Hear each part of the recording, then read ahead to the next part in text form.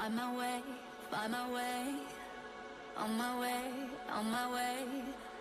Dream my way, dream my way, never a surrender. I find it never fail. I'm a contender, and try to feel.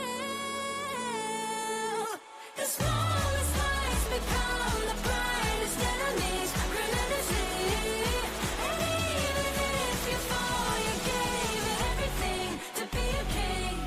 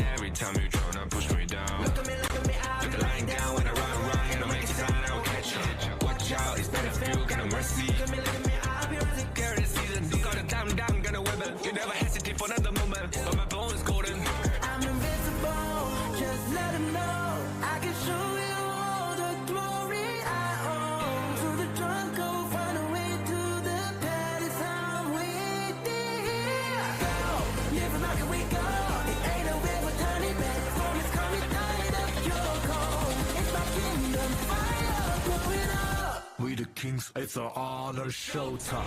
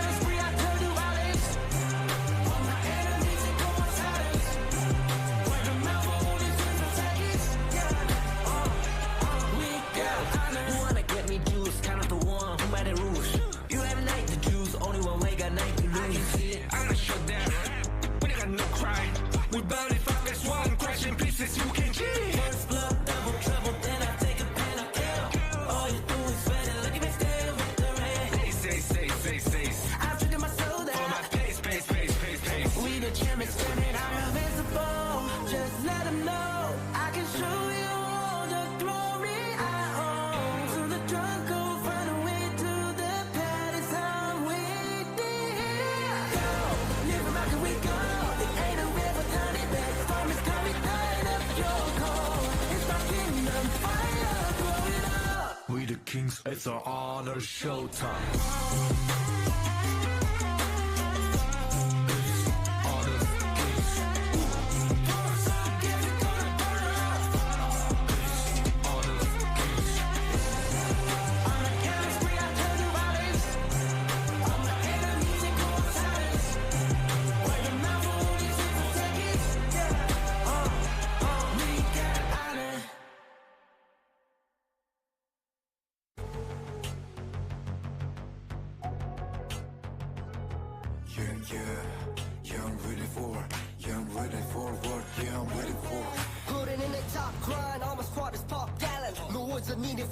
We got the confidence. See you flicking, slipping now. How you couldn't copy this? Never stop it, I'll be ready all the time. Get it now. Take a breath. Yeah, my blade is colder than ice. You gon' pay the price. Set the trap. Got my bodies in the back. You better think it twice. Coming on, never. Casting off the shadows. Yeah, I'm on my way. Stand against the fate. We won't be the same. Steeper and steeper. I'll step again. We're gonna dream it up high to live in the sky. You can never stop me fighting on the edge. Every time we fall, we get back again. Chances we're taking won't let us fade out. Now it's prime time, we're ready for the win. I'm a warrior. Everybody burning up the flame. Rebel, rebel, won't be tamed. Put it all on fight, and I reach for the sky. It's on the prime time, we gotta guide it. I'm a warrior. Riding for the game. Make it glorious. Running,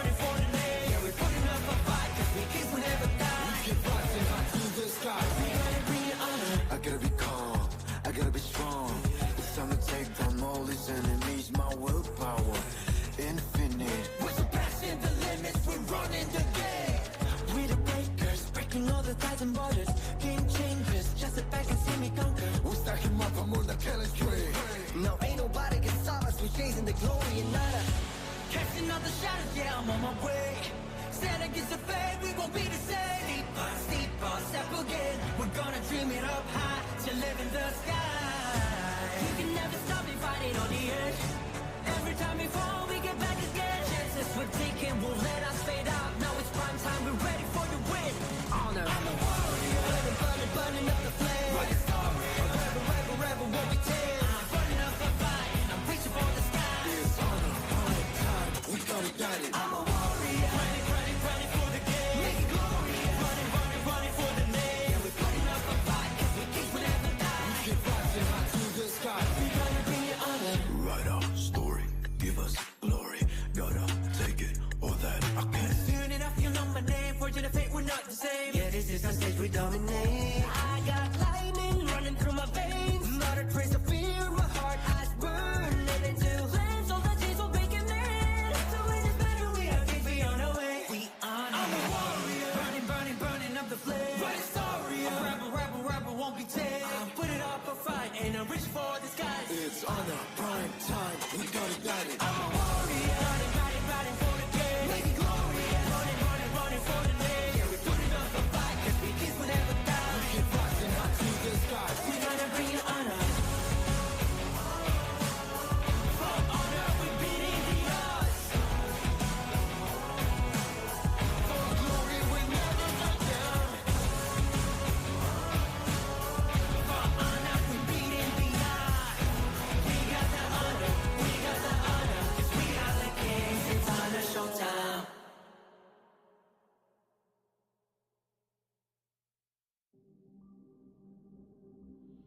In this world,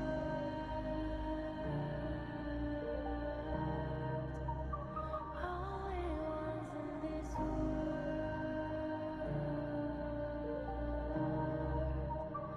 only ones in this call out my name, cut through the sound of the rain.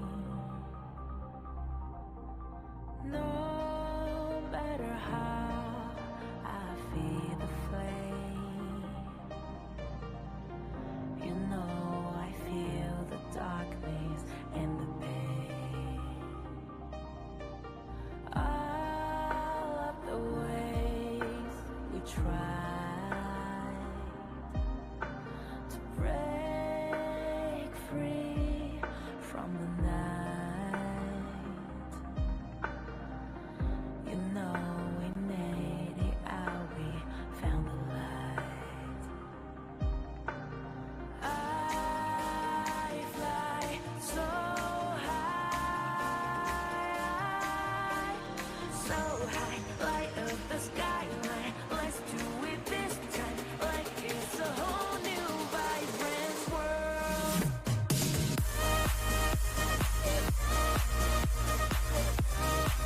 Like we're the only ones in this world. Like we're the only ones in this world. Now I see that I got everything I need. It's alright, I'm on fire, I'm alive, 'cause now I fly so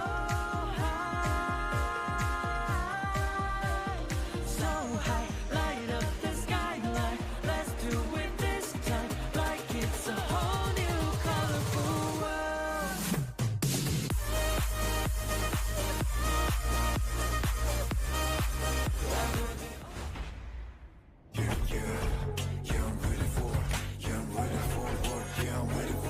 Putting in the top grind, all my squad is pop talent. No words are needed for trust, we got the confidence. Never stop it, I'll be ready all the time.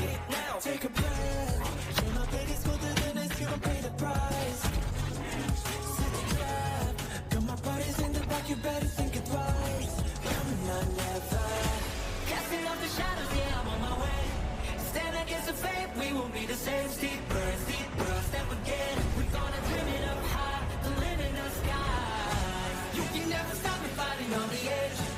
Every time we fall, we get back again. Chances we're taking won't let us fade out. Now it's prime time.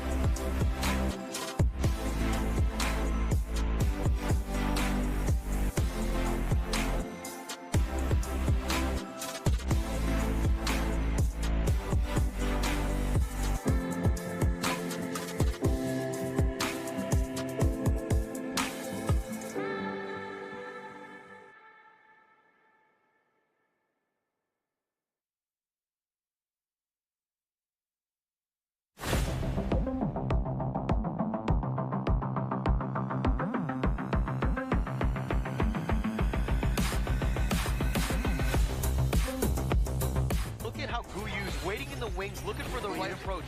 He will be spotted. The board is going to be set up in here. They have the boat. They go in. Whoa! But Justy with the steal, and then out with the box. Dragon trying to flash away. Musa King gets picked up. They find him, but now Chess looking to protect Guyu, who's on the chase. Wants to get it, and Musa King is down for the count now. Justy trying to find Ji-Hong, goes in, taking the top T3, and Justy single-handedly looking to go and close this game. They find Ji-Hong, but the pass they keeping him alive. But can they survive? Chaz is taking tower shots, and the boat will take him down. And Blacklist International off of the ace will be equalizing in this series as they take game number 2.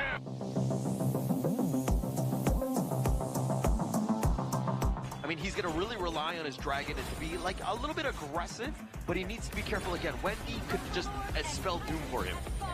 Quite awkward here for CY. They find him in the backline. The Stampede, the Wombo combo is real, and Yulong is going to be picked off as well, and CY is solo. He has the shield, and Siag is going to be killed as well. They've got 3 members, and Sun gets on his Dragon to get out back to safety. And Schwan with this.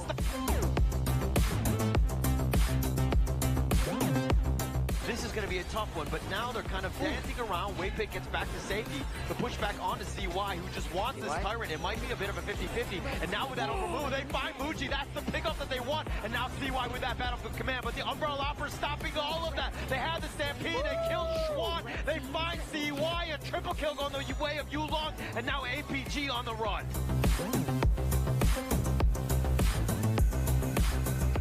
Is under siege. They need to be a little bit careful. Guyu's there with that force field suppression. He's just trying to deal with the minion wave. It's going to be a little tough for this one to crack into here. Really but now they turn this on to play by Chaz. The Umbrella Uppers use at the last second. He gets on back. The Stampede, he's being chased around. But Musa King gets the pick on a Chaz. And now Guyu, he's going to be there. But the base is going to be taken out. And Justy with the backdoor play.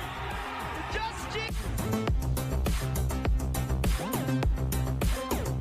They got what they wanted, but on the backside, Guyu is there, tries to go for the pull, but he's taking a lot of damage, and Justy with that damage is doing some serious work, and Chaz with the box, the 4-man box locking him in, the Cannon Blast's gonna be off, but Justy's gonna be killed first, and now Ji-Hong trying to just outduel this one, not able to do it. Phoebe is down for the count, 4 members from HBSC are down, and it's only Musa King remaining.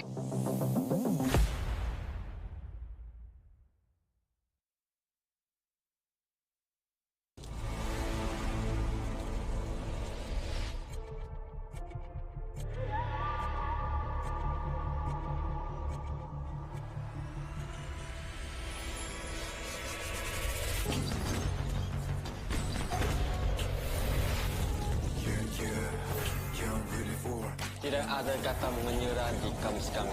Putting in the top grind, all my squad is pop gallant. No words are needed for trust, we got the confidence. See you flicking, slipping now, how you couldn't copy this. Magkakasama palagi, kami ang PPL.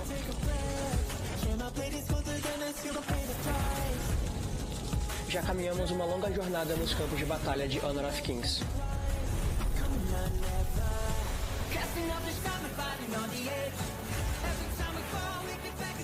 Semalam telah berlalu, hari ini kami buru kejuaraan.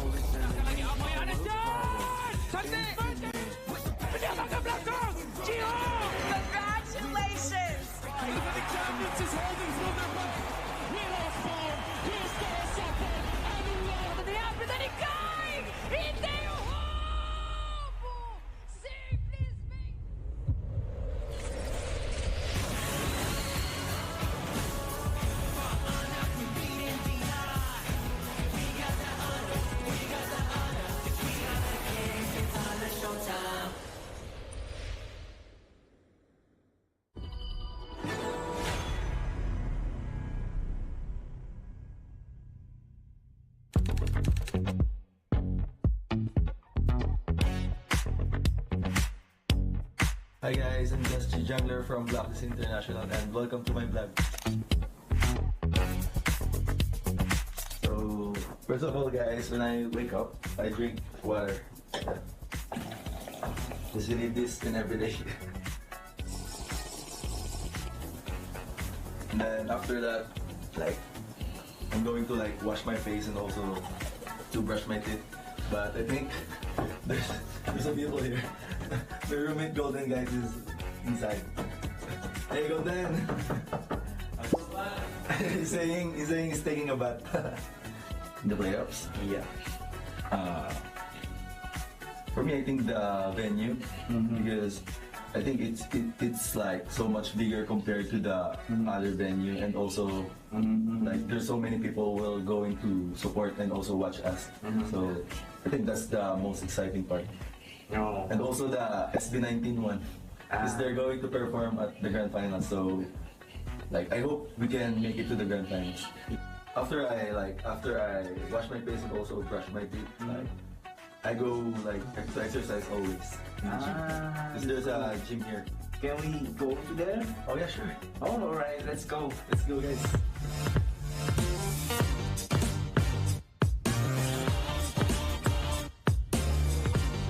In this gym guys, you can connect to the speaker.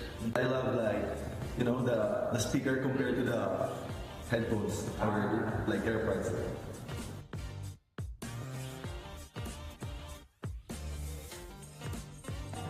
After I finish the workout guys, like exercise, this is like my finisher. Like walking into the shirt. It's more fun to play right now because the competitiveness of the tournament is like getting closer and closer compared to last year. Because last year is like Malaysia is here, that like all the regions is here. But I think right now it's maybe like this or maybe equal. So guys, I'm done. So I think I need to prepare and go back to my room because we have a media day for each occasion. There's my teammate also, guys. Hello. Hey, bro.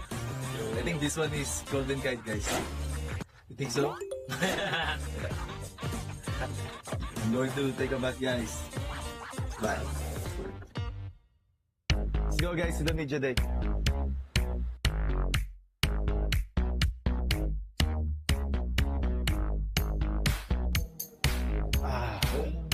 So now guys, we're here in Tremoros in Baluarte de San Diego. This one is like avocado and mango guys, flavor, so good. Should try.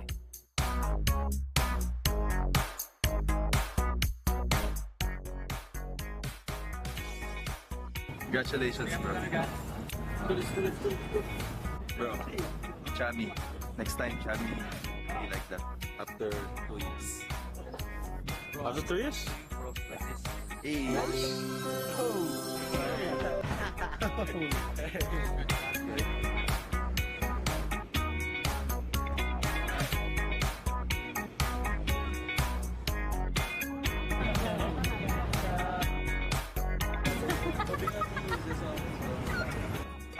Hi guys, we're still here in Tremoros, like doing some video shoot and like that. Yeah, it's for the because it's a video day right now, and this one is for I think for the trailer for HOK playoffs. For me, I think Nova because Nova's playstyle is really good. Like their playstyle from early to late game is super good. I think we can win the championship.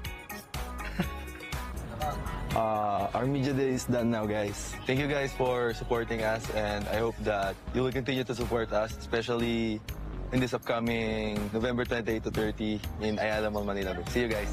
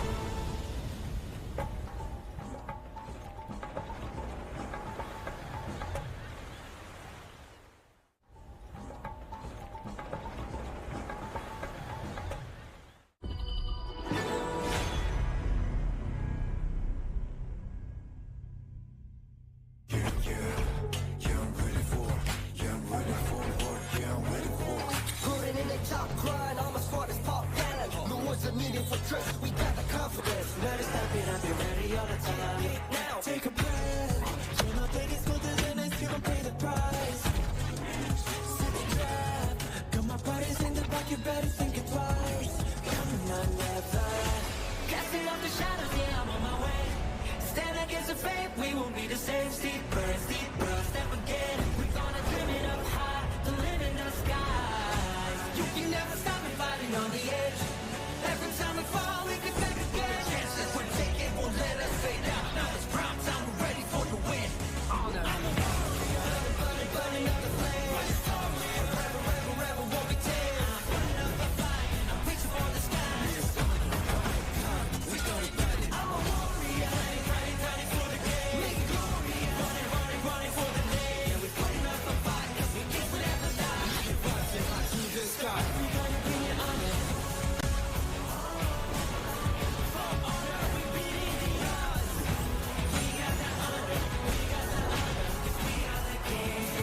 Showtime.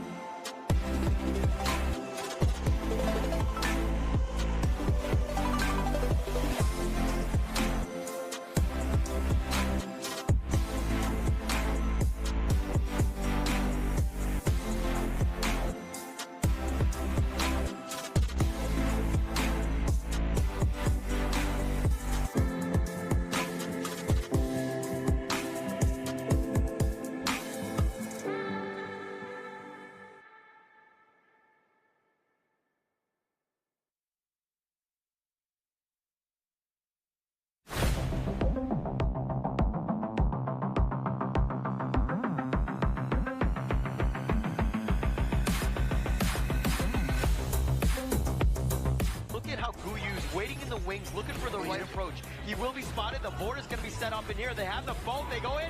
But Justy with the steal, and then out with the box. Dragon trying to flash away. Busan King gets picked up. They find him, but now Chess looking to protect Guyu, who's on the chase. Wants to get it in. Busan King is down for the count now. Justy trying to find Ji-Hong. Goes in, taking the top T3. And Justy single-handedly looking to go and close this game. They find Ji-Hong, but the pass to keep it alive. But can they survive? Chance is taking tower shots, and the boat will take him down. And Blacklist International, off of the ace, will be equalizing in this series as they take game number 2.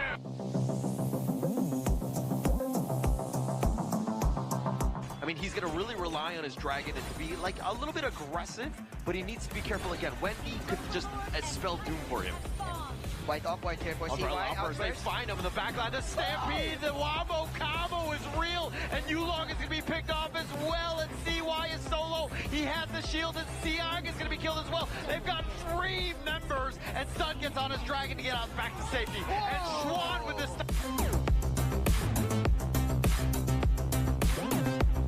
This is going to be a tough one, but now they're kind of dancing around. Waypick gets back to safety. The pushback onto CY, who just wants this Tyrant. It might be a bit of a 50-50. And now with that overmove, they find Muji. That's the pickup that they want. And now CY with that battlefield command. But the Umbrella Opera stopping all of that. They have the Stampede. They kill Schwan. They find CY. A triple kill going the way of Yulong. And now APG on the run.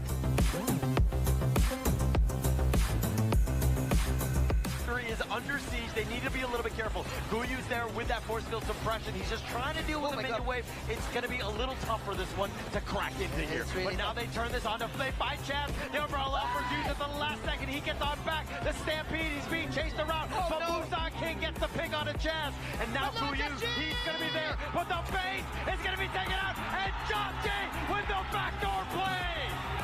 Justy. They got what they wanted, but on the backside, Guyu's there, tries to go for the pull, but he's taking a lot of damage, and Justy with that damage is doing some serious work, and Chad with the box, the 4-man box locking him in, the Cannon Blast's gonna be off, but Justy's gonna be killed first, and now Ji-Hong trying to just outduel this one, not able to do it. Phoebe is down for the count. 4 members from HBSC are down, and it's only Busan King remaining.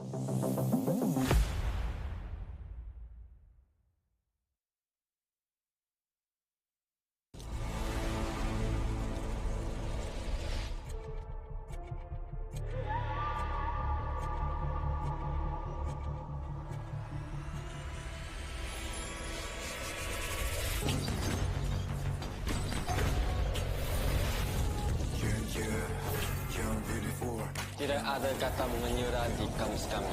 Putting in the top grind, all my squad is pop gallant. No words are needed for trust, we got the confidence. See you flicking, slipping now, how you couldn't copy this. Magkakasama palagi. Kami ang PKL.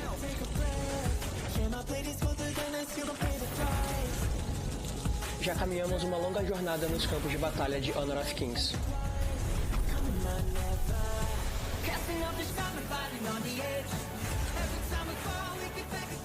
Semalam telah berlalu, hari ini kami baru kejuaraan.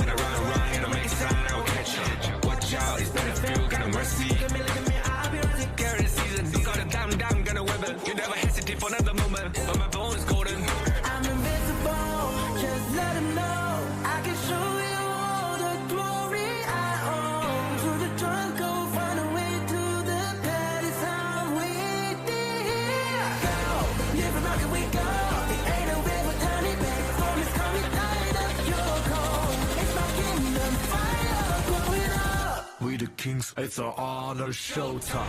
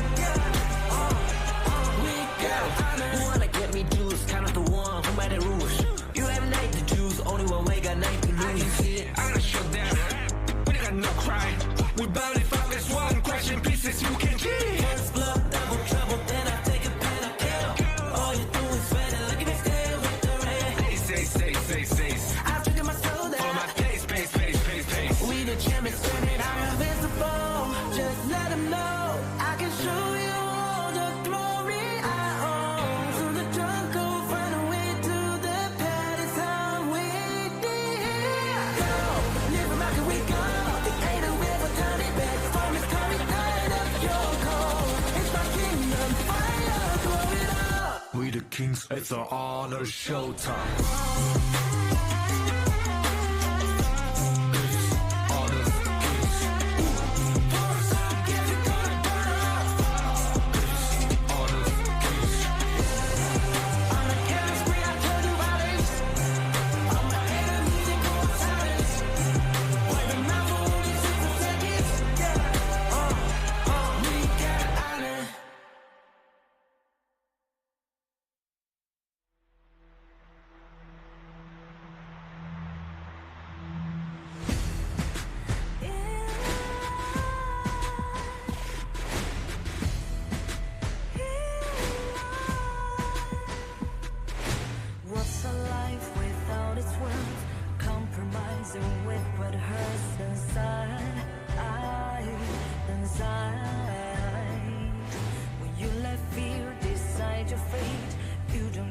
Which path to take alive in life.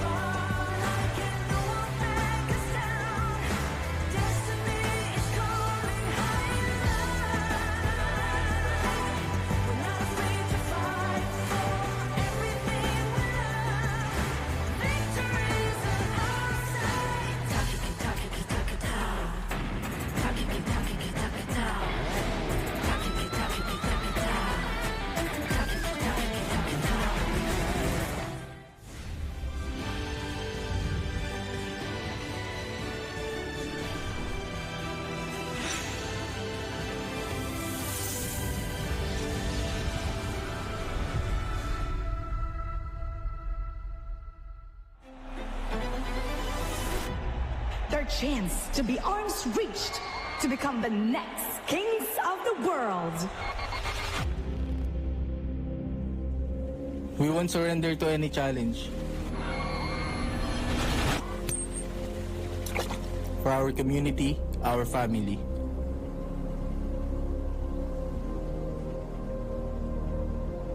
Every match, every failure, every rise, it all builds us for this moment. We are here to show you the best twists are just beginning.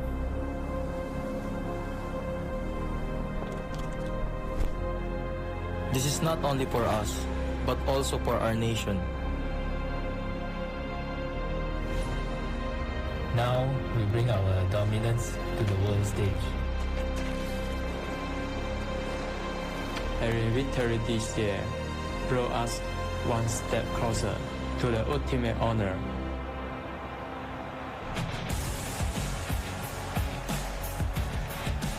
No one can stop us from taking the throne. Everything is pointing our way. All of it leads to our final goal, the championship. Let the non-believers question us. We are much stronger from the shadows. Prove to the world that we are capable of becoming the new kings. With everyone's support, here and now, let us rise as we fight for our honor.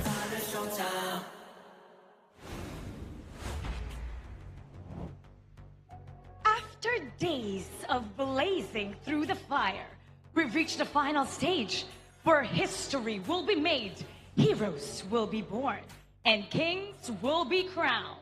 6 teams have proved that they're the best out of 16. Now, they're here representing different flags. Malaysia's Alpha Gaming, Nova Esports, and Homeboy's Black Shrew Esports, Italy's Twisted Minds, and Philippines' Boom Esports, and Blacklist International. Rise for honor, rise for the crown. Welcome to the Honor of Kings International Championship 2025. Welcome to the stage where only the best can stand. Feel the weight of the competition, the growing pressure, and the rising flame. Prestige awaits those who can earn it. Casters, lead the gorge.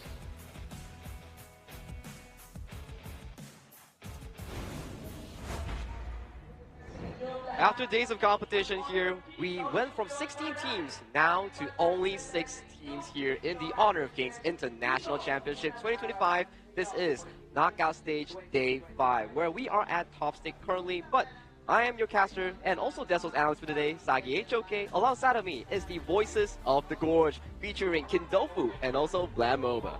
That's right, it's your favorite kind of tofu, and it's going to be a very exciting day. Oh, absolutely. We're into the knockout day number 5, lads. I mean, it's getting very close to the end of the KIC 2025, and it's only going to get hotter from here. Exactly. And we talk about KIC being such a phenomenal event and a prestigious one going towards the year end. And so far, it's been 2 weeks. We got our break. The players got their breaks here. From 16 teams all the way to 6 teams, it has been a tough journey here. But which was your favorite series so far? I think, you know what, for us, I think it might be the Boom Kagendra one. Ooh. But that's also because it's one of the 2 teams that are from PKL left at this stage in KIC 2025. I don't know. It has to be Blacklist against Homeboys Black Shrew Esports as well, right? That 4 best of 7 when the Country Mile and obviously HBSE were able to take it in that final round. So Blacklist hopefully climbing up for a vengeance on that one. Oh man. The storyline in this tournament has just been phenomenal. We've seen growth, we've seen excellence coming in for these teams because you know what they're playing for? It's not just for the glory only, it's also for a lion's share of the total $1 million US here with the champions. My goodness, 300,000 in towards their pockets here. Yes, that's a lot of money. Now, second place, not as much, but still a lot. It's 150,000. We're going to go with 110,000 for the third place 4th place is going to be 80,000 USD. And then obviously 5th to 6th place, we have 60K. 7th to 8th place, we have 40. Then 9th to 12th, we have 25K. And then the last place is 13th to 16. Still walk away with 15K, which is still quite a decent prize money. Of course, and talking about the current brackets of today, you see the 60,000, they are minimally guaranteed of that 60,000 here. One more win will defer them to almost 20,000 cash for that upper spot here. And this is the updated knockout bracket so far, with Nova and HBSC, both of the MKL top 1 and top 2 securing their slot minimally to the grand final. That will be on tomorrow, but our focus here today is to find out whether Blacklist International and Boom Esports can break the curse and make it past the top 6. Yes, it's a very important day for the PKL teams because they are the last two hopes is going to be Blacklist against Twisted Minds, and we're going to have APG against Boom. This is the timing of the matches. We're going to start off with Blacklist going up against Twisted Minds. This one is guaranteed a banger of a series. Oh, absolutely. I mean, you couldn't have written this one better, right? Obviously, two PKL teams into this part of the competition. Got up against Twisted Minds, the KMW Hopeballs, and then obviously APG, 3rd seed of the MKL. Got up against Boom once again. I mean, this has been quite a bit of a history so far, just within this tournament. That's true. And we talk about APG and also Boom Esports. Their history comes from Group C, where APG slammed Boom Esports in that BO5 series and sent them to lower bracket to face Kagendra. So whether or not they can actually take on the challenge to really defeat them won't be the case of the story today. Yeah, but taking on chances, you want to vote for your favorite teams, players, and voice as well. Wait, hang on, Mara is now number 1. So if you are in PKL, you are in Manila, Philippines, vote for Mara as well. Zhangqiu now stands atop the players, and of course, Blacklist International, number 1 across all the 16 teams you can vote for. I mean, you couldn't make it any better as well, right? Obviously, Mara taking top space. I think it was literally in the early hours of today as well. So if you want to keep her in top space, make sure you do go vote over for Mara to be one of your favorite voices within Honor of Kings. Well, talking about top 1, right? You do see the fact that, okay, Mara has overtaken Linger in that talent prediction. And also, towards the side of the teams, APG has been lowered by Blacklist International to 1st and 2nd. And will that be the story of today for Blacklist to defeat Twisted Minds in the upcoming showdown here, where embers are left burning? We talk about embers, we refer to KMW's last hope, Twisted Minds, and also, do we get the first ever team, Blacklist International or Boom Esports, piloting and moving towards that top 4 spot? I mean, at this point, it's time to prove your worth, right? You want to make sure that you have your best performance today. The players have already arrived in the building. We'll take a look at Blacklist International first. I have really high hopes for them, but the challenge is not going to be very easy because they're going up against Twisted Minds. Yeah, I mean, they've been able to take it, almost take their homeboys Blackshore Esports, right? So I feel like Twisted Minds is definitely going to be one of those teams that are looking to prove themselves and not fall in the competition just yet and break that top 6 curse as well. That's right. And these two teams, they come from the same style as well, whereby we saw Blacklist International. They lost the Game 7 against HBSC. That's number 1. But KMW Twisted Mind, they won and had to go through a full best of 7. Game 7 against none other than Bigatron by Vitality to make it towards this stage right now. And this will be their featured head-to-head for both teams. So this is going to be a very interesting one, because if you take a look at the stats across the board, there is only one stat that looks a little higher for the side of Blacklist International, and that is the average kills per match. But we all know killing is great in this game, but you need to take objectives off of that. You do indeed need to take the objectives, right? So obviously you see here Blacklist, they do like to brawl, they are a team. I mean, it's PKL, right? Obviously last year, or at least in the spring, they looked very brawly. Going into the fall series, they've definitely made it and kind of maintained and nurtured a brawl etiquette, but still been able to come out on top of some of these teams like the MKL. When we talk about brawl, we have to feature both of the junglers here. When we talk about jungle, it always comes down to one thing. Whoever's team can play better towards the jungle tempo will really foster this early lead for their team, for these jungles to get those early game objectives here. Of course, Blacklist Just G going up with Twisted Minds clean, one of the few players to have a vast variety of the hero pool in the best of 7 series. Yeah, very important to have a deep hero pool in this particular series, because there is a very high chance we're getting all 7 games in this particular one. I mean, Blam, what is your expectation for both of these junglers? I think nothing less, right? It has to go the full mile. Obviously, we are into an elimination. Tournament life is on the line for both PKL, top seed number 1, and the KMW hopefuls here, Twisted Minds. So really, we're looking at hero oceans, not pools. Hero ocean, very well said there, Blam. It's a test of how much heroes you can actually bring out and the strategy depth to really bring out in a long form format in the global ban pick and also the ultimate battle strategy here. But we talk a lot on these teams. Why not we introduce you the first team that's coming up for today in our books? It will be Blacklist International.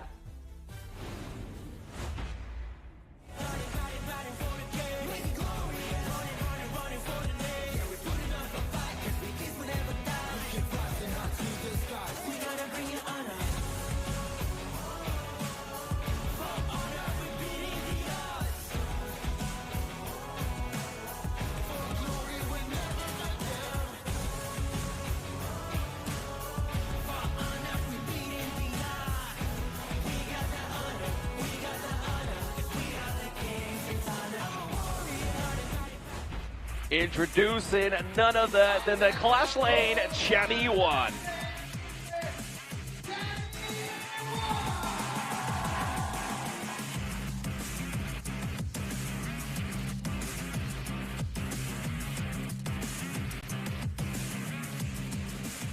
Joining him into the jungle is going to be none other than Just Chi.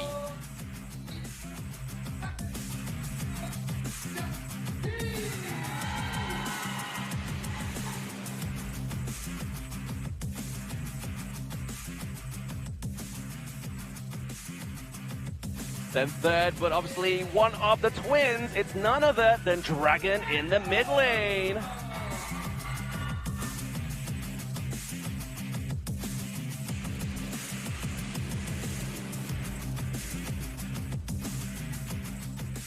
Completing the couple, it's going to be the twin Golden Kite into the farm lane.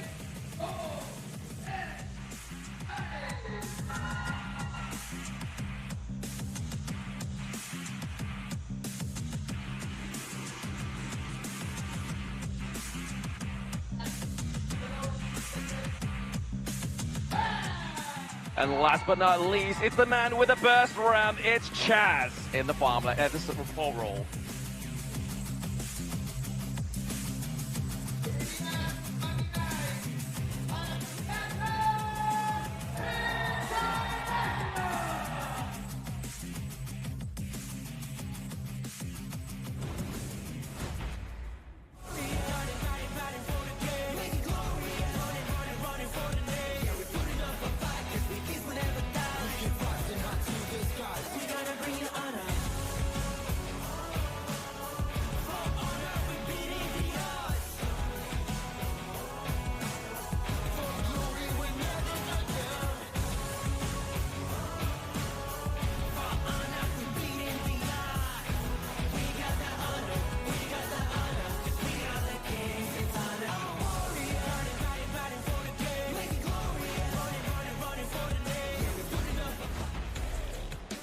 It is time to put them all to sleep. Is Twisted Minds in the Clash Lane 90.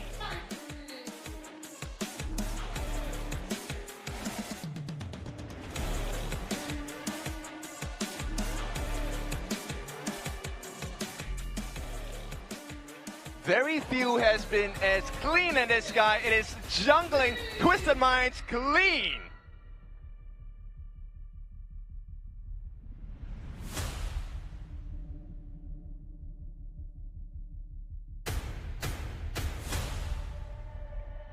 And in the mid lane, the Waves, the guy that makes it all happen, Twisted Minds, Hailong.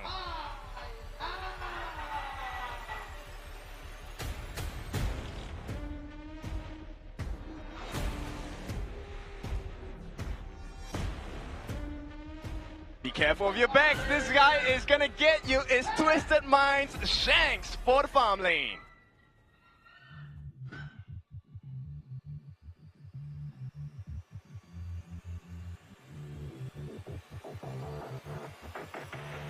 And of course, the one that supports the entire system in the room, it is City Boy.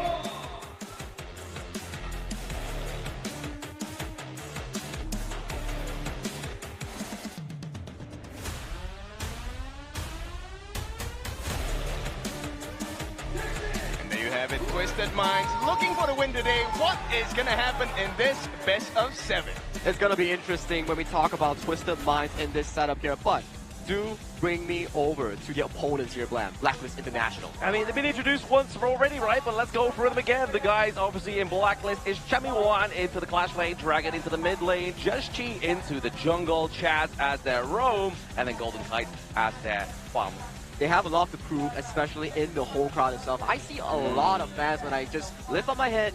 Everyone is here to cheer for the home crowd favorites. But we love a Cinderella story, but there are always challenges at the opposing end. Everyone has their own limits, and this team have broken theirs. Twisted Minds, represented by Shanks, City Boy 90, Highline, and Clean as well. They have made the biggest breakthrough in this tournament so far, which is to win OG. They have broken that curse. And right now, playing in the home ground of Philippines, Manila, they have to do it against Blacklist International, who I would say right now is at the peak of their strength. Yeah, I mean, they've had like, what, 10 matches against OG Esports. They lost every single one, but then won it when it matters most. And that's the real kind of story here behind Twisted Minds, is they always get the dub when it means the most. The historical value that this team has proposed really showcased what Blam actually said. You can always win in the local tournament, but if you don't perform at the international tournament, at the most important best of 5, similar to OG Esports in their series against Twisted Minds, you really cannot generate the success that Twisted Mind has had throughout the past year. And there is no bigger competition than this one, right? At the end of the year, KIC 2025, the most prestigious,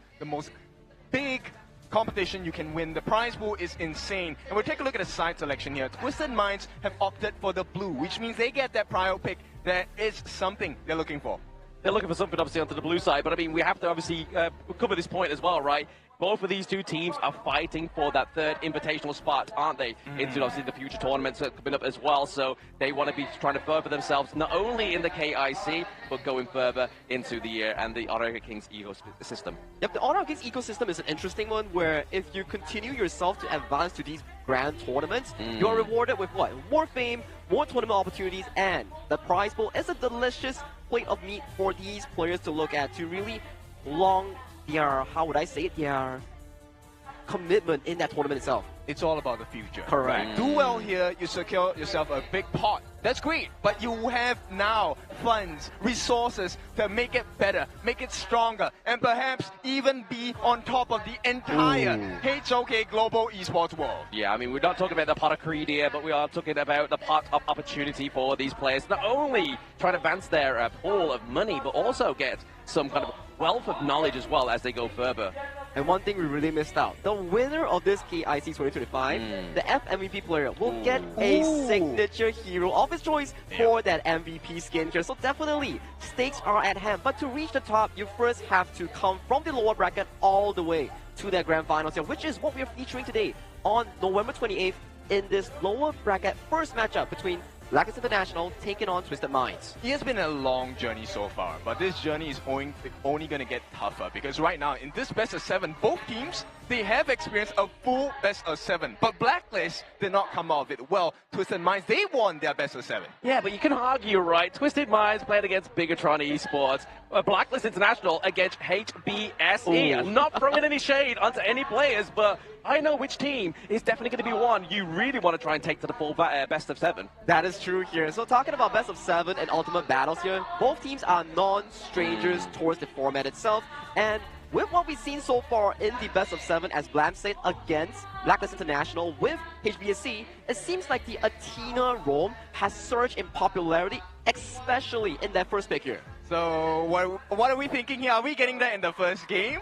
Or are we going to have it in the most critical point in this best of 7? I mean, you don't want to kind of give your hand over too often, right? But if you are going to do it in the first game, get that first game point onto the scoreboard for your team. And if you're Blacklist International, we know for a fact that TG is already looking like towards his past mistakes here. Yes, you open the Athena roam game 1, and undeniably, game 7, you cannot really reject it here. So in the few days of rest that they had, I'm pretty sure they have found a decent way or a consistent way in countering the Athena roam. Oh, I mean, for a region that has played the Athena roam quite a bit, right? I think it's very important that they know how to, deal with that particular scenario itself. With that being said, Twisted Minds, have they experienced the Athena roam before? I don't think so, right? No, I don't think so either. I don't think they've actually encountered that big pick. I mean, something that Bigatron Esports didn't really actually go for, or maybe aren't confident to play. So this will be the first time if they do go up against it and see how they actually fare. That's true. And talking about Twisted Minds as a team itself, they are a team that likes to play towards the mid-jungle synergy here. Hai Lang and also Queen. If you give them those strong early game heroes like the Mai Nui, like the Pei, you better be sure to be geared up for those early game setups here coming in from this duo. Yeah, I mean, this is spelling out the same hero for both sides, right? So we're looking at the Tigress here. That Tiger is gonna feast because put it into the hands of Joshi, put it into the hands of Clean. Either one of them, they're gonna destroy the game with it. I don't think there's any jungler within the KIC that really kind of like cannot shine on that pick, right? Like, it's one of those heroes. I mean, like the Jing, that has a bit of disparity. Some players can play it, others can't. Whereas the Tigress, it's kind of just like, hey, if you let that go, you may be losing the game point. Yeah, that's the difficult part, especially when we talk about hero difficulty here.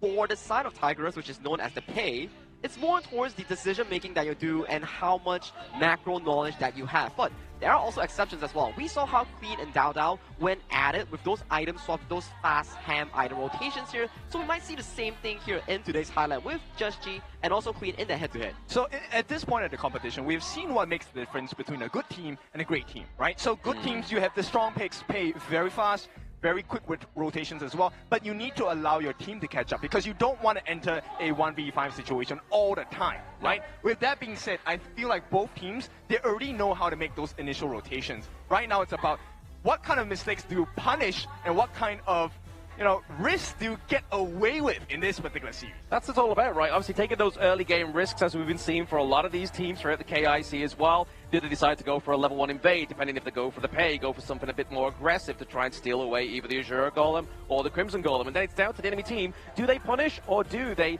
allow them to take it and then try and take their own? And so far, based on our observation of both teams, right? Twisted Minds, yes, they like to play the fast tempo early game skirmish strat, but from what we saw in the HBSC and Blacklist series, for me, yes, HBSC did win, but Blacklist International, the way they control the river, the way they go for those early game team fights, the way they rotate has been really phenomenal so far. So it will be a heavy clash between these two teams for that river control. I like they use that word because that's the next lane we're going to explore. The Clash lane, one of the most prominent lanes, and to be honest, these two teams, they have one of the strongest Clash laners in the entire KIC 2025. I'm talking about Chammy 1 for Blacklist International. I'm talking about 90 for the side of Twisted Minds. Both of them, they've shone really bright right now in this 1v1 matchup. I mean, is it going to be an absolute beatdown or is it going to be just scuffles here and there? I don't want to be the bearer of bad news, but the Ugudo cosplayer was throwing up like a score line for a best of 9. He's not going to get a best of 9. He's getting a best of 7. Don't get too ahead of yourself, man. Best of 9 is definitely going to be, how would I say it? A very stressful and long format here. But today we're playing the best of 7 series here featuring these two teams as we do apply the global ban pick rule as well. Do bring me over again. What is the global ban pick rule? Alright, so to make it simple, if you're new to HOK, you can only play that hero once in the entire series unless we reach the ultimate battle. But we'll talk more about it later on. So the global ban pick, if you are going to pick a Lady Jin, for example, in game number 1, you will not be allowed to use it for the next 5 games, at least until game number 7. But we'll talk about this ultimate battle setting. What does that happen for us? Well, that's where it all reverts back to what we know from 2024, right? Go back to the blind draft, back to basics. You can draft whatever you want to. Obviously, there's a side selection that takes place. Both coaches decide where they want to go. Then they have 3 minutes to lock in that draft, and then they've got to hope for the best that it's going to be the game-winning draft it is to win that best of 7. One more difficulty added to that. You don't know what your opponents are picking. So we could have mirror matches. We could have very big counter matchups as well. That's the big brain part about coaches here. You have like the biggest brains in the world, whereby in game 7 itself, you're thinking like, do I go for this specific counter towards your ultimate battle draft, or do I draft the best possible comfort draft for my team itself? So it's very like random in this sense because it's like a game of rock, paper, scissors. But it's the biggest challenge, but it's the most satisfying challenge. Maybe not for the players, but for us, right? For us, for the audience, this is exactly what we want to see. I mean, if there's any way to prove that this was the tightest series ever, it has to be game number 7. It has to be ultimate battle because we've seen when it comes down to an ultimate battle, we truly see who the stronger team is. Correct, Jack, because it's literally no holds barred, right? Like, they can literally go ham. But at the same time, I don't want to go to be the bearer of bad news, right? But at the same time, Blacklist doesn't have the greatest stretch when it comes to that best of 7. That ultimate battle, they need to definitely brush up their game and brush up, whether it's kind of pre-show jitters or it's just kind of like what's on the line. That is your last round. It's got to be definitely ironed out, especially in this series, because they may be facing elimination. I'm going to put you guys on the grill here. Your predictions for today's series here, gentlemen, and who are you siding on? Look at that. I came all the way from Laguna just to see Linger in person. What a big This fan. guy is committed. Yeah, where is he seated at? Oh, okay, he's seated at the front row as well. I mean, okay, to bring it back to your question, I feel like it's going to be an exciting series today. Ah, you're dodging my question here. Smart approach here. But, okay. For this series, from our expectation, it's going to be a heck of a series that will go to the fullest extent only if both teams bring their A game today. We've seen the potential of many teams, but if you aren't able to bring it towards the tournament lineup, the tournament setup, it really doesn't generate much value. I think at this point, okay, so I will answer your question now. I think the scoreline has to be a 4-1 score. If you're not going to get a 4-1 score, it's going to go the distance. We are going to head into the ultimate battle because these two teams are very clinical at this stage. I mean, the growth of Blacklist International has been insane. We've seen the breakthrough of Twisted Minds as well. Both of them know what to do, know how they're supposed to do it, but can they do it? I mean, there could be some libidos growing with those signs, right? They're saying the Filipino junglers are the hottest junglers within Honor of Kings. So real big statements here and real big statements for Blacklist to live up to. Just G, Carl. And we always see these two bring a crowd towards the entire stadium. But of course, it's not just to support their favorite players, it's also to support the homegrown talents, the team itself. Blacklist International bringing the competition to Twisted Minds here. Two interesting storylines. If Blacklist International wins, they survive another day and potentially can book their slot to their top 3 or to their grand finals. But KMW's very own Twisted Minds, after putting defeat on towards OG, they now carry the entire region's stress on their shoulders to really prove themselves in KIC itself. So both teams have brought a lot of things on board. They've brought their energy, they've brought their players, they've brought their stretch. Right now we have a request to make of you in the audiences as well. If you have the time, if you are free, bring down yourself in person. Meet us here in Manila, Philippines. We are at Ayala Mall's Manila Bay. We're not that far away. You're going to see, I mean, this place is packed so far. And we'll see if that's going to be a big support coming in for the side of Blacklist International as they make their stage against Twisted Minds. It's not only the chairs that are packed, right? Like, if you look up, there's people all around us. I feel like I'm kind of being honed in on, like, I've got a piece of, like, fresh meat, and there's loads of birds just, like, waiting to pounce on me here. So you definitely want to get in down to the mall and get some space where you can actually see the stage and see the action go live. And action will be going live soon as we see the issues have been resolved. On towards the stage itself, we will be going into the pick and ban shortly for game number 1 between Blacklist International and also Twisted Minds. With my expectation of this game 1 here, do you think that the Dolia and also the likes of the Athena, will that be the primary point of contention in this game 1? I sincerely don't think so, right? If you're in the shoes of Twisted Minds, I think one of the most important players you pay attention to at this point has to be Hailang, or you put it at Clean. So I think that Prio Pick Pay or Tigress is going to be really important. Speaking of that, which it's going to be the Athena ban being parried out here. The Sacred Warrior is not becoming going to be so sacred in this one, right? They are sacred within the ban phase here for the side of Twisted Minds. They know that Blacklist are looking to get that one dub onto the board with the Distraction Athena strat. My worry coming in for Twisted Mind, they have shown in the group stage and the earlier parts of the BO7 that they are not a team to really prioritize both the Athena Sacred Warrior and also the Sea Singer Dolia here. So that really limits their pull as a team to go into that long term of a stretch like a BO7 here. And with the bans coming in, with the Fire Ninja, Tigress, and also the Liang Tollmaster here, we finish up our ban phase here. Some of the junglers have to remove from the pool. Alright, we're going to see the Marshall Monk being keys at this point in time. Twisted Minds, I think we have already seen the performances of 90. He has been really consistent on this Dharma itself.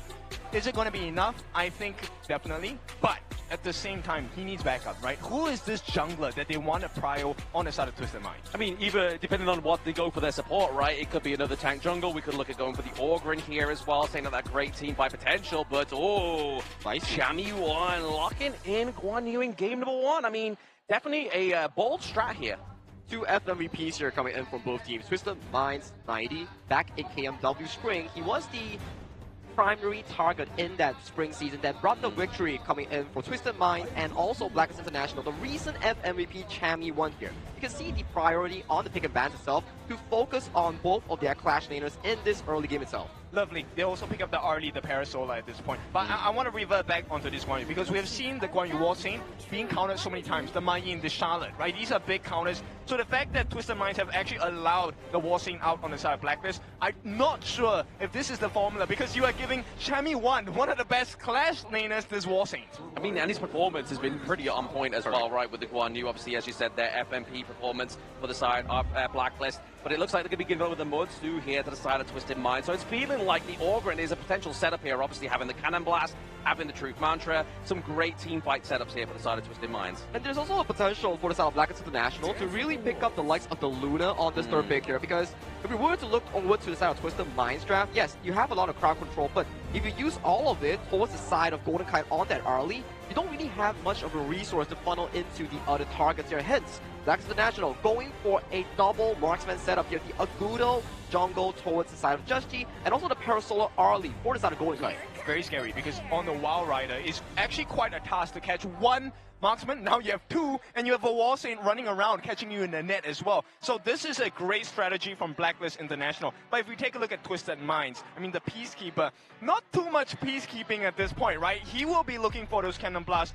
and like you said, Blam, the mighty stun combinations layered time over time. I mean, if you get one stun, essentially going to be stunned for days. Exactly. I mean, we saw the performance on Chaz as well, right? In the last best of 7 they played on this Motsu. So those flashes, those think inside the box combos that Kim was alluding to there a moment ago. So Blacklist really need to make sure that they are accustomed to this, especially playing against it. But it's going to be that Luna that we was talking about pretty much a moment ago, Moonblade being banned out here for Blacklist. Now, more junglers will be removed from the poll coming in for the side of Blacklist International here because they do want to give Just G an early game priority in that 1v1 matchup here. We really have to go back to what we discussed back pre-draft. Yep. When we talk about junglers, it's really about how you as a team play around the jungle, secure those early game objectives here. We're not talking about Tyrant only. Towers, objectives like the Space Sprite, objectives like the bottom side control, all these are much needed here. And another counter here, the Hano as well being removed from the pool coming in for the side of Blacklist International to remove that Agudo counter. I really love that ban itself because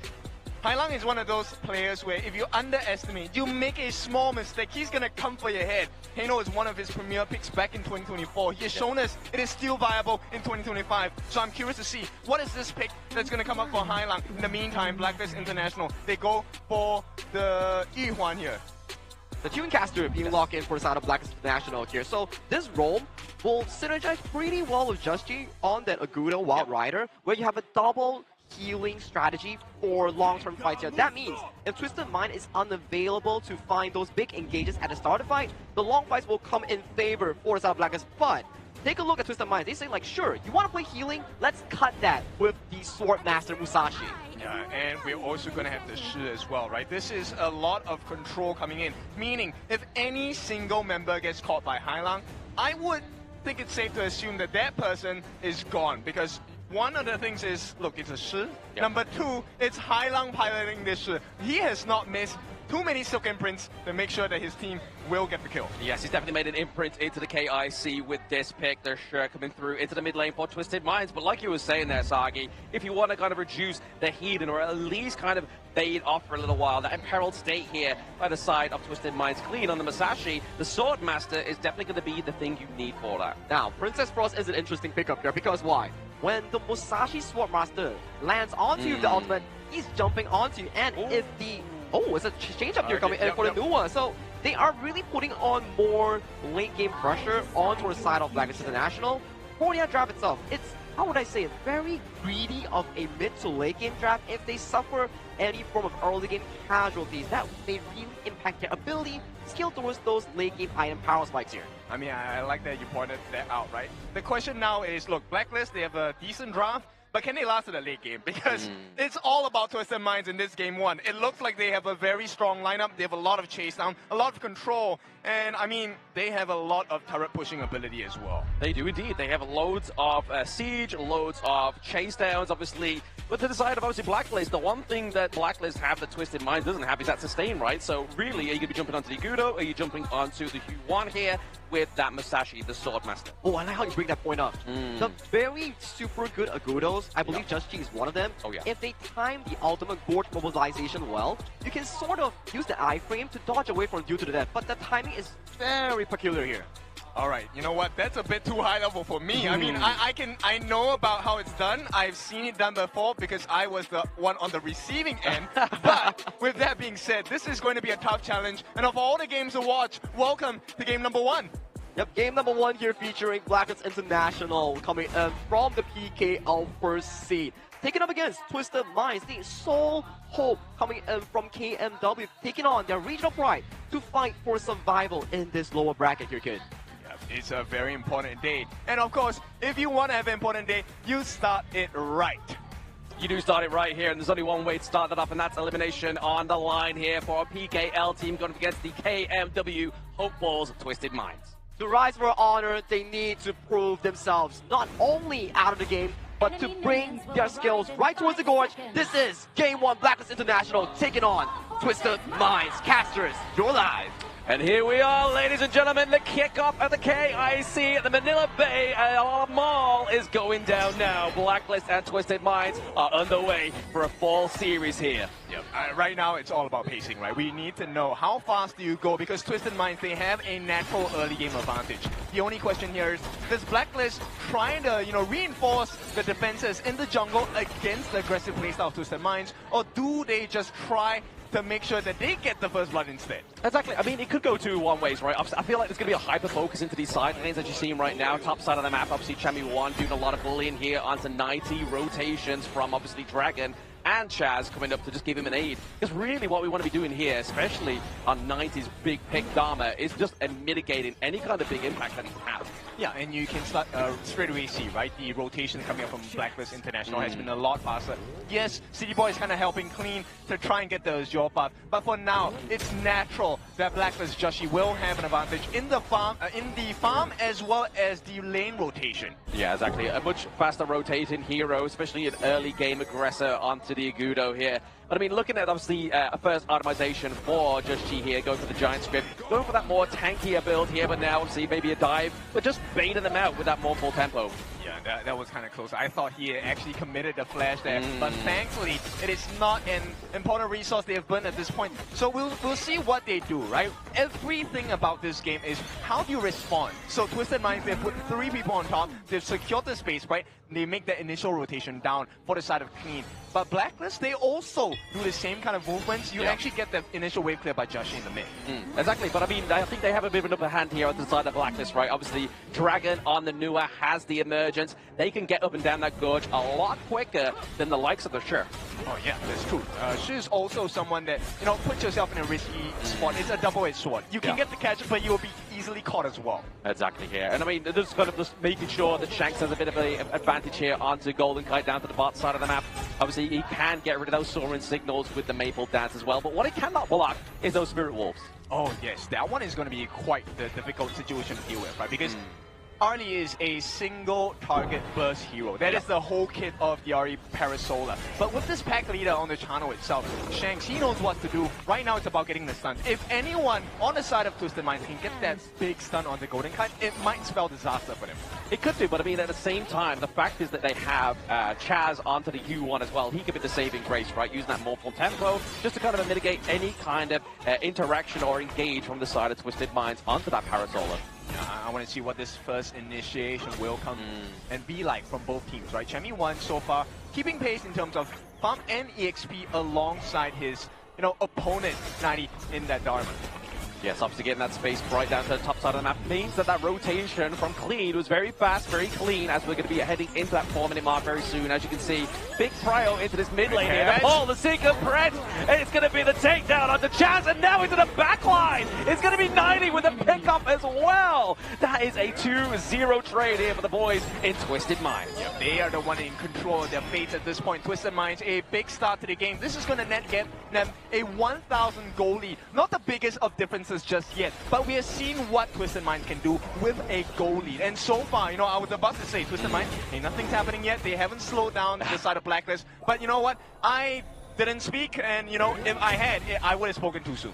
You know what they say, if you say it best when you say nothing at all, right? But then Twisted Minds comes through with that one. But I mean, we're talking about that gold lead being ever so slightly around about 1k. The thing that's really going to upset that is the takedown of this Tyrant. If Twisted Minds get this, it enhances that gold lead a little bit further, because that enhanced damage for temporarily here for the side of Twisted Minds. Yeah, the thing now for Blacklist is, okay, how do you respond, right? Do you try and take a turret? Do you try to take a team fight? Which obviously, if you take a team fight now, not the best idea. It does work, but you need to have a miracle happen at this point, because the goal lead is still at about 1,000 for now, but it's going to start stretching a little bit further in, of course, advantage to Twisted Minds. Yeah, Twisted Minds is trying to stretch Blacklist, so like thin and wide here so far within this one. Obviously, the nice hit with the cannon blast there, trying to get the fall onto Dragon, actually using those creation blocks to push them away here.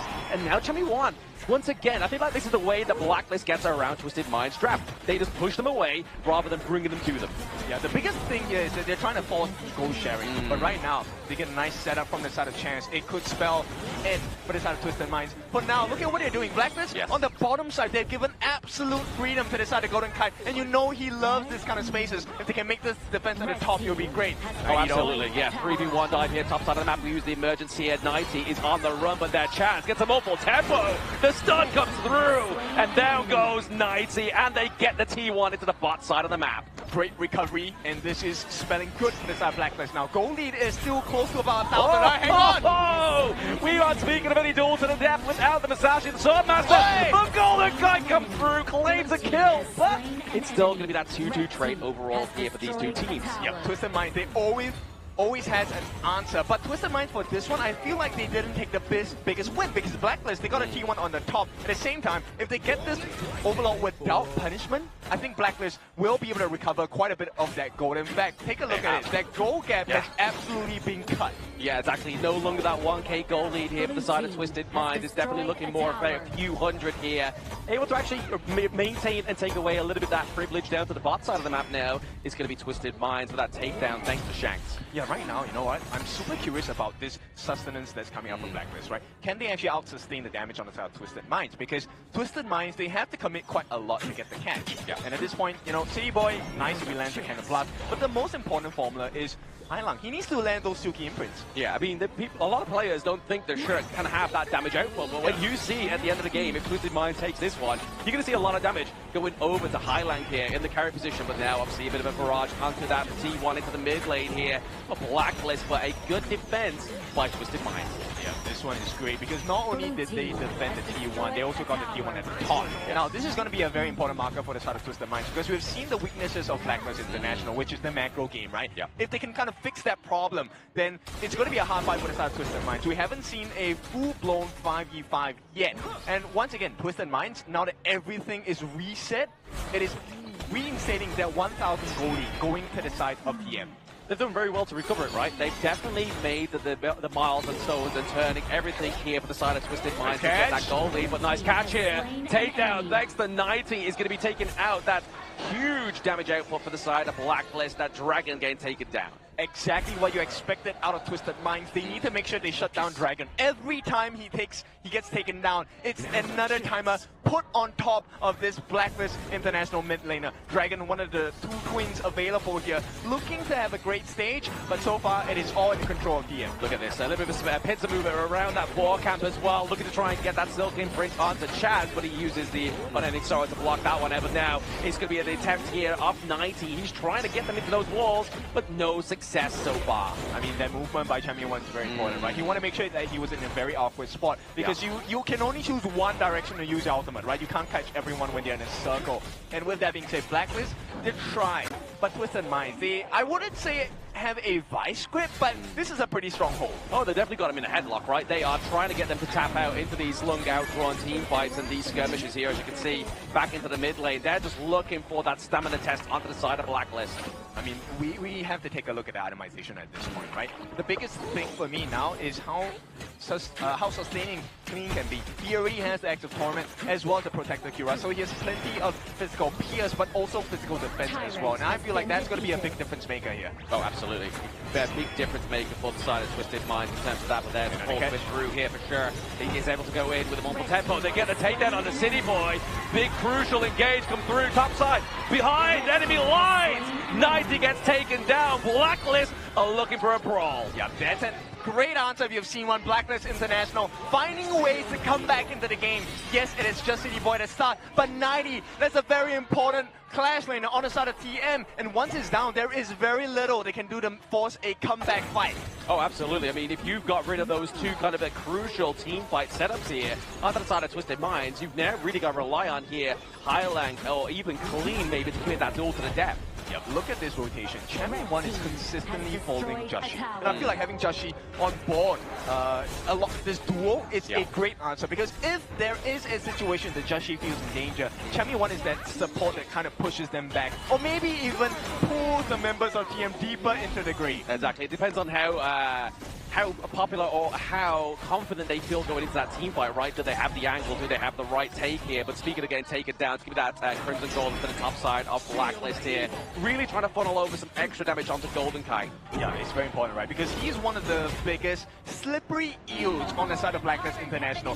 And look, Dragon already has the Tome of Wisdom at the 10-minute mark. This is one of the most important objectives in the game, the Shadow Tyrant. This is going to be massive value for whoever takes it. I mean, you can already see this massive value, right? You have two teams crowding around here. We have the Radiance being procced here, trying to get a bit of vision onto the side of Twisted Minds, but it's actually going to be used to a bit of a unusefulness here that now we are seeing Blacklist trying to start the Shadow Tyrant. It's all about buying time, right? Blacklist, they make that very smart decision to clear the wave in the mid, so you have to get the rotations in. Yeah. Right now, it's going to be an unfair fight, right? Because not the entire team is here, but here we go, one-on-one. There we go, there's 90 trying to get the knockdown onto Chaz, but Chaz is now into it. Champion 1 gets the takedown off the Highland. They get the Tyrant. 90 and Clean go down. Shax goes down as well. We have minion waves in the mid, bot side of the map, ace for Blacklist. This is the Blacklist we're looking for. What a time to hit it as well. Right at the 11-minute mark, T2s are being taken down. They have 15 seconds left on the side of Twisted Minds. Can they finish? I think not. No, I mean, they have the critters, right? When you have the critters, you don't need the minion waves, but now we have a 5-second timer on Highland. Is it going to be enough here? But Blacklist with an 11-minute and 20 seconds win takes Twisted Minds. That is a big stop. Blacklist International. What a way to start this video 7. The early game was so in control and favored coming in from Twisted Minds. But when the clock hit that 10-minute mark, it's the explosive team fight coming in from Blacklist International, taking zero-man trade for 5 full members coming in from this Twisted Minds squadron, immediately allowing them to both secure the Shadow Tyrant and into that game-winning push. Yes, game-winning point there for the side of Blacklist. That's nice to get that first point onto the board, especially for the fans here in Ayala Mall, Manila Bay. Yeah, it is a very important one because, look, I want to question how long has the PKL squads been, learning HOK? That's the first thing. But the growth they've had, do we expect this kind of quality to come out from the PKL #1 team today?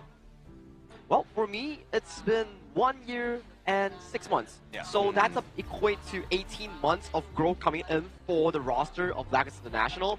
And for them to really generate into such commanding rotational advantages has been phenomenal thus far. We always say back in spring, like, hey, your mechanics might not equate to the world's best yet, but after improving from KWC, improving from spring, getting that fall champion, coming into top 6 itself, and with the opening game, they are looking ferocious in their team fights. So the thing here is, okay, obviously, I don't think this is the strongest that we have seen Twisted Minds at. Correct. But to lose game #1, that does dent your confidence a little bit, right? So the question is, how much are they going to try and recover in the game number 2? I mean, that's the whole point and the problem of the global ban pick as well, right? Anything they tried in that one, and they had some great picks, especially onto 90, onto the Dharma, as well as obviously Shanks onto the Chano, right? Like, those are some big, expensive picks that have been already taken off the side of Twisted Minds, and they didn't get the first game dub, which is also going to blunder their confidence. But let's take a look at that post-game analytics here. We saw the early game coming in for Twisted Minds with Hailang and Queen finding those initiatives in that mid lane 3v3 here. So if we were to look this game from a top view perspective, it's both teams fighting for that mid lane rotation. Whoever clears first gets to access towards the side lane, but they sort of tunneled vision on that mid and allowed Golden Kite to freely get these turrets on the side lane. And which is kind of crazy, because if you take a look at Dragon, 1, 2, and 7, he died twice. So technically, he's not supposed to be rich. But if you take a look at his gold, he's at 7,000. So that's one thing. You take a look at it corresponding, and Hailang, he's close to 5k. His job is to give his gold to the jungler, but his jungler is still losing in gold against Joshi. And the problem is as well, right, when you have so much sustain and so much healing onto your enemy team, you kind of force in the mid lane to build that Venomous Staff, which means that the damage output's not going to be quite there in the early game for the Sure pick. And a lot of times that we observe in the game itself, there were really some errors coming in from Hailang Shi, which we can really explain from game 1 jitters. He was flashing forward, but the combos just weren't coming out from the Shi itself. Yeah, this is very rare to see of Hailang. And I mean, this is the first game, right? It might not mean the end of the world for Twisted Mind, that's a guarantee. But at the same time, this is a huge boost of confidence to Blacklist International. They are here, they're live in person, home ground support, home ground buff. I mean, this was the head-to-head we was talking about in the introduction, right? Is that clash lane. Chami won, got up against 90 here, but obviously it's now into the mid lane, obviously here. Now we have Hailang and Dragon, which is obviously what you were talking about moments ago, right? Yes, he died twice, but the fact is he got that Tome of Wisdom here as well very early on, whereas Hailang, he needed the anti-heal. It goes back to a discussion back towards the drafting, where Hailang and also the Twisted Minds needs to find those big moments to formulate that early to mid-game rotation here. But of course, like you guys mentioned here, Chami won, bringing his team back from that deficit, being the bodyguard for both the side of Just G and Golden Kite to safely farm and head towards that mid-game power spike. Yep. The hero he was using was the Guan Yu, also known as the War Saint. 1, 0, and 7. The value that this guy provided was not just being a spear, but also being a shield. In the critical moments of the fight, he was actually able to separate the Twisted Mind members away from the important members on the side of Blacklist. One thing you will see later in the highlights, which I really like, Chami 1 actually gave vision on the side of 90, right? And this allowed Golden Kite to play with so much fearlessness, because he knew, hey, he's too far, I will not get caught. And the only person that got caught was Chaz. And Chaz is ready to give his life because he has his unending sorrow to kind of turn the tides. It's like Saki always says, right? Intel is the Wintel, right? And obviously, if you do have the Intel onto 90, you kind of already taken away the prowl of this Tiger. And the highlights really show us how well the early game was for the side of Twisted Mind in finding those big leads here. But take a look at 90's position here. This was a crucial misplay that he didn't set Dragon towards the wall, and he got punished immediately coming in from the members here. And this was the final fight. Take a look at Hailang here. He flashed forward, but immediately got stunned coming in from Chaz for Temple, and leading to this to be none other than a 0-for-5 exchange in favor of Blacklist International. The biggest thing I want you guys to notice about Blacklist is the fact that Golden Kite as well as Dragon, the two twins, okay, telepathy maybe from the twinning, but they were never standing together. Correct. So even if 90 got that correct positioning, he would never have caught both of them. And either one of them, you let loose, you lose. Yeah, there's definitely don't be letting loose whilst you're playing the game as well, right? Obviously, that's a lot of pressure that you may be getting rid of here. But speaking of pressure being alleviated, Blacklist getting that game number 1 point is definitely going to be a huge stamina boost here for these guys. Obviously, we've already seen them when they played against HBSE, right? They lost game number 1, whereas they're perfecting this one against Twisted Minds and winning game number 1 themselves. When you win game 1, you don't immediately win the series, but it sets you into a correct mood and tempo, like what Black mentioned, as you pace towards a long format like the best of 7 itself. Yeah, at this point, I think it's very important that Twisted Minds kind of equal this series and make it 1-1. Because if you don't, now you're staring at the halfway mark. They are halfway there if it's 2-0. But of course, we don't speak too much about it. We want to have absolute control. We want the control to be smart from both teams as well.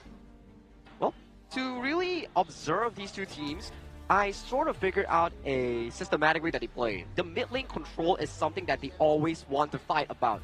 Even though, yes, the early game, it looks good coming in from the side of Twisted Minds. The Shu was finding a lot of those big picks. The problem is, they hardly is able to translate those mid lane objectives into side lane objectives. Oftentimes you see, okay, they got kills. What's next? Why are the side towers still not really down? But on the side of Blacklist International, they took it down very easily.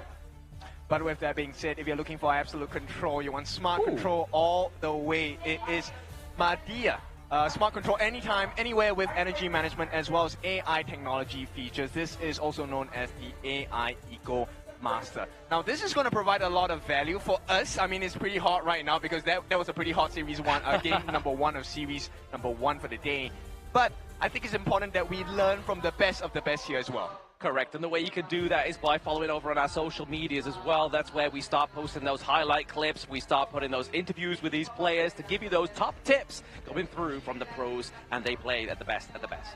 The best of the best. Or if you're into a comedian or the back side of the behind the scenes, you can check out ZanQ, you can check out interesting topics like Just G, Carl, and also the side of the MKL teams. Everything is with HOK Esports social media here, so do give us a follow and claim those free prizes. Yep, a lot of prizes to be claimed, and the ultimate prize today for both of these teams is to be able to move on into the next set of competition. Because, okay, the stakes are high for this one. If you win, you progress. But if you lose, it is bye-bye, you go home. It is bye-bye night for either of these teams that do lose this line within the tournament, right? But as you can see on the screen, ladies and gentlemen, that is going to be the updated global ban picks. We're seeing some expensive picks, some great synergy picks here being used by both of these teams. But I feel like Blacklist are really happy with the fact they got the Guan Yu in game number 1 and got the dub with it too. Yeah, exactly. And Chami has been on form so far in the playoffs itself. Yes, even though they lost to HBSC in the upper brackets, but the performance of Chami to really counteract against these Crash laners is pretty good thus far. So they have swapped sides at this point for game number 2, right? So Twisted Minds now, they're going to be on the red side, counter pick side. They've chosen to be here because they lost game number 1. Now, Blacklist being put into the blue side, what are we looking at? Who would you want to prio in this particular role? Well, I mean, what we saw from the last game was obviously the prio onto Chami, right? So maybe they look to try and get the pay through this time. Maybe go for the Byron pay combo that we know that obviously Chami is just like an absolute monster on here. But they have to be careful, right? Because obviously being on the red side, that's something that they could allow Twisted Minds to get here. I mean, I can't imagine they'll give Shanks over the Arlie pick, right? Obviously, Blacklist got it in game number 1. I don't think they're going to allow it in game number 2. That's why the blue side priority is so high in this game itself. Ooh, we see Mara. Hello, Mara. She's been treating us a lot of food lately. We love Mara. But talking back to the drop itself, blue side in the early phase of a BO7, you are open up to like the pay buyer they talk about. Pay is still yet to be picked by either teams. The side of the Dharma, yes, 90 has used it, so that could be one of the key picks coming in for Blacklist International. And finally, there is still the availability of the lone pick coming in for them. So the priority on the blue side, still a lot of options to even explore, even though you still have the likes of the Fire Ninja, Mai Shui. Yeah, that's true. I mean, we have not seen Hailang shine today just yet, but it's game number 1, right? And now there's a lot of big picks that are still available for him. The Heino Fate Turner still available, right? Fire Ninja, the Mai Shui is still available as well. These are all big picks that Hailang has used to not only just save Twisted Minds, but empower Twisted Minds to come back into series. Exactly that, but we're going to get into the BP of game number 2 here between Blacklist and Twisted Minds, and it's going to be the Arlie and Dharma bands coming through here. They don't want to give the Dharma over to Chami, but also, likewise, they don't want to give over the Arlie to the likes of Shanks, and really, we've been seeing a big focus on the Liang here. Kind of shifted focus from the Dolia over to the Liang. It really forces the side of Twisted Minds to be like, hey, do we ban the Athena, or do we look at the side of the Luna Moonblade here? And as we know from the HBSC series thus far, Athena has been the primary ban here. With that being said, Blacklist International putting yet another temple jungle onto the side of Just G in that jungling role here. Pay, the Tigress has been locked in. So do you take the Mr. Mace to try and break this combination, right? Do you take the Byron on the side of Twisted Minds? But no, they pick up the Fire Ninja. This is definitely something Twisted Mind is alluded to. When they see a squishy, their neurons are locked in. They're like, okay, lock me in that Mai Shui Fire Ninja. I'm gonna be the man itself to bring in the tempo that you need to counter against Just G on that pay.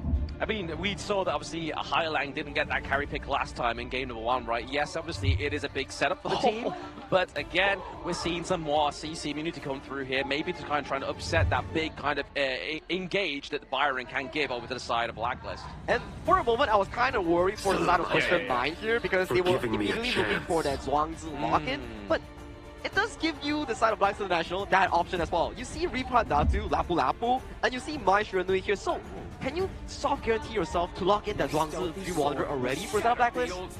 I don't think you need to be honest, right? Because they have quite a lot of big bursts available on the side of Blacklist. And we've seen in game number 1, right, this very important positioning that both of them have played. This is going to be interesting. Now, the Zhang Fei right now being teased on the side of Blacklist International. Great answer. When you're dealing with high burst heroes, either you get instant high burst, why?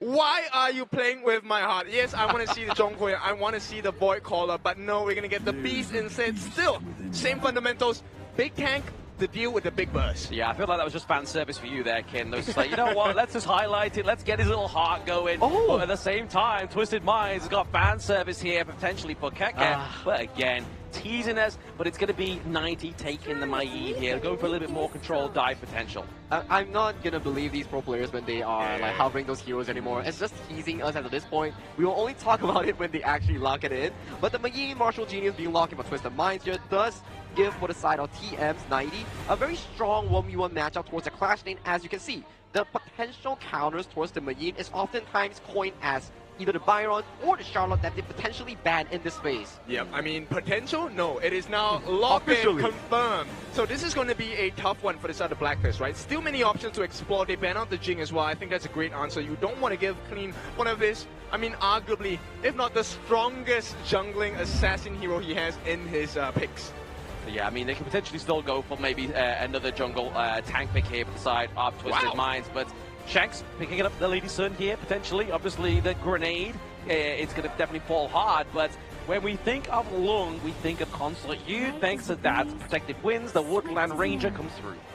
And to really look at the Woodland Ranger coming in from Consort Yu, yes, statistically, it does really well into both Bloom and Hay, but you have a Light Plume Umbrosa just charging into your face here. You're forced to use that spell too. And then we might see Blacklist International lock in something like a Lady Zen, Long Range Mage to really counteract against this, I would say, close to mid-range of a marksman coming in from Twisted Minds farm lane. I think this is a very scary pickup from the side of Blacklist International. So they have two very big sustains here. One in the form of the Umbrosa, the Night Plume, or you do have Zhang Fei the Beast. But for now, it's going to be Cascada locked in as the final pick for the side of Blacklist. The Lady Jun pick, is it going to be enough? Because Twisted Minds have now gotten one of the strongest and best performing assassin junglers, the Fade. Battlefoot.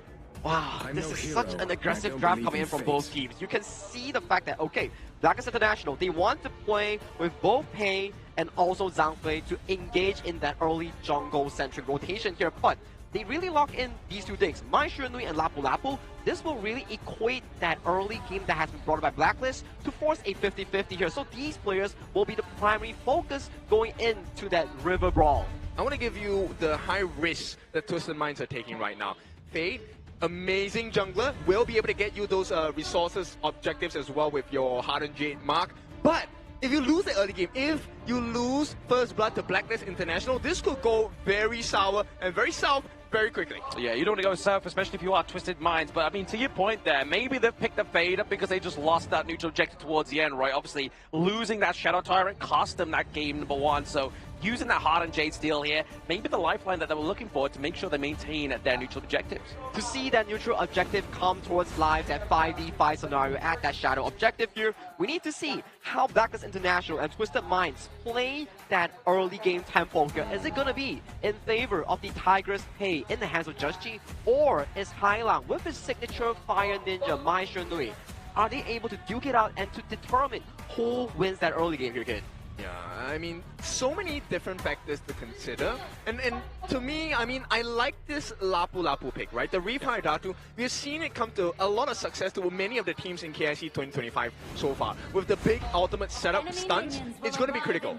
It's going to be critical, but what's even more critical is this next game point here between Blacklist and Twisted Minds. And like you were saying, Kid, they have two great team fight setups. They have the Beast onto the side of Blacklist, and then they have Lapu Lapu, the Reef Heart Datu, on the side of Twisted Minds. Yep, now, which means the laning phase is extremely important. You need to squeeze value out of every single lane, every single minute, every single camp. Oh, yeah, absolutely. You need to get into the meats and potatoes of this and get all those resources that is possible here for either of these two teams, right? Because like you were saying, if the first blood goes over the Blacklist, it could definitely go south really quickly here for the side of Twisted Minds. Yeah, it really is about, hey, how many camps can you steal? Chance has already stolen one away from TM. Yeah. Right now, what's the response from TM, right? Do they get this steal? This will be amazing if he got that steal. Unfortunately, that's not going to be off of cooldown. The Sword Throw will not happen. So TM, for now, no answers just yet. No answers just yet, but I mean, you see here, Twisted Minds are definitely taking a leap out of Blacklist book from game number 1, right? They're committing a lot of resources top side of the map here in forms of City Boy as well as Highlang. Yeah, right now, different kind of strategy going into the mid lane. You can see the lane sharing, gold sharing, EXP sharing for the side of Dragon along with Joshi. You can see that on the side of Highland though, he is trying to do the same, and finally they do make that rotation count. So for now, Clean, I think matching pace, in fact he might be leading against Joshi a little bit in terms of EXP. Just ever so slightly, they're leading in the XP here, but I mean, gold-wise, it is going up to Blacklist just ever so slightly as well, so they're just trading those two concessions. Yeah, we'll see, because I don't think both teams want to take a huge risk at this point. Huge risk! Oi! He was hoping for level 4, but he weren't able to get it, so he weren't able to go for the Undying here at night. He's able to clean up and take that healing pool for himself. And 90, what a great play. Joshi's here to slow him for a little bit, but 90, what a great start. Once again, Twisted Minds, maybe this is the game they come in with force. Yeah, looking to neutralize this game point that we see here already for the side of Blacklist. But I mean, we're already getting a little bit too ahead of ourselves, right? I mean, it's definitely early game. First look over to Twisted Minds. Definitely what we were looking for within that strap. Yeah, we'll see. I mean, the other focus is in the farm lane. So far, no farm laners has actually tried the lane freeze just yet, right? They want to rush their levels, rush their goal ASAP. For now, Clean, heading close to level 6 soon. We'll see if this is going to be the difference maker. If you can force out a flash from either side, especially in the mid and farm, that's going to be big value in the 4-minute fight. Yeah, exactly. I mean, if you are forcing flashes around about this time, they aren't going to have it for the Tyrant, right? So definitely maybe a point of concession here for the side of Twisted Minds, but they're looking to go for the space right and looking to clean up that gold lead a little bit further from the side of Blacklist, but just making sure that they don't lose their own jungle, I feel like is the primary goal here of Blacklist, forcing out the flash here and the protective winds from Shanks. That is not going to be available for the next 2 minutes. That's a long time in HOK. It's a long time, but I mean, Clean, he doesn't need the smite, as we've already alluded to. He has the Heart and Jade Steel as well. So coming into about 45 seconds, these neutral objectives come onto the board here. He still has a horse in this race. Okay, so we'll see Blacklist really trying to force that slower rotation coming out from the side of Twisted Minds, right? Keeping 90 in lane, that's going to be very important. Now, if they can find some value with a kill at this point, it'll be important for both teams. You can see they're already setting up for Twisted Minds, but this is the beast. It is the beast, but he misses out his Unbridled Outburst here very early before that Tyrant, so I feel like that's an actual good point here for Twisted Minds. Yeah, you know what? Actually, I think Twisted Minds, they should have this 4-minute Tyrant. I don't think as Blacklist you want to contest that because, look, Heart and Jade Mark, very hard to get rid of it. Essentially, it means you have to take Clean out before the fight even happens. Exactly. I mean, he's already looking a bit better than Bruised there. He has lost one chunk of his health bar, but I mean, look at that T1 down to the bot side of the map. The RC and the Blacklist trying to go for big pressure, but there it is.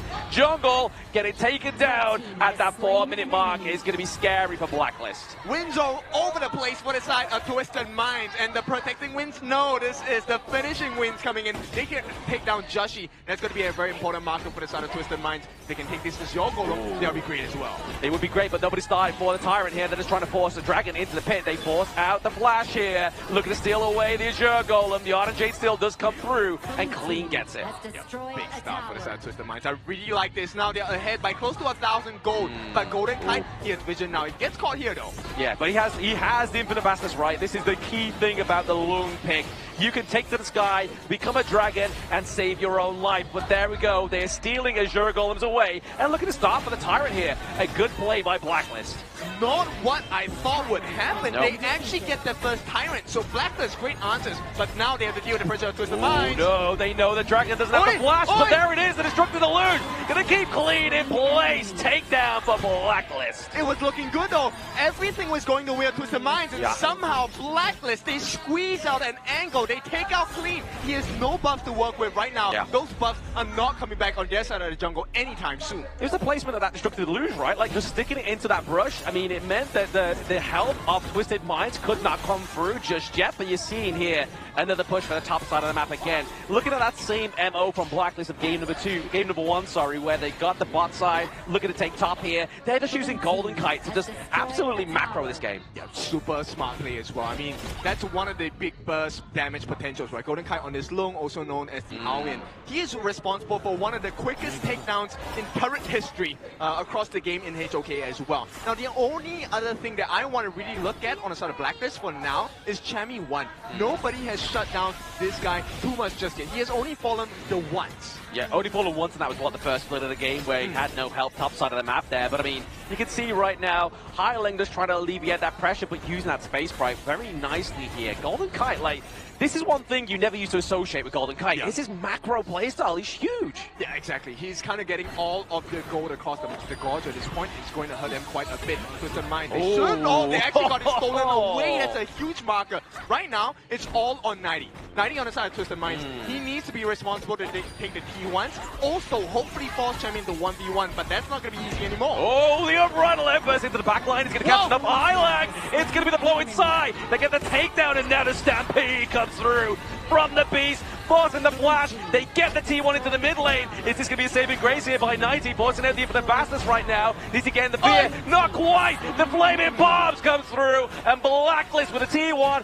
1 kill, 2 kills in this game number 2. Yeah, Blacklist on another level, and what a time to hit the strides at this point as well. They are now 2,000 gold ahead. Now the kill score is only 3-2, one of the lowest kill score games we've ever had 7 minutes into the game. But this is also something that I find really weird. Blacklist have a decent control, map control. We have not seen this in KIC 2025 for them at least. Exactly. I mean, Golden Kite's definitely playing to a golden standards here. It's that farm lane. I mean, maybe Twisted Minds wasn't expecting Golden Kite to play this way, right? Maybe there was like, right, okay, he's onto the lung. Maybe he's going to play a little bit more of an assassin playstyle, but if you can't find him, you can't force out the infinite fastness. Yeah, and the craziest thing is that right now, Joshi is close to 1,000 gold ahead of Clean. Not something I would have expected from Clean today. I mean, Clean has always been one of the strongest junglers in KIC 2025. Now with a representation as the last potential team of KMW, this is a lot of pressure. A lot of pressure indeed for the PKL to actually rise to the standards of Twisted Minds and potentially take them down here using the Radiance to try and slow them down. Able to get that next Azure Golem as well. They are starving Clean. Yeah, I mean, he's hungry right now. And Joshi, this is why. When you're hungry, you feast. The tiger is fed at this point. He's looking for that Shanghai Lumbia right now. He's liking those rolls, but he's not be able to get them just yet. But maybe here, T2 takedown for the side of Blacklist when they have just Chi. Chammy 1, it's going to be a fast takedown. I mean, we've had a lot of fun over the recipes of Filipino foods this past few days. You know, we had the IKL for lunch the other day from, Blacklist and Boom. But right now, it looks like KMW is on the menu as well. That's it, some big King Major West meat coming through here for the side of Blacklist, but into the back line. It's going to be Highlang. He's looking to try to keep away Just Chi. They get the Heart and Jade Steel takedown here for Twisted Minds. It's a great start for KMW, but they need more, right? They need to make sure that the objectives are protected as well. This is where Clean is able to get more farm across the map. Now, with that takedown onto Joshi, he's recovered that Azure Golem, which is great. He needs it. He does need it, but for how long is he going to have it, right? Do they try to go for, obviously, Just Chi's Azure Golem in moments notice, or are they really going to try and focus this next Tyrant? But I mean, that damage going over to Blacklist, if they do get this Tyrant, is going to be a hard contestation here for the side of Twisted Minds. Yeah, it is, because then you really get that aggressive fighting power and prowess you're looking for. So the fact that number one, Joshi is not on the map at that point in time, they still got the Tyrant, that's a big win for the side of Blacklist International. Now, Golden Kite, if they can force it out. Yes, Clean having to kind of be faced away from this mid-T1 aggression here. trying to force Golden Kite has obviously got the ultimate off of him here as well, which is going to be a good point for the side of Twisted Minds. But Blacklist, I feel like now it's their game to lose. Yeah, I would think so too, but we know about that 10-minute marker, right?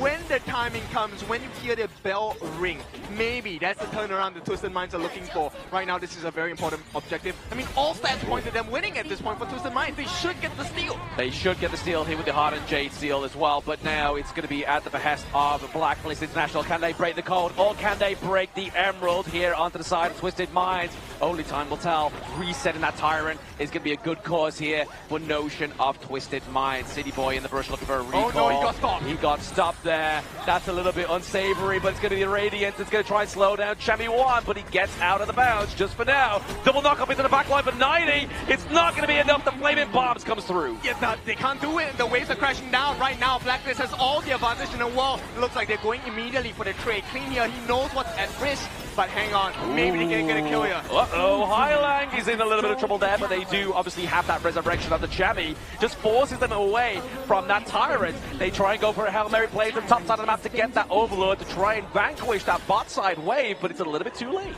I think at this point it's okay, because it's damage limitation for Twisted Minds. This is strength in numbers for the side of Blacklist. They only needed 4 members.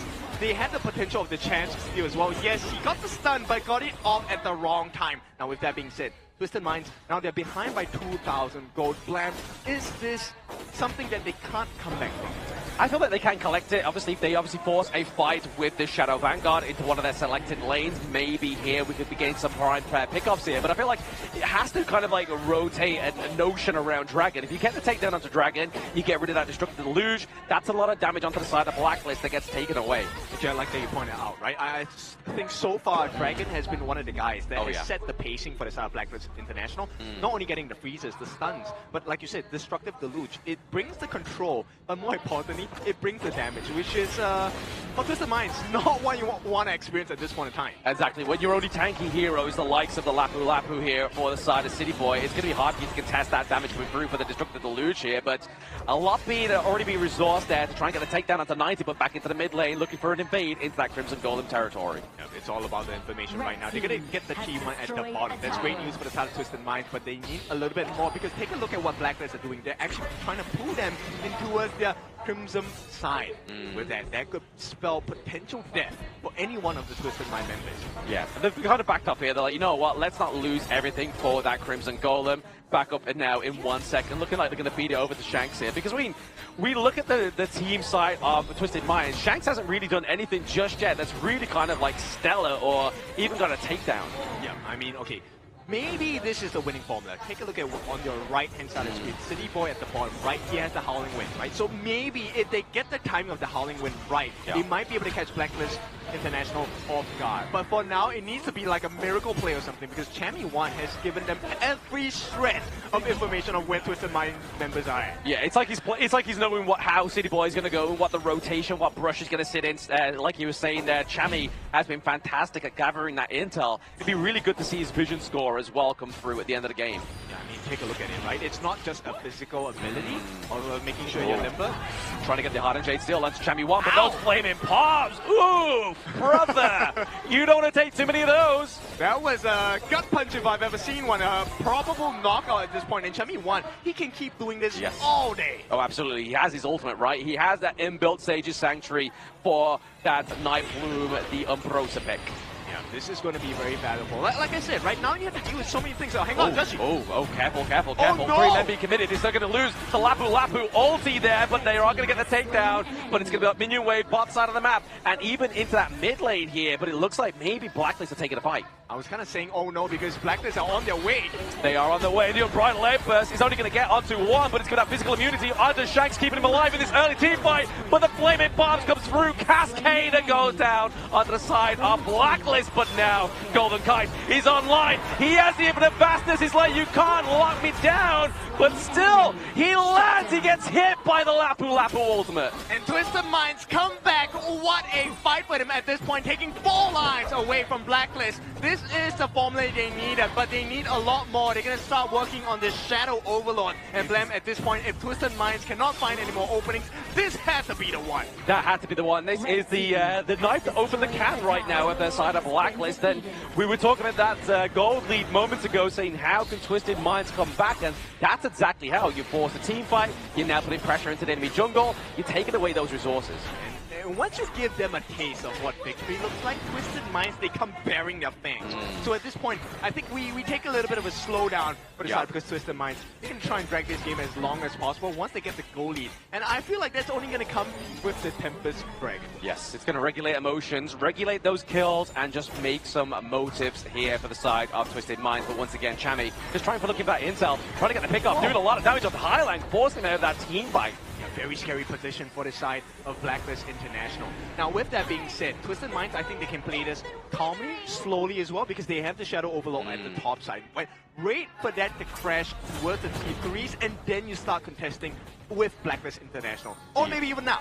Yeah, even now, especially with Golden Kite away from this team fight. But I mean, he's been pretty much absent from the team fights for the entire of the game. Radiant's being used there by Chaz, just to try and see if there's anybody in that nearby brush. I mean, that advantage is slowly getting cut out. If Blacklist, they're able to deal with that Shadow Overlord on the top, there is a potential for them to win big in this team fight. Now, Clean, like you mentioned before, not the tankiest. Uh-oh, once again, double invade here, but he does have the Sage's Sanctuary. Is that going to be the saving grace? Just G comes back, and is he going to go down? No, Golden Kite is, however. This is Twisted Minds, pushing that mid lane, pushing top side of the map here, looking to aggress their base. Yep, they're pulling them in all different directions. Twisted Minds, they have taken another T2 in the mid. It is now open for the T3s as well. Twisted Minds, they smell blood. They want this. They do want this, and they are going to go and try and take it before that Tempest Dragon even gets onto the gorge here. Tyrant looking to be taken down there for Clean. He gets that kill. That extra damage coming through for this siege is going to be huge. All right, this is now a test of time. Can they last against the damage of TM? They got to be careful. There's the one left burst. It catches onto nobody just there, unfortunately, for the side of Blacklist. Stampede comes through, tries to lock down Clean. He gets taken down. Chami one with that built-in immortality. Yep, crazy stats and movements coming in, and that was crucial from the side of Chami one. Right now, it's about damage limitation. Twisted Minds, they got the biggest reward. They got the T3 in the mid. But what more can they take? Because Blacklist are returning, and they're coming back with such force in the mid lane. Exactly, and more importantly, they got the boys in blue. They have the minion wave into the mid lane here, trying to use that O-Port to clear them out, but they get the T2 here. Can Blacklist formulate some kind of comeback here, get that dominance going into their favor, into that mid lane? I mean, I think it's dependent on the next decisive objective, right? If you take a look at what's happening now, I don't think they can push against Twisted Minds. Yes, you clear the jungles, get the buffs. That's the maximum extent of structural and map control you can do. At this point, I think you have to be patient, right? Wait for that Shadow Overlord, and then you plan your next move. Wait for the Shadow Overlord. I mean, we are getting very much closer to that Tempest Dragon territory, right? We do have a minion wave pushing top side of the map here as well, but looks like Clean's just going to kind of clear that up, get some gold resources over to himself there as well, because he's not currently, actually he's 6 slotted itemized here as well. We do obviously not see that Unbridled Outburst not just come through there for Chaz. We heard a boom, but it wasn't the right one. All right, we'll see how this is going to be like, because the Unbridled Outburst is such an important skill here. And Joshi, he might be baiting. I mean, he's already used 1 life of that Sage's Sanctuary, right? So it's on cooldown now. Let's see if he's going to use it again and potentially try and win the game from here. But you also have to pay attention. 90 is on the back lines. He's approaching.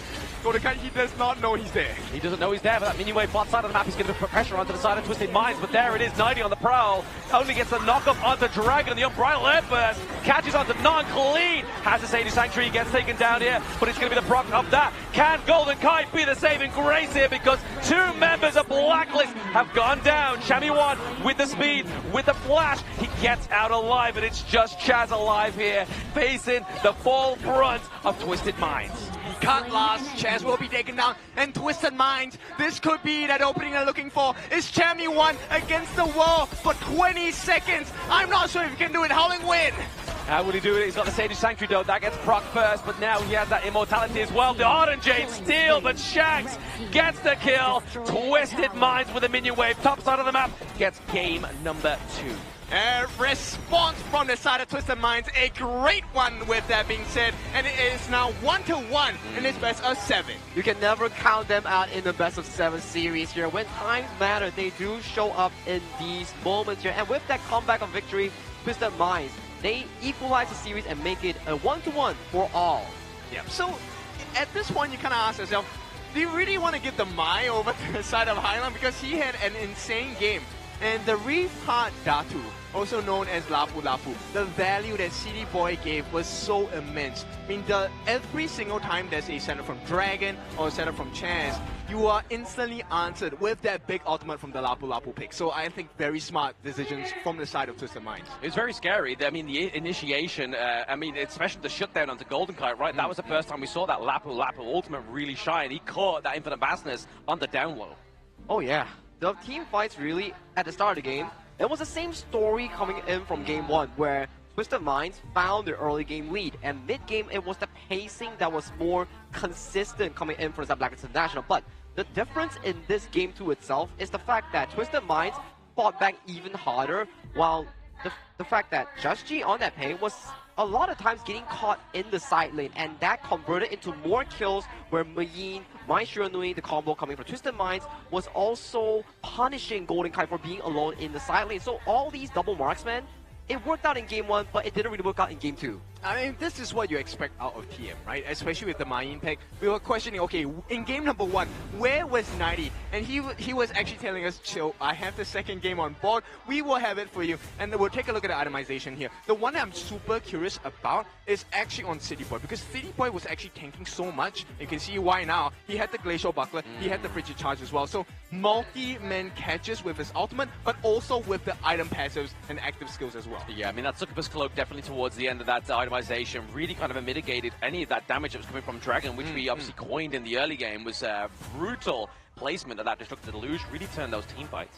And talking about teamfight, you have to put your focus on towards Highland here. The Fire Ninja that's being piloted by this player, just absolutely phenomenal. Even though early game is where we usually say like, oh, Mai Shiranui, she's an early to mid-game hero, but the late game potential that he has been showcasing with the ultimate dive coming in from both Clean, City Boy, and 90, he was on the aggressive end, finding those big plays for his team. And the biggest thing you'll notice on the side of Twisted Minds is that, you know, early parts of the game, there were a couple of times where Clean was in a very vulnerable position. That never existed in the later part of the game, right? It was always Clean making sure he had a setup, and everyone enforcing that will of Clean, especially that Harden Jade mark, onto the side of Joshi as well. Exactly, but we're going to take a little look at the head-to-head here after that gold grab that really just painted the picture there, but it's going to be the Clash Lane head-to-head that we were promised in game number 1 and going into game number 2 here. Chami 1 actually having a lot of the most damage onto his team at that 99k damage. I mean, I didn't even know that Umbrosa had that damage output potential here, especially when you have the likes of a Lung and a Cascada on your team. You can check out the itemization coming in from Chami 1. He knows for a fact that with the Undying ultimate here, he's capable of going towards the backline, finding the Mai Shiranui, finding the Conjure U. Hence you can see Siegebreaker, Axe of Torment, and also a breaker here coming in to really complete the build itself. But you gotta give him props. This man himself has been setting up plays for his team with the side of the Mai Shiranui here, just making every single play look easy coming in towards this game 2. Yeah, but City Boy here, he is one of the core reasons why they found the victory in the first, also known as Rehad Datu. The amount of insane setups with the ultimate, that was what changed the game for Twisted Minds, because if you take a look at the highlights later on, Blacklist, they actually had a pretty good hold on this game. They did have a good hold on the game. Blacklist, like we said, at one point in the game, it's their game 4-0 sweep, even if these teams tried their hardest, because talk about life being on the line, you know for a fact that Twisted Minds and Blacklist, they're playing to go and progress further in this bracket. They have different pressures on towards their shoulder. As we always repeat, Blacklist International taking half of the pressure coming in as the only 2 PKL representatives in towards the playoffs to make sure that they can push it towards the lower bracket gauntlet. And for KMW, it's also the same. They're taking on the full pressure, being the only team as the region's representative in making sure that their region rides on in towards this entire KIC itself. So they sort of have the similar storyline, but sadly, only one can make it through in this gauntlet itself. Yeah, I mean, this is so scary. It feels like we're in the gym, right? You're talking about weight, the pressure on the shoulders, and right now they have to lift all of this burden because 2 PKL teams left. Okay, even if Blacklist International does not make it here today, we still have Boom that can carry the hopes and dreams of PKL. But for KMW, they have to make this work now. If they're gone, it's over. This is going to be a PKL versus MKL journey to the end. I mean, I don't know who Jim is. I thought it might be our fourth co-caster, but I don't know what Jim is. He spelled it J-I-M. But let's look at the global bland picks up to date here. Obviously, not getting the dub here with the pay is going to be a hard-fought loss here for the side of Blacklist International. We gotta give props towards the side of Twisted Minds. They do draft in towards their comfort here. Yeah. The Fire Ninja Mind surely has always been a point of topic when we talk about Hailang as a mid player here. When times are rough, when times are difficult, he whips this pick out and they could always find the win thanks to their IGL, which is Hailang himself. Yeah, I feel like, you know what, in this game number 3, I'm feeling for Twisted Minds. It is time to bring out the Ogren with the Lady Chun in the mid, because right now there are very few answers to the Ogren pick. If Blacklist gets, Twisted Mind get that Ogren pick. So right now we'll take a look at it. Blacklist, they want to choose the blue side again. There's something they're looking for. Is it their turn instead to also use the Ogre? Because big counters like the Musashi not available anymore. Yeah, and respectively onto the side of Blacklist as well, right? They don't no longer have the Lady Jen, but they still have the likes of, obviously, they could go for the Sheriff for themselves, but they could also lock in the Princess Frost, which kind of emulates that same kind of thing as the Lady Jen. That's true. So for this upcoming pick and bans here, the planning goes back to the bans again. So for this Blacklist, you default have to take away the likes of the Arlie and potentially the Pay here. These are solid bans that you do not want to give away towards to the side of Twisted Minds, because they pilot these picks super duper well. And on towards the flip side here, Twisted Mind on towards the red side, they will have to take in one, the Athena roam that they don't really play thus far. And the second one might be pivoting towards the likes of the Mai Shurnui or potentially the other picks they have more high value, especially the Clash Lane. Yeah, I feel like going for damage is definitely a great answer. I mean, both teams, I think they figured out their kind of positionings, right? Right now, it's all about, can we catch the important targets? We've already seen game number 2, Twisted Minds. All the attention was on Golden Kite, right? Golden Kite or Dragon. So they really love the twins. Not the kind of TLC we're looking for, right? This is not tender loving care. It's more like tables, ladders, and chairs for both the twins. So we'll see how this is going to be like, because Twisted Minds, I feel like they found their form. And Blacklist, if they don't step up, this is game number 3 going in the hands of Twisted Minds. I mean, with the heat that Twisted Minds brought on that one, it could be even tenderloin chicken, right? Like, that was looking like some tasty buffet for the side of Twisted Minds. I mean, I even coined it. It was the KMW buffet for the side of Blacklist to have, but they flipped the tables. It's like, you know what? We're not hungry. We want famine. They're not hungry, but I'm hungry here. All the chicken talk in here, all the adobo, all the barbecue here, putting me into much more of a hungry spot here. But let's ignore the fact that I'm hungry. Let's put our focus on towards the hungry teams here, looking for that game 3 victory here. This is the final game before we head towards the break for them to reset their mental, reset their strategy here. So this will be an important one going in before that. I think if we are heading into a break in this particular best of 7, the best situation to walk away in hand is, let's take the dub, right? Both teams obviously want to win. Nobody drafts to lose. It's all about, can you make that draft work? So we take a look at what the options are left for both teams. Blacklist, they take out the Pay. This is one of Clean's strongest, if not strongest, jungle heroes.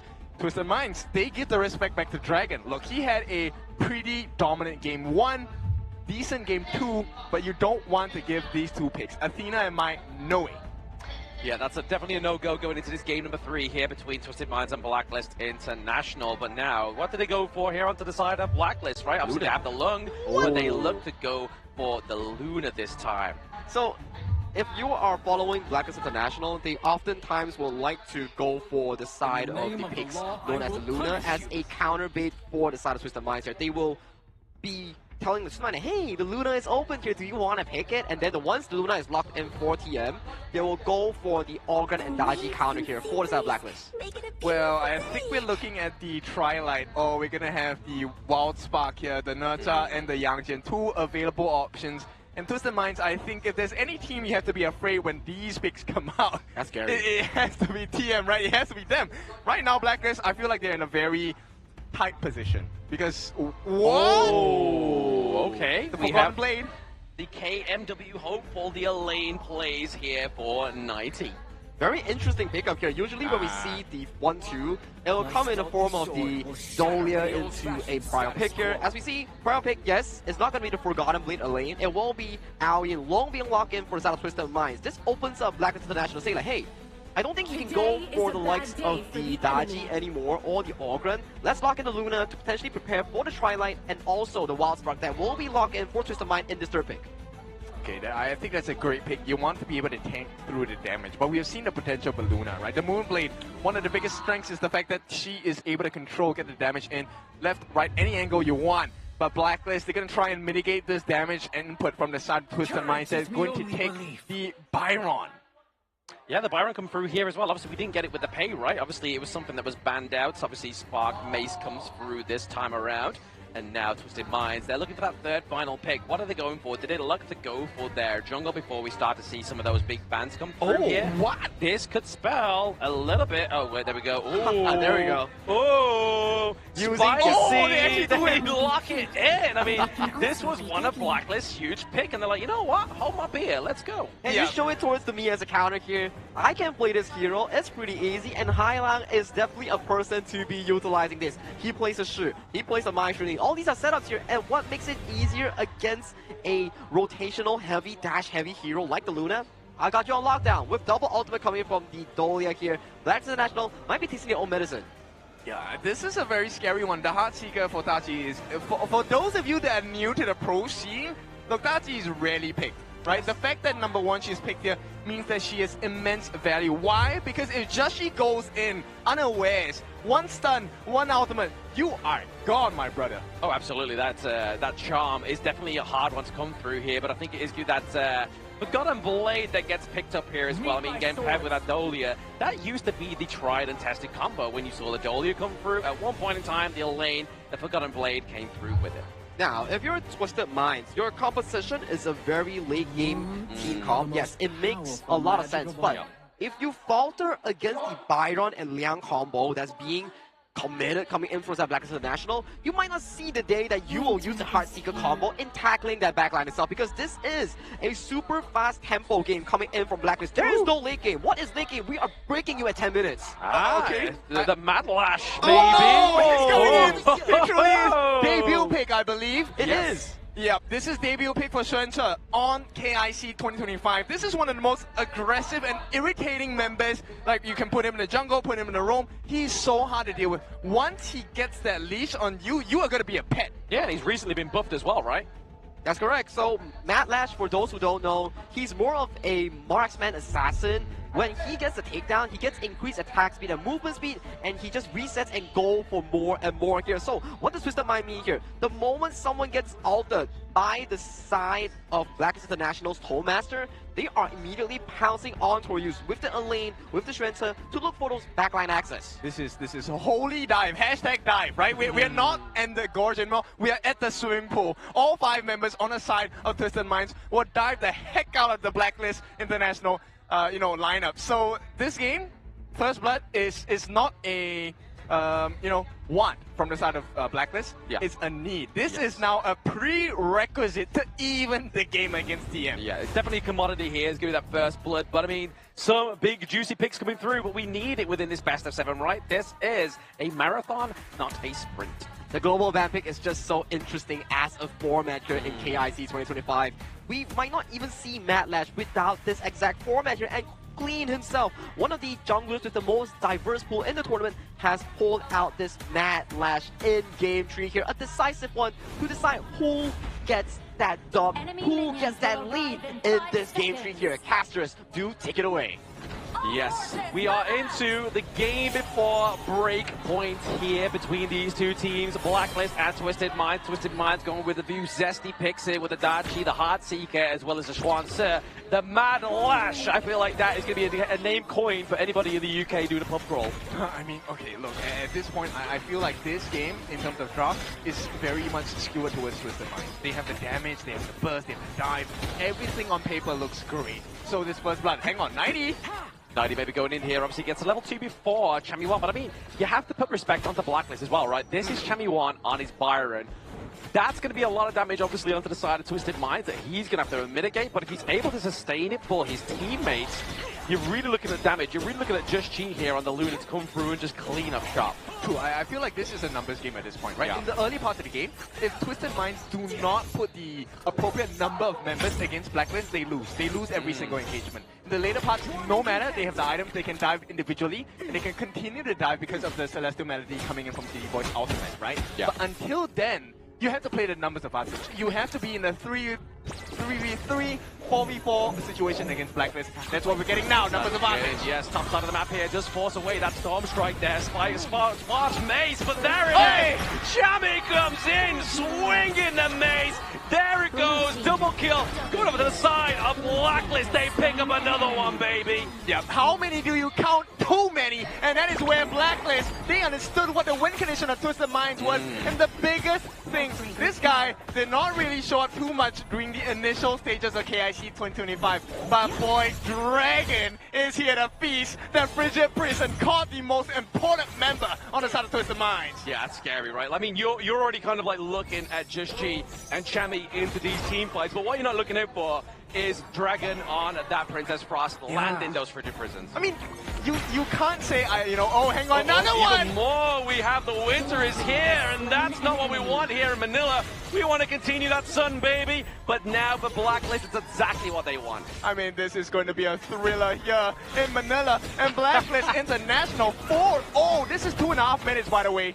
2.5 minutes, 4 kills onto the board, 2k gold lead here for Blacklist International. Yeah, this is crazy. Now, 2k gold lead. This means they are having, look, it's almost, 1,000 gold per minute? That's crazy. Oh, absolutely. It's a big step up here for Blacklist. They're playing an early game draft here very well.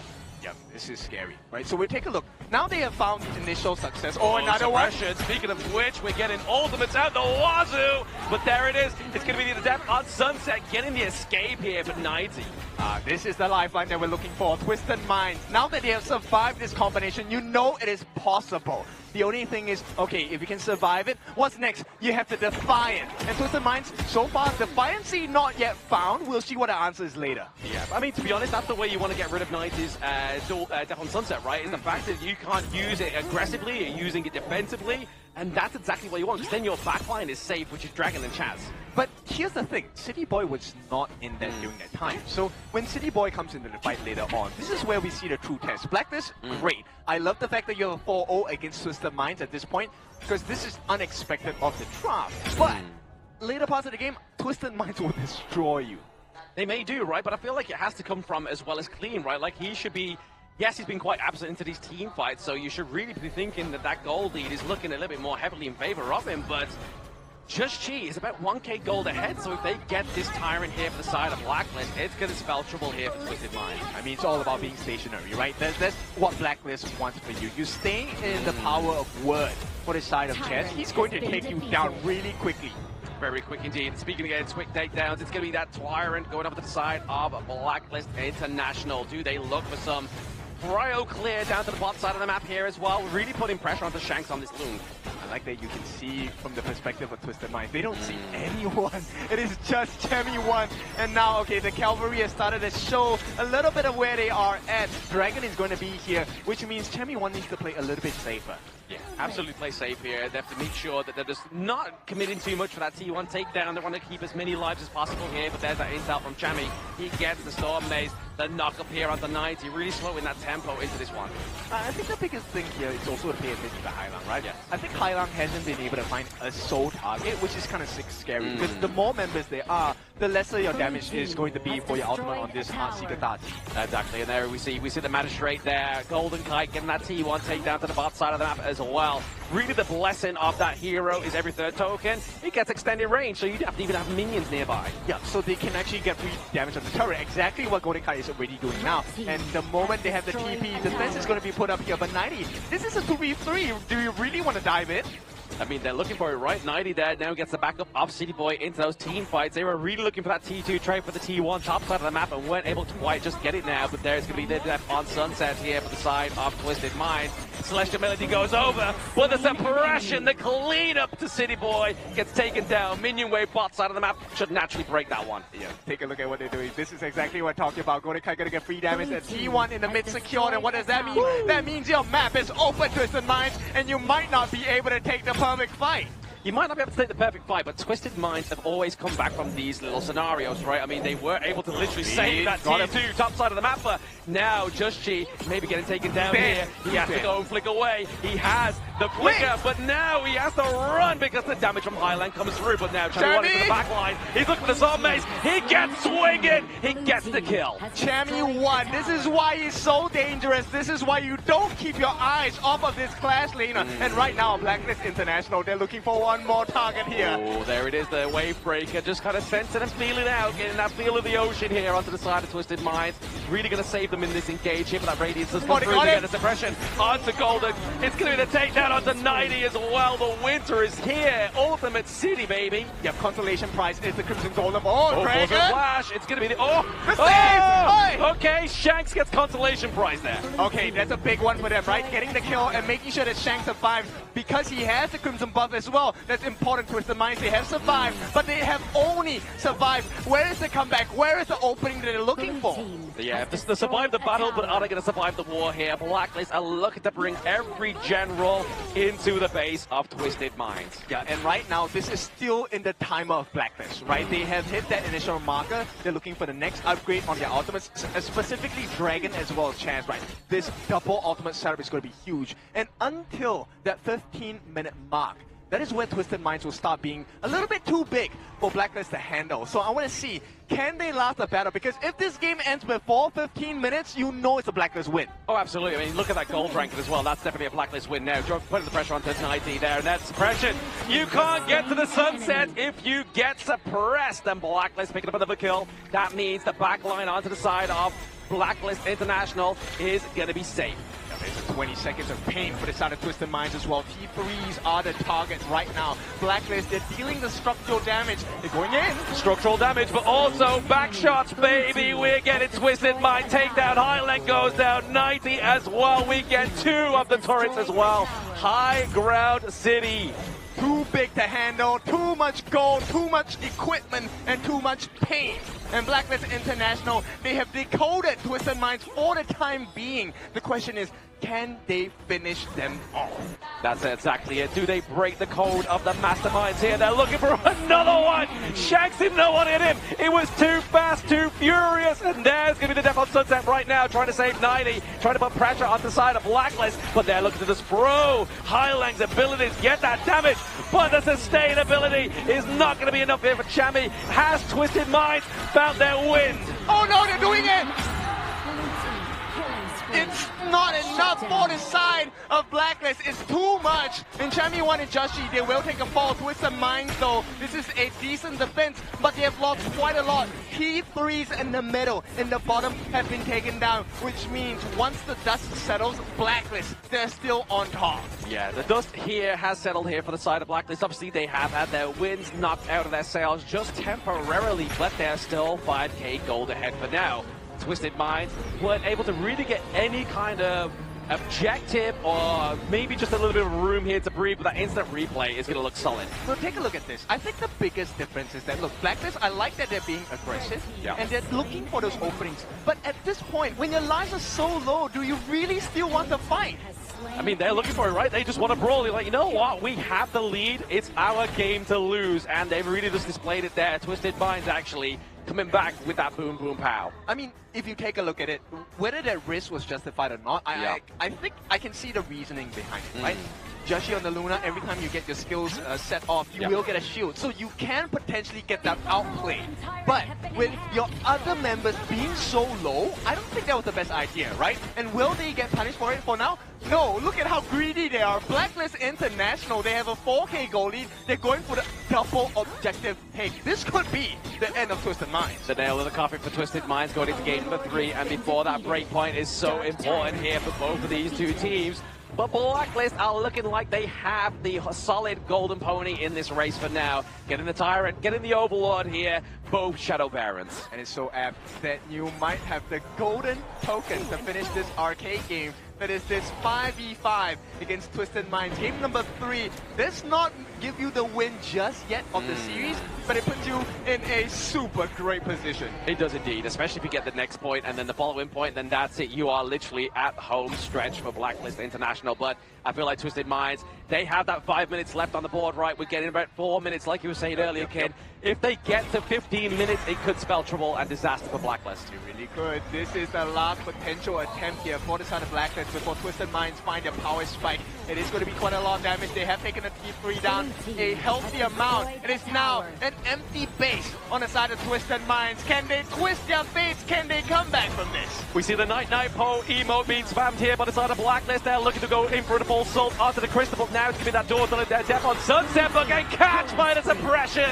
It's going to be what cleans and opens up the Crystal of game number 3 to Blacklist International. Clinical strike from Blacklist International, and that's exactly what we want to see from them. They ignored the fight, went straight for the Crystal. This is where quality needs to be at the highest because we're in the final stages of KIC 2025. The idea was great coming in from the Daji and also the Mad Lash coming in from the side of Twisted Mind, but when it comes to execution, I love the Liang Princess Frost combination coming in for the side of Blacklist International. Just so darn consistent in those plays, which the most important one was the top lane one. Yeah, I think it's super funny because we never really got to see the Princess Frost Liang combination in the group and knockout stages. Suddenly it has burst onto the scene, and burst it did. I mean, the amount of heals, they got 90 on their lane. They got him once, and it looked like it was a purposeful catch because they had the refresh, they had the heals coming out from City Boy as well, but it was not enough. It just wasn't enough, but that suppression is so deadly. I mean, that one time where we saw Shanks get caught out, right? Like, he was just like, woke up one morning, got hit with the flu, and then that's it. He was down for the account. That was really unfortunate coming in for the side of the lane, for Garden Blade on the hands of 90, where we see actually, yes, there were a few moments. If a lane got the double ultimate to soar up to the sky for the second Death at Sunset, it could have worked. But due to the fact that they lost that early gameplay at the top side, which resulted in this monstrous lead for Blacklist International, we say like, yes, if Blacklist loses early game, the game is very difficult for them because of their super strong early game lineup here. But they never lost. Yeah, they never lost at all. I want to point you in one direction. Take a look at Joshi on the left-hand side of your screen, right? So we normally compare, hey, jungle versus jungle, they have a lot of gold. No, this is Joshi against the entire lineup of Twisted Minds, right? He is on top of every single person, inclusive of Clean, but it's also one person that couldn't do anything, and that was Hailang. He never got the chance to kill him off. Now, I want to point you in towards another direction here. The Dragon, the player on that Princess Frost, I just gotta give him so much props here. He was doing so much plays later that we can see towards the highlights here. Ultimates coming in from Chaz, yes, splendid, and he followed those Frigid Pigeons, beautiful, but the problem is, for the side of Twisted Minds, they often got caught without the presence of the Liang. It was a single Frigid Prison that was set up by the splitter itself that led towards this monstrous goal lead of 7.8k at the 11-minute mark. Super crazy game at this point, right? And a lot of you might wonder, if you're new to HOK, why do they keep taking out City Boy? It's a roam. It's one of the squishiest heroes out there. Why is that so important? It's because there is no refresh, there is no heals coming out, there is no disruptions coming out as well. And once City Boy was down, instantly you win the numbers game. 4v5, how do you lose that?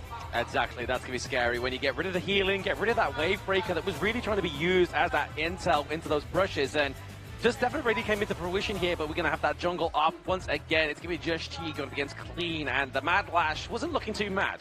The idea was great coming in for this pick here on towards Clean. You want to punish the Luna for coming in, land the hook with the Sure Hit ultimate to fling her behind your backline here, because you have the Daji Heartseeker in utilizing that on hit, the direct stun on towards your opponents here. But due to the fact that Blacklist International, they really got this heavy lead, that 4 to 5k only at 7 minutes. The game was already super duper hard coming in for the side of Twisted Mind, which allowed this pick of Mad Lash to be unavailable in those games here. But Chaz on that Liang as well, the combo of the P-Frost and Liang, the key member in bringing those big plays towards us live at Manila Bay.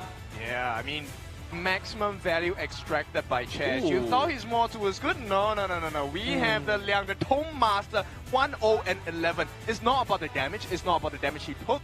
It's about the setups. Every single catch with his ultimate power word control, it was used on the most important member, which was the first part of the dive composition, the Elaine. Beautiful. Many a times when he caught 90 out, it was 994. Yeah, I mean, that's the thing as well, right? Like, this is the thing that really kind of upsets me to say, is the fact that we've seen back-to-back MVPs for supports. They clearly do matter, right? Like, I give support players a lot of chip when we see a lot of support mains, but you're going to see a lot of great suppressions in this highlight. Charmy one with the Flash Storm Strike here, catching on a 2 here, and the Frigid Prison capturing the tail of 90 here really set the pace of this early game that we prize Blacklist International's conquer. If they were to fall behind, this game will be super duper hard for them, but they ride the momentum, and every single play from here on out was so important. But this is the one I want to highlight here. Yes, we saw Blacklist International capturing Shanks here, but check out how they actually won this. Take a look at Dragon here. His spell 2 on the Princess form was just so key in capturing multiple members here. 2 key members at the back line. Yeah, very important at this point. And the most important part of this was just understanding the level differentials are so important in Team Showcase. The difference one level can make can lead you to a situation where the timers don't really matter anymore. Exactly that. I mean, just look at that base takedown of that game at number 3. Definitely a decisive. I mean, if anything, the symbol that Blacklist is giving here is like, we want to break. We want to break because we've had 2 11-minute victories. And what better way of going into the break after this than a 2-1 sweep victory coming in for the side of Blacklist International. But however, this is only halfway through the best of 7 journey here. It's only the start. 2-1. Yes, Blacklist is leading here, but we saw how Game 2 actually went down. You can never count out Twisted Minds. Yeah, you definitely don't count them out. Twisted Minds, one of the teams known, very notorious for their comeback factor, right? We've seen that many a times, not just here, but also in Major West where they reside. They have now broken the curse, taken away the chances of OG, now representing KMW with that sole membership. Now, can they do it against PKL? And of all the teams to do it against PKL, it is now the #1 team from PKL, Blacklist International.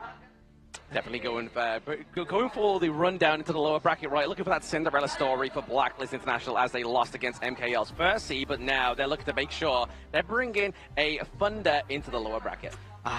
These are the moments that you really prize yourself as a professional player and team, where if you're on Twisted Minds, the pressure is stacked on towards you. The local crowd is in favor of the side of Blacklist, and you need to figure out, can you really withstand that pressure here? But with that pressure set alone, we will have to give them a short break to really reevaluate both teams to reset themselves going into this game number 4. Let's take it over to the break.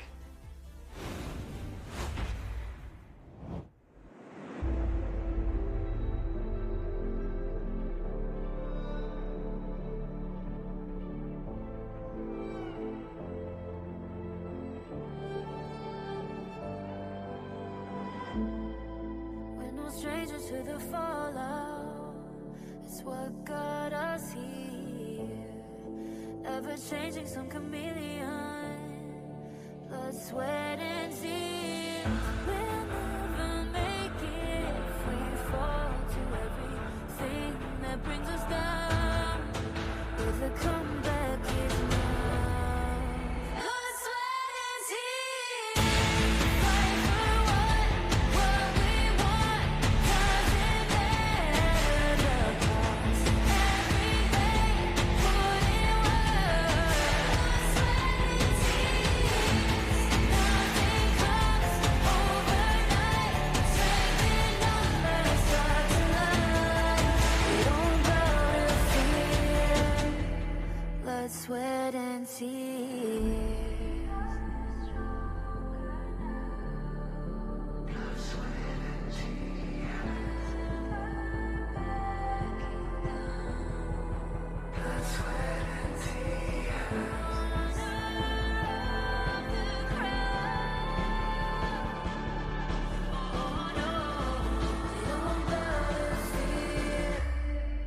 Blood, sweat, and tears.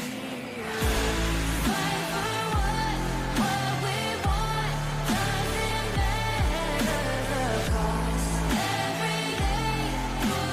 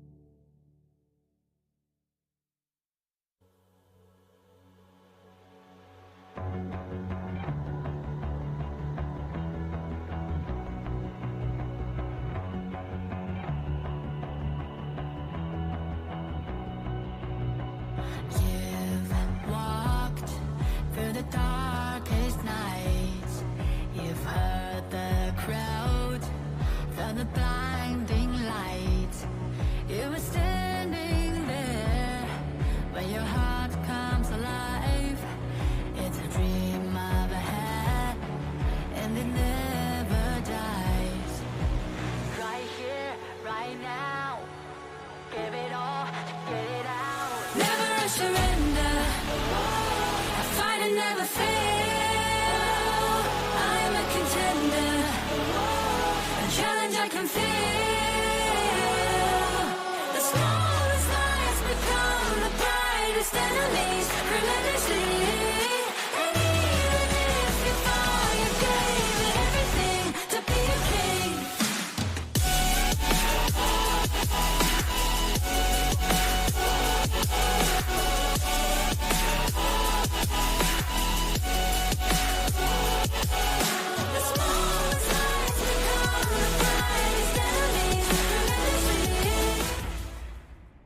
Hello and welcome back to the Honor of Kings International Championship 2025. This is day 5 of the knockout stage, and you can see our big stage here in Manila Bay of Philippines here. And so far, gentlemen, do update me on what is going on in the series. Looks like it's going to be a very interesting time because Twisted Minds now are trailing to Blacklist International 2-1. And I mean, the picks in game number 3 have been really out of meta, I would say, kind of different from our usual picks. I mean, this is the thing as well, right? The last time we saw the Swansea come through with Mad Lash was when, obviously, Coach Chi Shuai was on Genji. And now he's the coach of Twisted Minds. It comes through as well. So is this just a coach pick that he loves to see, but unfortunately just didn't bear the fruit that Twisted Mind hoped? I think we keep on talking about all these game plans. On paper, yes, it works out really well. A reference that we can really take was the Zhuangzi into Nova Esports, and people say like, oh, you have Dharma and Mai Shunui. That's not really good against the Zhuangzi, but it always comes down to one thing: execution. This matters a lot, especially, yes, you draft a super good lineup into the Luna, but without the proper execution and with the early deficit, it's really hard to pull off with the Mad Lash. Yeah, very difficult, right? And at this point of time, this is not the position you want to be at. 2-1, it may not seem like the most dangerous thing, but this also means that right now, Blacklist International are on the cusp of a series point position. They are on the cusp of a series point position, right? I mean, if they get to 3-1, then it's literally just one further step. But then the worst case scenario could be Blacklist goes to 3-1, Twisted Mind takes it all the way to 3-3, and then Blacklist is going to try and win the ultimate battle here. Oh, that will be an interesting storyline here. But if we were to talk about numbers and facts, so far, Blacklist International hasn't won their ultimate battle yet. And if you look towards to the side of Twisted Minds, they have won their one ultimate battle against BTR by Vitality. So that's just numbers. So, I mean, the game plan is very simple, right? For the side of Twisted Minds, bring this to an ultimate battle, and then they can win from there. I mean, that is the most extreme possibility. The other possibility is we'll just win it 4-2. They could potentially win it 4-2 here as well, right? But I mean, Blacklist, after that game at number 3, looked very dominant. Like, they have the shortest time within their 2 wins. And to be honest, like, Twisted Minds had to go all the way to the 19 minutes, almost at the Tempest Dragon, to get that first dub against the side of Blacklist. So will we see some more quick Blacklist dubs, or will we finally get to see a Tempest Dragon match? The way to find out is really to see how they play the early game. So far, yes, Twisted Minds, they have been really proactive in the early game, but when it comes to transitioning those early game leads into these side lane towers, into these objectives, it hasn't been crystal clean as compared to the side of Blacklist International here. So for this game itself is to fix their early game and then make sure they can stampede that early game, bring it to a bigger lead in that 10-minute mark. Early game, right? It's all about early game. Twisted Minds, they're going to get one of either.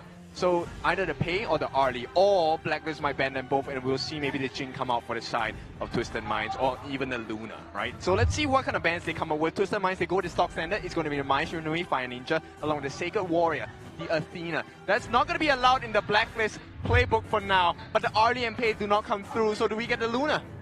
Potentially get the Luna here for the side of Twisted Minds, or even the Orgrin, right? Like, they've obviously expanded the Dolia. They're going to lock in potential mid lane here for Highlang. They want to give him another carry. Not quite the assassin type of carry, but definitely a late scaling mage here. A lot of turret control. Is going to be the Yixing, the Board Master. It's a smart disengage as well in towards the draft. You do not want to give both the Yixing and Dharma towards the hands of Chami 1 and also Dragon here. And a smart pickup coming in for the channel. You open up the loan that they have already expended in Game 2. So Twisted Minds, they're going to be forced into a situation where, hey, that's a channel lane counter. Do I still pick the Alien loan in towards the pack leader? Yeah, that's true. And I mean, maybe they can consider the UNJ if that has not been picked up yet, because it is going to be the Dharma, the Martial Monk, picked up for the sort of Blacklist East International. This is a very tight situation. Direnjie, like you mentioned before, able to cleanse himself out of the Dharma Truth mantra. But the thing is here as well, do we get the Zhang Fei here for Twisted Minds? Obviously, City Boy hasn't had this pick yet. We see this pairing quite a lot with Yixing, and it would definitely give a good, strong front line for something like the Direnjie for Shanks here to shine. Apparently, they are hovering over to the Yuhuan here on towards Highland. So this will be a Yuhuan roam to funnel in those healing resources for those long and extended fights here. As we always talk about the Dharma situation, if you find a perfect Truth Mantra, cool, very nice. But if you miss it, and the enemy heals back from a low health to a semi or full health, you're going to be a lot of trouble. That's what happened in game number 1.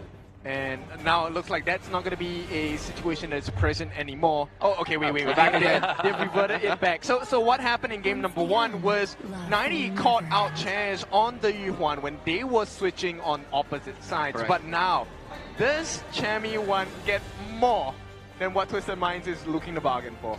Let's see what happens here. Obviously, the Q1 coming through here is definitely going to answer the call of lack of sustainability, which we've seen time and time again within Twisted Minds draft here. So they're looking for their jungle, they're looking for their clash lane. They haven't played Byron for themselves just yet. Obviously, they aren't able to get the pay for themselves this time around. So will we get to see the lock-in of a tank jungle this time for Twisted Minds, or will they still look to try and get a bit of a carry here? Whoa. But, hello, Ormson.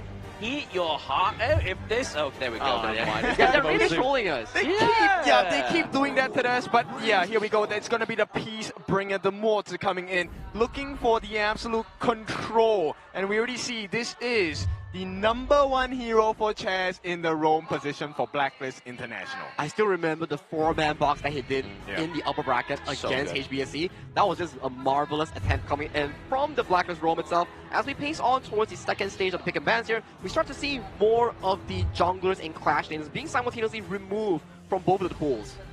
Very important that you take away the tank junglers, right? Twisted Minds, I feel like this, they don't even want to go for the Ogren. So Ogren and Menki are all taken out. Does this mean they will go for the Dun instead?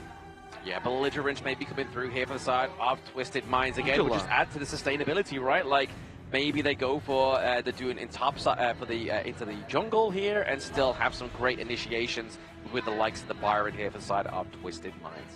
And an interesting pickup as well. So we usually see Blacklist International, when they pick up the Mozi, they will like to go on with a 1-2 setup here. So you get the Cannon Blast, and then you use the burst spell coming into whichever mid lane that has high burst here. And this direction that they're putting on right now is potentially going to be the Angela that will be locked in on this fourth pick coming in for the side of Blacklist International. It could even be the Smith and Blade, the God and Mo, you know, that's a nice combination. It is a nice combination, but I mean, you need to... What? Are you serious? My God. I mean, we got teased with the Lucian, so maybe it might not be the guy. There we go. Let's sit it down, lads. Blacklist, stop it. Stop it. They are like playing with my heart right now. It's always at the 0-second mark that the players are just swapping around the heroes and just playing with our decision making here. But makes a lot more sense here. Blacklist International picking up the Angela and Mozi here. So whichever big front line that will be picked up by Twisted Minds will be mitigated here. But they have a lot of CC. And who's not afraid of CC? Mulan, the Iron Bloom. Her heavy sword form gives her CC immunity towards these pesky CC champs like the side of Mozi and Angela. Yeah, I like this, right? The mobility offered by the side of Twisted Minds actually is quite scary. They also have the potential catch with the Board Master, but right now, we have Mr. Death from Below. Being teased, I'm not going to be excited. Okay, now I am going to be excited. This is the Jashi Lam. Yes, Lam coming through here. Direct counter, obviously, to the Agudo. Obviously, being able to kind of climb on top of those critters kind of make a lot of sense here for the side of Blacklist. Stealthin, as we like to call it here, the hero title for Lam. Yeah, it will be a very interesting pick because this is a no-tank lineup coming in for South Blacklist International. If their formation gets disrupted coming in by 90 on that Mulan, this could go really difficult for them. But hey, it's Blacklist International. They already showcased to us back in Game Tree that they are able to carry out these difficult team compositions with precise execution in this case here. So I'm very excited to see the showcase of both 90's Mulan and also Juschi on that Lam. I know, right? This is not what I expected in this series. I expected this series to be close, but right now it's not looking too close in comparison to what I had in my vision at the start of the day. Exactly. I mean, definitely a game to lose here for Twisted Minds. They have obviously the early game aggression thanks to the Agudo, the fast rotations here that we've already seen being displayed by Blacklist International. So you can imagine that Clean is going to be able to kind of emulate that same kind of performance. And talking about the two lineup in this game for itself, it's very complete with early towards late game here, but the focus will be put towards the mid and roam for the first few parts of the game, and the late game setup will be on eyes, both on 90s Iron Bloom and also Champion on that Dharma Monk here. So these two players will be pivotal in this game 4 as we head on towards the gorge to find out who will be victorious in this game number 4. Game number 4 is going to be a match almost here for Blacklist, or is it going to be the climb of Twisted Minds? Let's see the action unfold once again, ladies and gentlemen, at the Ayala Mall, Manila Bay. Let's go crazy. Yeah, we're now at game number 4. This one really sets the tone, right? I mean, at this point, if they get the early wave here, they're able to make the rotations. But I like you to see that sneaky rotation coming in from the side of Clean. Yeah, forcing the flash out there. Boardmaster Highlang has to be using that pretty early there. That's going to put a lot of pressure onto the side of Twisted Minds, and City Boy maybe getting caught out. The cannon blast into the troop. Beautiful play here by the side of Blacklist, but can they get a bit of a turnaround now? We see Clean with the help of the Iron Bloom. 90 takes a 2-1 trade. Beautiful start this time. They come back swinging, and Twisted Minds, this is exactly what they need to do. But Joshi, he knows what's going on. He is going to get surrounded though. He's going to get surrounded, but I mean, at the same time, he's just looking to steal away some of those resources from the side of Twisted Minds. If they're not going to get the kill advantage, he may as well get the gold. Yeah, that's true. Right now, we'll take a look at how this laning phase is going to go. Golden Kite, he wants to try and rush this lane itself. You can see that already Golden Kite, I think he has taken that Firehawk at the bottom. With that, he will have the level advantage against Shanks. The scary thing here is as well, right? I mean, Golden Kite is one of the only players within KIC 2025 to get a pentakill, and it's on a Dish Chano. Yeah, that's a very scary stand, right? And to go up, like, I'm not the biggest believer of stands, but for now, Golden Kite, he has put that belief in me. Yes, exactly. Imbuing the faith of the PKL fans as well as Kindo Fu, your favorite kind of tofu. Not quite Crispy Sisig here. I mean, it could be very flavorful at this point in the game, right? We'll take a look at how this is going to turn out, because even though they have the kill advantage on the side of Twisted Minds, look at the gold. It is neck and neck. There is no difference to speak of at this point.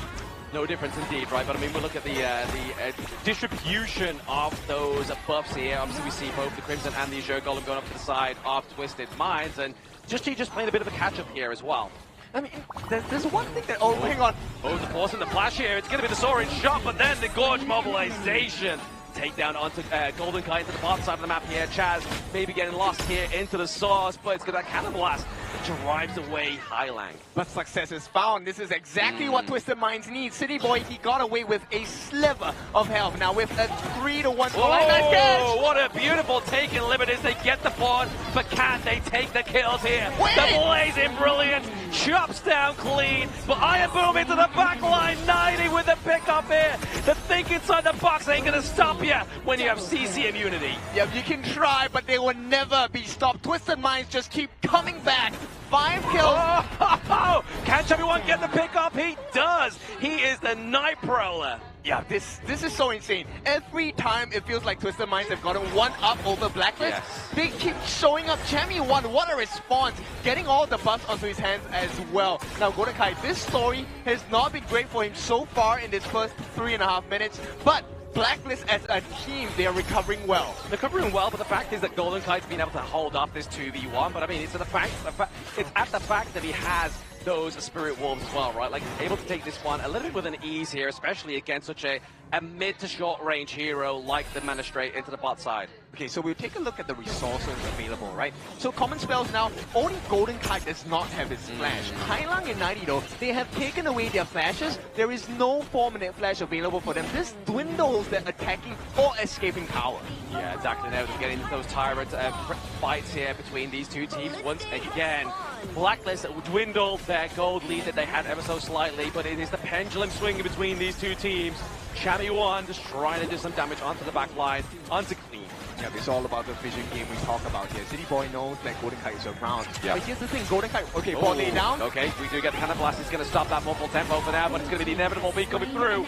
Dragon gets taken down, but can they claim some kills here? We saw the Chami try to go for a bit of a Hail Mary play, but now we're seeing Blacklist turn into a bit of a whitelist here. They have been taken down, and Team 8 to Twisted Minds. Big wins. It's just Justy left. He's going to get the return kill onto Highline, but it's not going to be enough. The T1 at risk in the mid, saved by Justy, but this one, it might not be enough. It might just not be enough here for the side of Blacklist. They are down around about 1.2k gold at this moment in time against Twisted Minds, and they've just lost that T1 down bottom side of the map, and that T1 into the mid lane is looking battered. Yeah, I mean, it's so smart from the side of Twisted Minds, right? They took that fight at the best time possible. Yeah. They knew that Justy was not around. He needed to get those buffs because the Alarm does need CDR. He does need the mana regeneration as well. We'll take a look at that instant replay. So knowing that #1 Justy was not around, and to melt down the #1 tank shredder, Dragon, in the form of the Scorchet or the Angela, smart moves. Yeah. And the fact that, look, they even caught Chami 1 as well. I think that was the biggest win so far for Twisted Minds in all of the games. So yeah, kind of being played a little bit overzealous here is going to be Chami 1 onto that Dharma. We haven't seen a prime pick up just yet. Obviously that 1v1 at the top side of the map here, but we're looking for a little bit of an engage once again with Twisted Minds. They're looking to unsettle the balance of that top side of the map. They're really looking for an early game win here. Yeah, this is where it needs to be won, right? We have seen Blacklist International win all the early game parts of all the games in the series so far, but if they can get this, that would be great. Unfortunately for them, they have to trade off the T1 at the top as well.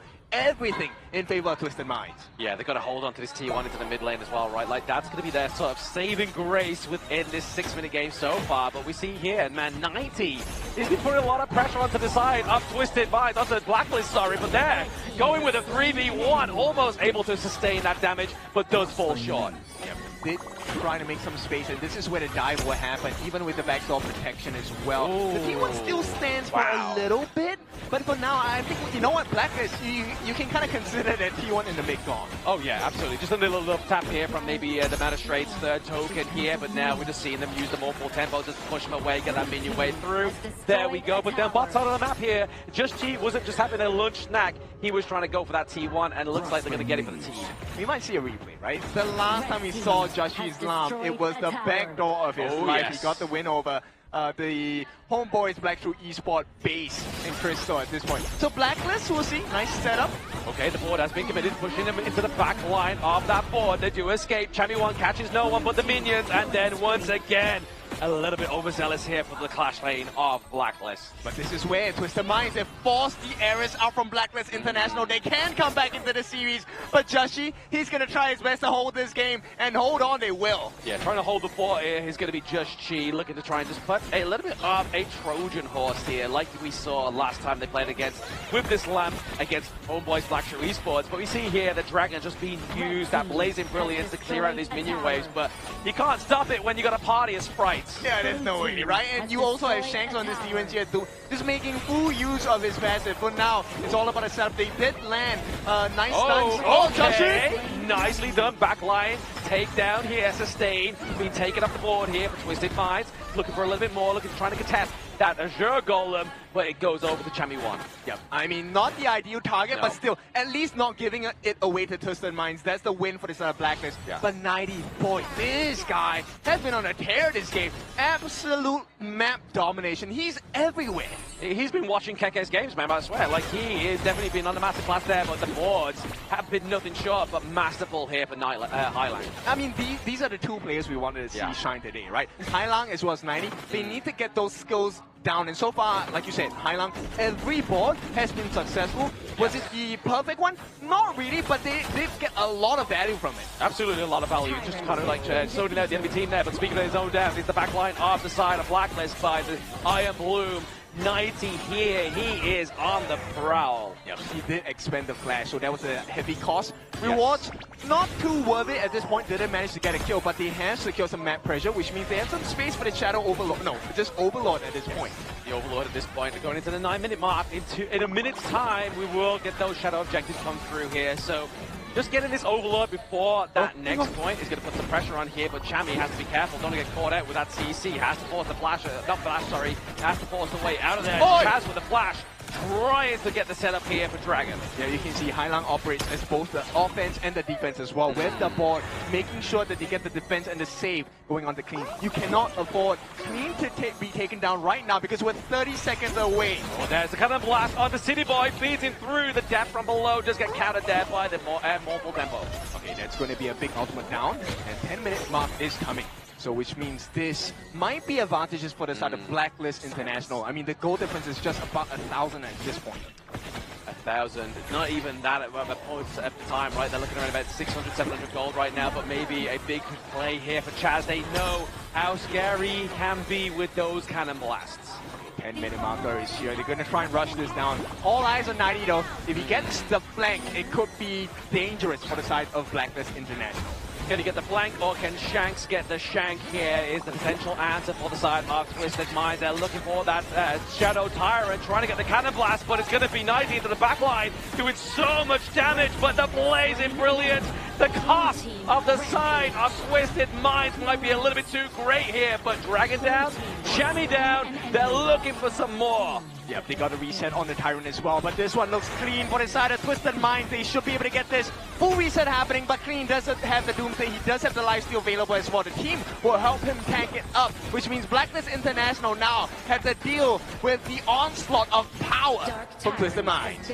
Yes, that temporary damage buff and the movement speed increase here given over to the Shadow Tyrant is going to be something that really could catch the side of Blacklist up. I mean, they're able to get that Crimson Golem away from the side of Twisted Minds, which is going to be that minor victory we're really looking for here for the boys at the PKL. I mean, look, this is the version of Twisted Minds that we wanted, right? This is the same quality that Blacklist International has shown us since game number 1. And now that we're getting a stronger Twisted Minds in this game number 4, this is what we deserve. Very strong, very dominant. They're looking to just keep that pressure onto the side of Blacklist. Not able to get that Azure Golem, though. Just go over to Golden Kite, so they really are. They're getting it. They're not getting it, but they're taking it away from just G here. Yeah, I mean, it's just damage limitations from the side of Blacklist International. I mean, we've taken a look at the strengths on the side of Twisted Minds. Look, the turret kick is just insane. A blind Gorge mobilization to push them away because they will not have that Primal Bond in about 30 seconds. They're just looking to pull attention away from Blacklist International. Yeah, just looking to put pressure on Blacklist International here. It's going to be Twisted Minds with around about that just under a K gold lead right now.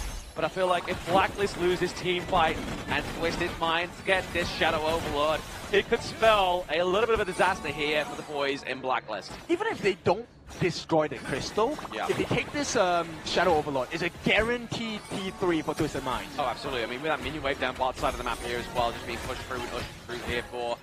With 90, that could be the open door, but do we have to send away Golden Kite to get that one? Yeah, they now know Golden Kite is not here. The Pentakill guy is not around. This could be a fight that they could win. Twisted Minds, all they have to do is time it well. Yeah, the pack leader has now returned to his pack. Can he make an impact? Is what Golden Kite is looking for here.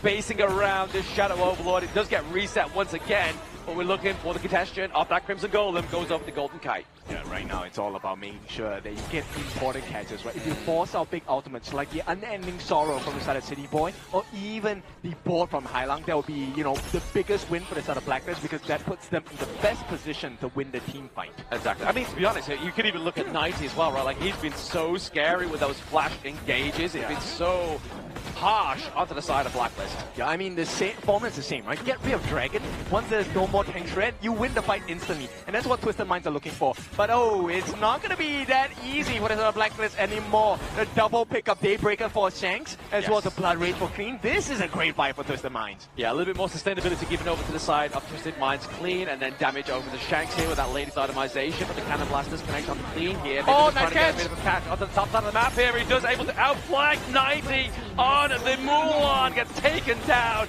Is this the Blacklist comeback here? Yep, they're looking for an opening. He just needs to find an open angle. In fact, they don't even have to fight. They can actually just take the Shadow Overlord and make a beeline for the top side of the map. At the same time, they have to put pressure into that mid lane, right? Like you saw Just G cast that wave, because if they weren't, they'd get that T2 into the mid lane, which would be really detrimental to the side of Blacklist. Yeah, Chemi1, he's waiting. Oh, hang on. Gorge mobilization doesn't get procced here, gets takedown onto Chaz.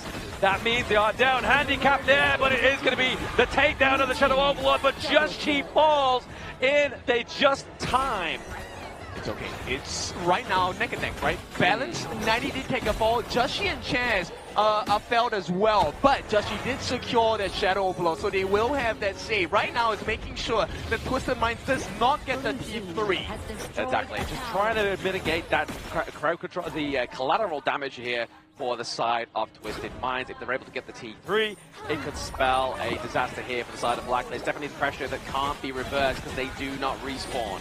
Yeah, right now it's all advantage to Twisted Minds. If they get this Shadow Tyrant, they could pick a great fight against Blacklist and could potentially turn this whole thing around. Yeah, they got the neutral objective here, so for the next 85 seconds, they are going to be packing a little bit more of a punch here onto the side of Twisted Minds, and now you're seeing that goal difference come through, but look at Just Chi, man. Even though he's died quite a few times, twice, he's still maintaining that gold lead over Clean.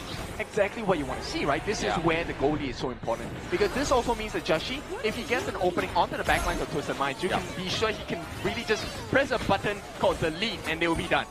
Yeah, and at the same time, we're looking at Golden Kite getting into that late game as well, right? Obviously, he has a Daybreaker that's been built there as well, looking for that last final item. Has the Sun Chaser, going to give him a little bit more damage, maybe go for a little bit of lifesteal here because sustainability onto the side of Blacklist going into this late game is going to be scary, but Just Chi, he's just making sure that Vanguard, top side of the map, gets the job done. Yeah, right now they're searching for him, right? They know he's looking for a split push, which is why they're so intent on looking for getting that advantage in numbers. If they get rid of Just Chi here, it could spell disaster for the side of Blacklist International. At the same time, look, I'm all about City Boy in this game. Yeah. The heals coming from the Unending Sorrow might be game-changing for the side of Twisted Minds. Game-changing, but the Radiance would get hit. He does obviously use a CC immunity, cancelling out that Cannon Blast, but bot side of the map has to be answered here by the side of Twisted Minds. Yep, and look at the patience of Just Chi. He is just waiting in the sidelines. This Shark is ready for the bite, but if he gets it, this is going to be a deathly bite. Yeah, like I say, because he is just kind of like waiting in the wings, but he's giving comms over to his team. He's like, guys, I'm going to sit here, and then we're going to give comms. We still see 90 trying to look for him here as well. Finds him in the brush, but it's not going to be enough here to get the takedown. Yep, nice check from the side of 90 as well. This is going to alleviate the pressure and in fact balance it and maybe give them an opening, an angle to find into the chink of the armor on the side of Blacklist International. Yes, looking for that chink in the armor here is going to be Twisted Minds potentially. Looking just to give over some more damage over to Shanks here, gets the Crimson Golem as well. They're just looking to kind of like formulate everything into their itemization, into their pockets, then to take one last team fight potentially. Okay, I'm just waiting now because if you take a look at the gold distribution, yes, recovery on the side of Clean in the jungle. But right now, with a 6-slotted Just Chi, yes, this could be a very difficult position for Twisted Minds, especially when they don't know where he is. So whatever that's happening now that City Boy as well as 90 have gotten attention of where Just Chi is, this is great information for them. Great information. He's just built the Sage's Sanctuary as well, right? So we could be seeing a little bit of an aggressive dive into the back line, but Chemi1 has taken too much damage from my liking before a next team fight. The full tempo does actually get the catch out of Dragon into the back line here, but it's going to be that Overlord that's going to be taking place here as well. Just Chi has to be careful. He's taking too many liberties at the same time. Trying to get the dive on the back line. The death from below, but can they pick up a kill here? 3v1. Chaz is not able to get that lifeline and flash into the back line here. It's going to be 90 with that ultimate. He's looking for another pickup. That's 4-0 here for the boys of Twisted Mind. Take that as a team ace. Yes, and the doors are wide open. They have a wave on the top, on the bottom as well. Twisted Minds should secure this, and it's T3 broken. Crystal explodes, and it will be a draw now, 2-2. 2-2 scoreline being neutralized here by Twisted Minds. Definitely what they wanted after that break. Maybe the break was the debuff for Blacklist, and what exactly Twisted Minds needed in this one. 90 was so clean on that Mulan Iron Bloom here. A lot of these plays was really initiated by him in towards the early game, and the final heavy sword charge on towards the flash, really set the gameplay coming in for that final push here. Definitely well-deserved break, even for both of these two teams. This is exactly what we need out of 90, right? This was the biggest difference between him in game number 4 and the first 3 games of the series, because he was never around. 90 was always caught off or taken out in the team fights. This is the first time, and this is the quality that we deserve of 90 going into this best of 7. Absolute quality. I mean, Clash Lane, we was waiting for pop-off, right? Like we were saying that entire game. Where is 90 in this series? We are waiting for those plays, and definitely on the Iron Bloom, on that Mulan pick, he served. He really served. I think from the early game itself, you can see his rotations against Chami1 and getting that double kill. And then in towards the mid game here, he was actually pulling a lot of pressure coming in from the map itself, making sure that if you want to commit towards this Mulan, it's either you better send 2 or 3 members. If not, she's just going to get priority over the waves and then setting the pace going into those big team fights. Yeah, the biggest difference here is that, look, when Joshi is in danger, right, you need someone to stave off the attention of the 4 other members. Not an easy task, but he himself, 90, was able to hold off 4 different members of Blacklist. Not just hold them off, get the kill onto 2 of the members on the side of Blacklist International, wait for his support City Boy to come in with the Yuhuan, and then finish the job getting a full ace before marching calmly towards the end of the crystal for Blacklist International. Yes, that was a scary plays here from Twisted Minds. Definitely neutralizing this game. It looks like we are going to go for a full best of 7 at this point, right, lads? I mean, we are 2-2 drawn right now, but let's look at that game number 4 post-game analytics. I want to really highlight on the dynamic that Blacklist International was trying to do, due to the fact that the early game was already really difficult for Just-Chi to flourish on this jungle assassin.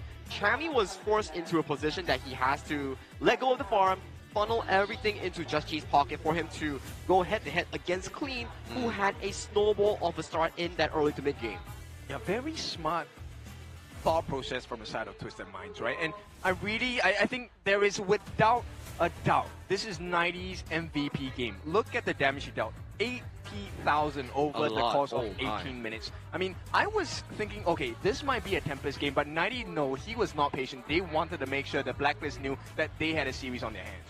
Yeah, he definitely want to spell bye-bye night on the side of Twisted Minds. He didn't want that Tempest Dragon because he knew that it was going to cut fine, but once again, in the same fashion, Twisted Minds has to get to this late game point where they have to pop off, but Blacklist really played a not-so-good early game in that one, which really got them the pressure. The early game was always in the favor out of these 4 games. In the favor, aside from that Liang game, was Twisted Minds finding those big catches, formulating that lead, and with the delay of the mid-game 10-minute team fight, and then Black International will slowly but surely grab it back into their favor here. But this game, Twisted Minds, everyone knew the mission. It is to shut them down on their first engage and then slowly play the healing here. Hence, we have this head-to-head between Twisted Minds 90 and also Chami1. Chami1 was silenced this game by 90. Yeah, a rare situation. So far we have seen Chami1 pop up quite a lot of times, but the biggest difference here, the GPM. 90 was showing up all across the map. Number 1, he's getting the wave pressure, but he's also getting the gold. And we take a look at it, the participation in kills, a little bit lesser for the side of 90 because he was making things happen across the map. That's what you want out of a Clash laner. He may not show up in the fights, but he needs to make sure that the gauge is in your favor. Yeah, but speaking of MVPs here, it has to be Clean, right? This one with the Agudo, definitely putting the pressure onto the map of Blacklist, here, showing up that wall rider and how it's played. We have that 718 KDA, damage taken % as well. That's a lot of damage taken on a pseudo-tank marksman like the Agudo here. You know he was in the spotlight, but not in a good case here. He was always being targeted by the side of Blacklist International. They're like, why isn't this Agudo dying? I'm using so much of my spells. Just for the fact that Iron Bloom on towards the side of 90, getting those miracle flanks and making sure that his jungle had the game of his life. Yeah, I mean, important space build. But another player I want to highlight, even though they're not part of the MVP screen highlight, the amount of balls he landed was so critical for the side of Twisted Minds to be able to gain control of this game, right? The burst damage, heavy sword stance for this Mulan, how important was that in this game? So important. So important. Like Blam said, you have so much crowd control in the form of Dragon, Chami1, and Chaz. you take a look at these sort of situations, Chami going in for a 3-man troop, immediately silenced by 90. This is a crucial one. If 90 wasn't there, this could have gone so bad for the side of Twisted Minds. And the same issue then pops up again. Dragon, the moment he's taken down, then no, there is no more tank threat. There is no answers. Look at that. I mean, on the right-hand side of the screen, 90 was just holding and fending off multiple members, getting the kill on the Golden Cut as well, who was your main source of damage, by the way, on the side of Blacklist International. Yeah, I feel like Iron Bloom's not a fitting title here. It's more like Iron Dancer. The way that 90 was just dancing around those team fights into the back line, just putting so much pressure on the Blacklist was crazy, but again, just another Clash lane pick we don't see come through too often. But when you need that CC immunity, when there's so much control onto the enemy team, it's definitely the pick that you want to go for updated brackets right now. It really is a KMW special, the Iron Bloom, to bring it out when things matter the most here. But talking about a bracket here, Blam, it has, once again, been mitigated into a neutralized 2-2 for these teams. A final BO3 will decide who takes it home and go forward in that lower bracket. I like what's happening here because, you know, this brought me to a quote earlier today, right? When you're not tired, everyone can win. Everyone can be a champion. But now we're going to a best of 7 potential fully, which means fatigue is going to set in.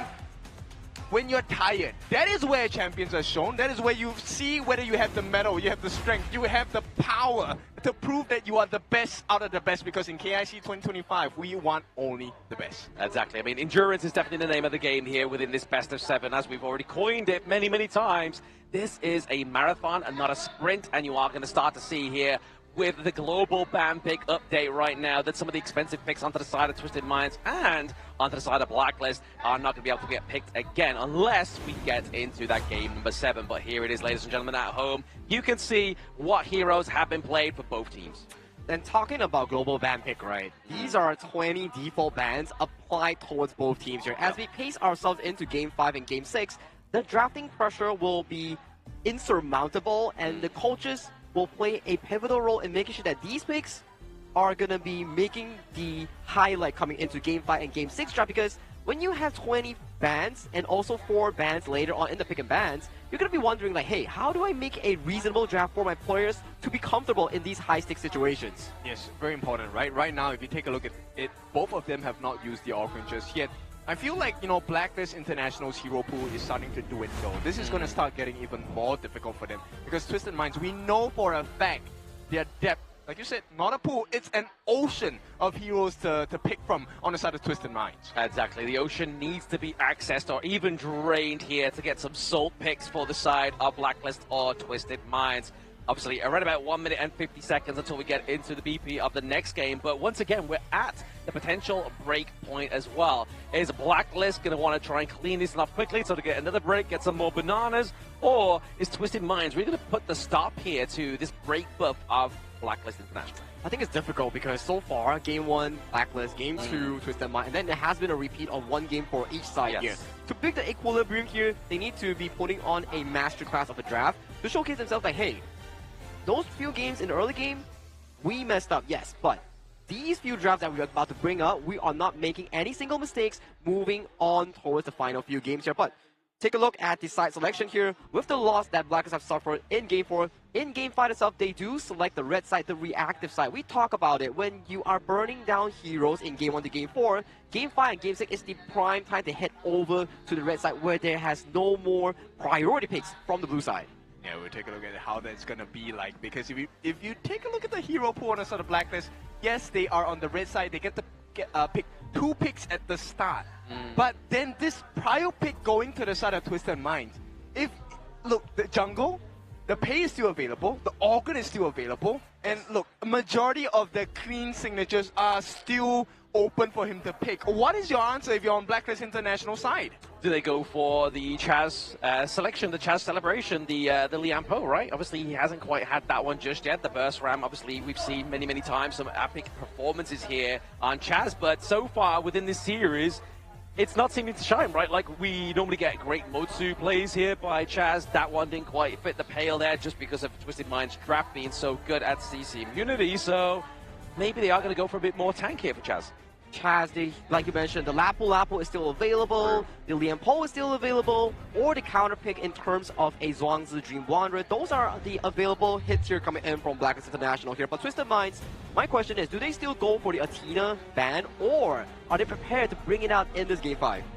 I feel like if you're on Twisted Minds, you only give the Athena when you feel like, hey, there is no more strong heroes on the side of Blacklist International. So I think this game might not be the game that you pick off the ban hammer of Athena. I still think Athena will be banned. The question now is, okay, we now have the option of exploring very, very clinical combos like Liu Bang Lian Po, right?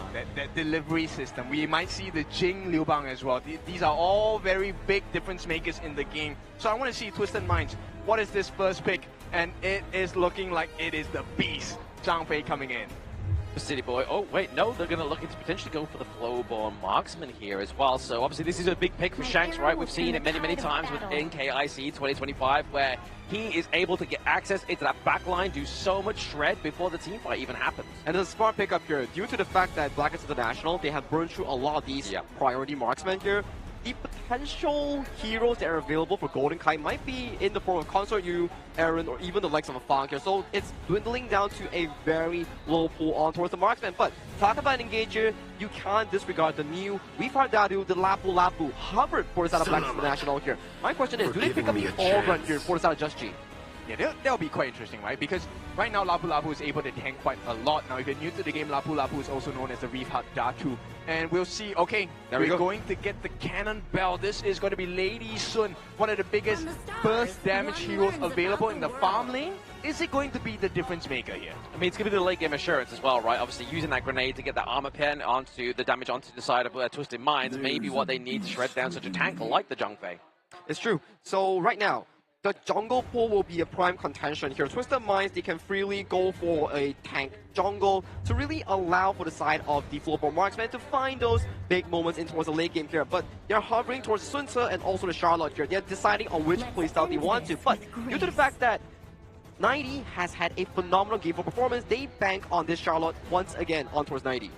This is a very big pick. We've seen how devastating teams can be with the Charlotte pick, right? Especially when you get the flash power gradation dive on the backlines. That really deals the worst amount of damage. But they're going to try and even that out with the burst potential of Fatih. So with that being said, Blacklist, we will take a look at what's happening for the rest of the second half of the bans. Because the mid laners are still open. And I feel like this is where the damage will be done. Yes, potentially here, damage done for these two. I mean, the clash lanes as well, right? This is two heavy backline access heroes. You have, obviously, the Mighty Conqueror and then, obviously, Charlotte here as well. Interesting bans here for the side of Twisted Minds here. Removing the Musashi and also the Fade.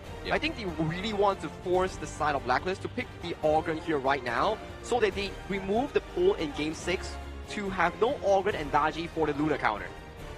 Actually, yeah, the Heartseeker Dashi, I think it makes a lot of fun, but yeah, I don't think that's going to be the prior pick here. There is also another consideration. You can go for the Ziya, but I think Ziya is too big of a risk at this point. You want to see what the other two picks are on the side of Twisted Minds as they wrap up the combination. Because imagine a level 25 Lady Sun. Holy, the damage. So much damage here. And I mean, we got the Soul Guide coming through, and there it is. We have the Suya pick coming through also. But the damage reduction going onto the likes of the Org. I like the setup here coming in for Twisted Minds. Too. You want to be bursting down the Organ, and what better way of doing it is to lock in a Ziya, that spell one to splash on towards you, removing your resistance, and also the side of Nakoruru that does super well into these big beefy boys such as the Organ himself here. So this early game will be quite pivotal for the side of Blacklist International, especially Just G on this Organ, to break through the line coming in for the jungle known as Queen on the Nakoruru. Okay, I like this answer by the side of Blacklist International as well, right? The Yixing Ball Master here. If he's able to get the board, this limits the movement abilities on the side of Twisted Minds. If you take a look at their composition, they're very mobile. The Zhang Fei, once he gets his Unbridled Orbus, he will be able to jump left and right. I mean, just leave anywhere on the map, right? And this creates space for Shanks on this Flowborn Marksman, also known as Steady Will. Now, so this game, I feel like Dragon, once again, a lot of expectations. If he hits those boards, this is a Blacklist game. If he doesn't, oh, you know what's coming. Twisted Minds are going to come for your neck. Exactly. I mean, the interesting thing here is going to see how Clean plays on the Nakaruru, the Hawk Whisperer, right? Obviously, this is a hero that can actually do very well against tanks. And obviously, onto the side of Blacklist, you're looking at Lapu Lapu, the Reapart Datu, as well as Augur and the Soul Guide. So there is plenty of tanks for Clean to be targeting. I like how you bring up the fact that all these carry junglers are in the game, but I think we need to focus on one specific role as well. The roamers are both setup roamers. Whoever plays the setup correctly in those big team fights might reward their team this game 5 victory itself here, with players locking in their draft in this game number 5. We will be slowly but surely heading on towards the gorge to decide who gets that lead in the series here. This lead is so important because it puts so much pressure on towards your opponents in the best of 7. I think the biggest difference maker is if City Boy takes Smite. Because I think that will be the main difference, right? If City Boy takes Smite, then he has the potential of working against Blacklist International in this big scuffles in the neutral objectives. But for Lapu Lapu, do you really want to take a Smite on Lapu Lapu? Wait, why not? Because Lapu Lapu wants to look for those flash engages with that ultimate here. So removing the Smite will be quite detrimental for them in this case here. And I like the fact that you bring up the Smite onto Zhang Fei. And when you're playing a jungle-centric carry lineup like the South Twisted Minds, with Smite on your hand, you allow the mid lane to go for that Knowledge Gem start to funnel more gold into the jungle carry. The KMW fans are very happy with your setup because it looks like KMW are looking a little bit stronger in this later part of the tournament. And if it's following what has happened so far from game 1 to right now, game number 5, when it comes to late game, who wins? It is Twisted Minds. Exactly. I mean, to be honest, Twisted Minds, they were top 4 within KWC right there, looking to kind of get back into that top 4 spot as they were in their prime of glory, especially before being defeated by OG Esports, who are no longer with us in this competition. But this is now Blacklist to try and win this one, and we have a Lapu Lapu in the audience here. I mean, where did he come from? Nobody knows. Probably from the sea. Yeah, I'm guessing as well. From the hero ocean, the pool that we've been trying to pull from. Yeah, I mean, he has the shield, the sword, the full kit as well. And now, this is where both teams need every single thing. You need to be the sword, you need to be the shield, and you need to get the win. And you need to maintain your composure here in a 7-game series here. If you lose focus, if you lose composure, it will be detrimental in gaining that lead that you need to finish off the full 7-game series here. Who miss-ups, who makes those mistakes here will be punished heavily before we go into this game 7 here. The nerves will be wrecking for these 10 players. Exactly, especially if we get into that break as well. There's these, whoever loses this one, they're going to be feeling the heat, but that's for them to decide, right? Who is going to come out on top of this one? Yeah, I mean, guys, pick a lane, right? I feel like this point, the lane matchup is the most important. Which lane should we look at? I feel like with the side of Blacklist International drafting the Lady Sun into the Flowball Marksman, it favors the Lady Sun along with the superior laning phase here. If Golden Kite falls behind in the laning phase, that will be a big hole for South Twisted Mind to claw into here. And with the jungle matchup that we are featuring here, Just G into Clean, if Just G is able to win out the early game and shut down this Nakaruru, there won't be late game for the side of Twisted Minds. But hey, I'm no player myself. It's for them to really execute and show me who's the boss in this game number 5. Yes, game number 5 coming through once again. Blacklist International and Twisted Minds playing for tournament life again here now. But first, we're going to get a little bit of a breather here. We have requested a bit of a pause. Yeah, we want both teams to be at their best, right, at this point. So this is not just the players' equipment as well. We'll take a look at how this is going to be like. Now, with that being said, this still then adds on to the tension, adds on to the pressure, because now it starts to really sink in, right? Hey, we are now at game number 5. The score is 2-2, neck and neck. Whoever wins this next game, you're at series point. Yes. And that's a lot of pressure. That is a lot of pressure to be sitting in your break thinking, like, if we lose next game, it's Jova. It's really Jover here, or they could really come back into a game 6 situation and bounce back even stronger here. But hey, you're Blacklist International, you're playing for your fans here in Manila Bay. You need to do whatever it takes to come back, and you have the iconic hero there for Lapu Lapu here, representing the stage, cheering on the local crowd. What a Giga Chat, look at him, look at him. He's built for the part, He's built for the part. Yeah, he is looking strong. Now with that, is that going to be the change that Blacklist International are looking for. Because right now, on the side of Blacklist International, they do have the Reef Hadatu, they do have Lapu Lapu. In the audience as well, right? So they've got Lapu Lapu here in spirit onto the gorge as well. Is it going to be enough for Blacklist? I feel like, is this the first time they played the Lapu Lapu? I think yes. I haven't seen before the side of Blacklist International actually bringing out Lapu Lapu. We could be wrong because it's been a few days until we actually are here to witness the 3 grand finals days itself. So I'm very interested to see how Blacklist International and Twisted Minds really conclude this final of a series here, because we know we've been repeating this time and time again. Blacklist, they want to be the first PKL team to punch their tickets in towards the top 4 here, and Twisted Minds, with the regional hope on towards their shoulder, they cannot back down without a fight. Exactly, that would be history in the making, right? Like, if they can punch through the top 4, this really kind of resounds a huge message going into 2026 Honor of Kings Esports. Yes, I think this is the best performance we've seen of any PKL team in any international competition so far, right? So, I mean, this is the dream for PKL. Fans, teams, coaches, whatsoever have you, the entire region, everyone is looking at Blacklist as well as Boom. So if Blacklist International is able to pull out a big win against Twisted Minds today, that will make esports history in honor of Kings Global Esports.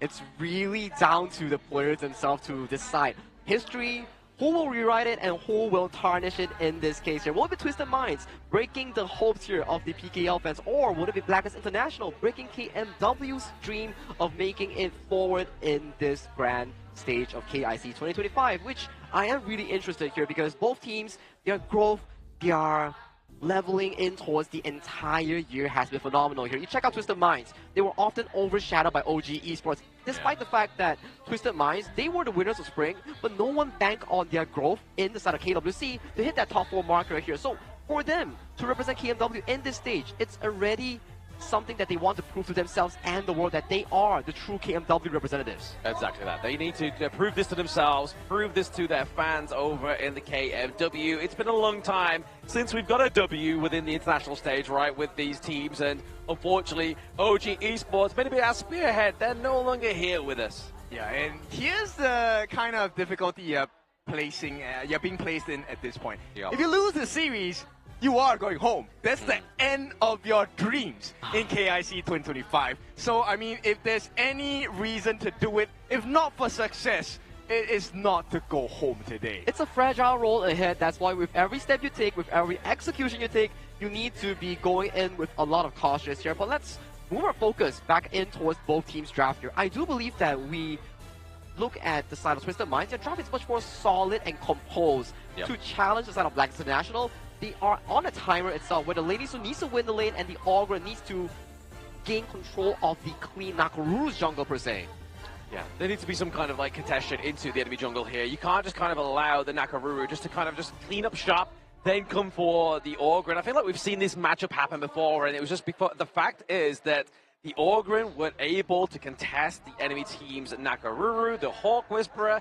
Just meant that when she started getting that combos off, using that passive, the damage was just too much. And the scary thing about it is Nakaruru is one of the most mobile and agile jungles as well. One of the many, right? So, yes, Augurin does have quite a bit of mobility, but doesn't match up with the Nakaruru, which is a very scary option. Now, with that being said, if Clean gets the gold advantage, level advantage, I feel like this game is over, at least in the early parts. Maybe Blacklist does hold on, but it's going to be tough. And you also had a Divine Enforcer Ziya on the side of Twisted Minds here. So they really covered their base here, but the only thing that they didn't cover is the fact that both side lanes, Charlotte and also the side of the Floorboard Marksman, and also the Ziya and the jungle itself, these are very greedy late game picks here. If they falter in the early game, they could be finding a big cliff to climb to even come back into the later stages with those items that they need. Alright, so let's talk about the Mighty Conqueror. Since we're exploring the clash lane for the side of Twisted Minds, I think it's only fair we take a look at the Blacklist International as well. This Fatih pick, Mighty Conqueror. How does that work out for you? Because it's pretty much a mid to late game pick as well. It is a mid to late game pick as well. Honestly, like, if they start to get the shutdown, or maybe Chami just decides to take the role of what Golden Kite's been doing, right? Goes for the macro, really just puts the pressure onto the top side of the map there. I feel like it's then at the behest of Twisted Minds, if that would be the case. I want to add on to the point as well. We talk about Mighty Conqueror, we talk about Rose Fencer. The primary idea of these two picks is to jump towards the backline and find the backline assassination on towards the Lady Sun, on towards the Ziya, on towards the floor marksman. Once these pesky late game heroes are out of the equation, that's where these two long fighters will skill better into those team fights here. So whichever Crash lane gets the perfect dive will set the perfect pace for their team. I want to see what kind of pacing they do, because if you take a look at every extent, early to mid game, you want Ziya to have success, right? You want him to get that level 15. Once he gets that level 15 sanctification, instantly into the hands of that floorborn marksman, the Steady Will, right? Who's piloted by Shanks. And we all know this is his #1 pick.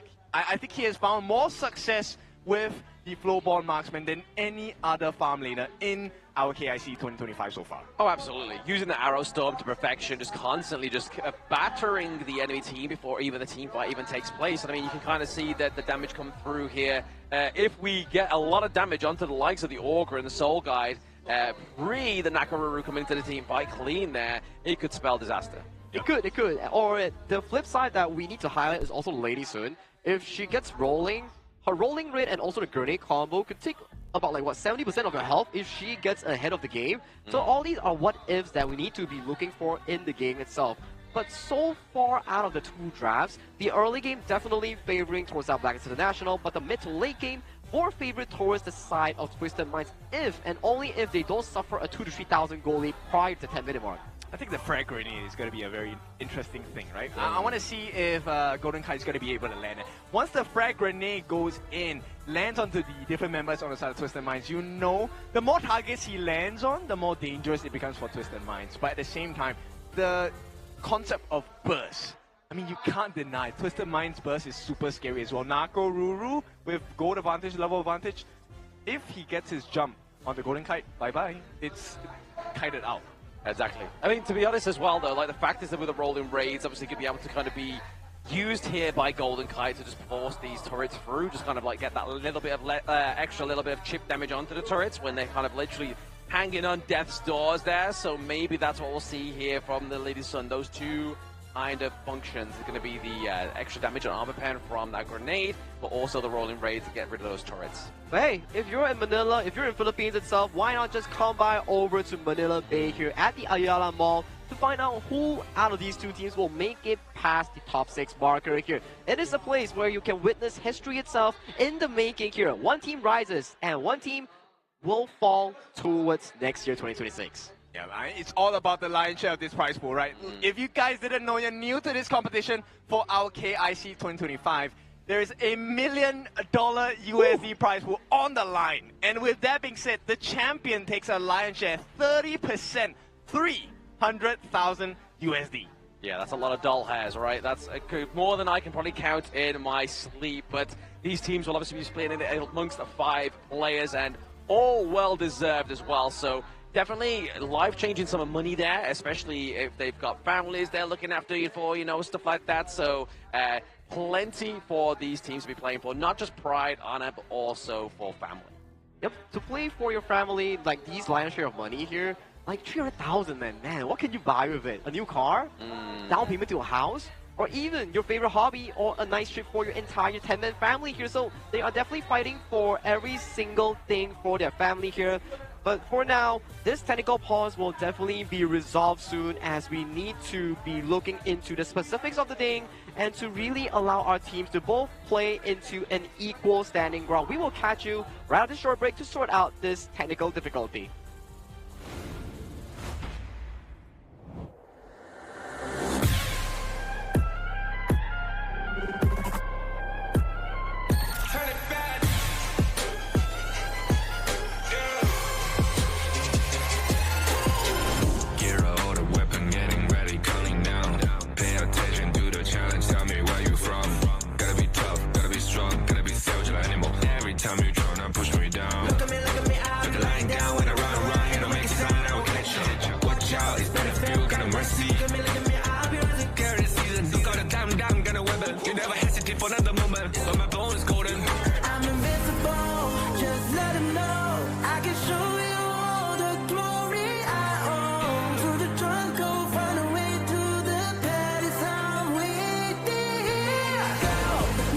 We go.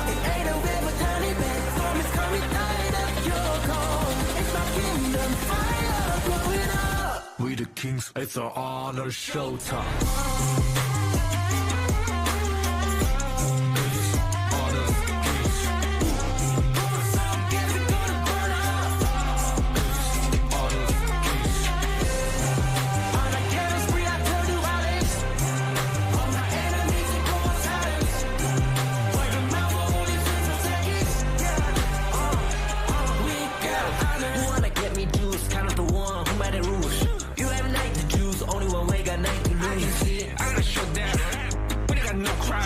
We barely fuck this one question pieces you can keep. First blood, double trouble, then I take a pen, I kill. All you do is sweat and look at me stay with the rain. Say. I trigger my soul down. Follow my pace. We the champions, screaming, I'm invincible. Just let them know I can show you all the glory I own. Through the jungle, find a way to the pad is how we did. Go, live rock and we go.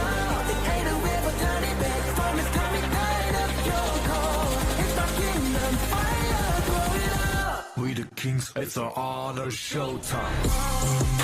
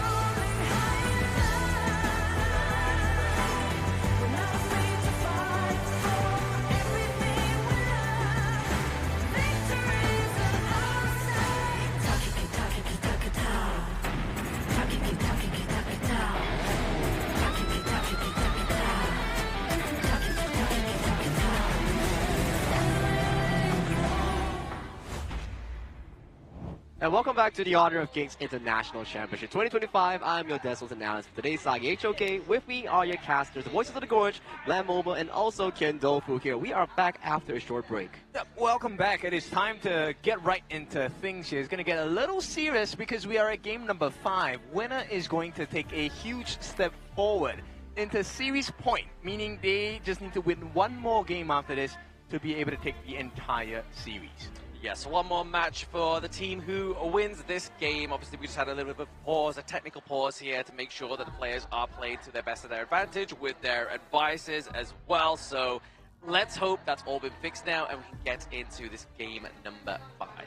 The facial expressions you're coming in from both these squads are a bit relaxed, I would say, even though it's like game fight itself, very pivotal of a game here to decide who holds the series point going into that best of 7. But you know, they have a lot of experience, they have a lot of these trainings. Composure is the main thing that they need to maintain before going into such a big series. It's important to keep calm and to really understand what the next step is, right? Not just for yourself. I think the most important part is to understand what is next for your opponents. Once you understand what they're trying to do, it's easy to find and squeeze those gaps, find those chances and opportunities, right? If you can't find those openings, you make them. And that's what makes good teams great teams, when they're able to outplay their opponents, not just physically in the game, but also mentally as well. Yes, mental preparation is definitely one of the key things. You need to be a Honor of Kings esports player. But I mean, we speak about Honor of Kings esports players. We've had some players grace us all the way from the Open Series, right? So this, yes, they're not in the tournament anymore, but the fact is you can make it all the way to the KIC from the Open Series, which is something that if you are an aspiring Honor of Kings esports player next year, you want to be looking at the Open Series 5 and maybe potential 6 come through later on in the years as well, so you can find your way and pave your way to glory. Yeah, it's very important. That is a beautiful storyline for every aspiring pro out there, to know that as long as you grind, as long as you pace yourself in towards these trainings here, eventually your hard work will be paid off if you are good enough for the competitive challenge. Also, if you are just a fan, you want to watch and enjoy the games, come down, join us. You can see the arena, the venue is packed here. We are at Ayala Mall's Manila Bay. With that being said, I mean, okay, I believe there's still some spaces, maybe a couple of seats left, but across the different levels of the mall, there are so many people here. So join us in the fun, in the action, and see. We hope to see you here because we want your support, especially for PKL fans. And if you're a KMW fan, which might not be the most majority here, but still, come down, give us some support. Yeah, exactly. I mean, you might want to fly over from the KMW region, but it might take you 17 hours. I'm pretty expertised in that one, but you may be here by the end of the series. Or if Twisted Minds actually win this one, you may be able to get to see them tomorrow. If you start booking your fight now, if you're a Twisted Mind fan, Jet 2 holiday. You need to make make sure that they win the series, and when you arrive, they will potentially be playing tomorrow here. So maybe if you're a Twisted Mind fan and you're from all the way from Europe here, consider booking your tickets after the series actually ends, to decide whether you're like, are you going to head on this long journey? Nothing beats a Jet 2 holiday. Yeah, you should have bought your tickets last week in order to make it here. But in any case, I mean, jokes aside, of course, we're looking at a prime position for both these teams, right? And to achieve a prime position, I think is going to be a little bit of a challenge here, because both teams, I think, they've taken up a roster that doesn't allow too many mistakes. Right now, especially in the jungle, if you're clean on your Joshi, I cannot imagine the pressure that you're under, right? You make one mistake, lose one buff, or even give a kill over to the opponent's side. Yeah, that's it, man. Yeah, it's going to be a hard one for you to come from. But I mean, I do like the Hawk Whisperer. It's a hero I like playing personally, especially with the latest rework with her ultimate, right? Like, if you click the ultimate, you get to fly over at least one wall. It gives you such a great advantage position to actually just, like, lay the smackdown onto your enemy team. You get better flank angles, and with your passive itself, you get to traverse the gorge even faster compared to before. So this Hawk Whisperer Nakoruru is much more of a strong contention point coming in from the side of Twisted Minds if they look to really play for those late game markers here. But that's a very greedy late game composition that has been built by TM here. It's really their bread and butter. When they are at the Death's Door in the best of 7, they often go towards these long scaling compositions that really allow them to flourish in their late game, but and only if they are allowed to go to late game. If you check over to the side of Blacklist International, Lady Sun, Ogren, Yixing, these things spell one thing: they are ready to box you and fight you out for your early game tempo. Yeah, it is, and this could easily turn into a horror movie, right? Hawk Whisperer, okay, maybe not as scary, but can you imagine being alone in the jungle at night and suddenly a whisper comes and you're dead? Oh, that's scary. That gives me nightmares. Now, we will take a look at what's happening here. I think the players are getting ready. They're kind of testing their phones, and of course, with that, we'll see, can they achieve peak performance, because nothing lesser is going to give you the win here. Yes, you're going to have to definitely bring out all your performance plays here for either of these two teams, because Whoever wins this one, we're back onto the 3-2 scoreline here. We're back-to-back trading wins here as well, as you've seen within, obviously, if you've been here with the global ban update, it goes 1 team, 2 team, 3 team, 4 team, just back-to-back. There's no been a 2-0 so far within this one, which spells, obviously, a good sign for these two teams to go the distance and try and prove themselves in that ultimate battle. Because so far, the story and narrative has been that Blacklist International have not been the most successful within those upper brackets. That's true, especially in the upper brackets, in the ultimate battle itself. Yes, you can say that. Great, HBSC, they won Game 7 here, but that is at the expense of Blacklist International going up 3 decisive games against them. But you have to cross towards the finish line, and we are back in towards the gorge here, ladies and gentlemen. Back into the action, finally, with these two teams. We are going to give you everything that you've wanted and more for the past, 15 minutes. We are getting Twisted Minds and Blacklist International back onto the gorge. Yeah, very different kind of mindset here. So the help that Hailang is giving, along with City Boy as well, to make sure that Clean gets the fastest start possible in the jungle, is definitely going to benefit them quite a bit. You can see a difference in mindset. Joshi and as well as Dragon, the both of them rushing in the mid lane to try and get the wave hit as fast as possible so they can actually have no contest in the jungle bus. No contest into the jungle, and maybe even try and look for that 2v1 top side of the map, as you can see here. Maybe even try and go for that space sprite. That's really been the kind of the key indicator of that early game. Yeah, and you can start to see the value that Hailang has as a so yeah, right, the Divine Enforcer. Once he gets a single hit or skill usage onto any of the minions or jungle camps, he gets extra EXP if it's taken down within 3 seconds. So he's already at level 3. He's gonna be ahead of the competition. Yeah, it's gonna be scary depending on where he's gonna put that sanctification, right? Does he give it over the Shanks? Does he get over Clean? There's 2 big avenues there that you can see from these 2 options that Hailang has for his teammates. Right. This initial aggression, right? 2v1 against Chammy. I don't think Chammy is going to be in too much risk, but the thing here is he doesn't want to burn out his flash too early as well. Yeah, burn out his flash, obviously, once he gets to level 4, so he has that ultimate, which he has now. Obviously, he has that sustainability and attack speed that comes through very much early on, but you can imagine that the board being placed there, that would have been a nice little catch for the side of Blacklist. Yeah, that would have been a very nice timing as well, but unfortunately, or maybe fortunately, for the side of Twisted Minds, they make it out, and this is going to be status quo, because look at the speed of which Hailang is helping Clean. Oh yes. A lot of fast wave clear here into the jungle. I mean, it's just really going to set up the pace here going into the 4-minute mark for the side of Twisted Minds. They are behind by around about 200 gold, as you can see there, top side of the screen. We now get a little indicator, which is very nice here. But now, Twisted Minds having to try and go for the space sprite 2v1 here. Going to be a big contestation for them. Yeah, they just want to force them out of the way now. This is going to be extra gold given to the side of Blacklist International. But Dragon, he's looking for it. Goes in with the ultimate, but he does have the passive onto Dragon here, so he does have to overcommit if he wants to kill. We do see the Universal Orb in place down there, just to clear out the minion wave, put pressure onto Blacklist. But he got him to use the flash, right? So that's going to be great timing, because at this point it's almost 3 minutes. Dragon will not have the flash for the fight, which means he is at risk, even if he does have his passive. Exactly. He not having that flash, he cannot reposition, he cannot keep himself safe, so really going to be relying on the likes of Just Chi and maybe even positioning of Chaz here to keep him alive, but passive still up. We have him at level 5. Roughly, we have a neck-and-neck goal lead into that jungle. But I don't think this is going to be a fair one unless they get a kill or something onto, perhaps Hailang. Hailang is already at level 7, abusing the fact of his passive, and here he comes 3v2, going to be backed up by Dragon as well, 3v3. Yeah, to put pressure onto the backline. The path of passive is going to get stopped there by that circle from the Suya pick now, but can they get the space sprite? And the answer is yes for Blacklist. Yep, so they will, but right now quite a bit of damage has been laid on, right? Joshi needs to get the lifesteal coming back up, gets to share the wave along with Chance as well. This is going to be valuable EXP. And you know what? Every little bit matters. Taking away the touch boards is going to be of value to Joshi, but both these teams, they need their first blood. They need the first blood, but maybe more importantly, going for this neutral objective first, because again, we're going to get that extra bit of damage come through for either of these two teams right now, and we're already starting to see Blacklist formulate around this Tyrant. Yeah, is it going to be enough? Because right now you can see that Crimson buff has been spawned on the top side of the map. Defense coming in for the side of Blacklist. Oh, jammy. He's being a bit jammy there. 90 has to escape ever so slightly. He didn't want to use the flash as well. So ballsy from both of them, right? If I was Jammy 1, I would have flashed. If I was 90, I also would have flashed.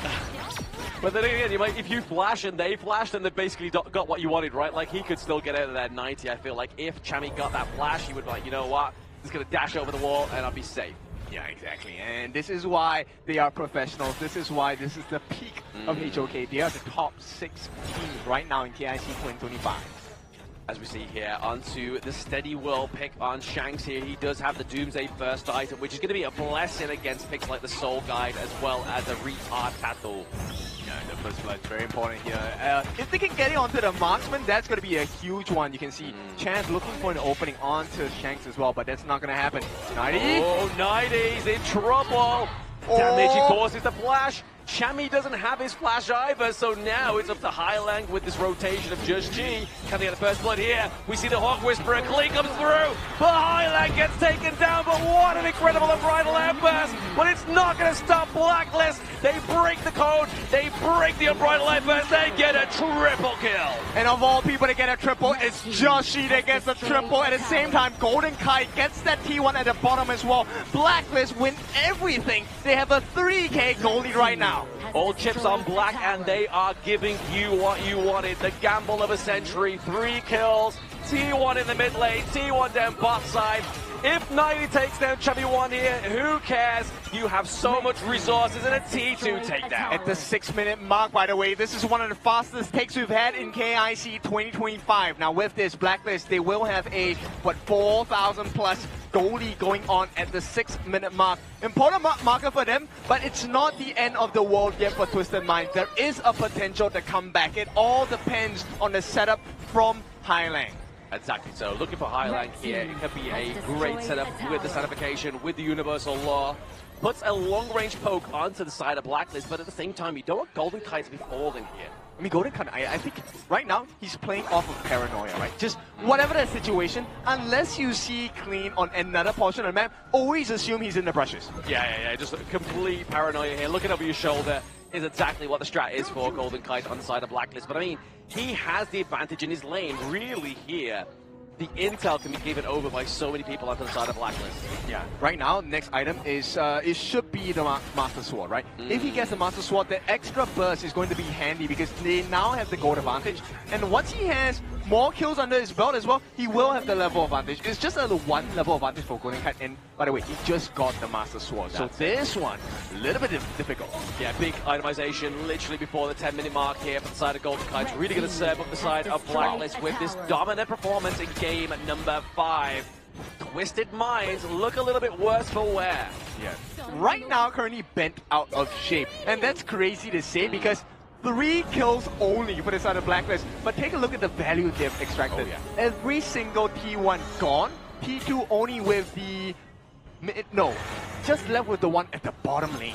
Literally, there's spot T1 alive right now, but it looks like they're trying to kind of shape up and put that into manifestation here as well. We have the minion wave coming down to the bot side of the map here. We see there, Clean tries to go in that brush, but Chaz is just like, hold on, buddy. I've got my Airbnb in this brush. Yep, and they don't care. Right now, it's not about the kills. Blacklist, they just want to make sure they have the map advantage. Now, 90, he does make a trade in terms of taking away the Crimson Golem from this side of Blacklist International. Good value, but is it enough? Only time will tell, right? But I mean, if you look at their value ahead for the side of Blacklist, they are around about 6k gold. I mean, that's definitely the value you want to be on. You want to be the owner of that wealth rather than being at the behest of that riches, like you can see here for Twisted Minds. Yeah, right now, almost 6,000 gold ahead for the side of Blacklist International. We're not even near that 10-minute mark. We're still about 90 seconds away. That being said, Blacklist International, they feed themselves the Azure Golem. This one goes into the hands of Golden... No, it goes into the hand of Jashi for now. Yeah, just giving everything over to the side of Blacklist. Don't leave any scraps here for the side of Twisted Minds unless you want to lose this game number 5. They still have the high ground turrets, but they're looking for a little bit of assault here into the top side of the map as well, into the mid here. It looks like that T3 may fall anytime soon, but Twisted Minds hold it up. Yep, they hold. A couple more rolling raids would have been great, but you don't take that risk against Twisted Minds because you know they will come back. Exactly, they could punish you easily. I mean, definitely get the slow here from Highlang, maybe even get the catch for 90. If you're a bit overzealous here, that's going to be a hit of your damage taken out.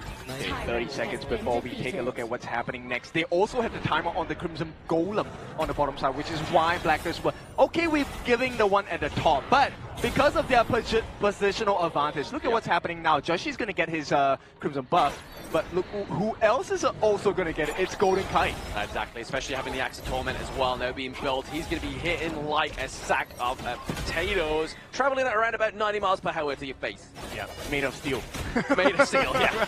And at this point, he does have the Eternity Blade as well. This is going to ramp up the damage. And there's no better time than now because we are at the shadow variants of the neutral objectives. Yeah, I mean, the fact that Twisted Minds lasted this long at 10 minutes is pretty impressive, right? Like, they were at a standstill around about 6 minutes when they lost the 2-2 into the mid lane, lost 3 kills, but they've been able to splinter that kind of aggression for the side of Blacklist for now.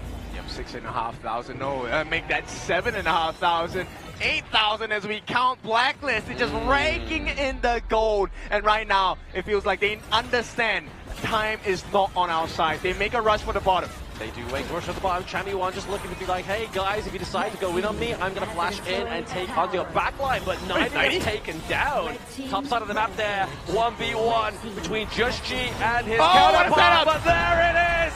The engage that could really open up the base of Twisted Minds, and Blacklist take game 5. What a blitz this one. They were caught unawares. Twisted Minds out of shape here. Out of shape, indeed. Series points, ladies and gentlemen, secured by the PKL hopefuls here. And right now, with 3-2 in terms of the scoreline in favor of Blacklist International, and also that dominating fashion of a win, they are looking hungry for Game 6. Yeah, I mean, I blinked and the game was over. What an impressive and what a blitz coming in from Blacklist International. I mean, the amount of growth they've shown so far, insane. Not just the players, the coaching staff as well. And so we'll take a look at Twisted Minds later in the stats of this game as well, right? I want to understand, what was this pain point that was too much for Twisted Minds to handle? I mean, it was definitely that triple kill top side of the map, right? I mean, that was the only kills of the game until we got to that push of the Crystal, which was very phenomenal here by the side of the Blacklist International boys. They were definitely looking to take the point of the series at least into their favor before the break. I think draft is definitely something to be discussed as well. We were talking about the Nako Ruru going in as a tank counter in towards the Ogre here, but we missed out one point. When Just G goes on the Ogre, it's never tank, it's always full damage here, and that really counter-punished the side of the greedy draft coming in for the side of Twisted Minds in the every single 4 late game scenario here. So once the triple kill went into the bags of Just G, the game was entirely a landslide of a lead going in favor of Blacklist here. Yeah, very scary potential because one of the things you take a look at during the draft is, okay, this Nakoruru, do we find success in this Nakoruru or not? The Hawk Whisperer became a Whisper in the wind. So that's your first issue we have to deal with. The second thing was the fact that Changfei, the Beast, was not tanking, right? Once you have no tanks, you have no damage, what is the possibility you have to drag the game? Yeah, instead of a Hawk Whisperer, we got a little bit of Careless Whispers this time around for the side of Twisted Minds. A little bit of sweet nothings in our ears when we saw that pick come through with a 0-2 KDA. Obviously, a very low kill game for the side of Blacklist, but this is just showing the growth of this PKL team. It doesn't matter about the kills, it's what you translate it into. And it was a perfect game coming in from Blacklist International, suffering 0 casualties from minute 0 all the way to that game-winning push at about 10 minutes 55 seconds here. You can see damage galore all around for the side of Blacklist International. They were just doing a lot of these damages on towards the structures, making sure that they are choking bits by bits away from Twisted Minds late game draft here. There's no late game if the game ends at 11 minutes. Exactly. I mean, it's too little, too late at this point. And if you take a look at the comparison, people will be talking, hey, Golden Kai is the farm laner, why is he not dealing enough damage? Because we are 11 minutes in the game, but take a look with 11 minutes, the amount of gold they got for themselves, 11.4 thousand. As a team, Blacklist were doing 1,000 GPM. That's 1,000 gold a minute. That's crazy. That's crazy when you put it in that perspective, right? This fact, they got 1k gold per minute. No neutral objectives onto the side of Twisted Minds. Only a single turret to your name really shows that maybe, just maybe, the endurance is actually onto the side of Blacklist. I mean, they must have been looking at a list at this point because that list is pretty much black and you have been blacklisted. And right now, the code is looking a little scary for Twisted Minds. We'll take a look at the Clash Lane matchup here. I mean, Chammy won against 90. I would say the difference was night and day. It was, and out of this series itself, we were talking about the jungle direct head-to-head matchup and also the roamers here. But when we talk about 90 and also Chime1, they are besting each other in every single game to be the anchor of the team, to make those big plays, or at the very least, limit each other in making those big plays in those team fights. Yeah, super clinical play from the side of Chime1. We take a look at who the MVP is. It is none other than Ogren, the user himself, Jashi, bringing this Ogren to life with the help of the entirety of Blacklist International. Being the sole guide of his team, getting that 4-0-2 KDA, looking at that damage dealt, but also damage taken as well. Like, really flex that damage build here onto the Ogren. You can see the deadly gauge coming in from both the Ogren and also Just G himself. Just whipping out his sunglasses like, hey, what's up? Get the win in my bag now. What's up, homie? But let's check out the highlights of what exactly went down here. And I believe this was the key play here. They wanted to burst down Just G in that attempt here, but a very good board in separating the cavalry here and allowing Just G to pick up clean, Thailand, and City Boy formulating this gigantic goal lead up until this very last push. What a setup from them. I mean, look, this is where we talked about, right, Blem? We talk about the exchange between Chaz and City Boy. Yes, you have the Unbridled Outburst. Whoever uses your ultimate first loses because I get to have the counter play. And the Lapu Lapu ultimate coming from Chaz. Clutch! And I mean, this one was a super quick game, guys. Yeah. I mean, you know you're in the driver's seat when the enemy team has a Zhang Fei and they're running like a cat with their tail between their legs, right? It's a Lapu Lapu buff. The audience just now, he was shredded and ripped in towards the cosplay here. And also we saw how Chaz was able to play around those fancy engages here, which in this match 9 in the lower bracket allowing Blacklist International to be once again in the driver's seat. But we have been here before. Blacklist International has been here before as well. The last time this happened, Blacklist International got tied, went to Ultimate Battle, and lost it, got kicked down to lower brackets. Does history repeat itself again today, or does Blacklist truly break the code? I mean, that's the only thing you can really hope for here, right? Is Blacklist breaking the code for this next time around, because you can't really be doing the same thing over and over again, because then it becomes the definition of insanity. Expect doing the same thing over and over again, differently, but getting the same result. They have to break through this so-called curse on towards them, and if they really make it through without a Game 7 or with a Game 6 victory, everything will be very happy going for them going into that lower bracket semifinals, or potentially punching through entirely that lower bracket for that grand slam of a home run. Okay, so I'm super curious because, look, while the pressure is on to Blacklist International as well, this story of glory could also be in the hands of Twisted Minds. Have they impressed so far? I don't think this is the best version of Twisted Minds we've seen, but this is also where you are truly tested because, look, everything is looking against you. Oh, absolutely, especially when you are a point down, your enemy is on series point, and now you're seeing a Twisted Minds kind of look like a quivered flower at this point in this series, right? They've definitely got a bloom within this break.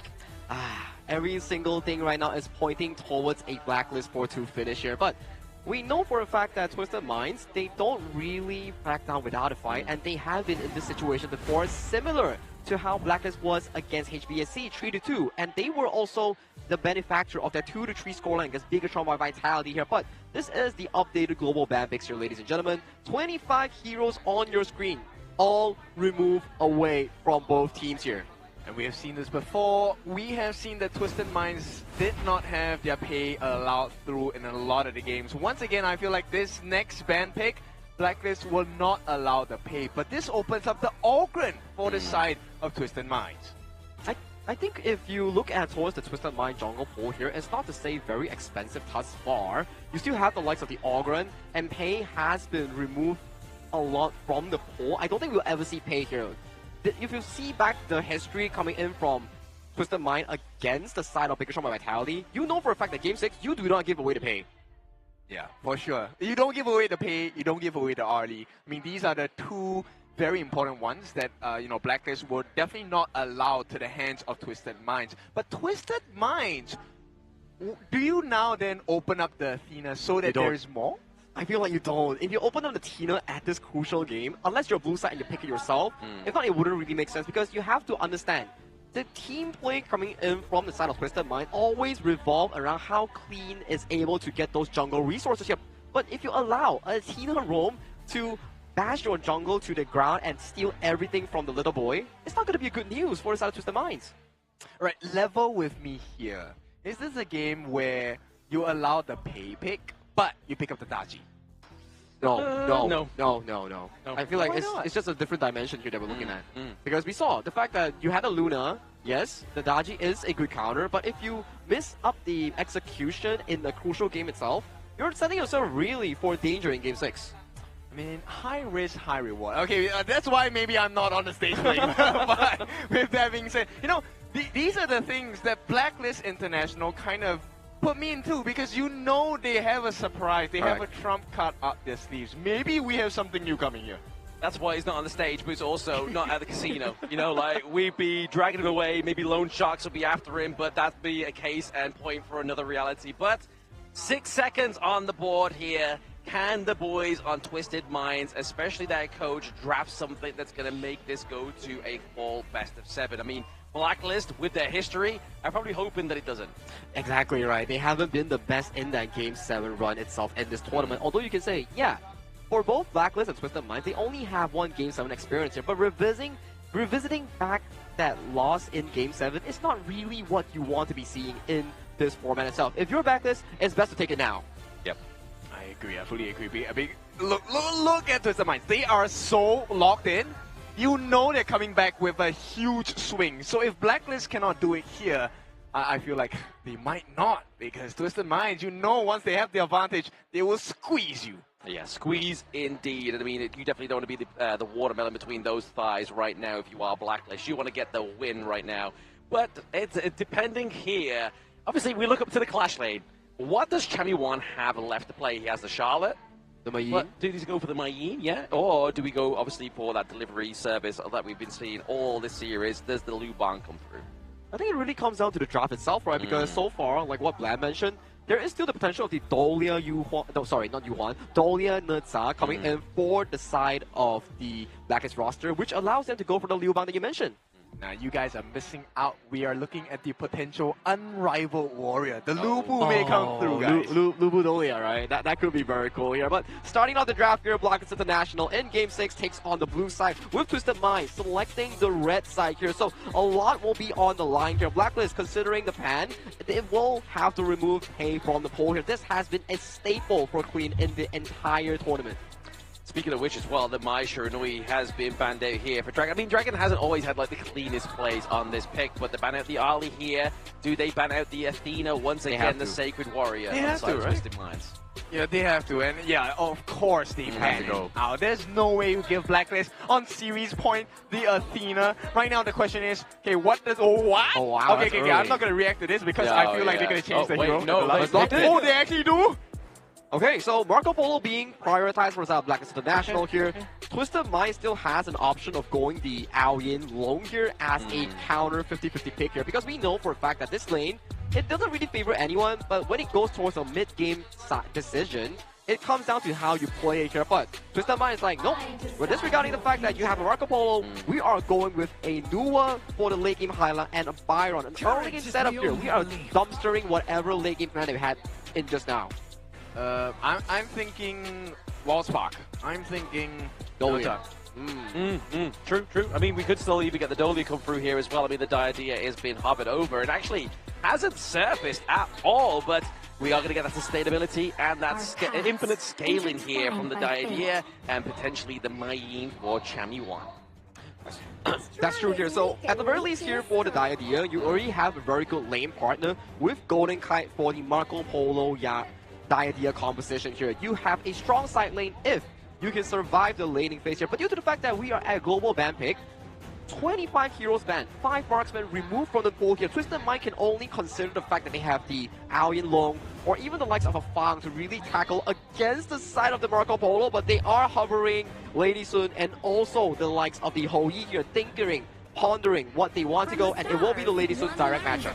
Okay, I think that's a great answer, right? The Cannon Bell, I think, is really important in terms of the burst damage with the physical defense lowering as well. But at this point, the question is, okay, for the roam on the side of Twisted Minds, do you go with Ning?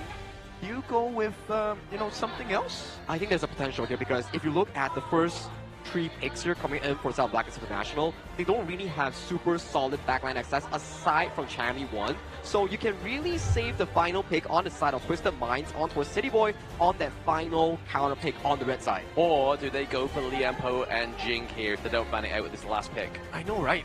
That's such a scary potential for the side of Twisted Minds. Look, I think this is one of the best possible situations. Twisted Minds, they're taking a huge risk with the very late game picks on the Lady Sun and the Noah as well. But if they last, I feel like TM, they can be able to turn this whole ship around. I feel like this is a bait. I don't think the Ming was ever going to come through here, because I mean, it hasn't actually delivered much success within the KIC 2025, right? So I feel like the Ming being paired up here, they definitely needed something. Oh, Sun Bean, we haven't seen this come through yet, I believe. This is an interesting one. I think it only has came through once in the group stage with Nongshin Red Force playing it, but they did lose with it, so it has been shifted away in towards a Liang, a much more steady early game prowess, and also someone to be on that level for front here. So for Blacklist International here, you need a solid front line to really limit down Twisted Minds Liang here, because this is already looking like a very difficult team composition for Twisted Minds to break through. Yeah, I would have been actually looking for the Dun on the side of Twisted Minds as well. But this is a very strong combination that Blacklist have gotten for themselves. Reason being, the Dia with the second skill, Bit of Farewell, lockdown, it may be a very short time, but it's a lock nonetheless, which means if Dragon as well as Chance work their timings out, it spells instant death for Shanks, for City Boy, as well as Highland. They can't go for this. They can't go for this. They have Mobile Marksman. They have Mobile Marksman already in game number 5, so I don't think this is an option coming in from Twisted Mind in this game itself. So they are pivoting away towards a much safer Nerza, which has the Wild Spark advantage. You can reduce healing when you jump on towards the target that you're aiming for. Which is a great answer towards Joshi on this Dun, right? I think that's great, but at the same time, does the team come up with the, support? Because there's a lot of damage from Blacklist. Like, there's Marco, there is the Mayin, and there's the Ganemo. There are 3 of the most dangerous people that catch you out together as a team. Just a lot of true damage alone with Marco Polo as well, right? Like, so if he gets caught out here, the Nerza for clean, it's going to be bye-bye Nita.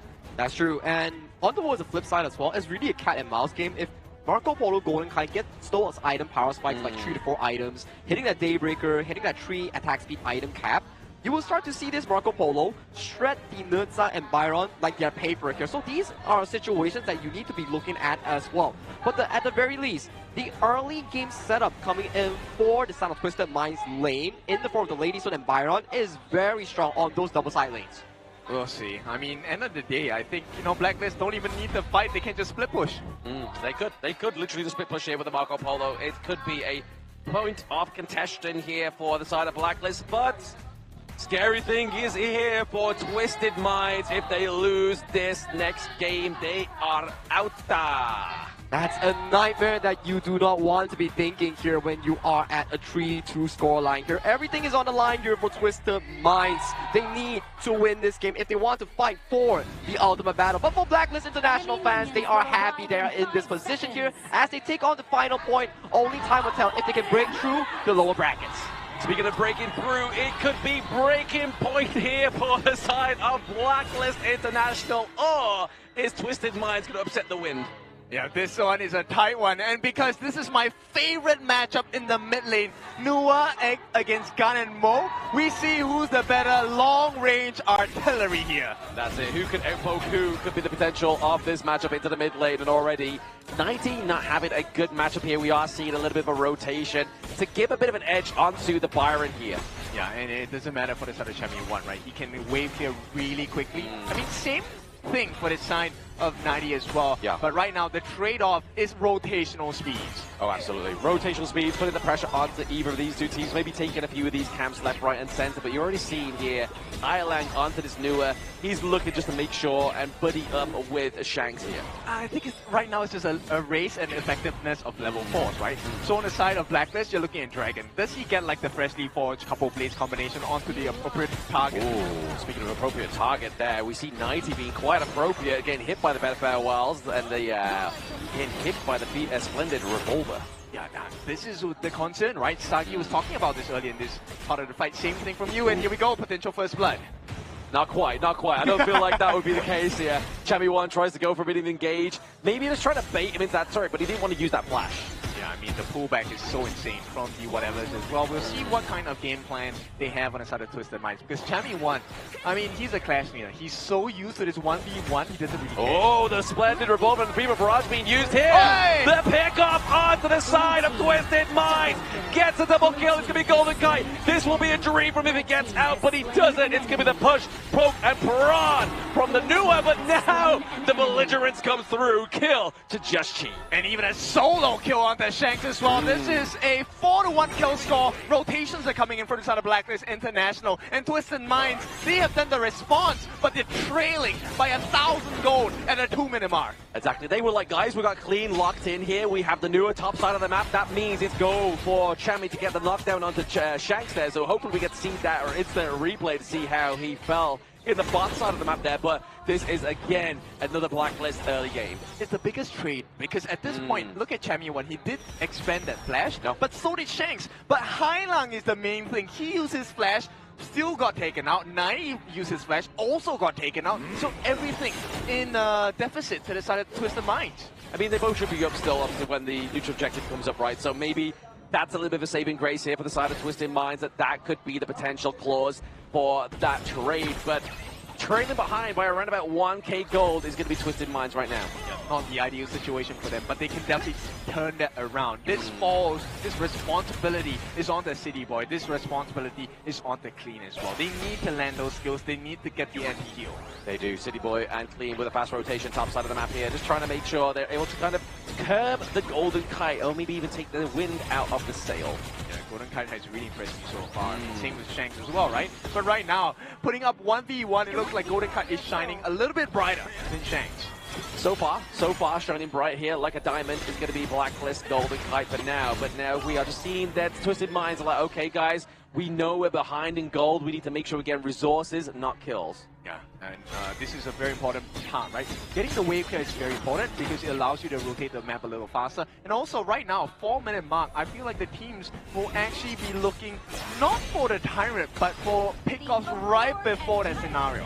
Potentially, yeah, but obviously we are seeing that rotation down bot side of the map here for Golden Kite. He's going for a little bit of that pressure into that farm lane, but there it is, using those creation blocks, keeping Hailang alive for now. Can they get the steal? There's so much here. He tries to get the annihilation, but it fails. Just a little shy at this point. Timing, I mean, by about a second. And Twisted Minds, this has been the story so far. They're missing out by literally a second. Exactly, second moment. There's going to be the suppression, but it's going to be the lockdown onto Golden Kite, which is a good decision here for the side of Twisted Minds. Great shutdown. This is what we want of Twisted Minds as well. To be able to buy time for them, slow down Golden Kite, this is exactly what they need. But with that being said, you know, I am a little greedier. I want more from Twisted Minds. Oh, they need to keep putting the ante up, right? They need to keep putting this pressure onto the side of Blacklist. If not, they will falter, unfortunately, for the side of Twisted Minds. But you can already see two big minion waves crashing into these side lanes. Maybe the saving grace here for Twisted Minds. I mean, we talked about the early portion, right? This is where 90... Oh, okay. Speaking of early portions, there might be an early portion onto the plates of Blacklist here. 90 looking pretty low, using that Destiny counter just to force away 90. But look at what's the cause! Oh, the couple blades! Missed ever so slightly, just off the mark. There is no bullseye for Blacklist. Yeah, a little bit shy, but it doesn't matter because Blacklist, they have achieved wins elsewhere. Look at what Golden Kite has been doing. He's pushing the T1 at the top for free. Right now, they're putting pressure in the mid lane as well. Twisted Minds, they need to do a lot more here. A lot more, but that emergence is definitely going to drive them away, as well as that Skyfall for the side of Twisted Minds. Clean, but like you were saying there, can they trade T1 top side of the map here? But they're able to save T1 down bot side just by the lickety split. He's not even going to fight. Golden Kite is just going to split push this entire game, and only when the chance is golden does he go in. Oh, speaking of golden, we're not getting Golden Kite. He's going to be Fever Barrage. A stun misses, but they are able to drive him away from that T1, but it's still for the side of Twisted Minds. They keep him alive. They get rid of that flash from 90. And this is why Twisted Minds is so scary. You can put them in a very difficult situation, but they'll worm their way out. 90, what an escape from that T1 attempt. Yeah, now twist and turn, that is going to be Twisted Minds' MO in this one, as they are playing on the back foot right now by around about a 1.5k gold deficit for their team. They have some kills onto the board, but they don't have any objectives just yet. But still, even with that, that, Clean does have a 1,000 goal lead against Joshi. So that right now is the win condition for Twisted Minds. If Clean can out-tank and, you know, have the follow-up, they could potentially turn this whole thing around. Potentially here, outgank the Shank here, but it's going to be that Emergence come through with that Storm Strike as well, using the Heartlink to get out alive. Dodge that Annihilation, that could have been scary, but even scarier is the true damage potentially coming through here onto Clean, but they open up the bot side of the map here, so they came what they got is Twisted Minds. Yep, great job so far. They do recover a little bit of map control here with the T1 being taken down at the bottom. Right now, it's 1-to-1 in terms of turret takes, but in terms of EXP, it is going in the hands of Blacklist International. Yeah, still at this moment in time, the gold is literally neck and neck. Obviously, right about a 1k gold lead being kept here by the side of Blacklist, but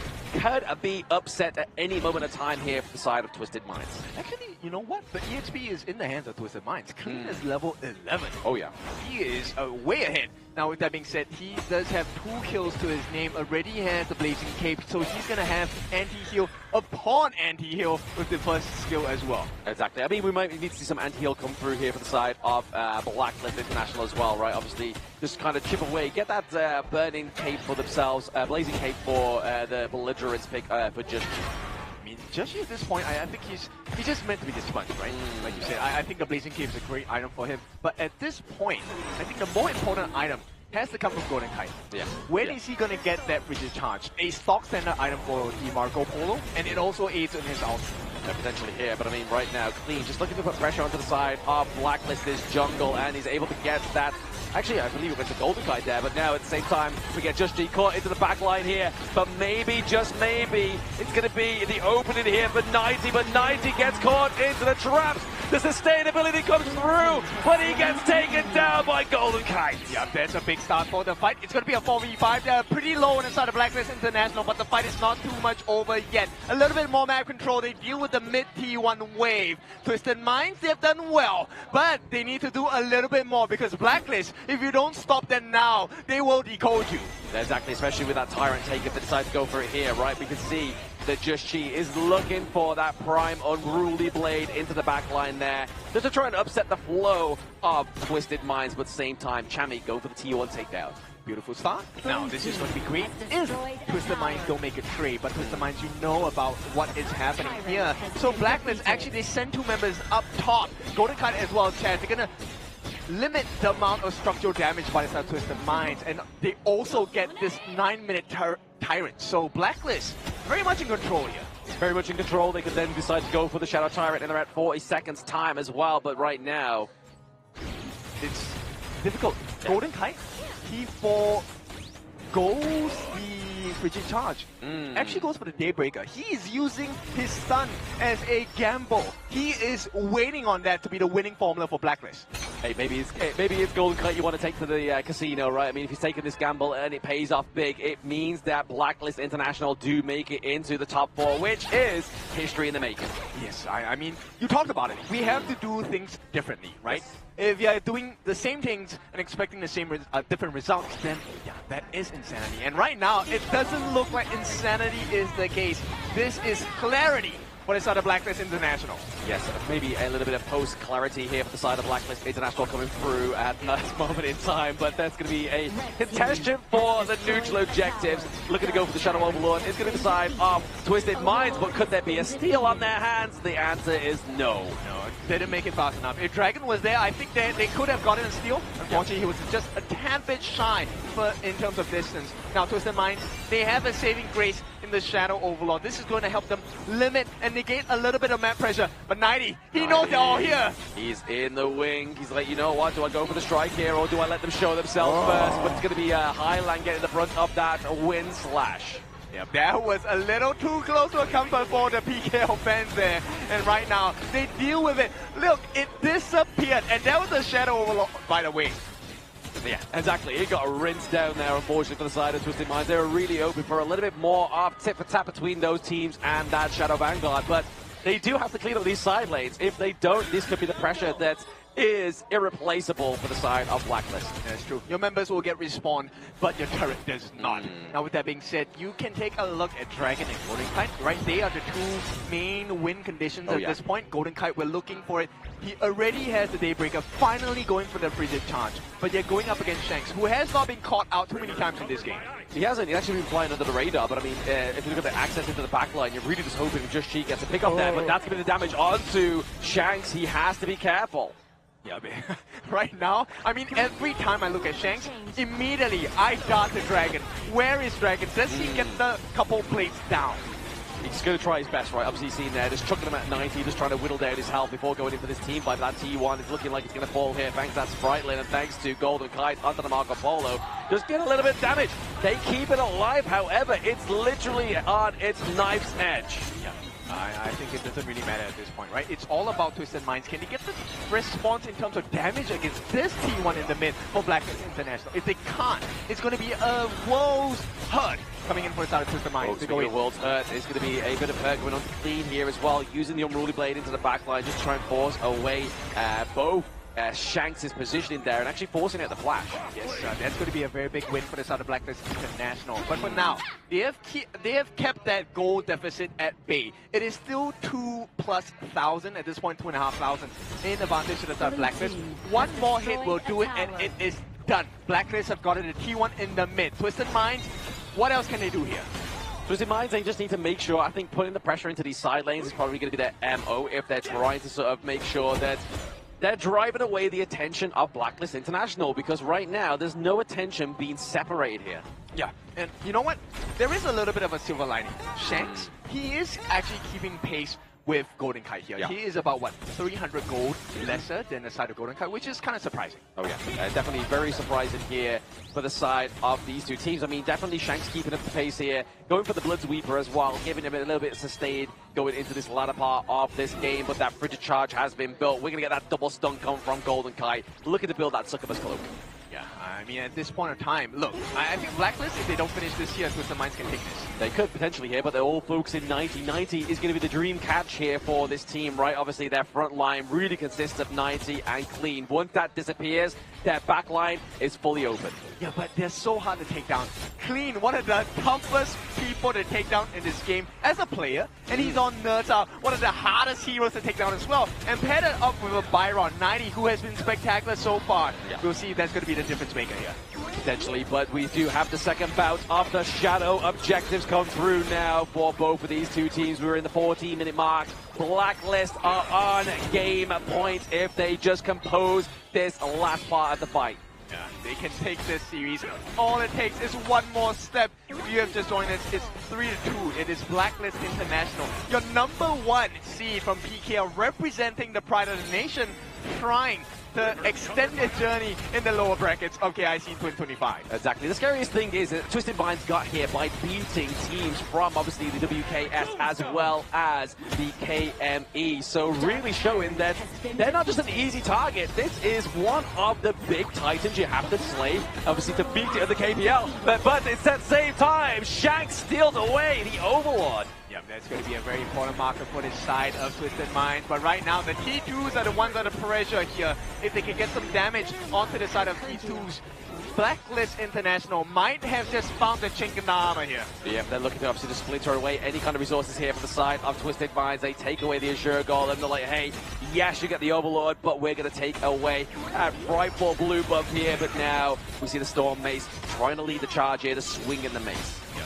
90 needs to be that big mark of success. He needs to be the cornerstone, right? Twisted Minds, they're banking that 90 and Clean, get the tank through. They soak the damage so that the rest of the members, like Hylang, like Shanks, can deal the finishing blow. Yeah, as soon as Just She falls, Chemi 1 falls, that's it. It's pretty much all she wrote for the side of Blacklist International. But look at the top side of the map there. The Vanguard is pushing that T2. So really, that pressure we were talking about moments ago is now coming to fruition here for the side of Twisted Minds. Yeah, and I think they're going to be very patient. If I'm Twisted Minds, I'm not bothered at all. At this point, slowly win the map. For every single Shadow Overlord we take one more turret. And by the time you realize it, your T3s are gone on the side of Blacklist Internet. I mean, by the time you realize it, the Tempest Dragon might be up, right? I mean, 16 minutes right now, 4 minutes left onto the gorge before that Tempest Dragon, who has not reared its ugly head just yet, could come through. Yeah, this will be the longest 4 minutes for the side of Twisted Minds because they want to drag this game. And for Blacklist, 4 minutes is not enough, but we may get the setup of a lifetime over here. Obviously, the voids that being built here for Dragon onto this Ganamo is really going to put some pain onto that unclean and 90. He's now going to start shredding with an armor pen. Yeah, this is really scary. Now, City Boy, he has had this Howling Wind. Okay, they're looking, searching. Oh, there it is. The Howling Wind does get used here. Maybe trying to go for a big speed, a big boost, engage, but taking the wind out of the sails. It's going to be Blacklist International just there, just kind of being the removable force within this battle. They're going to be set up now. It's going to be 1-to-1. I mean, it's square one for this side. I mean, he gets some free damage on the Joshi. The poking game actually is looking pretty decent from both ends. Oh, absolutely. They're just looking to throw any kind of objective, any kind of skill at you and try and damage your front line, which, if they are able to successfully do that and get a solid team fight here on the side of Twisted Minds, this could all turn 7 for Blacklist. I mean, I would argue the same point. They're going in. They're going to try. 90 is a bit tanky on this point. Now, the true target was the T2. Brilliantly done by the side of Blacklist International. But Twisted Minds, you know they are on the tails of Blacklist International. Exactly. I mean, definitely the opening up at T2 there was what they were looking for. They didn't try and go for the engage until that minion wave was coming through. But look at top side of the map as well. We're looking for that pressure, but 90 is looking for that flank. But Chami is like, I've got checkmate here. I found 90. You try and get this T2.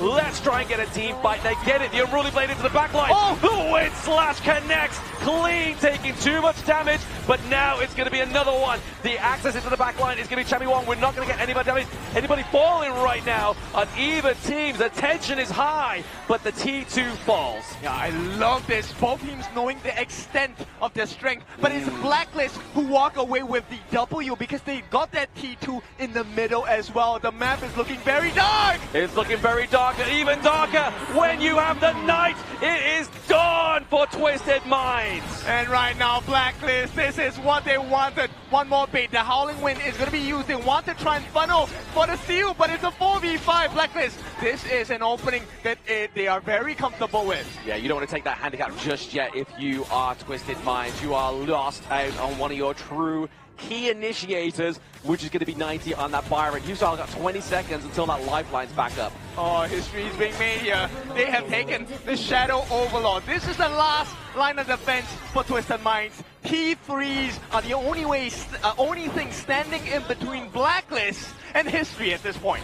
And the problem is as well, if they have this Overlord and they survive it onto the side of Twisted Minds in about 1 minute time, we're going to get that Tempest, and this is going to be one of the longest minutes ever for Twisted Minds. Yeah, 60 seconds to decide your fate.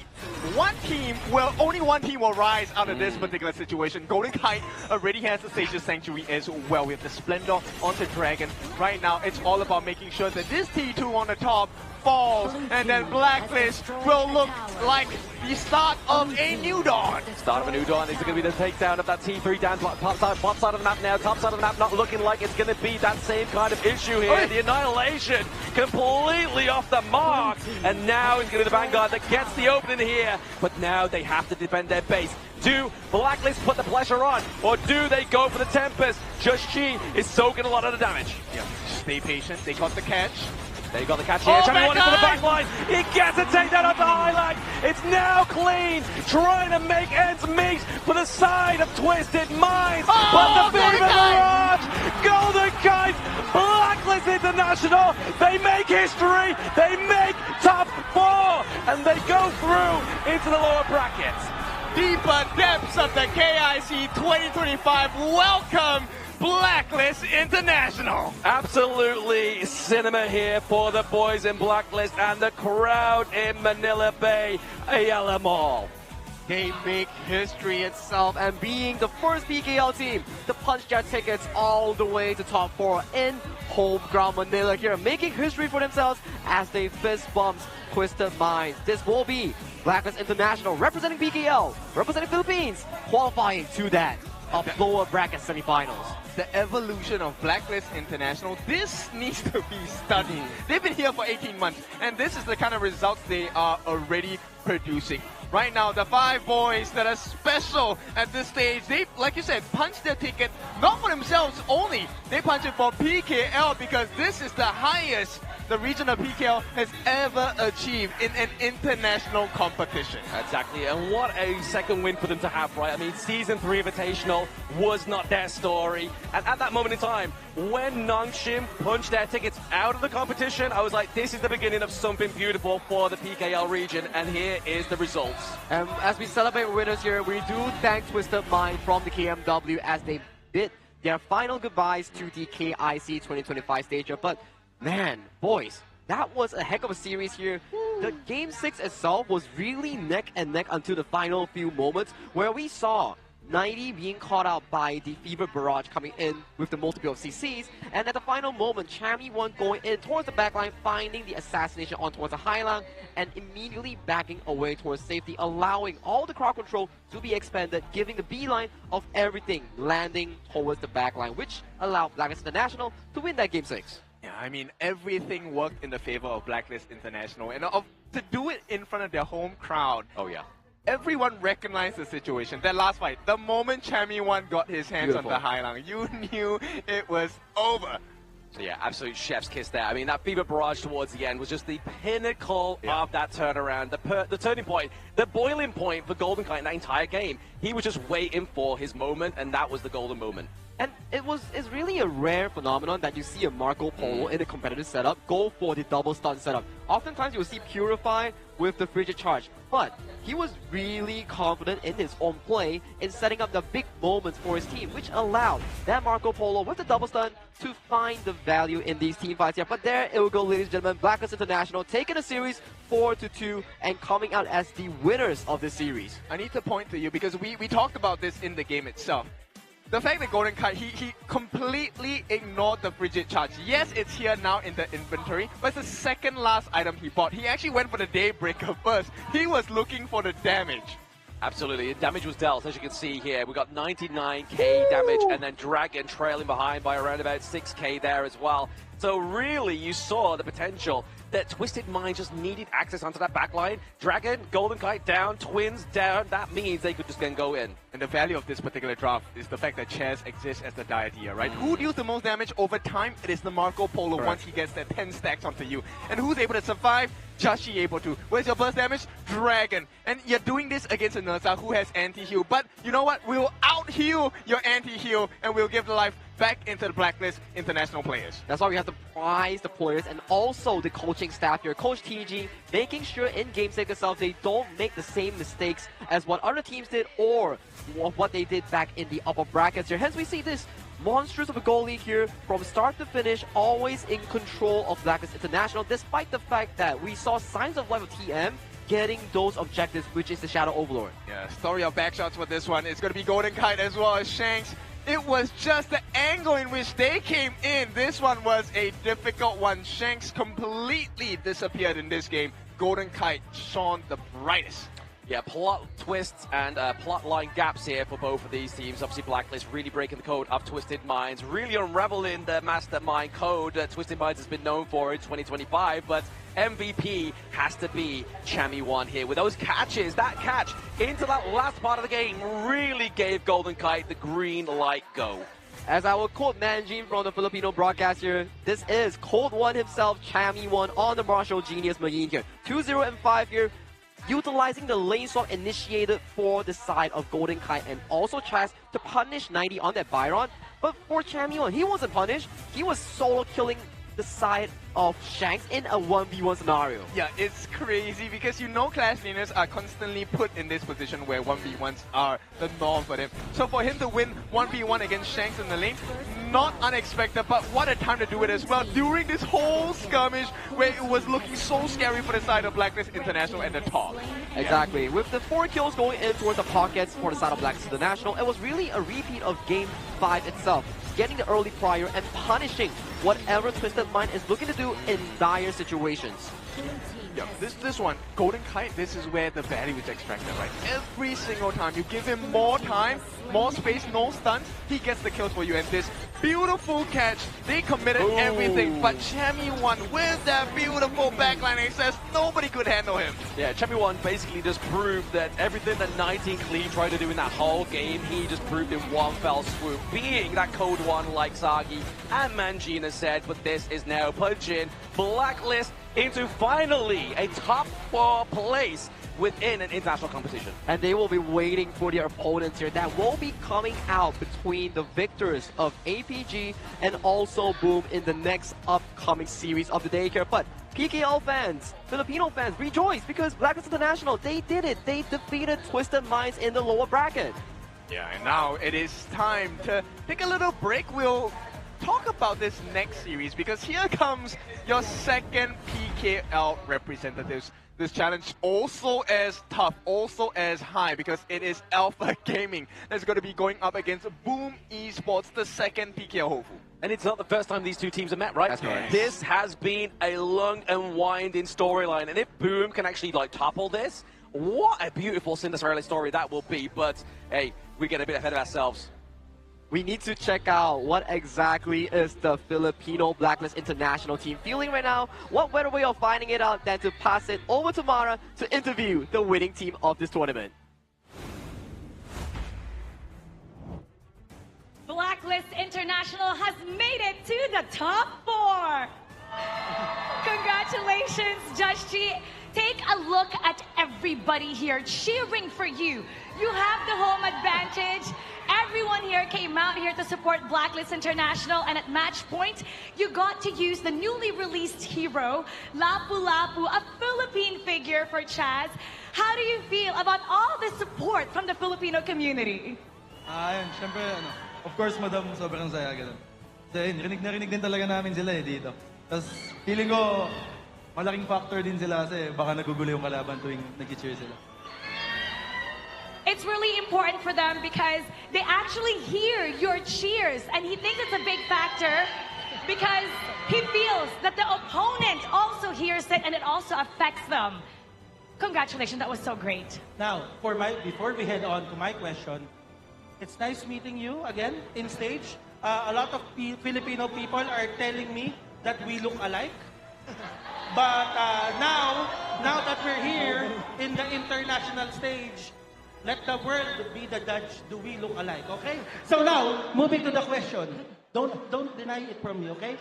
Don't deny it from me. All right. Now, each win that you're getting right now, you're getting closer to the KIC 2025 Grand Finals. How was the journey? How was the journey, or how did you adapt as a player, or can you tell us more about how do you adapt as a team?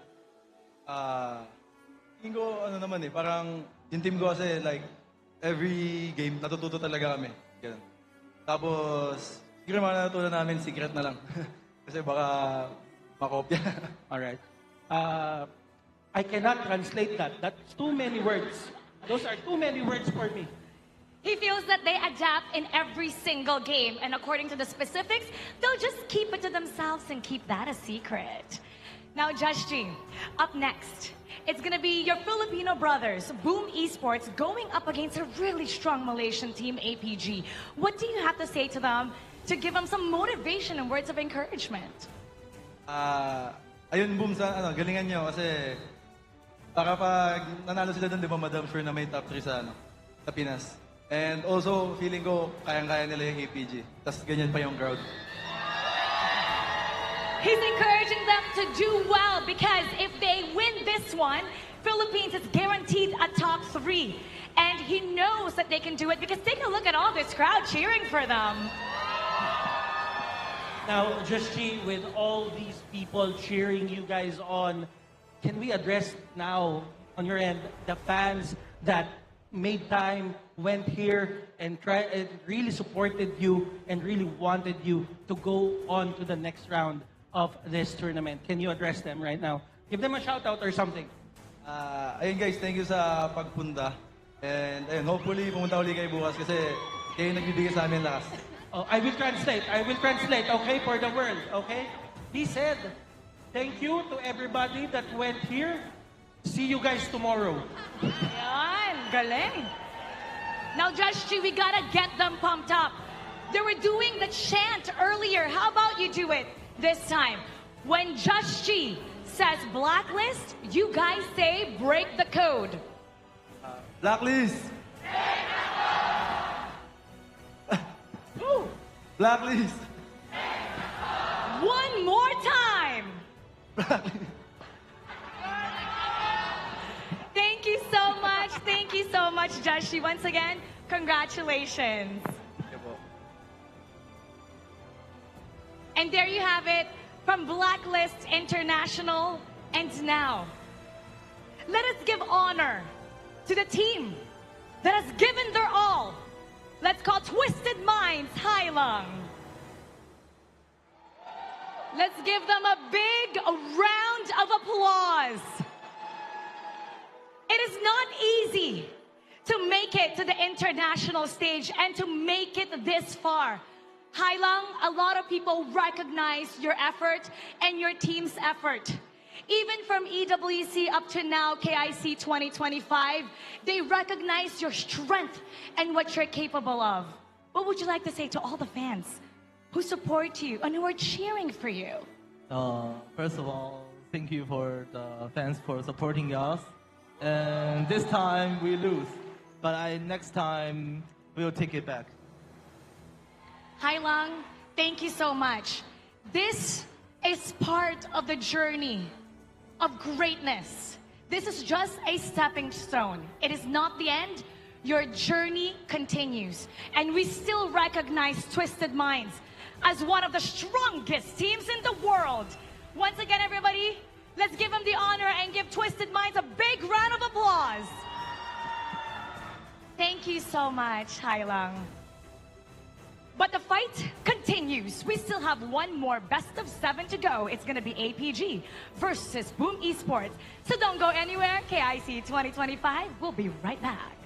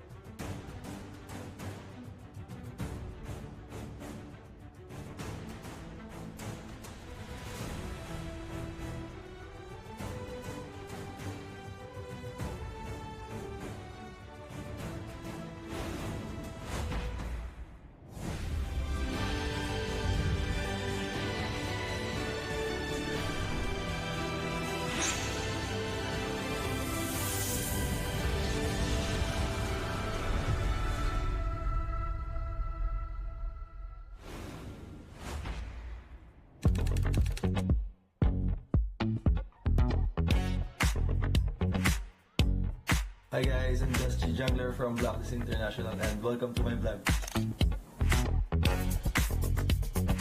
So, first of all guys, when I wake up, I drink water. Just really this and every day. And then after that, I'm going to wash my face and also to brush my teeth. But I think there's some people here. My roommate Golden guys is inside. Hey Golden! he's saying he's taking a bath. In the playoffs? Yeah. For me, I think the venue, because I think it's like so much bigger compared to the other venue, and also there's so many people will going to support and also watch us. So I think that's the most exciting part. And also the SB19 one, because they're going to perform at the Grand Finals. So I hope we can make it to the Grand Finals. After I wash my face and also brush my teeth, I go to exercise always in the gym. Because there's a gym here. Can we go to there? Oh yeah, sure. Oh, alright, let's go. Let's go guys.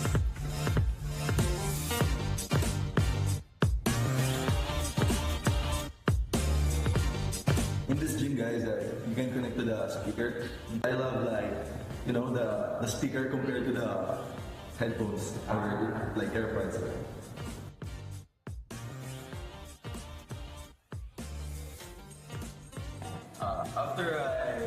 finish the workout, guys, like the exercise.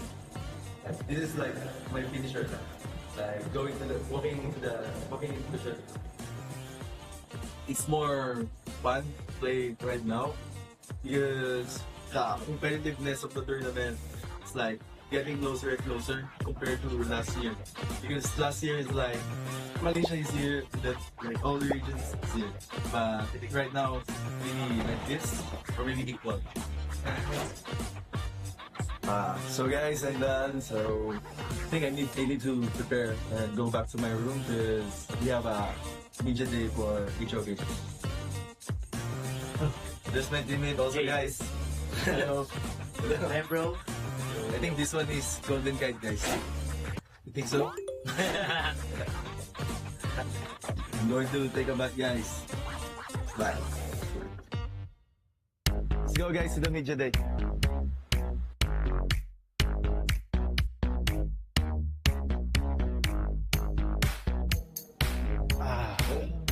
So now guys, we're here in Termuros in Baluarte de San Diego.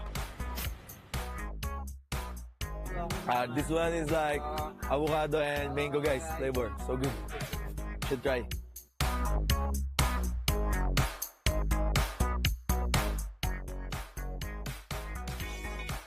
Congratulations, bro. Bro, Chami. Next time, Chami, be like that. After 2 years. After 2 years? Like this. Hey.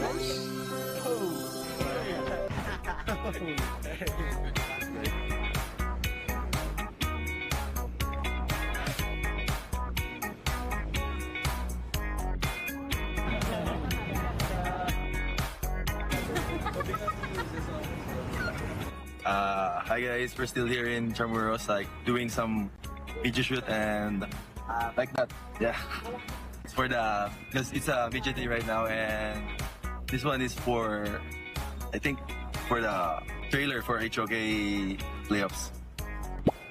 For me, I think Nova because Nova's playstyle is really good. Like their playstyle from early to late game is super good. I think we can win the championship. Our media day is done now, guys. Thank you guys for supporting us, and I hope that you will continue to support us, especially in this upcoming November 28 to 30 in Ayala Mall, Manila. See you guys.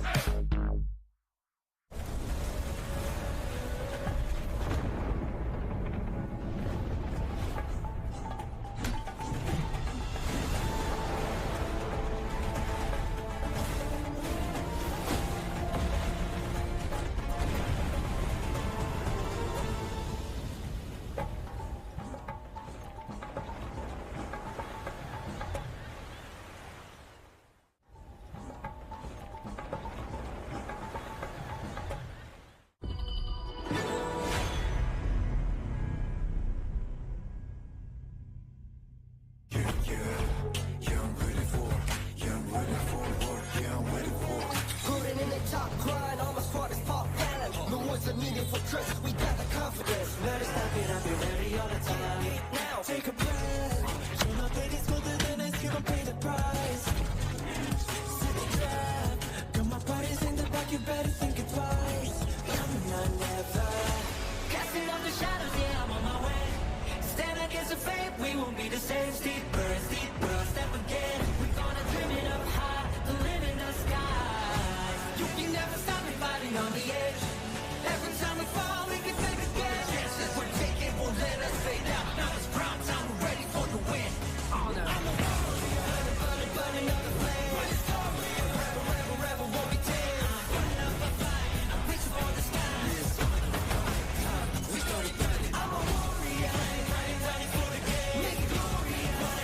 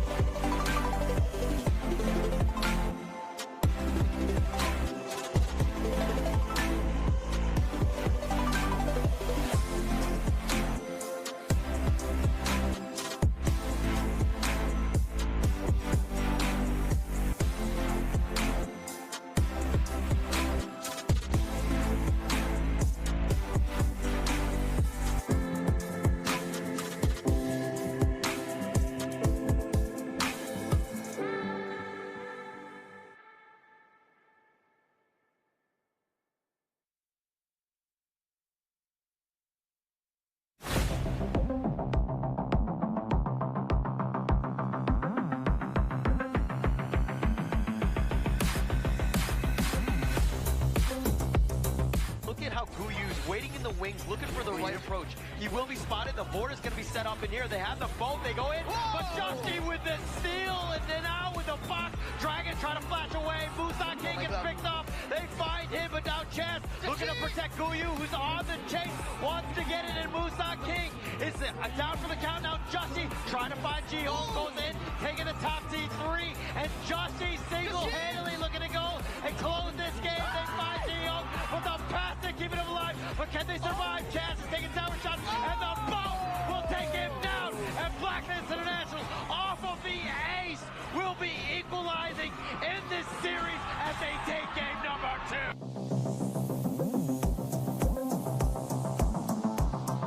I mean, he's going to really rely on his Dragon and to be like a little bit aggressive, but he needs to be careful again. Wendy could just spell doom for him. White off white here for CY. They find him in the backline. The Stampede, the Wombo combo is real, and Yulong is going to be picked off as well, and CY is solo. He has the shield, and Siang is going to be killed as well. They've got 3 members, and Sun gets on his Dragon to get out back to safety. And Schwan with this.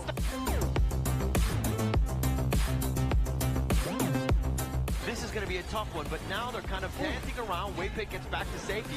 The push back onto CY, who just wants this Tyrant. It might be a bit of a 50-50. And now with that over move, they find Muji. That's the pickup that they want. And now CY with that battlefield command. But the Umbrella Opera stopping all of that. They have the Stampede. They kill Schwan. They find CY. A triple kill going the way of Yulong. And now APG on the run.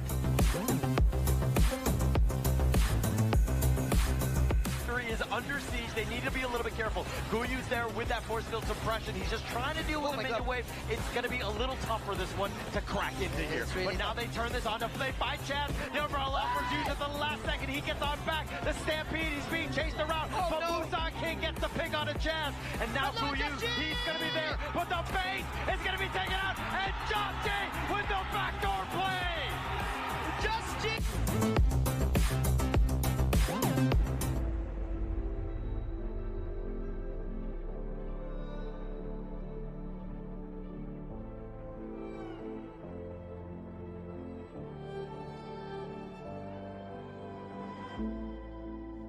Strangers to the fallout, it's what got us here. Ever changing, some chameleon, blood, sweat, and tears. We'll never make it if we fall to everything that brings us down. With a comeback is now.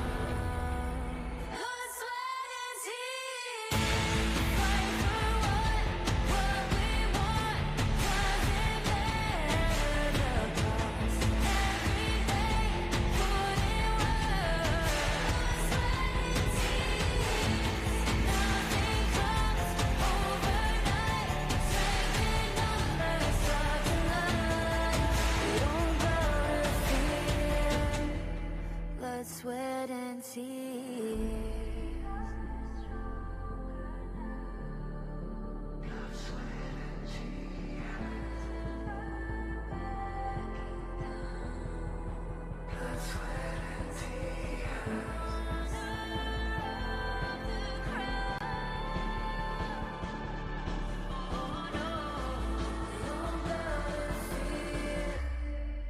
Blood, sweat, and tears.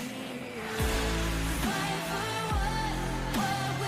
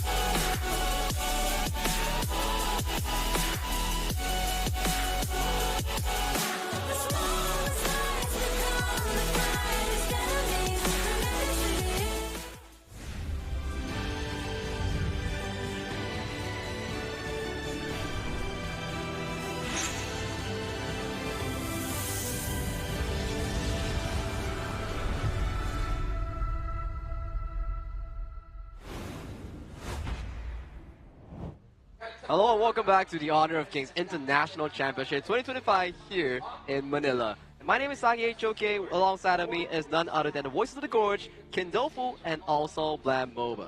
That's right, it's your favorite kind of tofu, Kindofu. We are back again, Blam. And since we're on the topic of food, it's your favorite kind of lamb, it's Blam. And we just had one slammer of a series there. Didn't quite go the full best of 7, but Blacklist finally were able to progress and get further into the brackets of the lower brackets, now being top 14.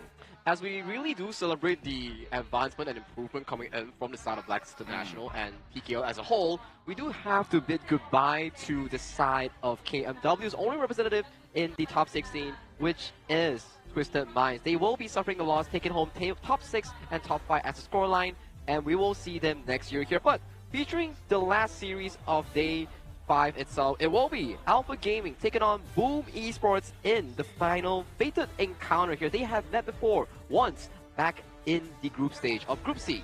Yeah, look, their fates are definitely intertwined for this one. The last time they met, Alpha Gaming beat them down, and that is an understatement. So today, I think Boom is looking to one-up their competition.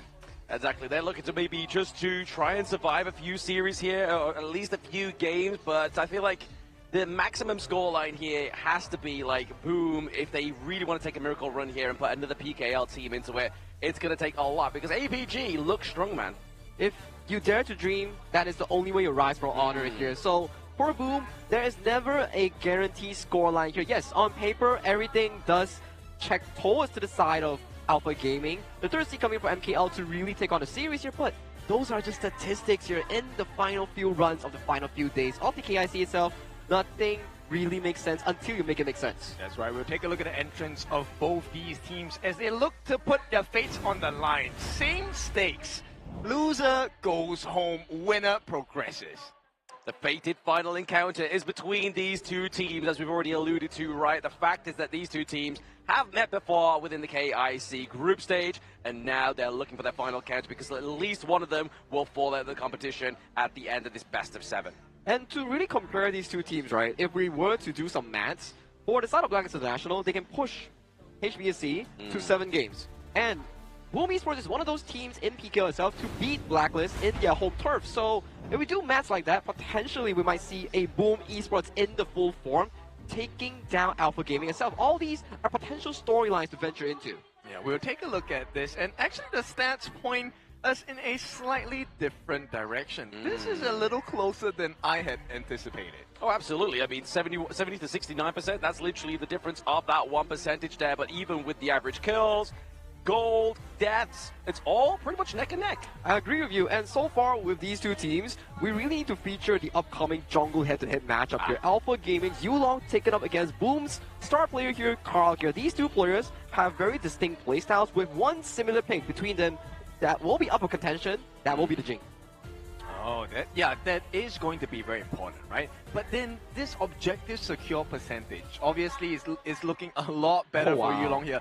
Over 75%. Carl, it's looking more like a 50-50 here, 51%, going on to 52. So it is up for Carl. Can he prove those stats wrong today?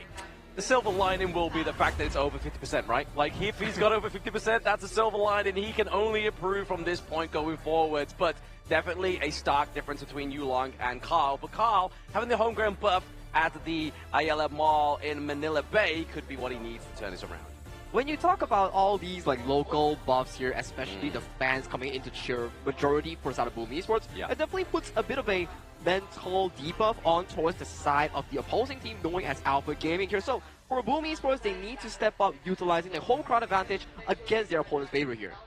Yeah, so we'll take a look at the players as they walk into the stage right here. Because look, I'm adjusting myself. The players have to adjust their postures as well. This is the time to get into the zone. You want to look for the flow state. You want to take the series. You want to take it quick. Because if Boom does not take this series quick against APG, you know what's going to happen. Alpha Gaming are going to show you who is the alpha. At least you're just in your upper half, and that's who we'll be introducing first with APGs. Obviously, their first is going to be the clash lane up into their jungle, and then vice versa following suit. But we'll wait for a little moment whilst we get those onto the stage, because as Kim was saying, they're adjusting themselves. This is a do or die for APG and Boom.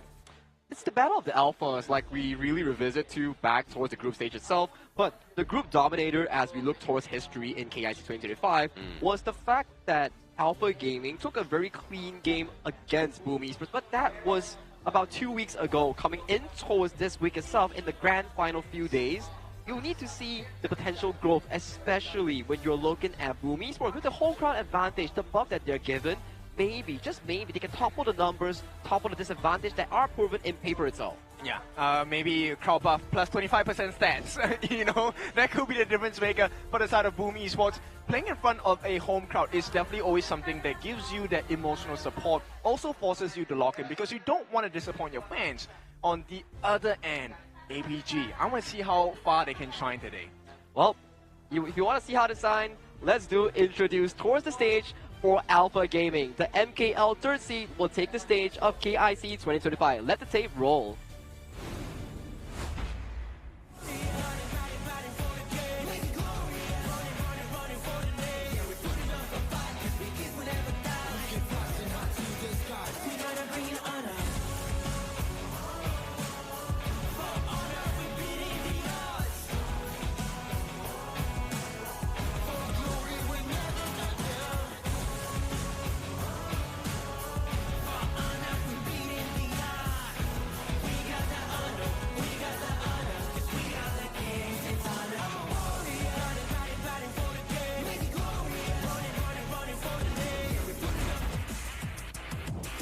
And here we are, we're introducing the Clash Lane Menace. It's none other than Siang.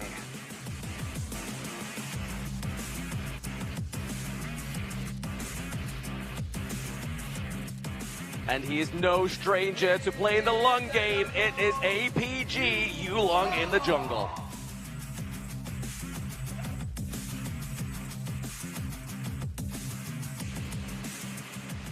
Young player, but still a bright star. It's going to be Shishan in the mid lane.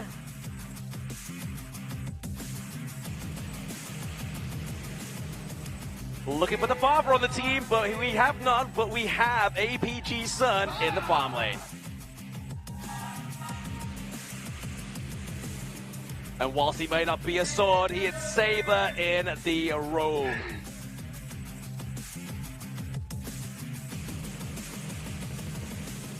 And here they are in their entirety, APG with Sun, their substitute, playing in the farm lane. But let's look at Boom, their opponents.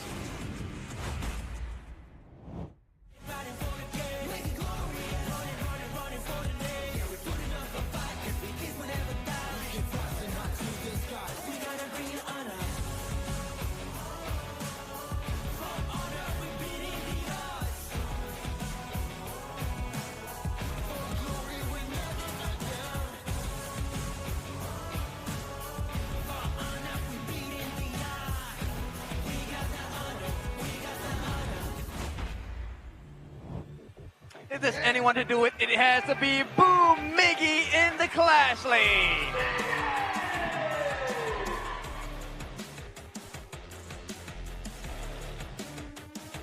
Joining him, it is Boom in the jungle, Carl!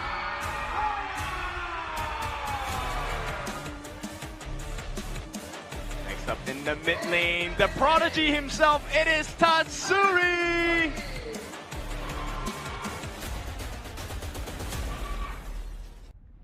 And the guy that has made all the difference, it is Boom, Danny in the farm lane.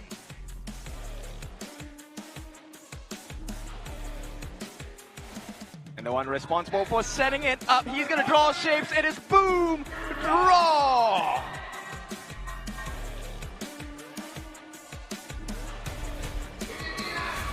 And here are your representatives for Boom Esports.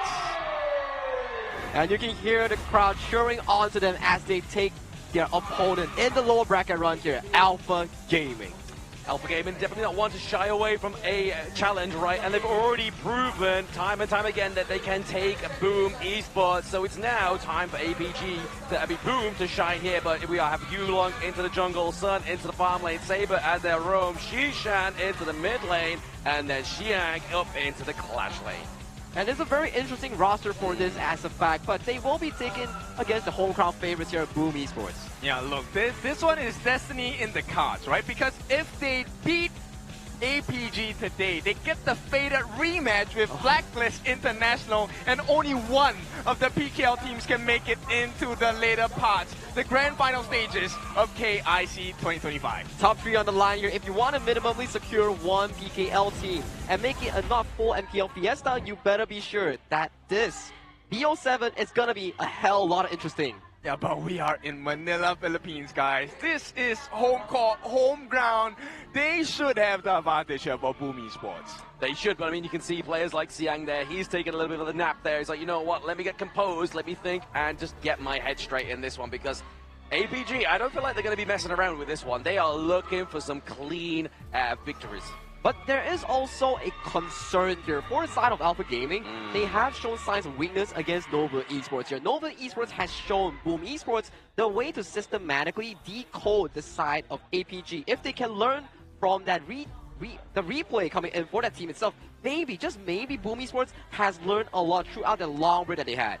I mean, if you don't do your homework, obviously you're going to fail the test. So I think both teams have studied each other very, very much at this point. And look, this is the second team. We already have one PKL team going. What's better than one? It is two PKL teams. I mean, you talk from experience there, Ken, not doing homework, maybe. I mean, that's definitely a sure shine from experience, but definitely Boom need to have done their homework, got up against APG, because the last time these two teams met, it wasn't a fun time for Boom. It was very difficult for the side of Boom Esports. If I'm not mistaken, it was a 3-0 finish in favor of Alpha Gaming, with 2 games being an absolute stomp, and one of the games being an equal tie until the very last moment here. But if there is a different matchup aside from the jungle to feature, I would want to shine light on both APG Siang and also Boom's Miggy here. I do believe that these two players has had a lot of experience coming in from 2024 into 2025. Yeah, I mean, you may have a lot of problems in life, but they can say, no draw, that's a big problem. So draw is here to save the day for Boom Esports. Now, in this clash lane, Miggy against Xiang, this is another interesting matchup because both of them have given us superstar quality plays throughout the entire competition. And not only that, they're two different kinds of clash laners, right? Like, we see that Miggy, by his team, if they tell him to go, he will go in. But for Siang, he's looking for those sneaky approaches onto your backline. And we saw from last time where Draw, within the BAM phase, he gets focused as well. So is that going to be the same problem here against APG once again? I think that may be the case here. But if we were to consider the fact that this will be a BO7 going down the line, there will be more of these hero priority that will need to be focused on. For example, if you're on the blue side, you have priority towards Mai Shiranui that will be being finessed over both Shisan and Tatsuri, or the Arlie in the hands of Son or also Danny. All these are available picks for these two teams. Actually, since you raised that up, this substitution for JD coming in, Sun coming in for JD, I think this might be a big difference in terms of the gameplay for APG as well, right? Sun not having been on the playing roster for a while, is he going to be ready to come up against Boom? Danny has had every single game coming into KIC. He has been on form.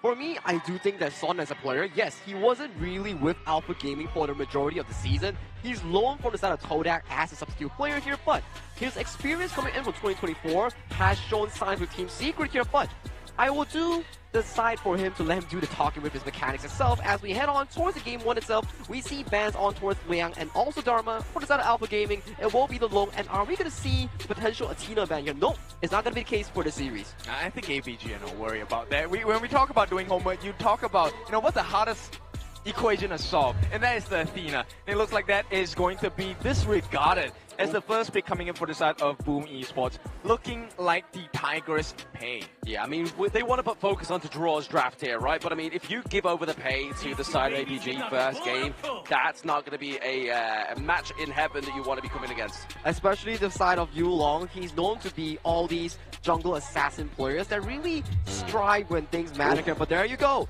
the Fire Ninja Mai Shiranui being traded back and forth towards the side of Alpha Gaming with the addition of the Byron Spark Mace. So this is already a very strong 1-2 early game setup coming in from Alpha Gaming's draft. Yeah, they can even go for the Ukyo Tachibana as the final third pick in this particular game itself in the first half. But for now, let's take a look at what else Boom Esports has for us, they're looking at the DRNJ for now. Not yet locked in, but like you said, draw. He needs his heroes as well. He has been tested. He has passed those tests. So it's DRNJ plus the Beast, the Magistrate and Beast. Is this the correct combination for Boom? For me, this is a very solid lane lineup coming in for the side of both the DRNJ and also Zhang Fei, whereby the solid bot and jungle priority has already been locked in here. And to mitigate that pressure coming in from Boom's side, you will be hovering towards the Ukyu Tachibana or potentially the Musashi to really counteract against this Tigress here. And it will be the Ukyu Tachibana, Swift Strike being locked in. 50-50 matchup. I like this a lot. Now we head into the second phase of the bans as well. We'll take a look. First ban coming in from the side of APG, it is going to be the Kongming, something that Tatsuri has shined on before. Yep, this is a very similar playstyle for both teams, right? Where you see the fact that the Kongming, the Yuhuan, the Mai Xuanui, all these are known Tatsuri and Shisan picks here coming into the game itself here, but with priority on towards the side of Boom Esports, already picking up their roamer. They already banned out 3 additional roamers against the side of Alpha Gaming, forcing them to pick up the Tunecaster. They want to force this healing comp up, right? End of the day, you don't want to deal with the multitudes of stuns and even the hard lockdown on that bit of farewell for the idea. The healing potential on the side of the idea is going to be too much for Boom to handle. Oh, but look at the setup here coming in from Boom Esports. They know for a fact that yes, you want to play early game, sure, you match us with the Ukyu Tachibana, and what better way to really elevate our Carl's jungle tempo on this Tigress than to lock in both the Shi and Sun Ce here. This is a all or nothing early to mid-game draft coming in from Boom Esports. Mega control. I think that is what we're looking at, right?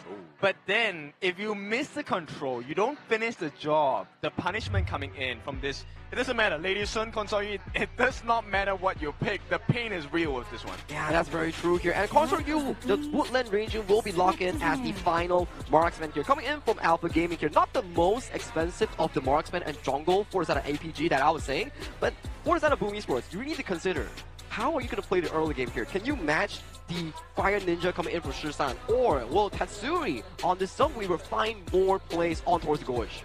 Tatsuri, I love this guy to bits. I think he's a fantastic player, but this game is super hard. Correct. APG, this is a poke competition. You have the Kachosins coming in from the Mai Xuanui. You have the Oak shots coming in from the side of the console. You also have the Monfu Temple and Tragic Beauty coming in from the Yuan. So many long-range pokes, and you have, okay, look, I love the Magistrate as a hero, but his range is super short. Yeah, you make a very good point here. Magistrate, the DRNJ, not having the best of the range here despite the strong laning phase. Not the best suit, especially coming into the draft for itself here, but it's a super strong early game draft. If they can get the ball rolling for Carl with the Tigress, potentially Boom Esports might be seeing a better 10th-minute mark here to really snowball the game into quick succession.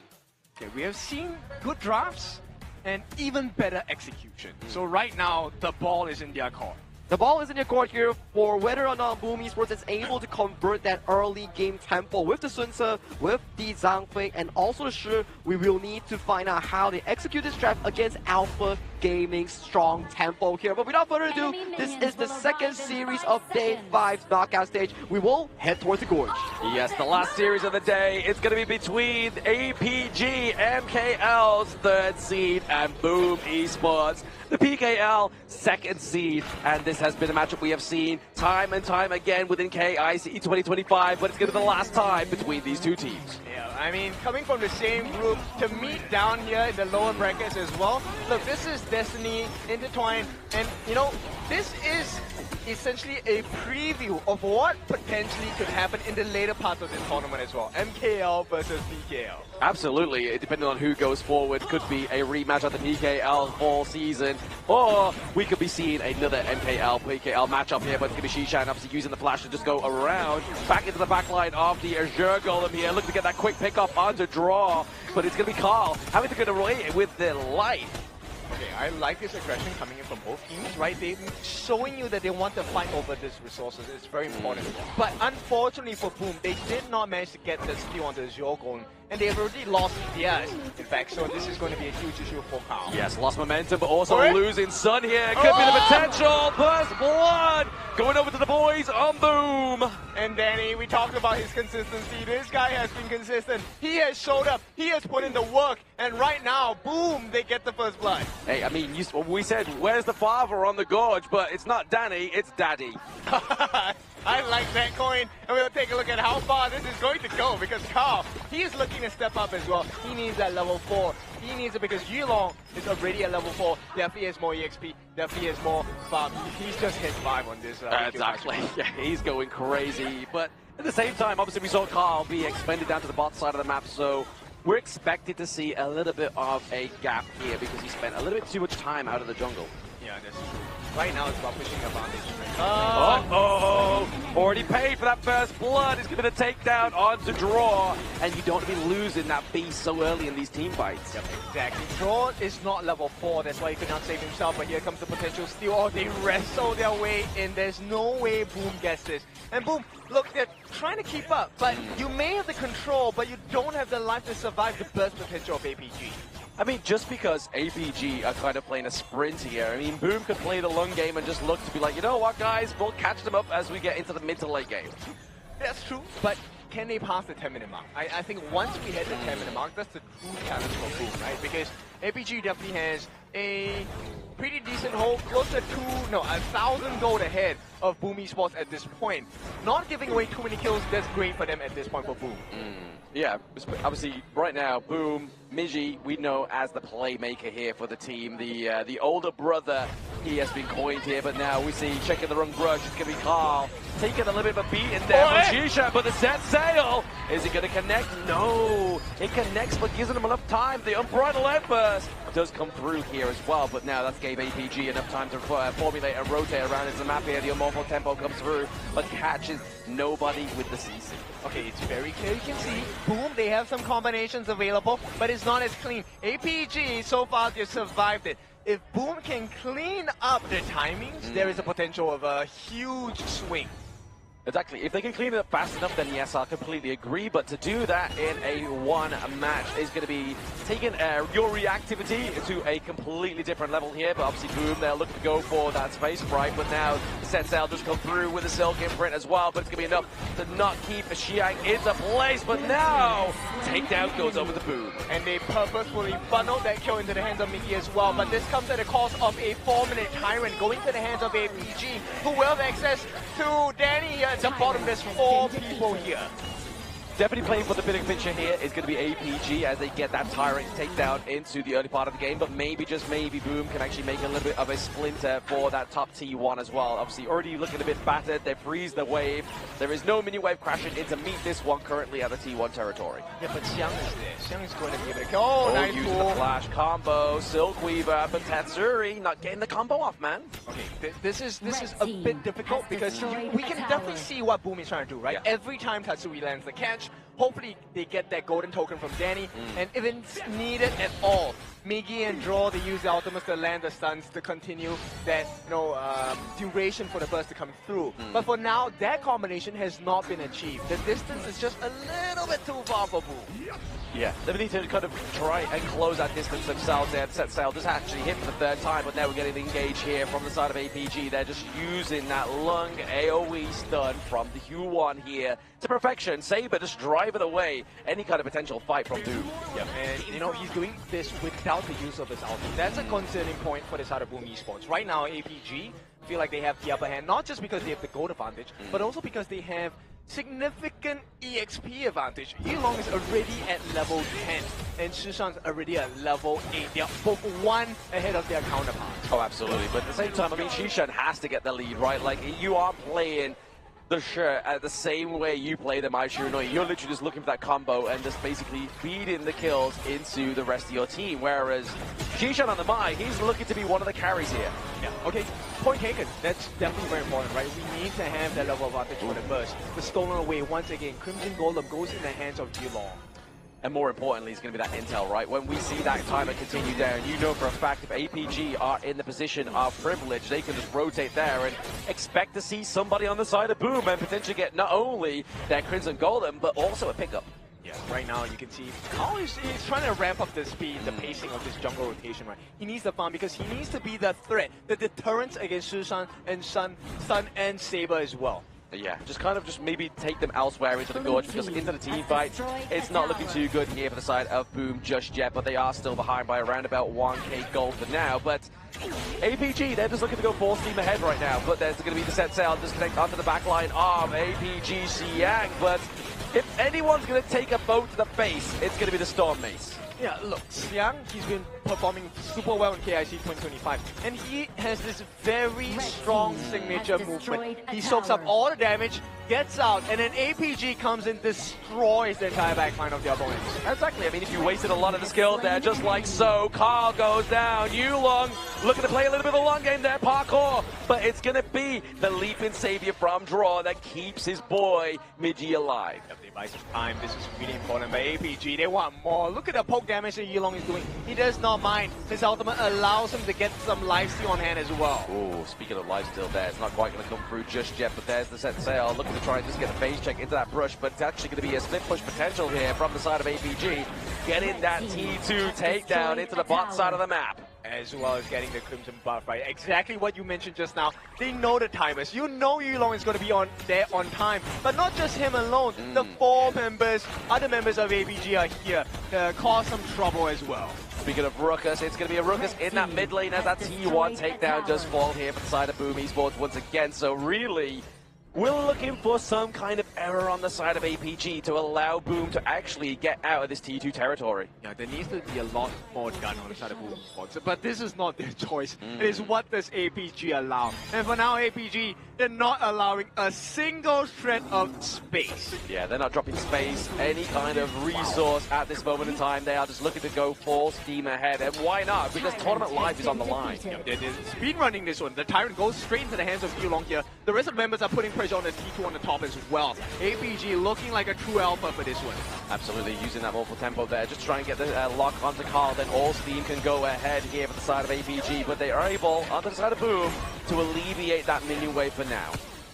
A little bit difficult. Right now, everything, Boom has to respond. That's the biggest thing. If Boom doesn't respond, APG just take whatever they want for free. But at the same time, they have superior wave management on the side of APG, which makes Boom's life is so much more difficult because no matter what you do, you lose somewhere else. Oh, absolutely. You've just got waves crashing in all three lanes, unfortunately, for the side of Boom Esports, and they always have to have somebody away from these team fights, but they're choosing to lose that T2 top side of the map to hopefully get some big gains here. Yeah, it's a force error at this point. APG looking so strong. Take a look at the gold advantage coming in from the lanes. The biggest difference here is that there is a very big 1,000 goldie between Yulong and Kao. Of course, going in the form and going to the advantage of Yulong on this Ukyo Tachibana. I mean, it's scary already that Yukio is already the direct counter to the Lung anyway, the Swift Blade. But having a 1k gold ahead of yourself and that being the counter, I think that's even scarier. Exactly. And look, he's at level 14. This blue-haired guy is going to be the bane of existence for the blue side. Speaking of bane of existence, that set sail is not going to be it for the side of APG. Trying to put that Silk Imprint to try and get the combo here is going to be Tatsuri just driving away APG for now out of their jungle. But with the mid-wave, minion wave top side of the map here crashing through, you can imagine that it's going to be creating pressure down to the bot side too. This brings us to the exact point we're talking about, at the 10-minute mark. What is Boom Sports' decision? Do they try and contest this? Looks like the answer is no. And APG, with this fighting power prowess, what damage can they do? A lot of damage. They have the Shadow Tyrant now coming through for the next 8 seconds, so increased damage and movement speed is definitely going to put the ante onto Boom Esports. And Boom don't have the privilege of actually trying to go for the Shadow Overlord, unfortunately, here. Yeah, they can't. They have to stay. The quarantine orders are here. You are going to be staying at home at base. Boom Esports, first round of your test. Do you pass? There we go. Just kind of forcing out the ultimate there from Siang. Just kind of get that extra bit of shield to come through to try and get an assault onto this top T3.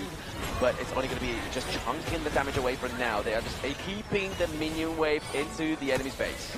Look at the damage. Throughout an equal exchange, they actually get quite a bit of damage onto the T3 at the top side. APG working around the defenses of Boom Esports, secures the Crimson buff for themselves into the hands of Sun as well. Looks like this sub for Sun was the best decision. vision. Oh, absolutely. Sunbeam subbed in here, definitely making a dividends here for the side of APG, but there we get the stun onto Saber now, but can they get a follow-through here for the side of Boom Esports? And currently, they're looking at a negative trade for themselves.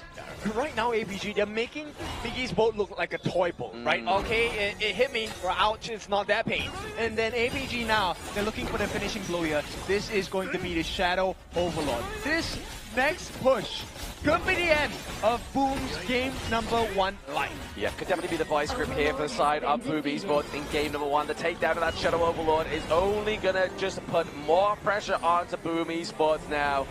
Currently hindering a 6.1k gold lead as well. That's definitely a position you don't want to be in. Look at the itemization that Susan has. Already has the Scepter of Reverberation, Insatiable Tomb, Savant's Wrath, everything already on board. All he needs now is the Void Staff to complete the job of the Magical Pierce. Yeah, just to get the takedown onto, make it easier onto draw as well, right? Like, that's the only tank we're looking at really here onto the side of Boom Esports. But now, just trying to drive these Vanguards through is going to be the aim of APG as they take down the T3 bot side of the map, but the Set Sail does connect here with the Stampede as well. Can Boom Esports get a kill into their name to save their base? And down goes Midgie, down goes Draw, and now we have the Vanguard knocking at the door. Can game number 1 be ending here for the side of Boom? Not just yet, but the Vanguard has now come through into the bot side of the map. They're looking to drive them away, and able to do so with Tatsuri falling. Is going to be a potential holding the door here, but APG slam the door on the thought of Boom Esports. Very dominant performance coming from the side of APG. They came here 1 goal in mind, and that's to destroy their competition. And Alpha Gaming have done it in game number 1. They make it look easy here. Every single play committed from the side of Boom Esports, it has been systematically demolished and decoded coming in from Alpha Gaming itself. And out of all the rotations here, I gotta say, Boom Esports was not catching up. Oh, they couldn't, right? I mean, getting very little kills in this game, but playing the map so much better than the side of Boom Esports. That was the winning condition coming in for the side of APG. Exactly. APG just had the aggression in the early game, and they did not look to put the ante up, right? They were like, you know what? We've seen how Blacklist play. We want to send a message to the PKL. This is just going to be a difficult start here coming in for the side of Boom Esports. But so far, from what I've observed, looking at Boom Esports, they have a tendency to drop game 1, and then they bounce back. It has happened before back in the Kagendra series, and also the side of the Blacklist series when they actually bounce back after here. So maybe it's a Boom strat, but props to the side of Alpha Gaming. They really played the map super duper well in this game 1.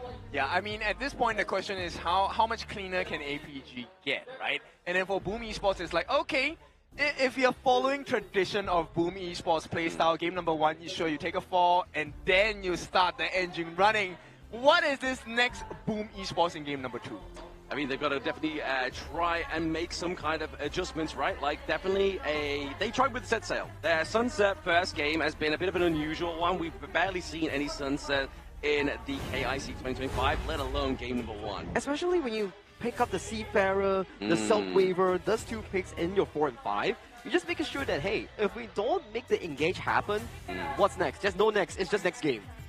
I think the biggest cost, though, for the side of Boom Esports is the fact that they use the Pei. Pei is one of those fast, rotational jungles. We've seen the damage he can do. Yeah. But this Tiger, tamed by Swift Strike here. Absolutely. Tamed indeed. The natural counter, but then also having that huge gold lead as well. My goodness. Around about 2k is scary here for Boom Carl. They definitely need to make definitely an adjustment here into the jungle, but to be honest, to lose a game with Pei, again, we've seen it with the other Blacklist team. They lost the game with Pei there, and it was kind of a bit of a blunder for them, but hey, maybe this is just a sign of the times for Boom Esports. Well, if we were to revisit back to the Alpha Gaming draft itself, they drafted really consistently in making sure that, yes, Carl is on this Pei, but we have sufficient early game tempo in the hands of Shisan's Fire Ninja and Yulong on his Swift Strike to really match against Carl's movement here. Hence, Carl wasn't able to move freely, which led to this 8,000 goal lead in favor of Alpha Gaming. It was a slow but surely bleed coming in for the side of Boom Esports. Slow burn, right, for sure. And I think the biggest difference also comes in the mid lane, because Shisan on the Fire Ninja has a very different playstyle in comparison to Tatsuri's Shi, the Silk Weaver, right? The catches were not coming from Tatsuri. not because he's not doing as well, but there was no option. The map was very dark for him. So we take a look at the comparisons here between the two of them, Tatsuri as well as Shishan. You can see, obviously, Tatsuri was 100% of the times in the fights. He wanted to make something happen, but nothing could be found. Yeah, two different approaches into the mid lane. You have Shishan with the carry, but then obviously Tatsuri just trying to feed over the kills to his team. But the problem was he exhaust the flash combo so often and actually got no results from it, which was a huge problem here. But obviously you can see that he did have the attempt, right? 100% participation in kills. He tried his best to feed those kills over to his team. That is very true here. And for Shisan, he was having a lot of rep pressure here throughout the entire game. But Yulong on the Swift Strike with that Ukiyo Tachibana performance definitely silenced and tamed Carl's Tigers in that game on itself with the MVP title 2-0-2 here.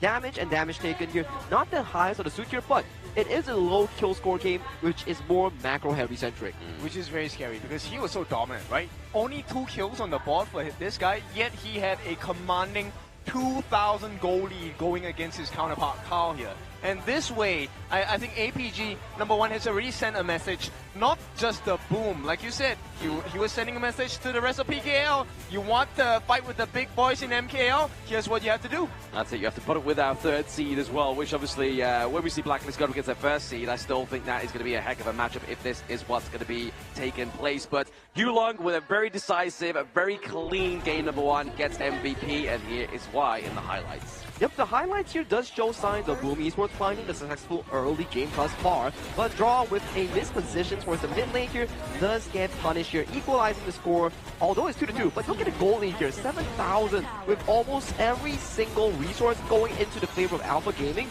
And at this point, the team fights will always be in favor of APG going up against Boom Esports. Yeah, I mean, the setups were clean. Let's be clear about it. The Boom setups on their last defense, they got every single thing they were looking for. The bolt, the stuns, the catches. But because of the level difference, because of the item difference, they couldn't get the finishing blows.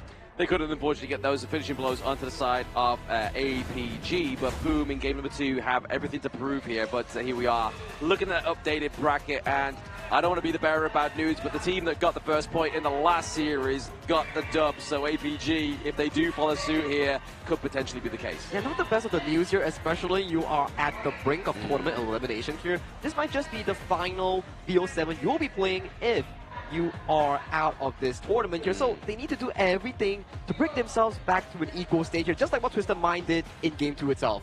Right, we'll take a look at how that story is going to be like, because, okay, to be in this position, once again, it's a repeat of the group stages for APG and Boom. They have faced each other off the group stages. The scoreline was pretty clean there as well as a 3-0 win. Right now, APG looking to replicate and to add on even more, looking for the clean 4-0. But knowing Boom, I don't think we expect a clean sweep here. Boom will do something. They need to do something. They need to do something for the fans here at Ayala Mall, Manila Bay. They want to be seeing these teams coming through and actually try and get a dub here and get another PKL represented through into this bracket. But also do drop us a follow here at HOK Esports on all our social media platforms here. Stand a chance to win limited tokens, anything boxes, and also the side of these epic selection skin boxes here. Or you can also follow us for news update on esports social media here. Maybe you can follow Carl, Just G, ZanQ for interesting behaviors behind the scenes here. Yeah, I mean, we get to take a look at the day in a life of Just G, the media day and whatsoever.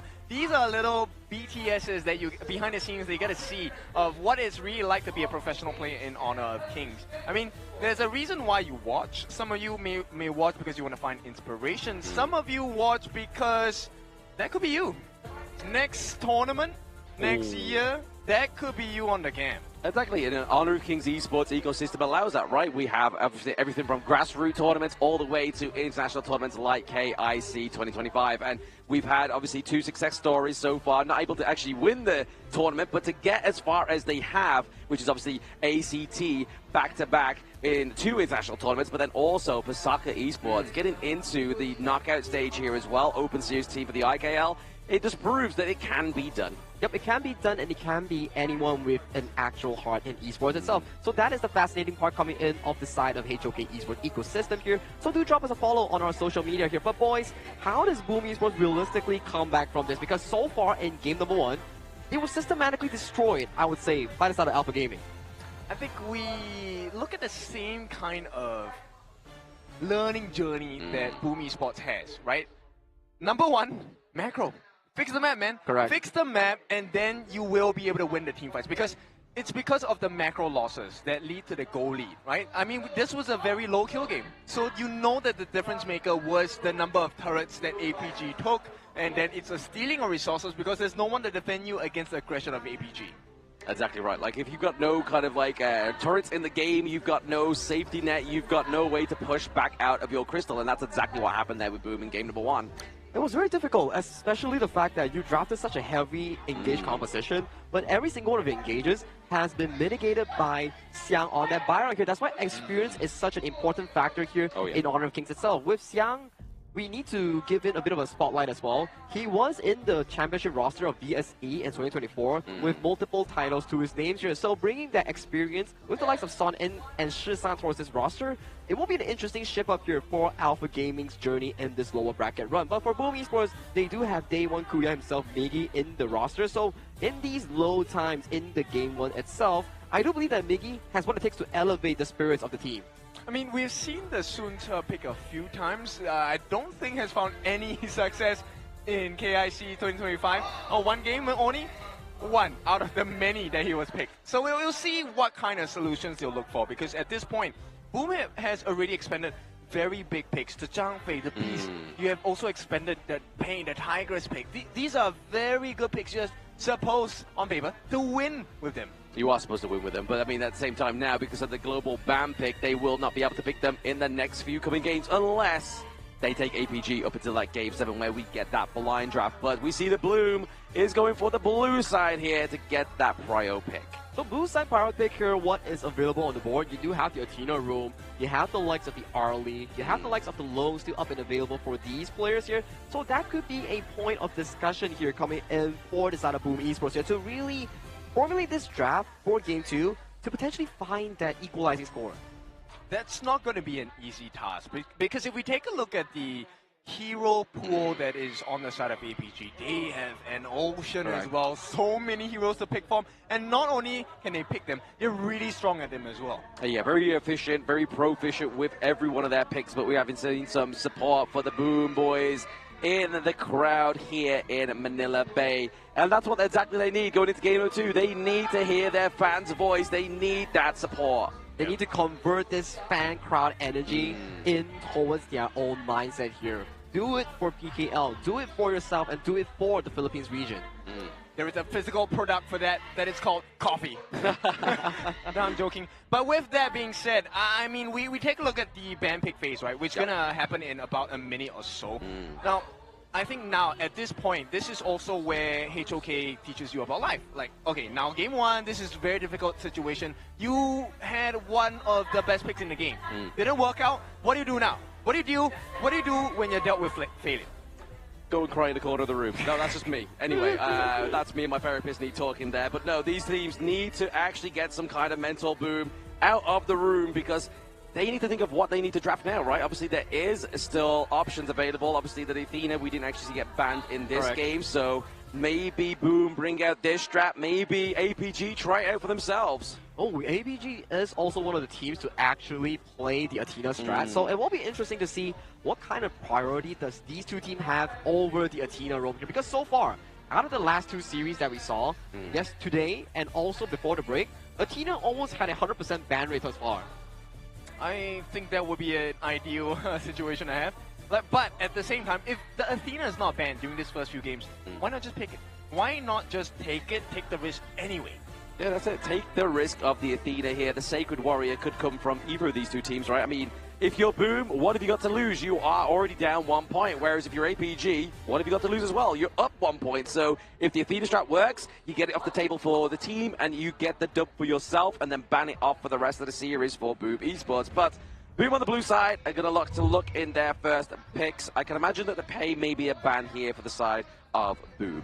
Definitely something to look into, because you do not want to give Yulong, who's a masterclass in all these utility and also carry junglers here. So indeed, they will remove the side of the pay from the hands of Yulong here. So this wouldn't be a point of contention here for the side of APG. So for my question here, based on historical value, does Boom Esports immediately go for the Luna? Yeah, I know, right? That was the first thing I was thinking exactly, of. right? Yeah. But if I'm APG, now there's a reason why you don't mind having the Liang taken out, right? We will give you the Luna. So if you see a Luna here, what goes into my mind right now is APG will just whip out the Athena roam and just bash your jungle repeatedly. So you won't have an Azir Golem. I'm just going to be entering a jungle with the Ogren and potentially Athena, and you will be like, bye-bye jungle, no more jungle for you, Carl. But I mean, the Ali's still up here, and I mean, Sun in the last game was looking very dominant onto the console use. So give him a tier 0 pick like the Ali, the Parasola. That's going to give some real good results here, and definitely a slippy hero to actually catch if you are on a car with the Luna and the Mooblade. Interesting enough that they do pick up the Luna on towards the first pick here, so Moonbeam being secured, and it does allow for Boom Esports, after seeing the Parasola on towards the hands of Son, to pick up the strong combination here to counteract the early here. Both the Diadea and also the pack leader lock in for Boom. Super smart. You don't give the Diadea, especially when you've given them the Ogren and the RD, right? This is one of the most dangerous compositions available in HOK. Smart by Boom. I like this from Coach CN. Let's see what else is going to be installed. APG, they pick their own counter pick. The Lady No! No, they don't. No! It has to be. They go for the Sacred Warrior. They do lock it in. Do you feel it in your gut? I feel it in my gut. And this Sacred Warrior will be piloted by Saber in the roam here. So this is a strategic feeding strat here coming in from Alpha Gaming. So it will not be the funnest of the times here coming in from Boom Esports Luna here. So this will be an absolute jungle invasion, both by the Athena and also the Ogren here that's locked in by APG. This puts you in a position where you need to pick something that can melt down your opponents. So what is left? I mean, you already have your farm lane. You don't have your mid lane in Clash lane yet, but nobody in these two lanes destroys one person super quickly. Maybe even the Ganemo is here. I mean, Ganemo, Angela, I feel like if you get the combo up right, especially onto the likes of maybe the Ogren, maybe get that anti-tank shred come through, but the Lady Jen here is really going to kind of upset the pace of Carl on this Luna. Oh, interesting food to pick up as well. The Fuzi and Zilia hyper late game strat that's being funneled for the side of Boom Esports. So I'm not sure if I'm a fan of this, because where does your early game come from to guard for Carl's jungle? I feel like, you know what? They're just going to go all in. We don't care about the Athena invade. We just try to make life difficult for the Ogre. But that comes at a price. That comes at a risk, because then you're leaving the Athena to farm on her own, and Athena with farm still does a lot of damage. Well, a lot of damage will be considered for the side of Alpha Gaming here, with the side of the Athena being locked in, and Boom Esports not having the best of the early game draft. I do worry for them, because who's gonna be putting pressure against Ogren, the Soul Guy, on the hands of Yulong? If you have a strong jungle, maybe you can go for it, but you're Luna, and with a very late game draft, I don't really see a position for Boom Esports to actually counter-invade the jungle. Okay, we may not like the draft, but the draft is only the first half of the equation. The second half is the execution.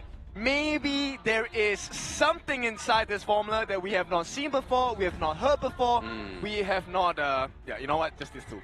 Exactly, yeah, we've seen, hear, taste, maybe even smell, but we can't smell the players from stage, and that's probably a good thing here, because that would be very sweaty. But we do have the Futsu here, which obviously we know Miji can play. He can access into the backline, maybe try and get the potential shutdown onto Parasola onto the side of APG, but maybe if he's not going to be doing that, maybe it's a split push potential here. There is a split push potential here only if they survive the early game here. So the early game will be quite pivotal for the side of Boom Esports. Few things that need to check on their to-do list here.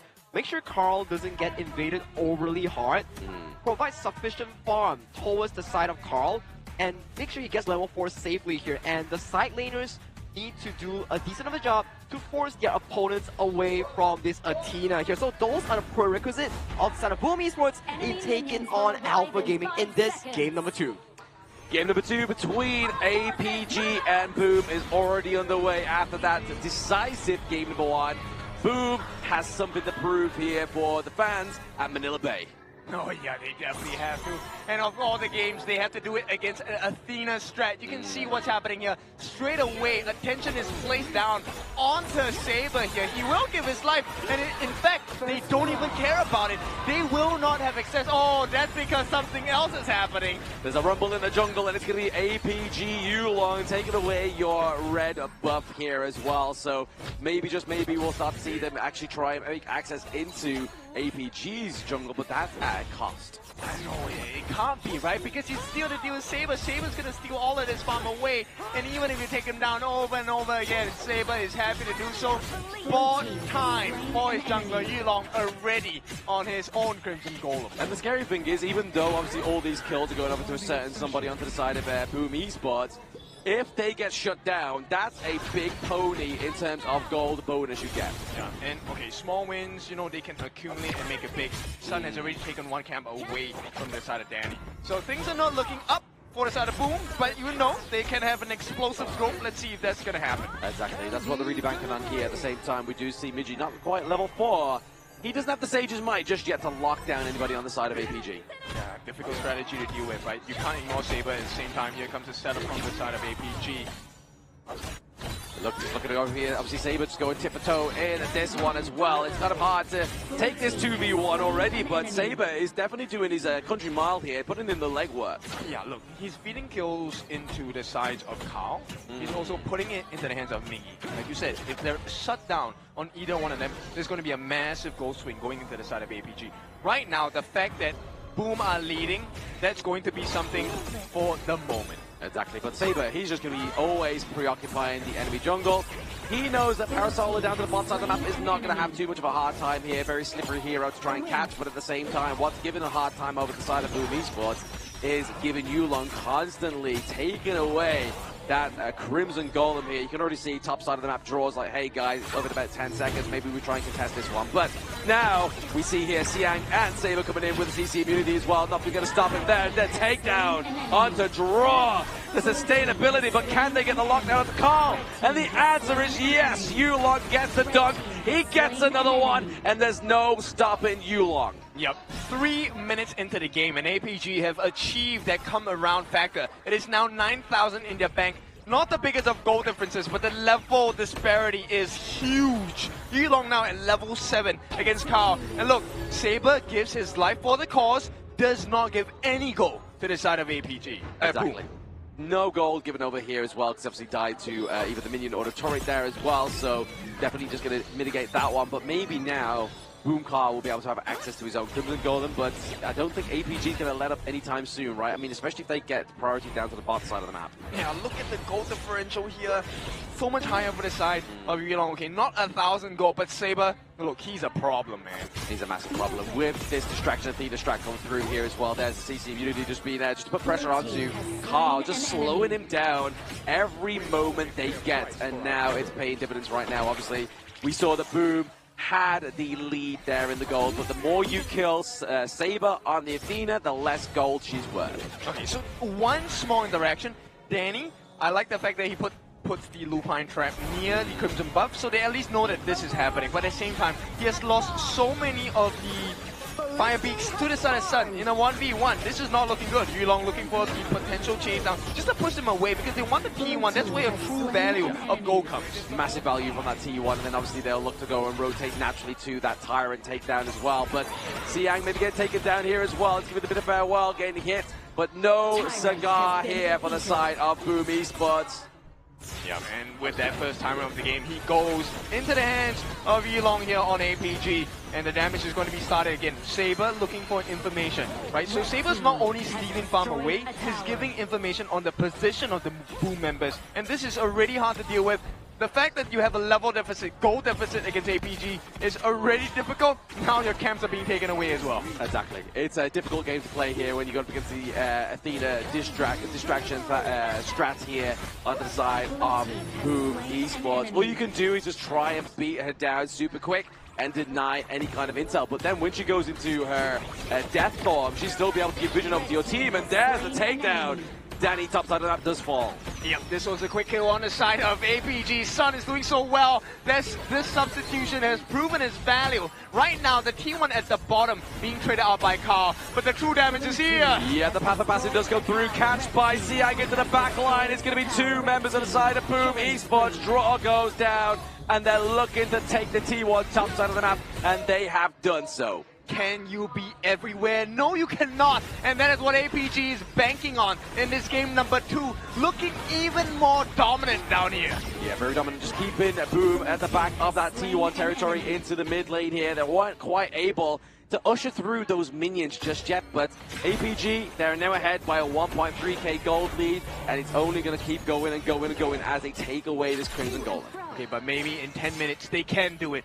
If APG can't end this game by the 15-minute mark. Destructive Deluge being placed down here as well. Going to keep Shishan as it wins with the safe boundaries, but speaking of not safe, it's going to be Tatsuri getting taken down here. The Suya, the Universal Law, as well as the Destiny counter being taken off now, and we're getting another kill. Maybe a suspected third victim here. Danny is not looking too hot. He has to force the flash, but he's got Saber on his tail there. Looking to slow him down, looking to get the damage, looking to get that CC immunity, and he just about missed out that damage. Yeah, but the thing is buying time. Danny now has to go back and heal. This is time wasted. They have bought some time for Kyle. He's level 11, but right now the T1, not the same story. He's going to be taken down by Sun. And APG, 2,000 gold ahead. They're looking so strong. Yeah, this is scary for the side of Boom Esports. They need to try and get some kind of momentum going for themselves, right? They are definitely looking at a little bit of a slow-burning game. I mean, yes, they're obviously at the behest of the Athena strat coming through here as well, but Sage's Might into the backline off the side of APG. He's going to get the takedown onto Siang. Is that going to be the saving grace here for the boys in Boom? But no, Yulon comes through. He has the double kill. He's looking for more, but it's going to be trying here. Carl, the Prodigy, is the last one alive, and that is going to be a triple kill and an ace for APG. Big wins for the side of MKL as APG now the map is completely open. The only thing left to do now is to take the T2 or maybe even take the Zhou Golem because Sun is looking a little low on that mana. But for now, it's just structural damage all across the map for the side of Boom Esports. Exactly. Why not just put all pressure on at this point in the game against Boom Esports? APG looking very dominant here with a 4.5k gold lead. After that, Team Ace definitely getting the shutdowns on the call. Really helped here against this one. Yeah, to be now, he is holding 1v4. What is happening? Destructive Deluge to help them out. He gets the kill instead. Yilong, it's all about him right now. Yes, the Rage Boss comes through with another triple kill for the side of APG. Perfect team fight tag is the name of the Soul Guide. Yeah, so I mean, guiding is one thing, but guiding your team to victory in such a fashion, look, APG are just looking unstoppable right now. Oh, absolutely. I mean, this Athena strat is completely thrown off any kind of, like, identity that Boom has going into this game number 2. It's just like, what, guys, how do we play against this? We play this ourselves. What are we able to do? And unfortunately here for the side of Boom, the answer seems to be like, hey, we've just got to take this one on the chin. Yeah, and look, there's still many more picks for the side of APG. Sun is the one that has impressed me the most out of the APG lineup so far. Coming in, you know, you were looking at him. Does he have the freshest fingers? Does he have the ability to withstand the pressure that is the international competition, KIC 2025? Looks like the answer is a resounding yes, because APG, look at the lead, 7,000 gold at the 9-minute mark. It's a lot of gold in about 9 minutes. A 7k gold lead is just trying to be blundered here by the side of Boom Esports, trying to dive it up to Saber. That's your wrong buddy boy. That's the prize pony that they want you to focus. And now, speaking of focus, is going to be the Migi into the back line. He gets slammed down. The Death Precipice comes through as well. And now down goes Tatsuri. You've lost your long range poke. You've lost your damage reduction onto the Augur. Yeah, and right now the damage is going to be done on both ends. Both mental, both emotional, and physical as well. The T2s at the top have been taken down. This is just T3s on the top and the bottom left for the side of Boom Esports. In the way between APG getting game number 2.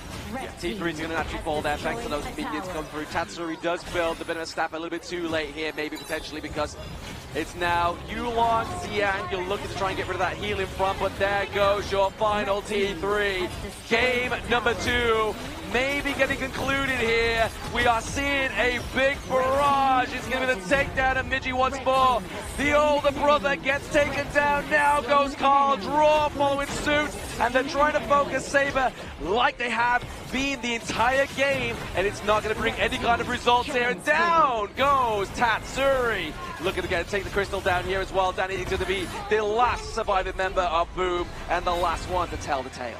Full control, no doubt at all. APG showing you why they are a scary team to face. They may be number 3 in MKL, but in this game, they are number 1. They're absolutely in the zone right now for the side of Alpha Gaming here. Every single decision, starting from draft all the way to execution, they make it work like an easy butter cake here. Every single thing that they have done has really torn down the defense wall that has been set up from the side of Boom Esports. We also saw the side of Boom Esports try to be creative. They went with the Diadia Smite and also the Knowledge Gem mid lane start to get 4 farm into the side of Carl to really mitigate that pressure. But it's an Ogre and Athena. Your jungle is on fire at minute 0.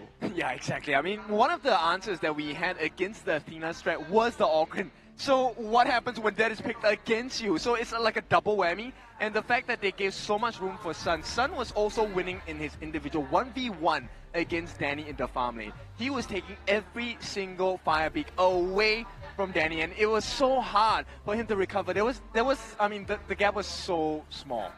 Very small indeed, but you have to give it over to Sun, obviously. He has shown time and time again that he can actually bear the weight and the nerves of the international stage, playing Arlie to perfection there as well. Like, he was just being left alone in his lane, but still showed a lot of results. Absolute class coming in for the side of Alpha Gaming in this game, number 2 itself, where we saw Shisan 0017 and Yulong 1406. Wow, that's a lot of kills into his pockets. It should have been Carl getting 14 kills, but that did not happen at all. Saber, took a ball 12 times in this game through the culmination of efforts for the entirety of Boom. But that is exactly what was necessary from Boom. The entire team means no space to farm, no space to fight, no objectives taken. And once you lose control of all these things, APG, they're just going to walk all over you. Yeah, Carl in the war room of Boom Esports should be singing, "It should have been me."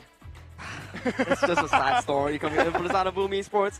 And to put on the fact as well, when you have the channel on towards Donnie, you expect it to win lane against Son's Arlie here. But due to the fact that Draw has always been his attention drawn away by Saber on this Athena, oftentimes you won't be seeing him anywhere near the lane to influence it. So a lot of the pressure has been focused on towards Donnie in this laning phase. Okay, silver lining here, this Alpha Gaming lineup is a very expensive lineup. That's true.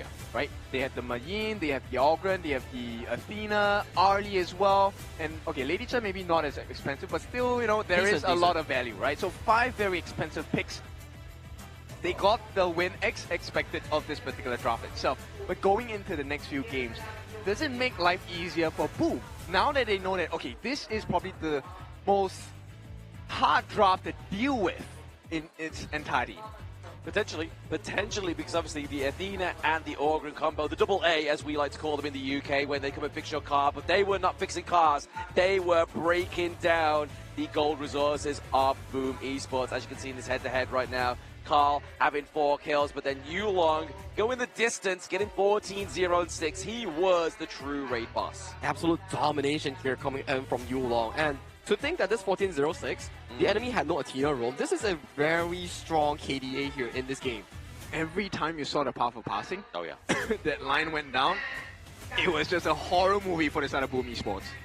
It was. And really, let's really do highlight the MVP of this game itself. Back-to-back MVP titles here in this head-to-head matchup for Yulong here. With the Ogren Soul Guide, with a KD of 14-0-6, and you can see the monstrous stats coming in by this player here. 34% damage now, 30% damage taken here. He was everywhere on the Soul Guide. He did everything, right? A guide is meant to show you the way, but this guy showed you how to do it, and whatever that you needed, Yulong was there for you. And APG, what a strong jungler, what a strong performance in this day against Boom Esports. Yeah, you can exactly see these strong performances here from this jungler on the side of APG in these highlights right now. Yulong is always, like you say, kid, using that Path of Passage, making Boom feel like, here's Johnny, but it's actually Yulong. Yeah, and a very scary state to see as well. I mean, coming in with the Death Precipice as well, it allows you to heal. And with the chase on of the Path of Passing, it allows you additional movement speed. The fact that he can 1v 1v5, 1v4 here shows you how far ahead APG Yulong was. And a bit of a worry for the side of my thinking here is that where was the healing reduction item here coming in for the side of Boom Esports? Because the Ogren had no real counter if there's no healing reduction, let alone a snowball Ogren here. I mean, the ultimate on the side of the Destiny Encounter for draw. That was what they were hoping that would be sufficient. But that does not work unless you have the level and gold advantage, right? So, very big difference. And at this point, I think Boom understands, okay, look, this is a difficult series, difficult game, one of the strongest contenders in KIC 2025. I think this is just the start of the journey. The game is definitely not over yet. It's a 2-0 scoreline for now. Exactly that. But I mean, you have to kind of say, right, obviously all this time, even though APG are from the MKL region, they have been coined one of the dark horses of the KIC 2025. That is true here. And with the consistent scoreline of 2-0 starting this series, pressure is amounting towards the side of Boom Esports and their shoulders here, because one more loss puts you into series point, and a second loss will put you away from KIC itself in Ayala Manila Bay.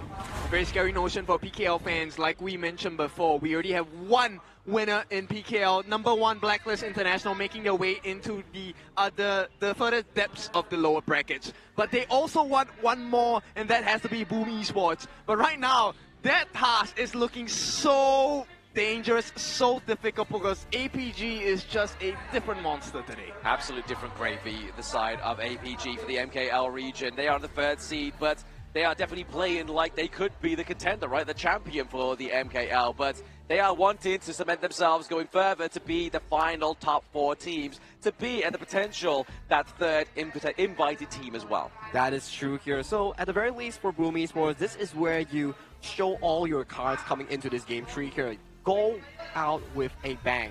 It's not to say that 0-2 you are done for. No, that is never the case here. It's a best of 7. Every single win that you rack up from this moment itself gives you one step closer in equalizing the series or potentially taking the series itself. Okay, we are one step away, right? Because at this point, if APG takes another win, they are going to be on series point. They're going to be 3-0 against Boom Esports. But if they don't, and Boom Esports goes into the first half break with a 2-1 scoreline, showing that they have potential to come back, does this mean, you know, we may have the winds of change, momentum swinging into the Boom Esports camp? I mean, they can only hope so. The fans here, obviously, at Manila Bay, right? They really want to see another PKL representative go further into the KIC 2025, because it would be a dream, right? But unfortunately, dreams have to be achieved by hard work, and Boom definitely needs to put the hard work into this next draft. For me, draft is definitely one thing, and the execution, they have to definitely look into how they have to tackle the strong macro rotation coming in from the side of Alpha Gaming here, because thus far, Alpha Gaming's rotation has been crystal clean across the gorge. Even if the kill score is neck and neck in game 1, their ability to scavenge all these jungle monsters, steal it away from you, get those minion waves faster than you, has been really consistent compared to Boom Esports. Right, so you're on the same page as us. Let us put the problems now that Boom Esports faces. Take a look at the bans and picks, or rather the picks so far in game 1 and 2. APG on your left, Boom on your right. What's next? What is next? I mean, that's potential, right? Obviously, ooh, there's a braid there. But at the same time, we're seeing here, we have no Lung pick come through yet. We have the potential of, obviously, still the Jing, obviously Luna for the side of APG as well. So there's still plenty here for the star jungle player, Yulong. For APG to really kill the game, I do think that this Long pick can be let go, but if they want to cement themselves a solid finish, they would take the Athena ban. I think that's the only thing that will really change the winds of war before the break. Take the Athena ban. That's the way? I don't know. At this point, if you take a look at what's happening here, Boom Esports, they have the access into the Ogren pick. This is something that I think can work very well into the lineup of Boom Esports. I think Carl has performed well on tank junglers as well. Yes, we know his specialty is assassin junglers. That's true. But when the team needs it, we need that Miggy Charlotte. We need that Ogren Carl. We do. But at the same time, I feel like even maybe APG might go for the power play and say, hey, you know what? Take the Athena and we'll show you how to actually counter the Athena. That could be a case here in game number 3 and definitely would be a brutal sign of the times before we go into the break. You say you don't want to be the harbinger of like bad news, but that was like the worst news. I'm British, man. I'm cynical, you know? I have to live up to that. I feel like it's not really bad news per se. It's more of a reality check here. If it really happens that you bring out your best draft in the form of the Athena roam against your opponents and you still do not find success, that could really put you in a very negative emotion going into the break itself here. So whatever that Boom Esports looks to perform in this game, it will really shift up the entire momentum going into game 4. That's true. I think mental fortitude is very important, especially in a game of high stakes where, look, the loser of this particular series will get to, okay, they don't get to, but they will be sent home. This is the last chance, last leg of their journey. Whoever takes the L goes back home. I mean, definitely. I mean, you can't spell home with an L, so you have to take something home with you because you're not taking a trophy. You will take round about a certain decent prize of gold, prize pool, but 4 seconds, we're getting into the game number 3 BP here, where we'll start to see if APG are going to be so kind and give over the Athena pick. Yep, Alpha Gaming going towards the blue side and Boom Esports going on towards the reactive red here. Interested to see what kind of bans Alpha Gaming will put on towards the table here. Considering the fact that they can put on towards the Arlie and the Athena that we talk about here, this is definitely a game changer here that may put confidence in towards Boom Esports, but for Alpha Gaming, they deny that. Yeah, APG, I think they're very important. They're very important that they don't want to give this away. Yep. To really look into the draft into a full scale here, to allow Carl to go on towards the side of the Ogren, Jing, or potentially the Musashi, banning away more of these tempo junglers, let the game go into an equal state, maybe a better case here for the side of Boom Esports. Oh, yo, they're shutting everything down, and it looks like, you know, there is it's a little bit too milky at this point. So it's so difficult for the side of Boom Esports. Look, APG, they're bringing up the Dolia pick. And from what I know here, Ken, Yulong is one of the most scariest Yangjin Twilight players here coming in from MKL. Every time I see him play it, his capability in making those big plays never failed to shine here. So picking up this Dolia opens up a lot of doors coming in for Alpha Gaming here. But I like the approach coming in from Boom Esports. Coming in with the Guan Yu and hovering the Long here, giving priority over to the sidelines here for that rotation. I like it a lot because end of the day, if you're able to catch up majority of the players, you get very nice stuns coming in, then that will be the dream scenario for Boom Esports. So whoever this pick is in the mid lane needs to be able to deal AoE CC against the likes of APG. And you know what? I was considering the Yixing to be a great pick, but instantly stolen away. Yep, taken away for their own comfort here. And when they box you in with a double Yangjin refresh, you know this is a lot of healing going in towards the Yulong jungle side. The thing is, how you're going to come on top of this one, right? Like, there is going to be a big dive into the backline, especially onto something like the Lung, right? Like, yes, you may have the infinite vastness, but if you have double dive, where are you going to go? Yeah, and how are you going to be able to deal with the multitude of different angles that they have? They can separate you with the board, they can then push you away, and the most important thing is when they get the jump instead. With the first board, they can force out your infinite vastness on this Owing or Lung pick. That's true here, and with the refresher coming in with the Dolia here, you have double boards or double tri-lane ultimate here. So those are the available options coming into the refresh segment for the side of APG. And for Boom Esports, they do remove the side of the Musashi and also the Dharma here because this Yangjin still serves as a flex pick for the side of Alpha Gaming here. Interesting enough, Boom Esports, they do pick up the Agudo here, so that is pressure elevated in that early game department for the side of Boom. Early game being covered here by the Agudo, and then late game here by the Lung. But now we're looking for a little bit more sustain here. We saw this combo came through a little bit earlier here for one of the teams in the previous series, right? The Agudo with the Yuan. A lot of sustain, a lot of team fight potential here. So why not consider the Kongming in the ball? Okay, now you know what? Grab that. You want to deal the burst damage, but now with an Ambrosia, they're covering all the different angles, right? You want to burst us down? Sure, the Ambrosia, Mr. Xiang is going to stand in front of your face and take all the damage. And this is a very aggressive lane matchup here that will be locking for Alpha Gaming here. Hoagie wins the direct 1v1 matchup against the Aoyan Long pick, and also the Ambrosia, the Night Plume, does really decent against Guan Yu in that early game department. Exactly, I would just be having this great potential, being able to kind of like mitigate any kind of dive here from the Guan Yu as well.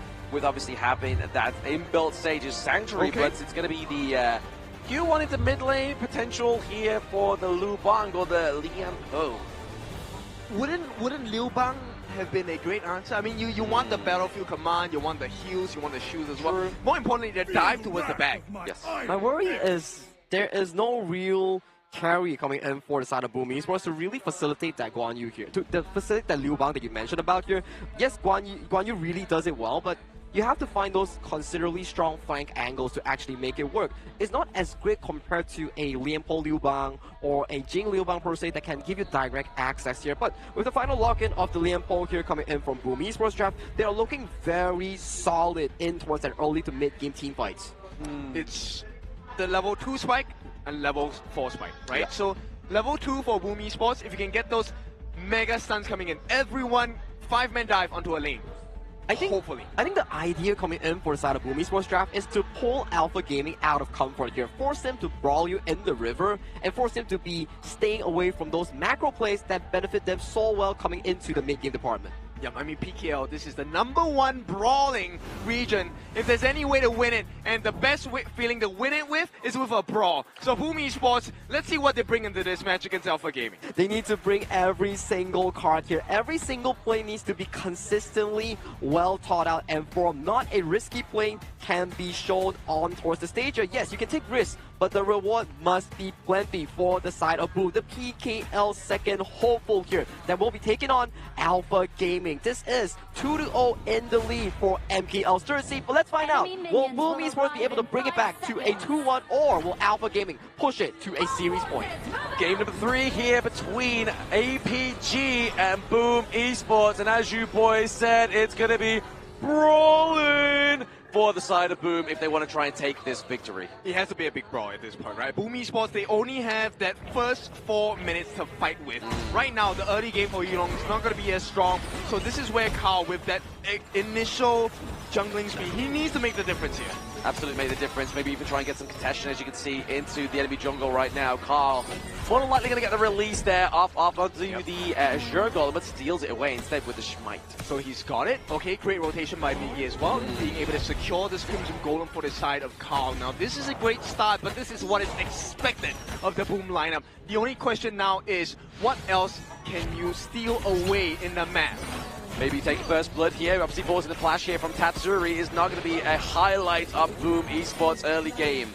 Yeah, definitely not, right? This is where you need to be able to keep control of the Gorge, get that win in terms of the gold advantage going in for the side of Boom Esports.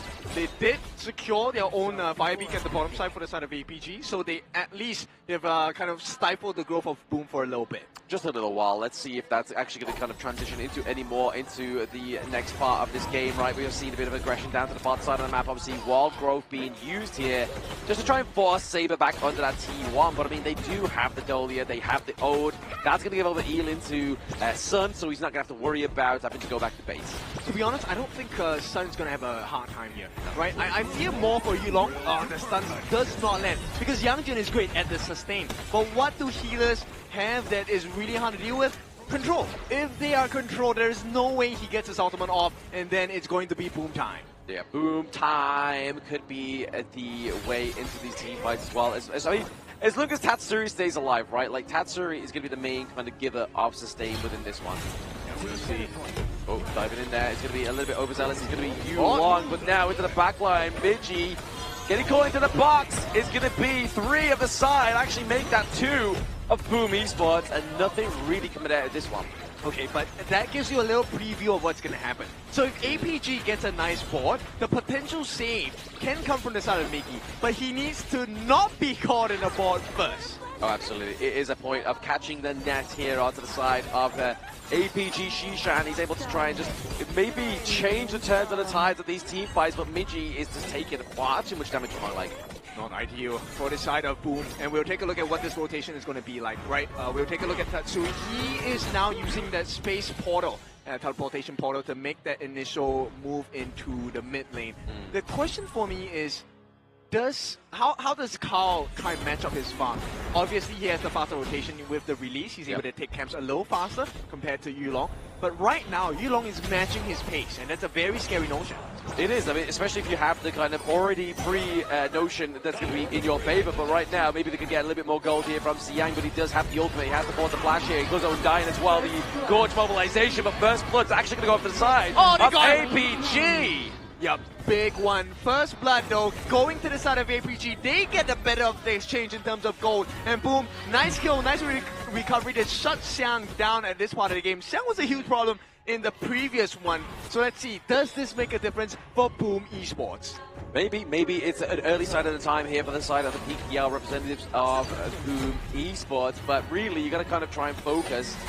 One of these side lanes, right? Obviously, there is no real pressure or priority being created by either of these two teams. Yes, top side of the map might be getting taken down here at the 4-minute mark, now getting taken off. That turret plate in falls. Yeah, and we'll see what this is going to be like. Yulong secures the first timer of the game, 4-minute mark, but this comes at the potential cost of your Xiao Golem. Stun comes in, does not hit the mark, and the bot is landed down. Boom Esports in trouble. Boom Esports is in trouble, but Draw is actually going to deny the access there with the try smash as well. And there is the Gorge mobilization, catching 2 of APG, but can he be followed through here? It's just going to be Yulong putting that pressure onto Danny as they trade the T1 down bot side of the map.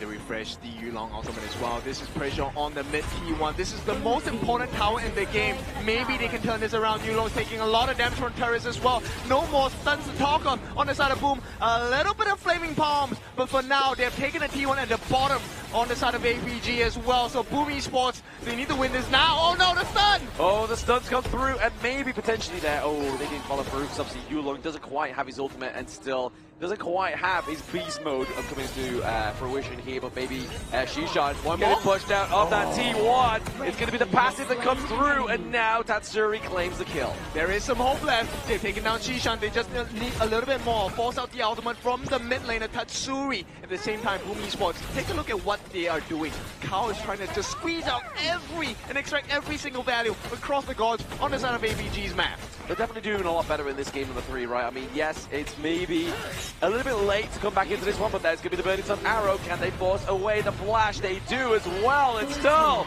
taking a lot of damage is Danny. Yep, Sun, he knows his target, and so far he has not missed his mark. It's going to be 2-2, but with this 2-2, it's APG, balancing that gold balancing act against Boom Esports, and this is not good news for Boom. Exactly, that's one thing they really want to have going for them is those resource leads here for the side of Boom Esports, but unfortunately it has slipped away for now, but could still definitely the pendulum swing back onto the side of Boom here. We do have obviously the Magnum Slam with the burst ramp come through, trying to bite out a lot of the skills onto the side of Boom's Draw, but now the board has been committed. The minion waves here, overcommitted, maybe the Tremor Smash, not connecting that to anybody, but there it is. Sun gets taken down as well as Saber and Yulong. The Boom boys are looking to brawl. Yeah, it's all on Miggy. That was one of the biggest plays we have seen so far from the Boom Esports lineup. And Miggy at the cornerstone of it all. All they need to do now is to balance this T1 in the mid, and they should be able to wrestle resources away from APG. Yes, wrestling the jimmies of APG has been Boom in that mid lane and gave themselves a nice hefty lead here. But let's look at that instant replay.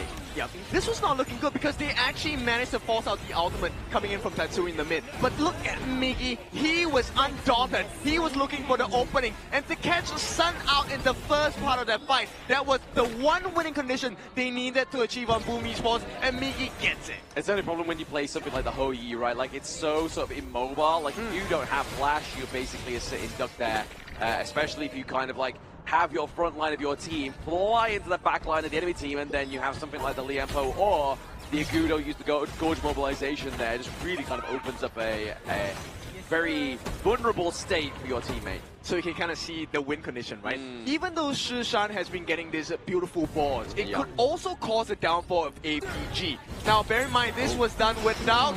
Oh, hang on. Okay, get the takedown onto Siak there. That's already going to be a handicap for the side of APG. The double Tremor Smash does connect onto Shishan as well as Saber. Saber looking to go to get taken down there. Double kill going over the side of Carl. And now they're looking to bully a little bit more. Sun gets taken down. That's a 3-0 trade for APG. Boom, sorry, as they're taking that T2. Who said they were going to give up? It is an explosive growth from Boom Esports. And right now, T3s are on the menu. They can rush this down. There is a ballista. There is a ballista, but there is going to be Yulong diving into the backline, doing a lot of damage. Can they get a few kills here? Siang as well, looking to pay the trade here. But now Draw upsets that motion of the ocean. Carl gets taken down. Yep, it's going to be an important one. No one gets hit by the Burning Sun Arrow, and this is going to be saving grace for the side of Boom. But take a look at the T3. That's a lot of damage onto it. And right now, 8.5 minute mark, we're still 90 seconds away before the Shadow variants. If Boom can break open the core in the middle,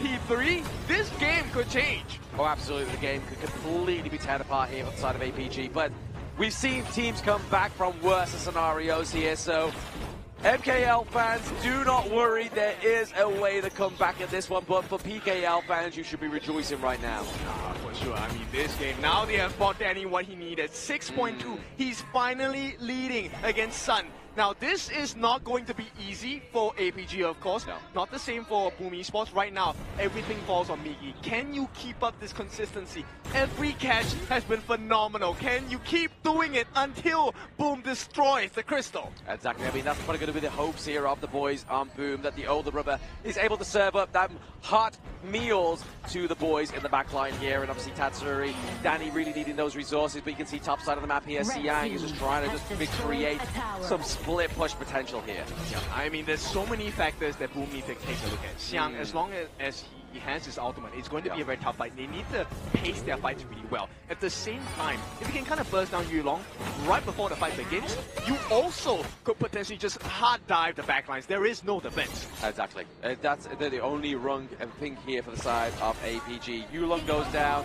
That's going to spell disaster here for the side of APG. But right now, Boom and APG looking to contest this Shadow Tyrant. The board has been committed. It traps Draw. He gets caught into the backline, but it goes over the Boom. The Shadow Tyrant is stolen, but can they take this team right now? And now we're getting pushed in. Tatsuri straight into the backline now with Danny. Looking to get a takedown on the Sun. And there it is. Carl comes in, driving the boat, but that's a 4-3 trade here for Boom against APG. Big win, and they can do a lot more. There is a lot of structural damage in between Carl as well as Danny. These are the two members you wanted to keep alive, and they are alive. They're keeping the dreams of Boom alive as well. Right now, the question is, with this buff, can they take more? T3s are on the menu, and yes, Xiang is here, but it's as though he has no value. He has no value. He has to kind of dive in and die, but then with his teammates coming back out now, I don't think that's the right call, but this may be landing a trick shot here onto Carl. But can they get the takedown? He gets the Blood Rage, and now Siang gets the board out in team fight, leaving Yulong alive. But can they draw it out? Twilight being procced here. Oh, lovely. They saved Danny in that particular very precarious situation. Boom fans, you have to believe now. I mean, this game, 4,000 ahead for the side of Boom Esports. They just need to wait it out. 18 more seconds. They can go for the Shadow Overlord safely, or at least mostly. Yeah, exactly. Especially with the Primal Bond being taken up in around about 9 seconds' time. Boom could be looking at a bit of a dream comeback here in game number 3 against APG. But for now, Carl has actually, no, Miji, sorry, has been caught out in the wind there with that intel from that ward. Look, this guy is called the Wall Saint for a reason. Every single battle has gone to their advantage because of the plays by Miggy. So this Wall Saint is very important, which is why Xiang is kind of chasing him down as well. If APG don't know where Miggy is, this fight completely swings into the favor of Boom Esports. Oh, absolutely. But even if they do know, and then he flies over the wall and gets the frigid charge onto many here, it could be frightful for the side of APG. But oh no! That's a takedown of Sun, and that's a whole lot of damage being taken off the gorge for the side of APG. And instantly this becomes a 4v5, but it's going to be a lot more painful. Shadow Overlord also secured by the side of Carl here. And this is where structural damage is imminent. They will get this T3. Oh, the flash in from Tatsuri. He wasn't able to get any CC there, but the gorge mobilizations giving enough to drive away Yulong. But now at that crystal, we have the Vanguards into the mid, into the bot side of the map here. Boom, looking to try and get this win here, but now it's all under the control of Boom Esports in this team fight. The board committed ain't gonna stop the wall, and they get game 3. Beautiful work before we head into the first half break. Boom Esports, this is what we need. This is what the fans want as well. They come back strong and with a decisive victory over to the side of Alpha Gaming. The spirits are high and the audience, man, they are roaring loud for Boom Esports that are coming back hot in this series with a 1-2 scoreline. I love this. This is why we love HOK, right? Look, it was looking so dire for Boom Esports, but Miggy, day one Kuya, he was like, no.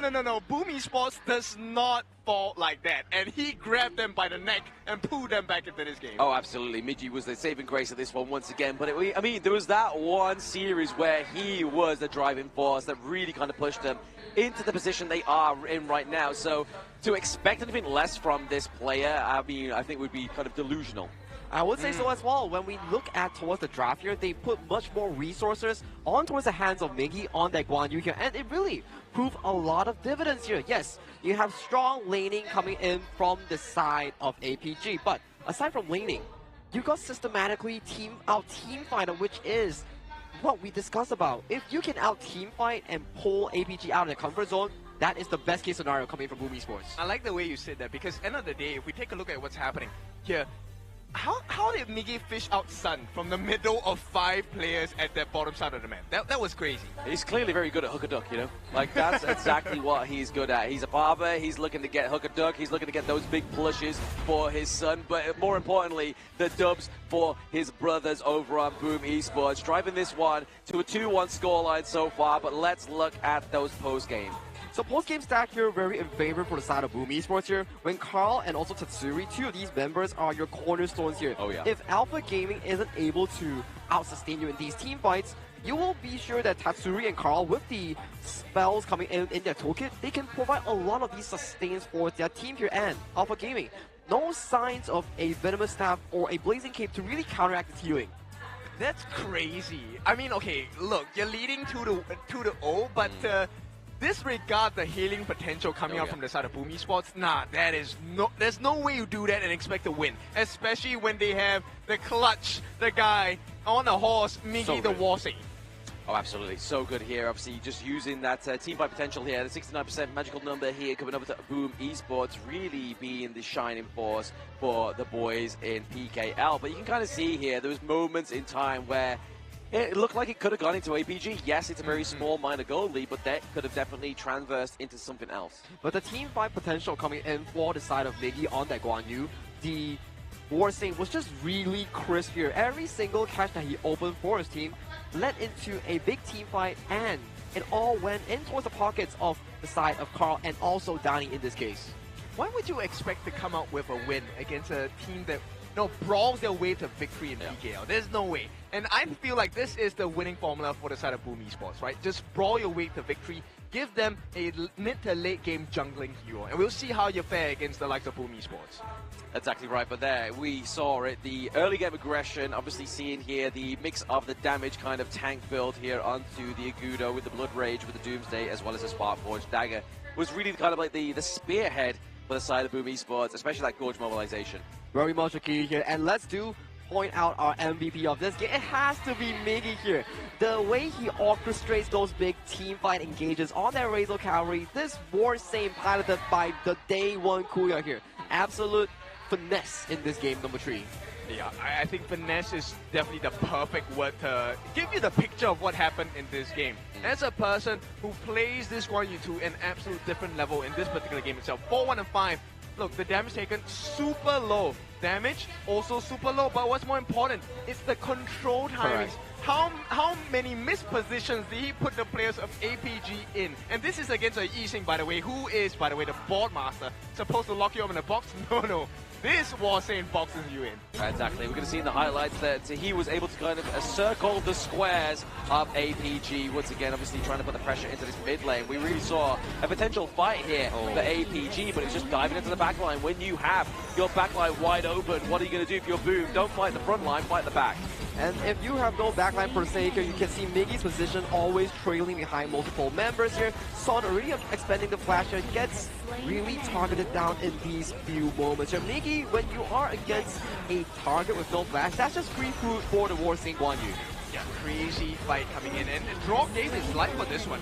And still, they were able to find room for Danny, they were able to find room for Carl. Most importantly, Miggy separates the fight. It gives them the perfect safety and balance between damage and safety for both Carl and Danny. Very impressive thing here as well is the fact that they actually beat the Dolio and Yangjiang combo, right? Like that was the combo we feared in the early part of the KIC, and now teams are already like, all right, bet, try and take it, and we will overcome it here, and that's how exactly you do it. Boom Esports with the strat, getting that game number 3 point for themselves. That is an interesting point because at the early part of KIC, like you mentioned here, Blam, Dolio, Yangjiang, this was everywhere. But moving on towards the playoffs, it has reduced in terms of the play here. But that is just now's news that happened here because Alpha Gaming, Boom Esports, we have a series. Boom Esports coming in strong, taking a dub before we head on towards the break later on here. Much needed for PKL and also Boom fans.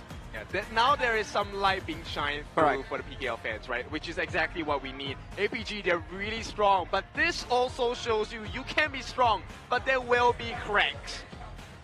Absolutely, cracks in the armor of APG being shown here, and maybe this could be the beginning of the end of the APG as well, but PKL getting 1 point aboard.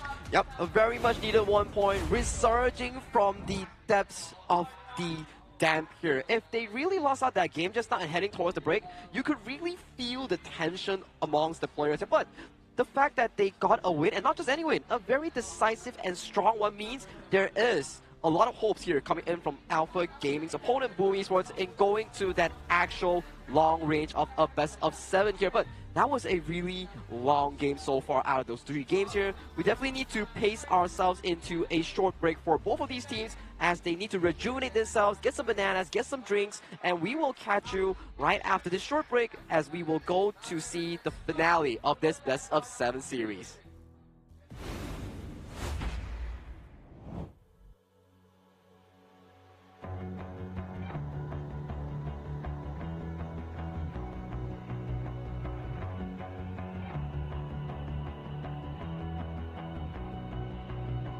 You've walked through the darkest nights. You've heard the crowd, felt the blinding light. You were standing there when your heart comes alive. It's a dream of a hat, and it never dies. Right here, right now, give it all, get it out. Never surrender, I fight and never fail. I am a contender, a challenge I can feel. The smallest lies become the brightest enemies, relentlessly. And even if you fall, you gave it everything to be a king.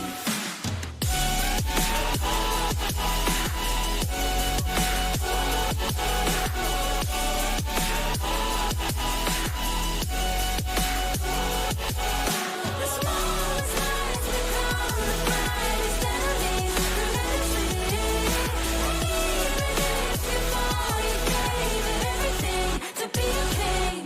You carved your way with a sharp attack. You watched it all burn, and you never looked back. There will come a day when your fears will rise. You protect your crown, so it never dies. Never surrender, I fight and never fail. I am a contender, a challenge I can feel. The smallest lies become the brightest enemies, relentlessly. And even if you fall, you gave it everything to be a king. On my way, find my way, find my way. On my way, dream my way, never a surrender. I fight and never fail. I'm a contender, and challenge I can feel. The smallest lies become the brightest enemies, relentlessly. And even if you fall,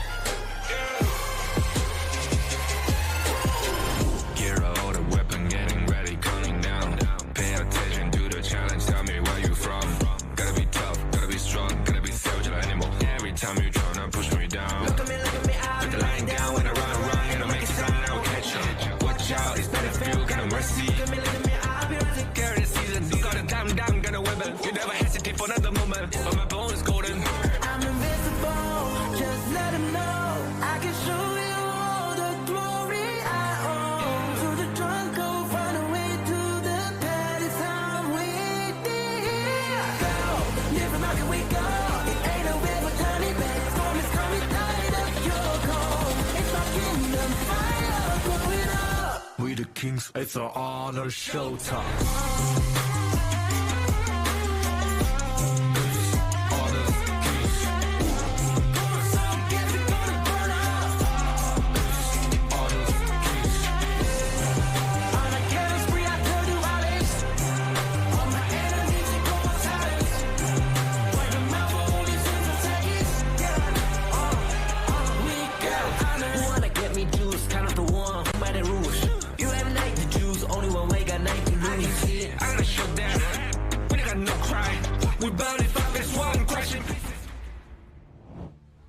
Hello and welcome back to the Honor of Kings International Championship 2025, Day 5 of the knockout stage. We are halfway through our final series of the day here, featuring Boom Esports taking up against Alpha Gaming here, and this is the updated global ban picks. Alright, so ban and picks, we will take a look at the picks here. Now, with the success of Miggy in game number 3, does this mean we give him the Charlotte? That was his most impressive Clash Lane performance in the entirety of KIC 2025.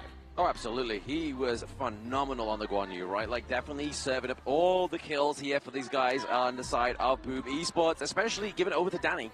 That is true. With the side of Boom Esports finding their momentum, we start to see the way how Boom Esports has the chance in this series itself is to pull Alpha Gaming out of their comfort and brawl them in the river. Make sure that Alpha Gaming doesn't find those macro rotational victories here. Hence, if we were to see another big team fighter in the side of the poll, potentially consider the Magin here or the Charlotte coming in for the side of Miggy. I think that will have a lot of value, but at the same time, if you take a look at brawling, we haven't seen APG pick up the pay yet, and I think that's going to be a very big difference. Now, Boom, they pick up the blue side. That's going to be prior pick. So what would you prioritize? I think for the blue side especially, if you're Boom, there is still the likes of the Tina if it's not banned away, and there is still the potential of the likes of the Arlie, Mai Shiranui, or even the Dharma here. One of the big team fight playmakers here, Dharma might be the case here coming in for the side of Miggy. Dharma, I like the idea with Dharma, but I like the idea of an Athena even more. So I'm kind of like, okay, do we go for like the Athena for Boom here? Because this is as close as it can get. If APG pulls ahead now, I feel like that might be the deal breaker for Boom Esports, because one series away, I think that's too much. You will not get the Athena. Exactly. I mean, if you are APG and you take a point here, you've then got to be Boom to take another back-to-back 2 wins in a row. And I mean, getting that win onto the board here for Boom is huge in terms of mental, but if the Athena's been taken off of the gorge here, do you think the Lapu Lapu will come through for either of these teams? That may be the case here, and considering that both of these teams have played the Lapu Lapu in the playoffs itself. I mean, we still potentially have, did he lock in the Zhang Fei in game number 1, or was that already taken away? That was locked in, if I'm not mistaken here. Yes, they did pick Zhang Fei game number 1, which was not really that efficient, I would say, because of the remainder of the draft itself. So moving into game 4 and game 5, the pool will start getting diminished for both of these teams. I mean, as I like to say back home, that it's the idea, right? Correct. If the plan doesn't work, at least we recognize idea, right? We got the idea. Yes, maybe execution wasn't as clean. But now that you say, okay, the Zhang Fei, the base has already been used, I think, this series or this particular game, Lapu Lapu or Athena, for Boom, it has to be. Oh, absolutely. I mean, definitely one of those is going to really upset the scales here for the side of APG. But if Boom takes another game point here, it feels like it's going to be the full distance between these two teams, right? But APG, they want to bounce back from that loss. Yep, K being the starting ban here means that fast-paced jungle will be removed from the hands of Yulong here, which comes into the consideration. Alpha Gaming, you expended the Mai Shiranui, you expended the Arlie here. Do you take the Athena ban here? What is the case here for the side of Alpha Gaming? I think you take the risk here if you're APG. There we go. Leave the Athena, right? And only ban it out because it feels like that is the trump card for Boom Esports. So taking out the RD, I like that answer. But this opens up the Mayin. Miggy, fantastic game number 3. Can he replicate the performance, or maybe even do better than game number 3? Maybe so. Maybe so. I mean, the catch-ups there, and it's the same kind of point and switch, right, as you dive onto the back line of your enemy team, trying to get the lockdown onto those crucial members. But the only problem is you don't push and shove. You have to use the flip to get out of there. But now it's going to be Yulong on this loot. Okay, no, they're going to take away Zhang Fei, maybe giving over Saber his big pick. Wait, this does give it over to the side of Boom Esports a very comfortable angle in going for the Zhuangzi here, which will deem both of these heroes not as effective on the proactive end. But they're showing you that the Luna is a potential pick as well. And if you commit to that pick now, they can just switch sides and switch gears immediately. Speaking of switching gears, they're going to go for the Marco Polo here and potentially the Schwangse on the side of Boom Esports. Draw here. Got to be careful with this pick. Obviously, is going to get rid of a lot of CC with his immunity, but is it going to be the driving force that a Boom need? I think this is a pretty decent counter so far with the likes of the Marco Polo here. So this is a decent combination here. You can use it aggressively, you can use it passively at the very least with the Dream Wanderer. Ooh. Okay, interesting. So APG, they're teasing the Tsuya, hovering over it. It's not picked in yet. I would like the Luna. Okay, let me explain why I think the Luna is great here. Right, the Luna is great because with the dive on the Luna, you get the reset on your ultimate, right? But then you potentially force out the butterfly effect for just one dash. And then now you're out of options. Dev's Door, welcome to the end of the game. Yeah, it could be scary for them if they literally use the butterfly flag just to get rid of that marker, because then they have even bigger fish to fry, right? They have the Unbridled Airburst as well as the Truth Mantra. That's really going to kind of upset the scales, especially on such a pick like Marco Polo. If you CC him in that Fever Barrage, especially if he doesn't take the Purify or Cleanse here, it's going to be a problem for him. Yep, it will be definitely a problem here. And if you look towards Alpha Gaming's Luna, like what you mentioned here, this Boom Blade, when you go over to the side of Zhuangzi here, the Zhuangzi is like a punching bag for you. You can just freely dash in, dash out. Yes, you don't have CC to lock down a Luna here, but we also don't have CC to really counter against this Zhuangzi here. So it's a cat and mouse game where are you going to use the ultimate, or am I going to force you to use it and allow both the Zhangfei and Dharma to come into his team fights? This is a Mets test, and we'll see. Boom, they're going to take a page out of Blacklist International. We're going for the burst damage. So what if you have to control? What happens when you're down a member? Or at this point, 4v5, we will take it. They will take it here as well. Obviously, that's Dachi for that charm. I mean, it caught out just Chi the once, right? Obviously, using that charm is going to be able to catch out the Luna here, can lock her into place. Then, really, do you decide to then have the damage come from the Marco Polo? Do you then have to dive in as well from the Jing to then just completely eradicate that pick? For Boom Esports draft, I gotta say, it's a very snowball-heavy reliant draft here. We saw how Daji, if she falls behind, she's very difficult to pilot because your burst is insufficient in taking down these big targets here. And at the very least for Alpha Gaming, you have sufficient crowd control, but that comes into the cause of this Dream Wanderer being locked in by draw. So it puts both these teams in a very reactive state, but reactive is the name of the game for the side of Alpha Gaming because that's where they control the game better. I think the control and positioning is where the difference maker will be for both sides. Because if you take a look at what the win conditions are, you want to have them grouped close together, right? That's what both teams require. But their requirement is higher for the side of Boom Esports because you want the Mayin, you want Miggy to get that 5-man get serious with the whatevers, but that's not going to happen because the lineup of APG, they're very independent. You have a Lung, you have a Dharma, they're going to be hiding away from each other. They are going to be hiding away from each other, exactly. I mean, the positioning here of these two marksmen could be the falter of the team fight, right? Like, if you pick up the Marco Polo too early, or even the Lung too early, yes, Sun has the infinite fastness to get out of jail card, but Marco Polo, on the other hand, Danny has to commit.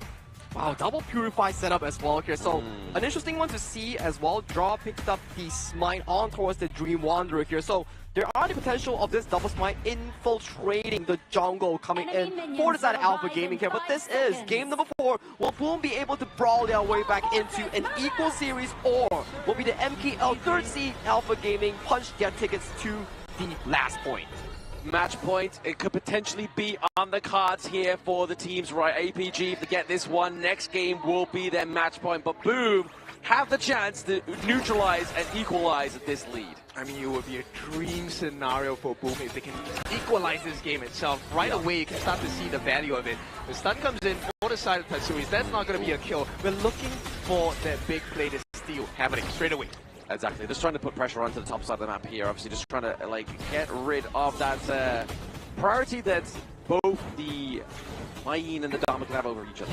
I think right now, it's for Boom, it's more of like, okay, can Draw make the maximum value of his passive? Because when he has that passive state active, he actually gets 15% damage reduction, which helps in the brawling department on the side of Boom. Exactly that. I mean, definitely taking the punches from the Dharma on Siang here. but then also making the prio push for that space bar. It's really going to kind of give aid here to the side of Boom Esports. Yeah, and the fact that he has a smite, okay, I think that's great work from the side of Boom Esports.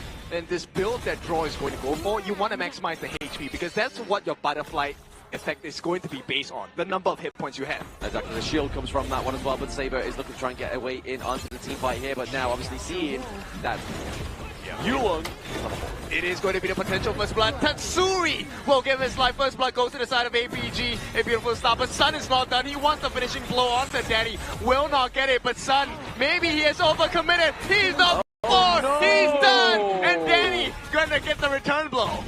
Yes, he uses the flash to get the kill there, but then obviously he has no means to get out. He didn't have the level 4, unfortunately, for the side of APG, but Yulong just trying to get away some of these extra little bit of these camps here, but actually just helps Boom run it down a little bit quicker. Yeah, I know, right? And at this point, it's a very slight EXP advantage going to the side of Sun, going to the side of Danny.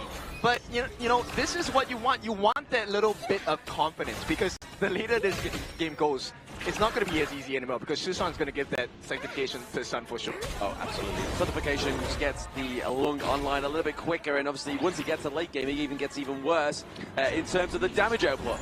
Yeah, it's going to be a tough task because the damage output style is going to be very different, right? Danny is more of a damage over time. The more stacks he lands on you, the more painful it becomes. Yeah. But for Sun, it really is 3 flaming punches, you're done.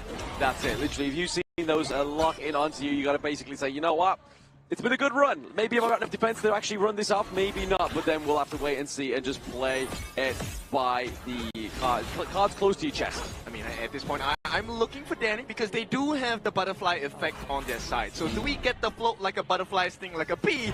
Or is it going to be just guarding coming in from the side of APG? You can only hope for the thrillers in Manila, right? They could float like a butterfly and sting like a bee here. But Boom, it's literally theirs to play, right? Like, if they're using that CC immunity here very well to kind of mitigate any kind of, like, huge unbridled outburst that APG Saber is looking to set up here, that can completely just knock the wind out of the sails of APG. Yeah, I think that would definitely aid in that 1v1 between Kao and Yulong, right? But for Kao, it's more of like, can you get enough damage so that you get the finishing blow with the chase down if Yulong wants to run away? And for Yulong, it's more of like, can we get away from Kao's vision so that we can access the backlines and force out very uncomfortable situations on the side of Boom Esports? Only time will tell, right? Obviously getting right about 10 seconds time away from those Tyrants and Shadow, and then the Overlord, coming through here for these two teams, so we can see a big push potentially happening here. Yep, dive in from the side of Yulong. He wants to find value, but the stun comes in as well. Mirror Domain going to be slashed down. Ooh. The Sleeping Savior does put a bit of health back into the hands of APG, and right now it's a wrestle for the 4-minute Tyrant. This one is looking like a clean one for Yulong. He will secure it, and with that, Boom Esports, they have to lick their losses at this point. APG, they lead. Licking that pause is definitely what Boom Esports need to be doing here and just basically keep their head in the game. But APG, they have the 1.5k goal lead and the extra damage. One more for the count. Oh, he actually goes in.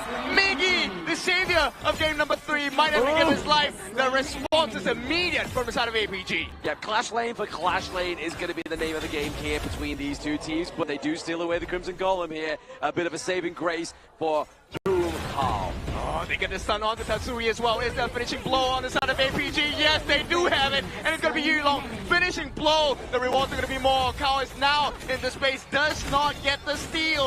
And with that, he has to run for his life. Really? He's going to try? Alright, he gets the camp, runs away, but at the cost of the Azure buff.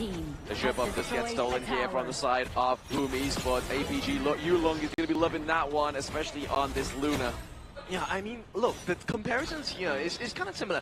Kao also needs the Azure buff. He needs the CDR, he needs the mana regeneration as well. Yeah, exactly. They both are very heavily dependent on that Azure Golem, but right now, I think any contention for that is going to just definitely stunt the growth of either Carl or Yulong, but right now, still very much tip for tap, right? We're obviously the mid lane. Obviously, it looks like it's going to fall here. The T1 definitely opening up for the side of Boom Esports is going to not be the answer they're looking for in this game number 4. Yeah, I mean, APG, they've seen the weakness on the bottom side of this map. The TP will come through, but I don't think you want a TP in the 4 different members on APG. They get the T2 at the bottom, and this is all APG.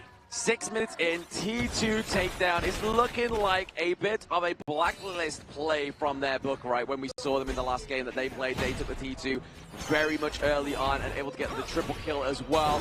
Not quite that same aggression from APG, but still the pressure is mounting here for Boom. I mean, the potential of a turnaround is only there when Saber doesn't have his unbridled offers, right? That is the one condition that you want to achieve on the side of Boom. So if they can force it out early, that'll be great. Oh, absolutely. Forcing out the Umbrella Light Burst, and then obviously just mitigating the impact here from APG could be their way into the team fight. The Universal Law being placed down here as well, stealing away the Azure Golem.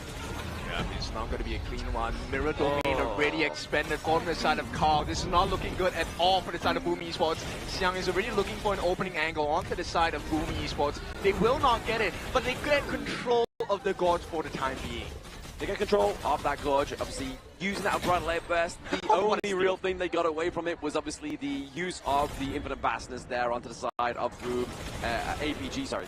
Yeah, so, I mean, still value gotten, right? You want to force the situation to be uncomfortable. Right now, no ultimate for Saber, no ultimate for Sun. They do get that Overlord into the hands of APG, so they will have natural winning lanes on all three sides. Yeah, T1s falling all across the lanes here, but Boom able to pick up those two T1s into the side lanes. Maybe could be the pressure point here for the side of APG, but the way they're playing this one, they're looking for like 1 or 2 pickups and then looking for some more objectives. I mean, it's so difficult because when you have Tatsui on this Tati, you're supposed to get the burst.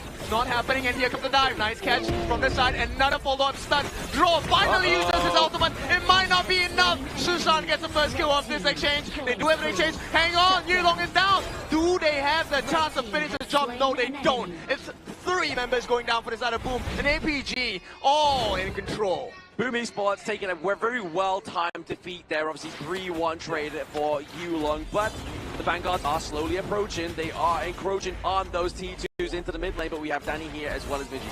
I mean, okay, Sun, they want to force out the Infinite Bastards, right? There has to be a turnaround condition. Xiang as well, he does have the True Mantra, but does not have the Flash, so very uncomfortable setups for the side of APG. They can definitely turn this around on Boom. Oh, absolutely. Let's look at that instant replay here as well. Obviously, as we saw the fight around the Crimson Golem goes in, gets a steal there, goes over to Saber. The Umbrella Light Burst catches onto one as well. Really setting up those like 3-man pulls from Yulong as well. Beautifully played, but obviously they were losing Yulong at the end of it. But just a big setup, a big breathing room for the side of APG.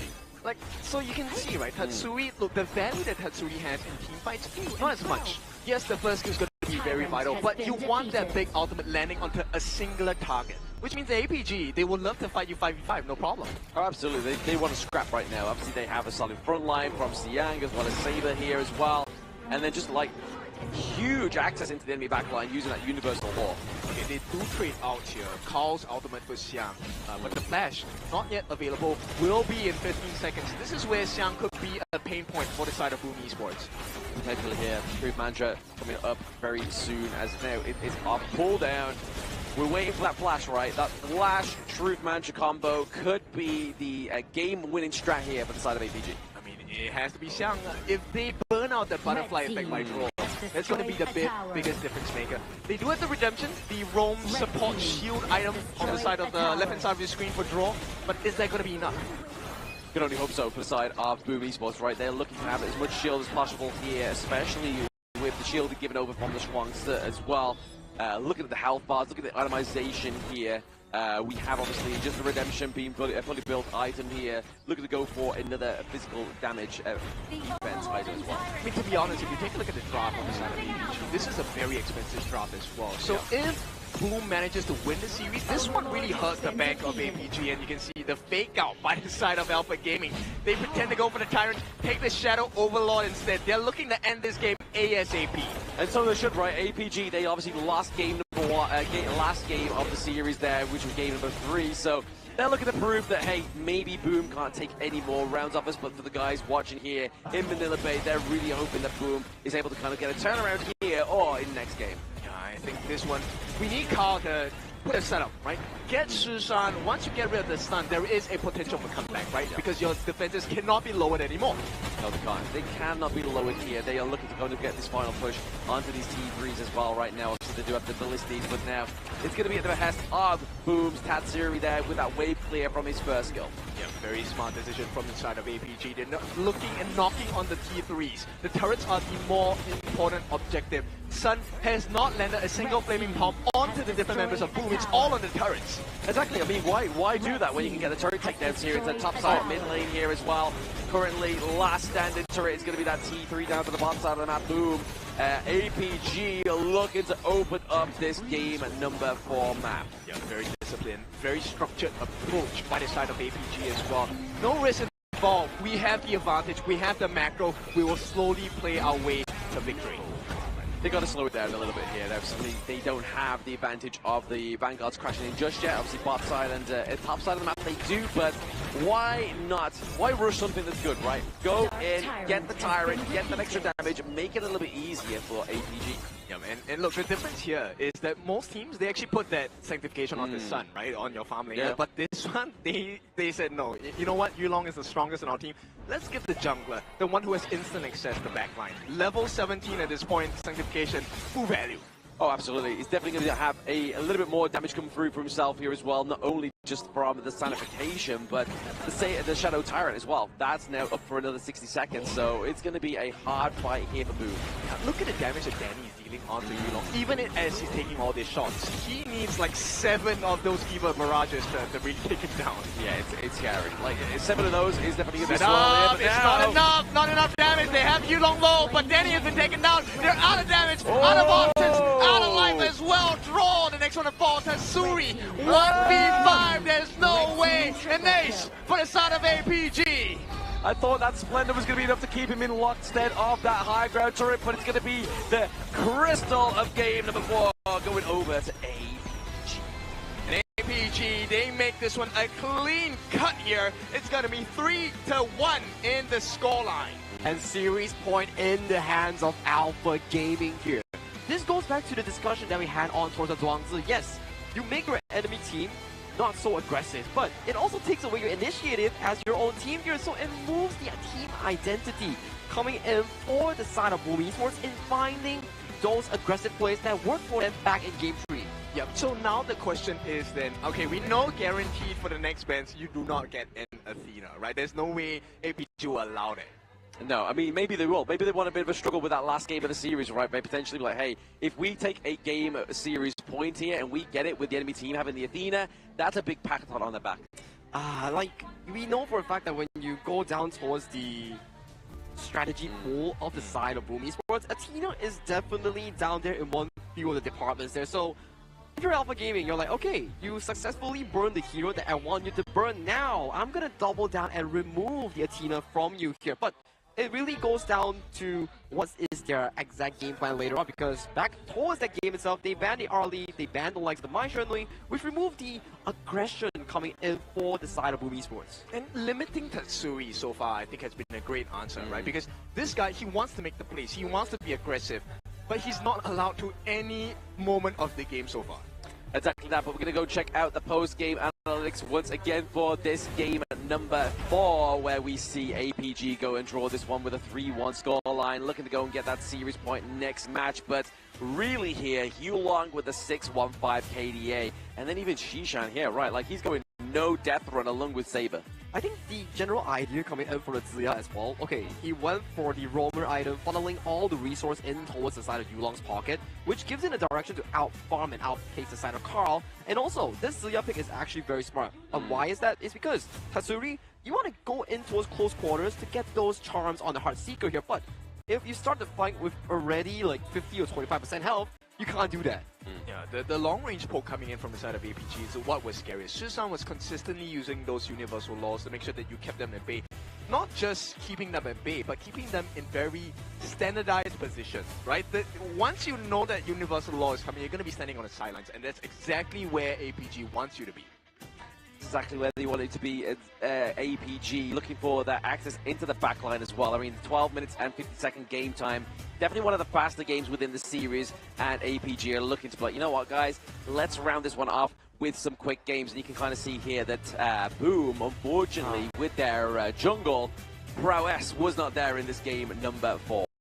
I think this goes back to the side of the Boom Esports strategy phase, where you want to disrupt the side of Alpha Gaming in the macro context here, because so far in the past 4 games, Boom Esports, if they don't outfight Alpha Gaming, they can't out-macro them. Exactly. They can't out-macro them, but at the same time, obviously, very low kills here from both of these marksmen. But this is where the marksman is not about their game, right? Correct. This is the comparison, but it truly was that jungler matchup between Kao as well as Yulong, and I think that right now is a very clear difference. Right now, Yulong is able to carry the team. Kao needs the help of the team to make sure that they can bring the series back. That's true here, but we do have to award the MVP once again to Yulong on that Luna. This is what? 3rd MVP of this series already? This man is on fire here. Every game APG has won, he has got the MVP, and he has to give it up sometime, right? Maybe next time around it might be the likes of Shisha, maybe even Siang. Yeah, and the scariest part is, okay, we're halfway through the roster of his jungle picks. This is not even his full roster yet. There's still the Jing for him to pick. There's still the pay for him to pick. And if you talk about Alpha Gaming, the way you mentioned the Jing, it's an Alpha Gaming standard here. Every addition of their jungle player has to play the Jing in a top tier level style. It's crazy. I mean, at this point, we'll take a look at the highlights of this game, and you can start to see the difference. Very nice setup here with the dive as well. Miggy, I have to highlight to you how much Miggy is trying to pull this game. But against Yulong, against such a dangerous Luna, it's so hard to play this. Oh, absolutely. I mean, definitely Miggy just trying to go for those Hail Mary plays, obviously trying to open up the back line of the side of APG, but when you have something like the Luna, Yulong here, it's just very hard. Once you're in, you have to commit the bit and maybe even die, which we saw there. And the shield always gets baited out, coming in for the side of the draw Zhuangzi here, making it for the side of Boom very reactive in these plays. Although maybe Tatsuri is actively finding these opportunities, but without the considered setup coming in from an engaged rover like the Zhangfei, like the Lapu Lapu, or even the Liam Po, things are not as smooth compared to last game. Too many options to choose from because there's 5 different setups on the side of APG, right? So when you choose, look, Draw was super patient in this game. He waited for a Bridal Outburst, he waited for Yulong to come in with his Crimson Blaze as well. Nothing works because once you're done using the ultimate, here comes the Truth Mantra, here comes the Ride the Wind, here comes the setup with the Divine Punishment, everything against Boom. So now APG, they're gonna lead 3-1. Yep, 3-1 right now, and they have the series point on hand here. This time, it's not the upper brackets, it's not the group stage. One more loss coming in from the side of Boom Esports sends them out of KIC 2025 contention in this lower bracket. Yeah, so we'll see. I think at this point, now the challenge is real, right? Boom Esports, your backs are truly against the wall. You're doing this in front of your home fans. If they take another win on the side of APG, Alpha Gaming will make it to meet Blacklist, the next part of this tournament tomorrow. Exactly. I mean, these are 2 teams that potentially haven't, well, they haven't even fought yet within the KIC, right? And definitely looking to try and take a sledgehammer to their brethren Slayers so far. That could be the case here. But obviously, we are going to be looking at some of the following us as well as the social media. If you want to kind of make sure that you are getting all the up-to-date plays, who is the best heroes, who's getting nerfed, who's getting buffed, this is where you need to follow all of us, especially with the Honor of Kings Esports as well. And you are up to chance to get some freebies also. Obviously, tokens, everything boxes, but also skin boxes as well. Yep, all these are definitely good stuff here for you to find out here. And do you understand why sometimes hey, where is the KIC 2025? Oh, I don't know. And what way to know is actually through the HOK Esports fan page itself. So you can drop by all the way to Manila Bay here at the Ayala Malls to really enjoy the atmosphere and to cheer on your favorite team in the KIC itself. Yep, and we definitely need more support for the side of Boom Esports because this is going to be a very important game in the series because if they lose this one, they're going to be sent home out of KIC 2025. So let's take a look at the difficulties they will face here and what is possible for Boom and APG to finish and seal this series off. Ugh, I mean, in terms of the farm lane, right, obviously Boom not been having a... They have the mark. They've taken the Marco Polo, the Chano, the D-Ranger, and the Lung here. So maybe go and lock in something, maybe like the Lady Sun potentially here. I mean, neither of these teams have gone for the Twisted Mind specialty, which is the Mungia, right? Oh yeah, the Mungia has been one of the tournament KIC playoffs special recently, where if you have the D-Ranger on towards the enemy team, usually the Mungia is selected to really counter out that play that has been generating here. But of course, Boom Esports, when we pace ourselves towards Game 5 itself, the red side selection makes much more sense because there is no longer much more priority on those first picks, but the value generated by counter-picking enemy has much more logic towards it.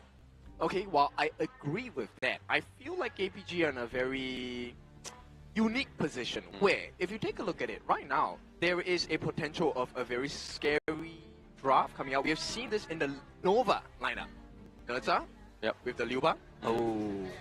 This two. I'm just going to give you this two. You can mix and match any other role, any other hero you want. That's a very strong combination to work with. I mean, the last time the Nerza came out without the Dolia, though, it didn't actually come and give us a victory, right? Obviously, Clean played it for the side of Twisted Minds. It didn't work out well for them. So, is this something that APG is going to do for themselves, right? They don't have the Dolia. They have the Nerza. Are they going to put it into the Clash lane if it does come through and then pick up something else, maybe?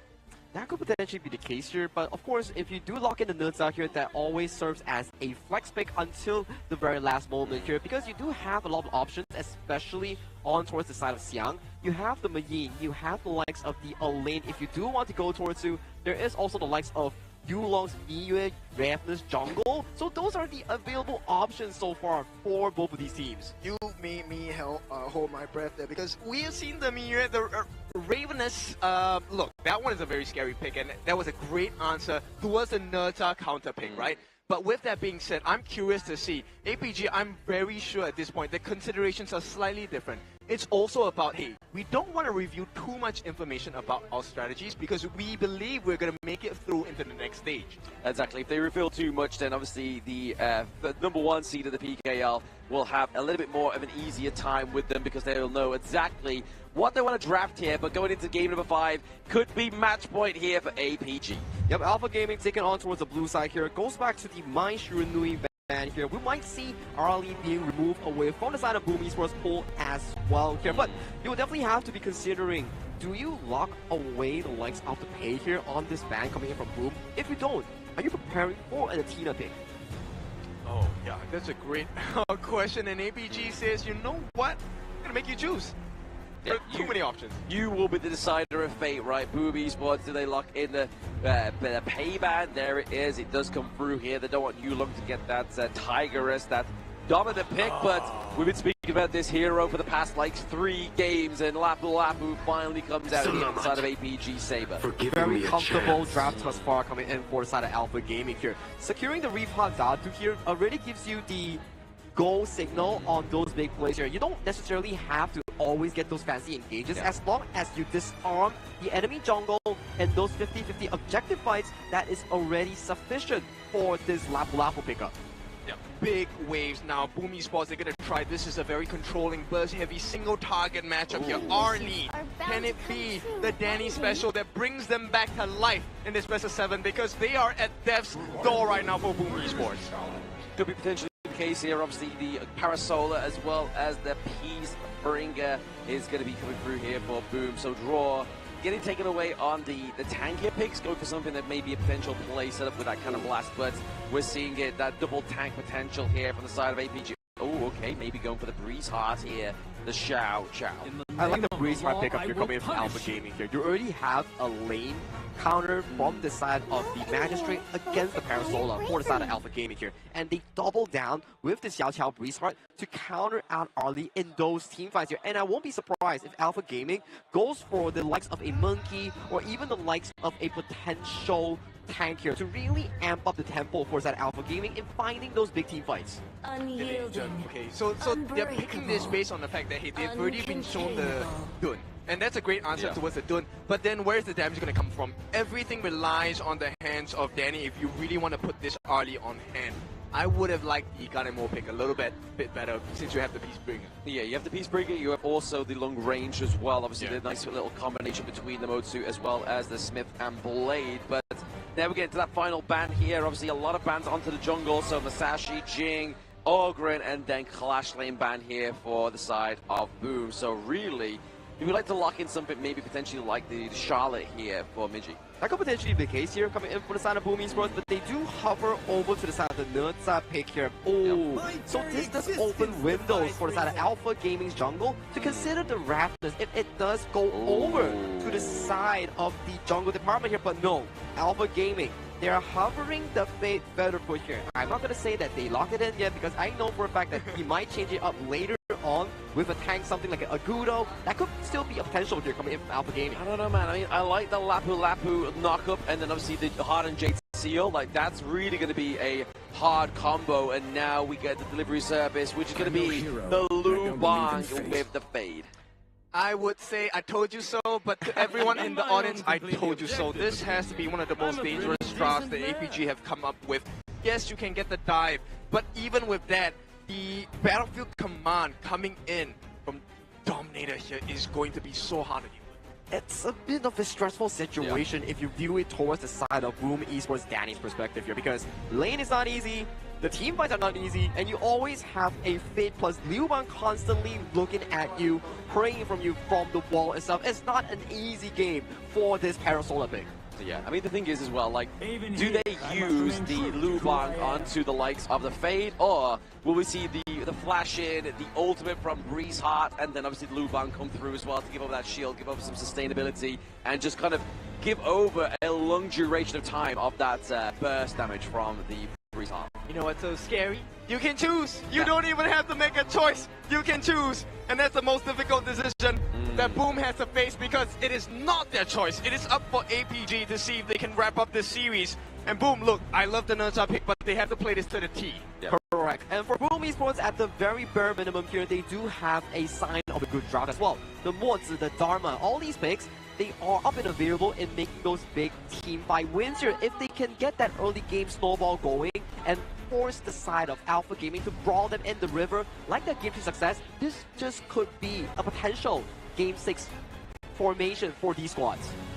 I mean, they have to do it here, right? They have to do it here. They have to do it with confidence. They have to break the synergy that is APG, because if they don't do it here, it's never going to happen. Exactly. This is the Destiny encounter, the final encounter between APG and Boom Esports. Does APG take this one forward, or does the boys in Boom come back with a 3-2? Fates intertwine between these two teams here, and they meet again during qualifications towards the knockout stage, and once again at the brink of elimination. This will be Game 5 featuring Alpha Gaming taking on Boom Esports.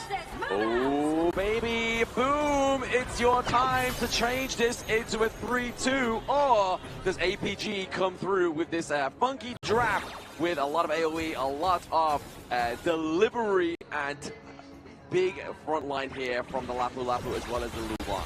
I mean, it's the same quote. One more time, right? One more time from both teams.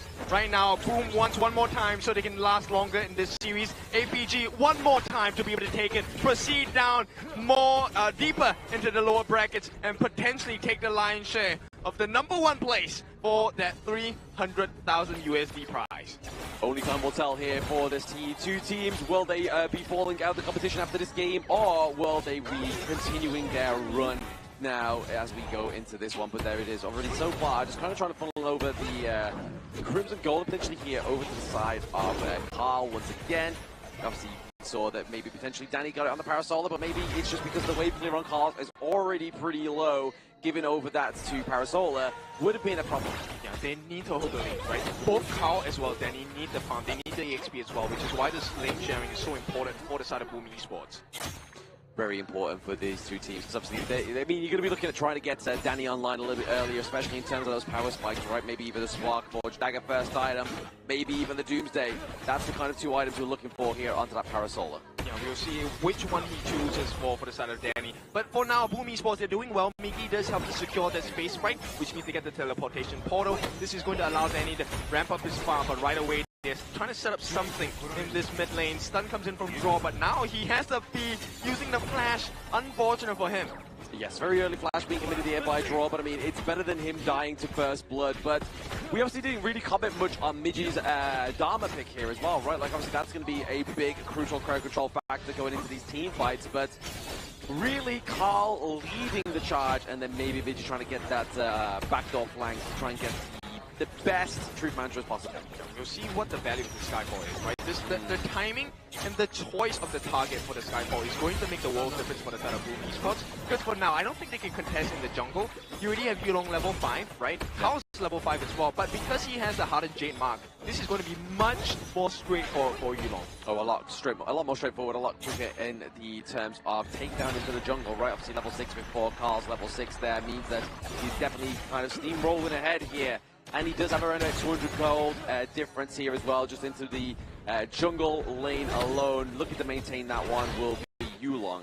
Okay, but the flip side, if you take a look at the farm lane, Danny's actually doing well against Sun, which is great news for the side of Danny. I mean, this is his prio pick. This is his premium pick, if you say. Arlie, he has found a lot of success. Can he find it just one more time? That's it. It's his bread and butter, right? Like, he needs to try and perform on this pick if he wants to try and take this one to a 3-2 scoreline between APG and Boom. But I feel like APG is like, do we let them get this far? Probably not. Using the Hardened Jade Steel here just to steal away those boards is exactly what we thought was going to happen here with Yulong on the base. You see the difference maker here, right? It may seem like a little small advantage in terms of EXP for the side of Yulong, but it's going to get a lot more explosive from the side of Carl because he's going to consistently keep stealing the camps. Exactly what he's doing now, and debating by Sabers, looking for the perfect knockup. Oh, nice checking. That's hit into the face of Saber in that brush, but he's going to be fine. He's Lapu Lapu. He can take a few of those every given Sunday. Yeah, no problem with the amount of tankiness he can. Danny trying to set up a situation to buy time and maybe force out a couple of skills from the side of APG, but that's not going to be the case here. 4 minutes, we are here with the Tyrant open up for grabs. I can't believe it's 4 minutes already. I feel like I just got onto the gorge and we just like commentating on what's going to happen in the lane phase, but now we are going to get onto the point of concession here, which is going to be that Tyrant. Obviously, Xiang doesn't have to be anywhere near that one. He can use the Battle Command to get down there. And right now, Carl steals it. Okay, they get the setup. They go for the fight as well. Nice box from the side of Draw. Can they get the kills? They have found it. It's a lot of value for the side of Boom. But here comes APG. They run them back. It's 3 kills apiece for both sides. But it's a double kill for Xiang. Double kill for Xiang there is going to be pretty huge for the Clash. A triple kill going over to Xiang as well. He came and got every single life there. It means that Sun may be able to open up this T1 down to the bottom side of the map as well. Yeah, not really worth it, but Danny, he's going to come in for the defense here. They lose the T1 at the bottom, and a lot of damage on the T1 on the top as well. Carl does make the difference by making the steal on the Azure Golem, but can he survive? Xiang does have the ability to chase. He does have the ability to chase, maybe even taunt the Carl onto the Nursa pick here, the Wild Spark, but right now, pressure being put onto the map of Boom Esports. Obviously, T1 does get taken down there. We are seeing a little bit of a helping hand into the enemy jungle to steal away that Crimson Golem. There is no way. This is secured instantly for the hands of APG. Also, the damage on the T1 on the top is pretty healthy, which means Boom might not have this T1 at the top for much longer. Exactly. It could be the pressure that really kind of breaks the back of the camel here. That is Boom Esports. If they lose it, and they have, using Sun as a little bit of a macro marksman. Okay, so Carl is doing what he needs to. He just got the Ominous Premonition, right? So this is going to hopefully get him more tanky in the fights, but they need the damage. The positioning on the side of Danny as well as Draw is going to be very important in this one. Yeah, exactly. If either of these marksmen get caught out, especially either Danny or even Draw, right? Obviously, he has the Cannon Blast. He has set up some beautiful team fight potentials already just using those single Cannon Blasts. And I think inside the box in that previous one was definitely a statement. Yeah, Draw, I like the fact that he's, you know, kind of cosplaying Chance for a little bit at this point. They need the success of Blacklist International in their hands right now, and Boom needs to find their own formula to make it work. Definitely, they need to find their identity here in KIC, or they lose their identity completely going into this one. But now, a lot of ultimates being committed here onto Sun, but he uses the cleanse. Yeah, this is not great at all. This is one big ultimate committed by the side of Carl to try and get the chase down. Nikki actually fell in that particular exchange, not sure where he got the takedown, but with that APG putting pressure on the mid T1, and this is going to be map control for APG. Yeah, scary situation to put Boom in right now if they take that T1 into the mid lane, but even more scarier if they eradicate that T2 into the bot side of the map. So really, APG are just funneling the minions through in every single lane possible and taking away even more with that Crimson Golden Steel. Yeah, they can't stop it. There is no option. There is no opening on the side of Boom Esports. But when they do, you can expect that Boom Esports, they will make a show out of it.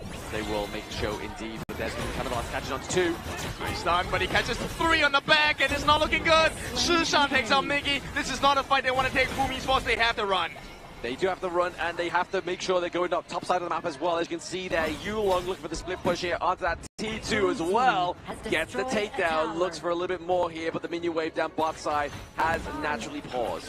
I mean, look at the dive coming in. Even Xiang pushing them away so that they have space to take away the Azure Golem. And right now, Yulong is just all over the place. You can get the stuns, but where is the value in that?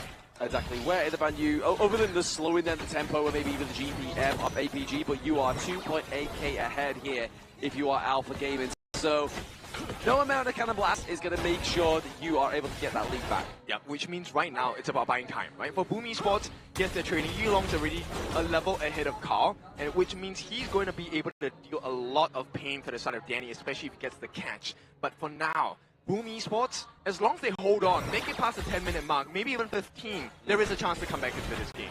But APG probably know that, right? APG know exactly the timers of Boom's draft here, so they're looking to try and maybe get a quicker finish than the previous series here as well, but topside being completely eradicated, maybe try and get that pressure being pushed into either a T3 or that T2 down to the bot side. It's a difficult task also because there's so many members you have to pay attention to. Now this will be secured by Carl. He does get the Crimson buff, but right now, in a half minutes here, the biggest problem is you don't get to touch Sun or Susan.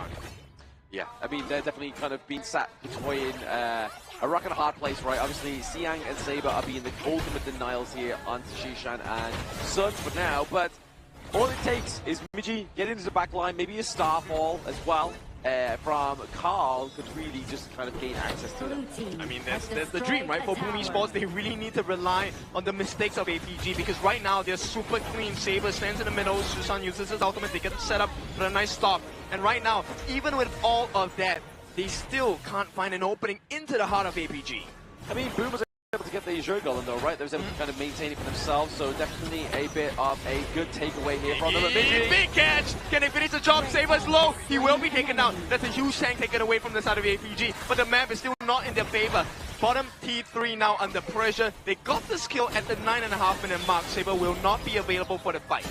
Exactly. Was that like poetry in motion, right? Obviously, yes, they lose Saber, but they obviously get a little bit of damage onto that bot T2. Forces away Miji so they can't go for anything more into that mid lane. Okay, 10-minute mark. That is the difference maker for now, right? Yeah. Xiang does not have his Battlefield Command yet. That's his ultimate. He will have it as we speak. So 10-minute mark feels like APG once again. They have regained composure, regained the strength. And now they are looking to regain another Shadow Tyrant or Shadow Overlord. We're in the 10 minutes, ladies and gentlemen, and this could be it. Can APG get the steal? They're pulling it out. They want to get the reset happening, but it's not going to happen for now. Reset finally happens. They get a stun on the Saber. It's all about setting up. Miggy is looking for an opening, but has been found out by Sun. Right now, if they can catch out the jungler Yulong, this might change it into their favor. Speaking of changes, though, we do obviously see that Xiang is top side of the map, just trying to usher through those minions as well into that T3. Forces away Boom and makes them reconsider this Tyrant. Yeah, they're being pulled across all the different places. Miggy shows his place, which means this is the opening for APG. Carl is falling, taking quite a bit of damage as well. In the meantime, Sun is helping to work on this Shadow Tyrant. Shadow Tyrant now being started by the side of APG, but it is going to be trying to be contested here by Boom Esports. Hard Jade Seal is going to get procced. Yep, they're going to have to knock up onto that as well. Secure by Yulong, the fight ensues. What a nice catch by Boom! Can they finish the job though? Miggy gets rid of Saber. A big tank has been taken from the side of APG. But for now, Boom, that's all they can find.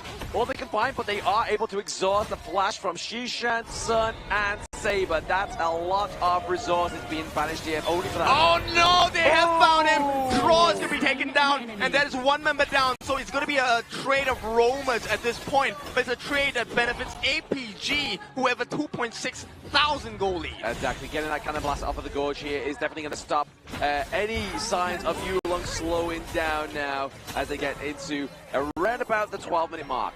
Right, so APG, they have taken T1 in the mid. This is going to open up the gorge so much more for the side of Alpha Gaming. At the same time, keeping timers on the ultimates as well as the common spells. Everything is up. No, the only thing that is up is Tatsuri's flash on the side of Boom. Exactly, that's scary, right? Like, if you are Tatsuri, you're looking for a potential just flashing out to keep yourself alive, or maybe a flash in with the Destructive Deluge when you get that up and running. But Miji here just trying to go for a little bit of a split push here, but Xiang's like, you know what? I'm already at T3. That's not really what we're looking for. No, Yulong has been caught. Oh, that's a nice icebox, but a save comes in, and still they have taken a T2. No more damage. They shut down Yulong in the middle of this, but can the rest of the members survive? Carl, he's trying his best. He's tanking, but no one gets the follow-up damage. Danny is down. Danny is down, but Shishan and Yulong get traded for Danny, which right now you're looking for the damage, and it's only Sun that's going to be able to kind of commit that over to the side of APG. But they got the T2, that's the big thing. They got the T2 in the mid, and once again, boom, they have to deal with the menace that is the minion waves coming in on all 3 lanes. They're doing so good so far, right? Obviously, they only lost 1 member. They still can commit these teammates through, but the Skyfall is going to come through here onto Siang. All right, this has to be the big win. If they can get rid of him here, no, they cannot. He makes it out the battlefield command. Does not get the heals, but who cares? He survives. Exactly, that's the aim of the game, is surviving here, baby. But bot side of the map definitely needs to be tended here by the side of APG. They don't want to lose that T2 just yet. They've just managed to secure all the T2s so far from Boom. They don't want to lose any for themselves. But this is a good fight for Boom, right? Xiang does not have the battlefield command. If they get the catch now, it should be a guaranteed kill. It should be, but they're trying to get the poke, trying to get the damage up onto the Shadow Overlord here on the side of APG. Yeah, they're waiting for a reset on the top side. It's going to be Miggy putting his damage in as well. Shishan looking for an opening. Does not find anybody. Oh, that's a shutdown. Danny gets a kill. Boom. This is a dream scenario. Can they force a fight out of APG? They're trying to force a fight indeed here. Obviously, you see that mini wave down bot side of the map just kind of creating that pressure once again, but they didn't add to the call. Danny, oh, Miggy, what a catch! And that's going to be big. Danny survives as well. Can they get the finishing blow? Sun is now caught in the middle. Miggy is here. And with that 2-on-1, they finish the job. Boom! They're coming back. The dream is alive. Now Yulong, he's going to try and run, but the stun is going to come in. 3v1, 4v1, he's gonna try, run on the wall, but draw one more stun, and he is one-man army against the rest of Boom. Boom is back, baby! They take the T2 top side of the map here, and only Yulong and Siang alive. They have to wait until Shishan and Sun come back here, maybe to even try and contest this Shadow Overlord, but this could be spelling the end of what looked like a potential win here for APG. Yeah, I mean, PKL fans, you have to be proud. This is the version of Boom we were hoping for. We got it finally at this point. We asked, how long was it going to take to be able to come to this stage of the game? They have done it, and it is only at the 15-minute mark. Boom, they can end this before the Tempest Dragons. Yes, they've got to make sure they're choosing this end point very carefully here for the side of Boom to try and bring this to a 3-2 scoreline, to potentially get that best of 7 onto the cards here for the PKL second seed representatives right now. But that Tyrant is looking very fruitful for the side of APG. If they get this, it could spell disaster. They have all the cards here. They're going to try and secure it. Nice ultimate on the backlines, though. They are doing it. Full attention. And with that, they have gotten the Tyrant. They have the attacking prowess. But the life bar is not looking good for the side of APG. Nice stun from the side of Draw. But I think it's safer to disengage, and Boom make the better decision. They keep their members alive. They're looking for map control instead. Looking for map control, but also dropping that Shadow Vanguard into the mid lane is gonna be Boom Esports. Maybe looking to open up the base of APG just a little bit further, help themselves to the Azure Golem as well. I'm not sure about you, but I'm feeling it. Boom, there is a very good chance they could come back into this game. Xiang once again threatened now, finally, by the presence of Miggy. Exactly. Miggy is definitely been the guy to be the spearhead into the side of APG for now. Obviously, getting those crucial pickups in that last team fight really just ballisted and opened up that team. Nice, they get the stun on the Saber as well. The biggest problem here on the side of Boom is actually Danny. He has a lot of damage on hand. He's already at 13k. He is 6 slotted right now. 6 slotted indeed is going to be Miggy as well. So far, Danny also, but now we have the Azure Golem go over to Danny. That's going to obviously help with that. Saber, they just deleted him, but Miggy with the comeback as well to slam him against the wall, but it stuns APG. They have turned the whole fight around. Danny's down. It might be the end for Boom. Carl, he needs to run for his life, and he will not make it. It is an ace for the side of APG, and that might have been the dreams of Boom Esports gone. Exactly, you've got about at least 24 seconds left on the timer here for the side of Boom Esports. APG will be your last top 4 team going through to the lower brackets. And congratulations to APG, the Alpha this time in the best of 7. Honestly, it definitely looked like Boom was going to retake that one back on themselves to go for another game, but APG was just like, we don't have another one in the tank. It's going to be hard. We have to finish this now. They had to fight for this. For the side of Alpha Gaming, it wasn't easy because up until the very end, Boom Esports did not give up. But in the world of esports here, they are always victors. And with victors, they are losers here. Today, Alpha Gaming take the stage here in Manila Bay here in Ayala Mall, and they prove to the world that they have bested PKL's second team, Boom Esports. This is a big congratulations to the side of APG. Well done in taking this series. They have won it 4-1. And of course, this spells the end of the dream for the PKL #2 seed, Boom Esports. But I mean, even brings up a better storyline, right? That Blacklist look to revenge their brethren tomorrow, right? They look to slay an MKL representative, which would be huge for the fans here at Manila Bay. And we will take the final bow with Boom Esports. We thank their participation and their journey here in making PKL Philippines proud as they secure top 5 to top 6 in their run here in honor of Kings International Championship 2025. So that is actually quite a big bag to get as well out of the $1 million USD prize pool. But of course, with that being said, they wanted more, but this is where your journey ends. So Boom Esports, they take a bow. We have now one of the most crazy stories possible because Blacklist now potentially the only team left in a pool of MKL monsters. Oh god. Yeah, that's pretty scary. But I mean, if there's any team that's going to rise to the test, they've already brought that flavor to Homeboy's Black Shrew Esports. So I feel like with Boom being able to take rounds off of APG, Blacklist can do that too. I feel like with the side of Blacklist International and Boom Esports, the growth of PKL has been really prominent here throughout the entire year. And with the loss coming in from Boom Esports in today, that energy will be channeled into the side of Blacklist International to really funnel into their route to take down multiple MKL giants with starting at APG tomorrow. Alright, so now let's jump back into this particular series. 4-1, impressive performance by Boom nonetheless, right? Yeah. I think the way they recovered in this series has been great. But against APG, this fade by Yulong once again, is this another MVP guarantee for the boy?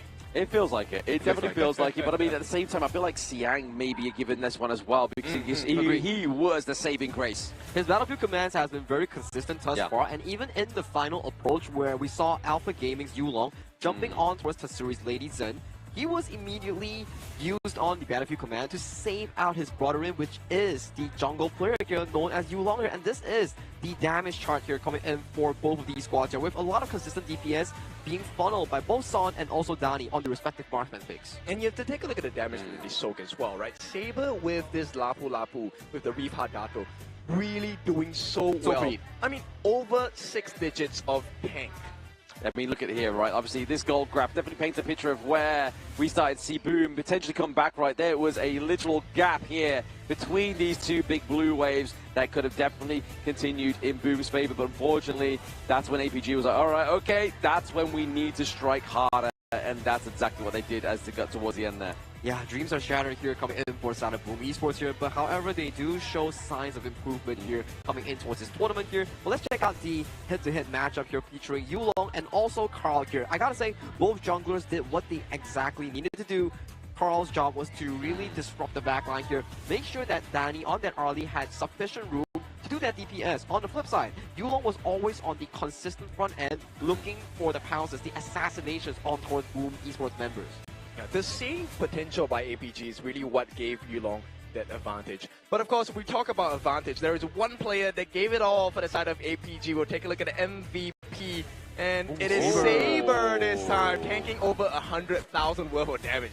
Yeah, so it wasn't quite Siang with the battlefield commands. It was definitely a Saber with the Lapu Lapu, obviously getting those 10 assists, taking a lot of that damage as well, really soaking it out of the way of Yulong's Fade, the Feather Thud.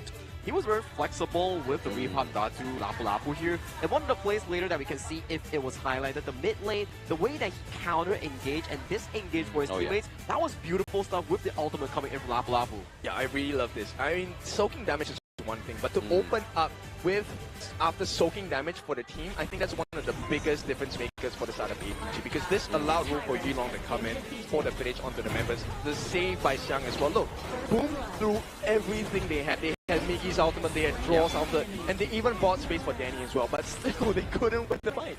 And these are the few moments in towards the game itself that you really see the side of Boom Esports finding the signs of hope in these team fights here. They got Xiang, they got Shisan here, and Danny was playing beautifully, hiding away with the parasol. Yeah, he actually baited them in, right? And then, you know, once Yulong found himself in a very awkward position, they thought this was the fight. Wow. But this one Draw, he got stopped because I believe it was the ultimate by Saber or the knockup by Shisan actually.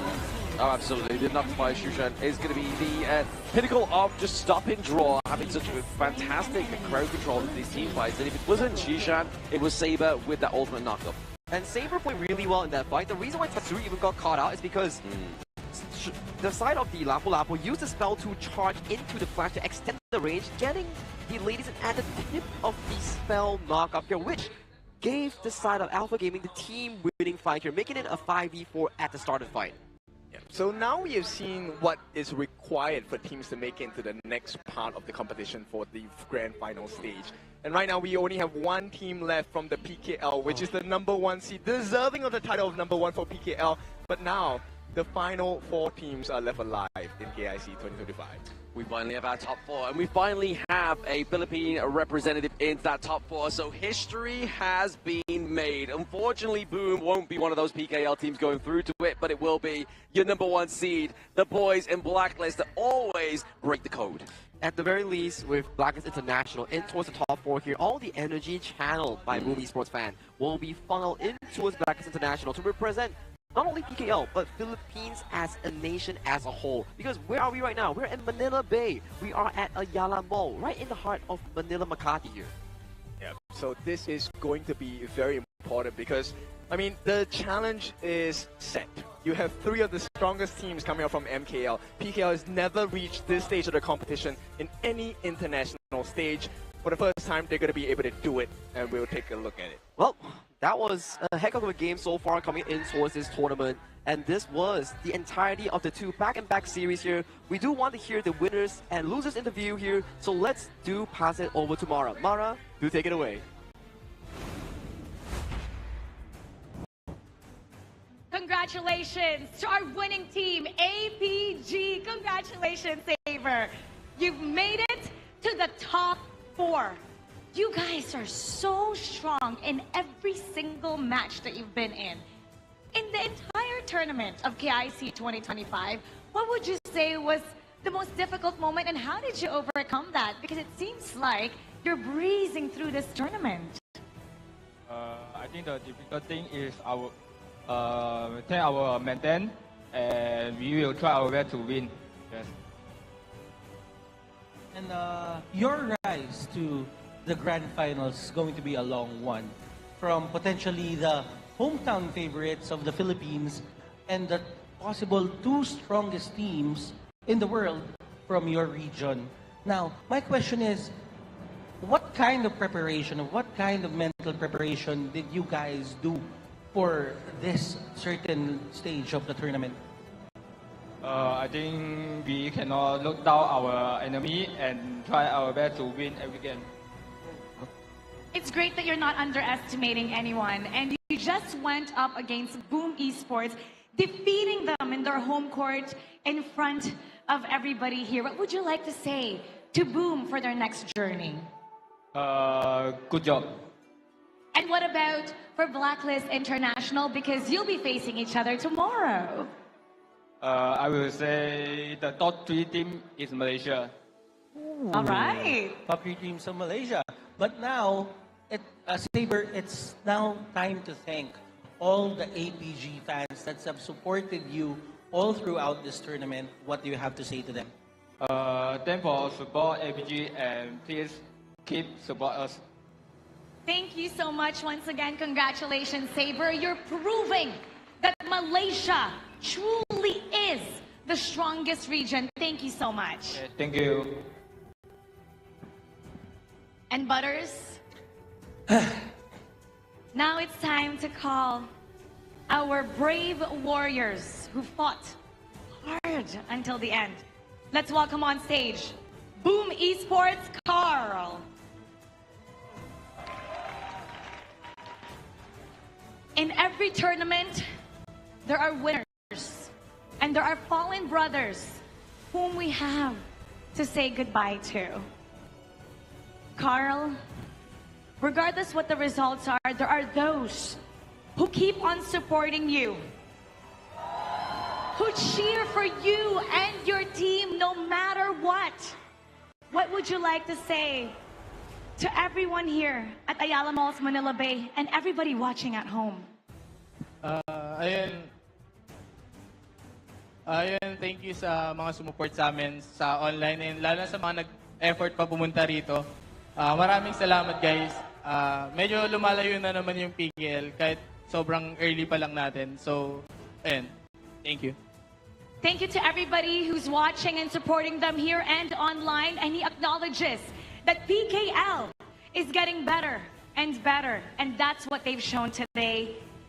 And that's really, truly amazing. If you think about where Boom has started from the beginning up until now, we're going up higher and higher, and that shows the growth of Boom and the entire league. And you know what, Mara? We have this saying in the Philippines, malayo pa, pero malayo na. And that directly translates to, we still have a long way to go, but we have gone through so much already. And tomorrow, your brothers and your bestie, Joshji, will be going up against the very team that you just faced. What would you like to say to them to motivate them for their fights for tomorrow? Siguro bigay lang nila yung best nila kasi alam ko naman kaya nila. So naniniwala pa rin naman ako sa PKL. So good luck, you know. He wants them to give their best because he knows that they can do it. And he believes in the capability and the power of the teams from PKL. Congratulations, Carl. This might be the finish line for this tournament, but your story is far from over. You have a long way to go, and you embody what we call greatness. Thank you so much for everything that you've shown. Everybody, let's give them the honor that they deserve, and let's give them a big round of applause.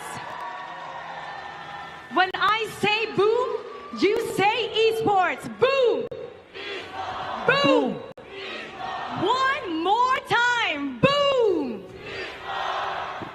And that is the cheer that everybody wants to give you. We are supporting you all throughout, regardless what happens. Thank you so much, Carl. Thank you. And we're going to be talking about what's going to be happening tomorrow. So we're going to head back to our casters. Lead the gorge.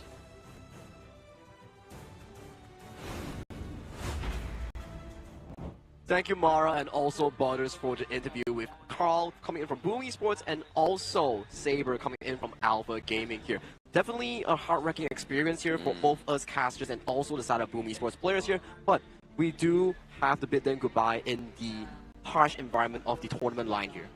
Yes, this is where competition is at its fiercest. We need to see who is the best out of the best. And for now, it's still the MKL teams that are, you know, on the top of the table, but that could change. Blacklist, tomorrow they are going to be featured on, I think, the first game of the day.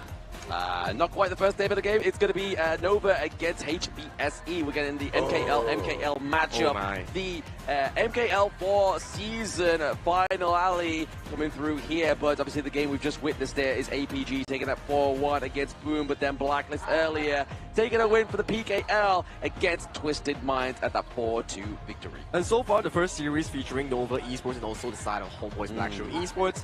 The recent history has shown a 0-8 in favor for the side of HBSE here, but with HBSE's shaky performance here, things might have changed here coming into KIC 2025, and you can see this is the full schedule here coming in for tomorrow. Action-packed from match number 1 all the way to match number 3 here. Starting off today, Nova Esports taking on Homeboys Black Shoe Esports, like Glenn mentioned here, rematch of the MKL4 Grand Final, and the highlight that we want to see who will be going onward to that top 3 slot will be between Blacklist International from the Philippines taking on Alpha Gaming from Malaysia. Yeah, we'll show you the premier standards of Nova against HBSE. Revenge needs to be had between these two teams, but it's also about the Blacklist journey, the last remaining burning flame of the side of PKL, can they hold their own against Alpha Gaming? I mean, the scary thing is the fact that two of these teams may potentially play 14 games tomorrow because one's going to win, one's going to lose, potentially at a best of 7. So there's a lot of games for these two teams that fall to that lower bracket matchup. That is definitely a long journey for both of these teams. So for that to happen, it's a very difficult stance for both of these teams here. But it has been a fantastic day so far here at the Ayala Malls Manila Bay here. My name is Sagi Choke. Alongside of me is none other than Kim Dofu and also Blam Mobile. We bid you good night, and we will see you tomorrow.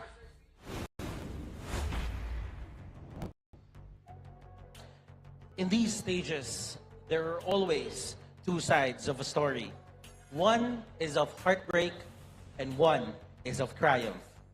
While we mourn for the fallen, we look forward to the new chapter that has opened before us. Because job's not done for the teams that have triumphed today. Because tomorrow is another day of survival. Meanwhile, on the other side of the bracket, the upper bracket finals, the match that will give us our first grand finalist. It'll be the penultimate day before the heat reaches boiling point. I'm Mara Aquino. And I'm Butters. And we'll see you tomorrow for the Honor of Kings International Championship 2025. Keep it good vibes, everybody. And we'll see you tomorrow. Have a great night. Mabuhay, Pilipinas!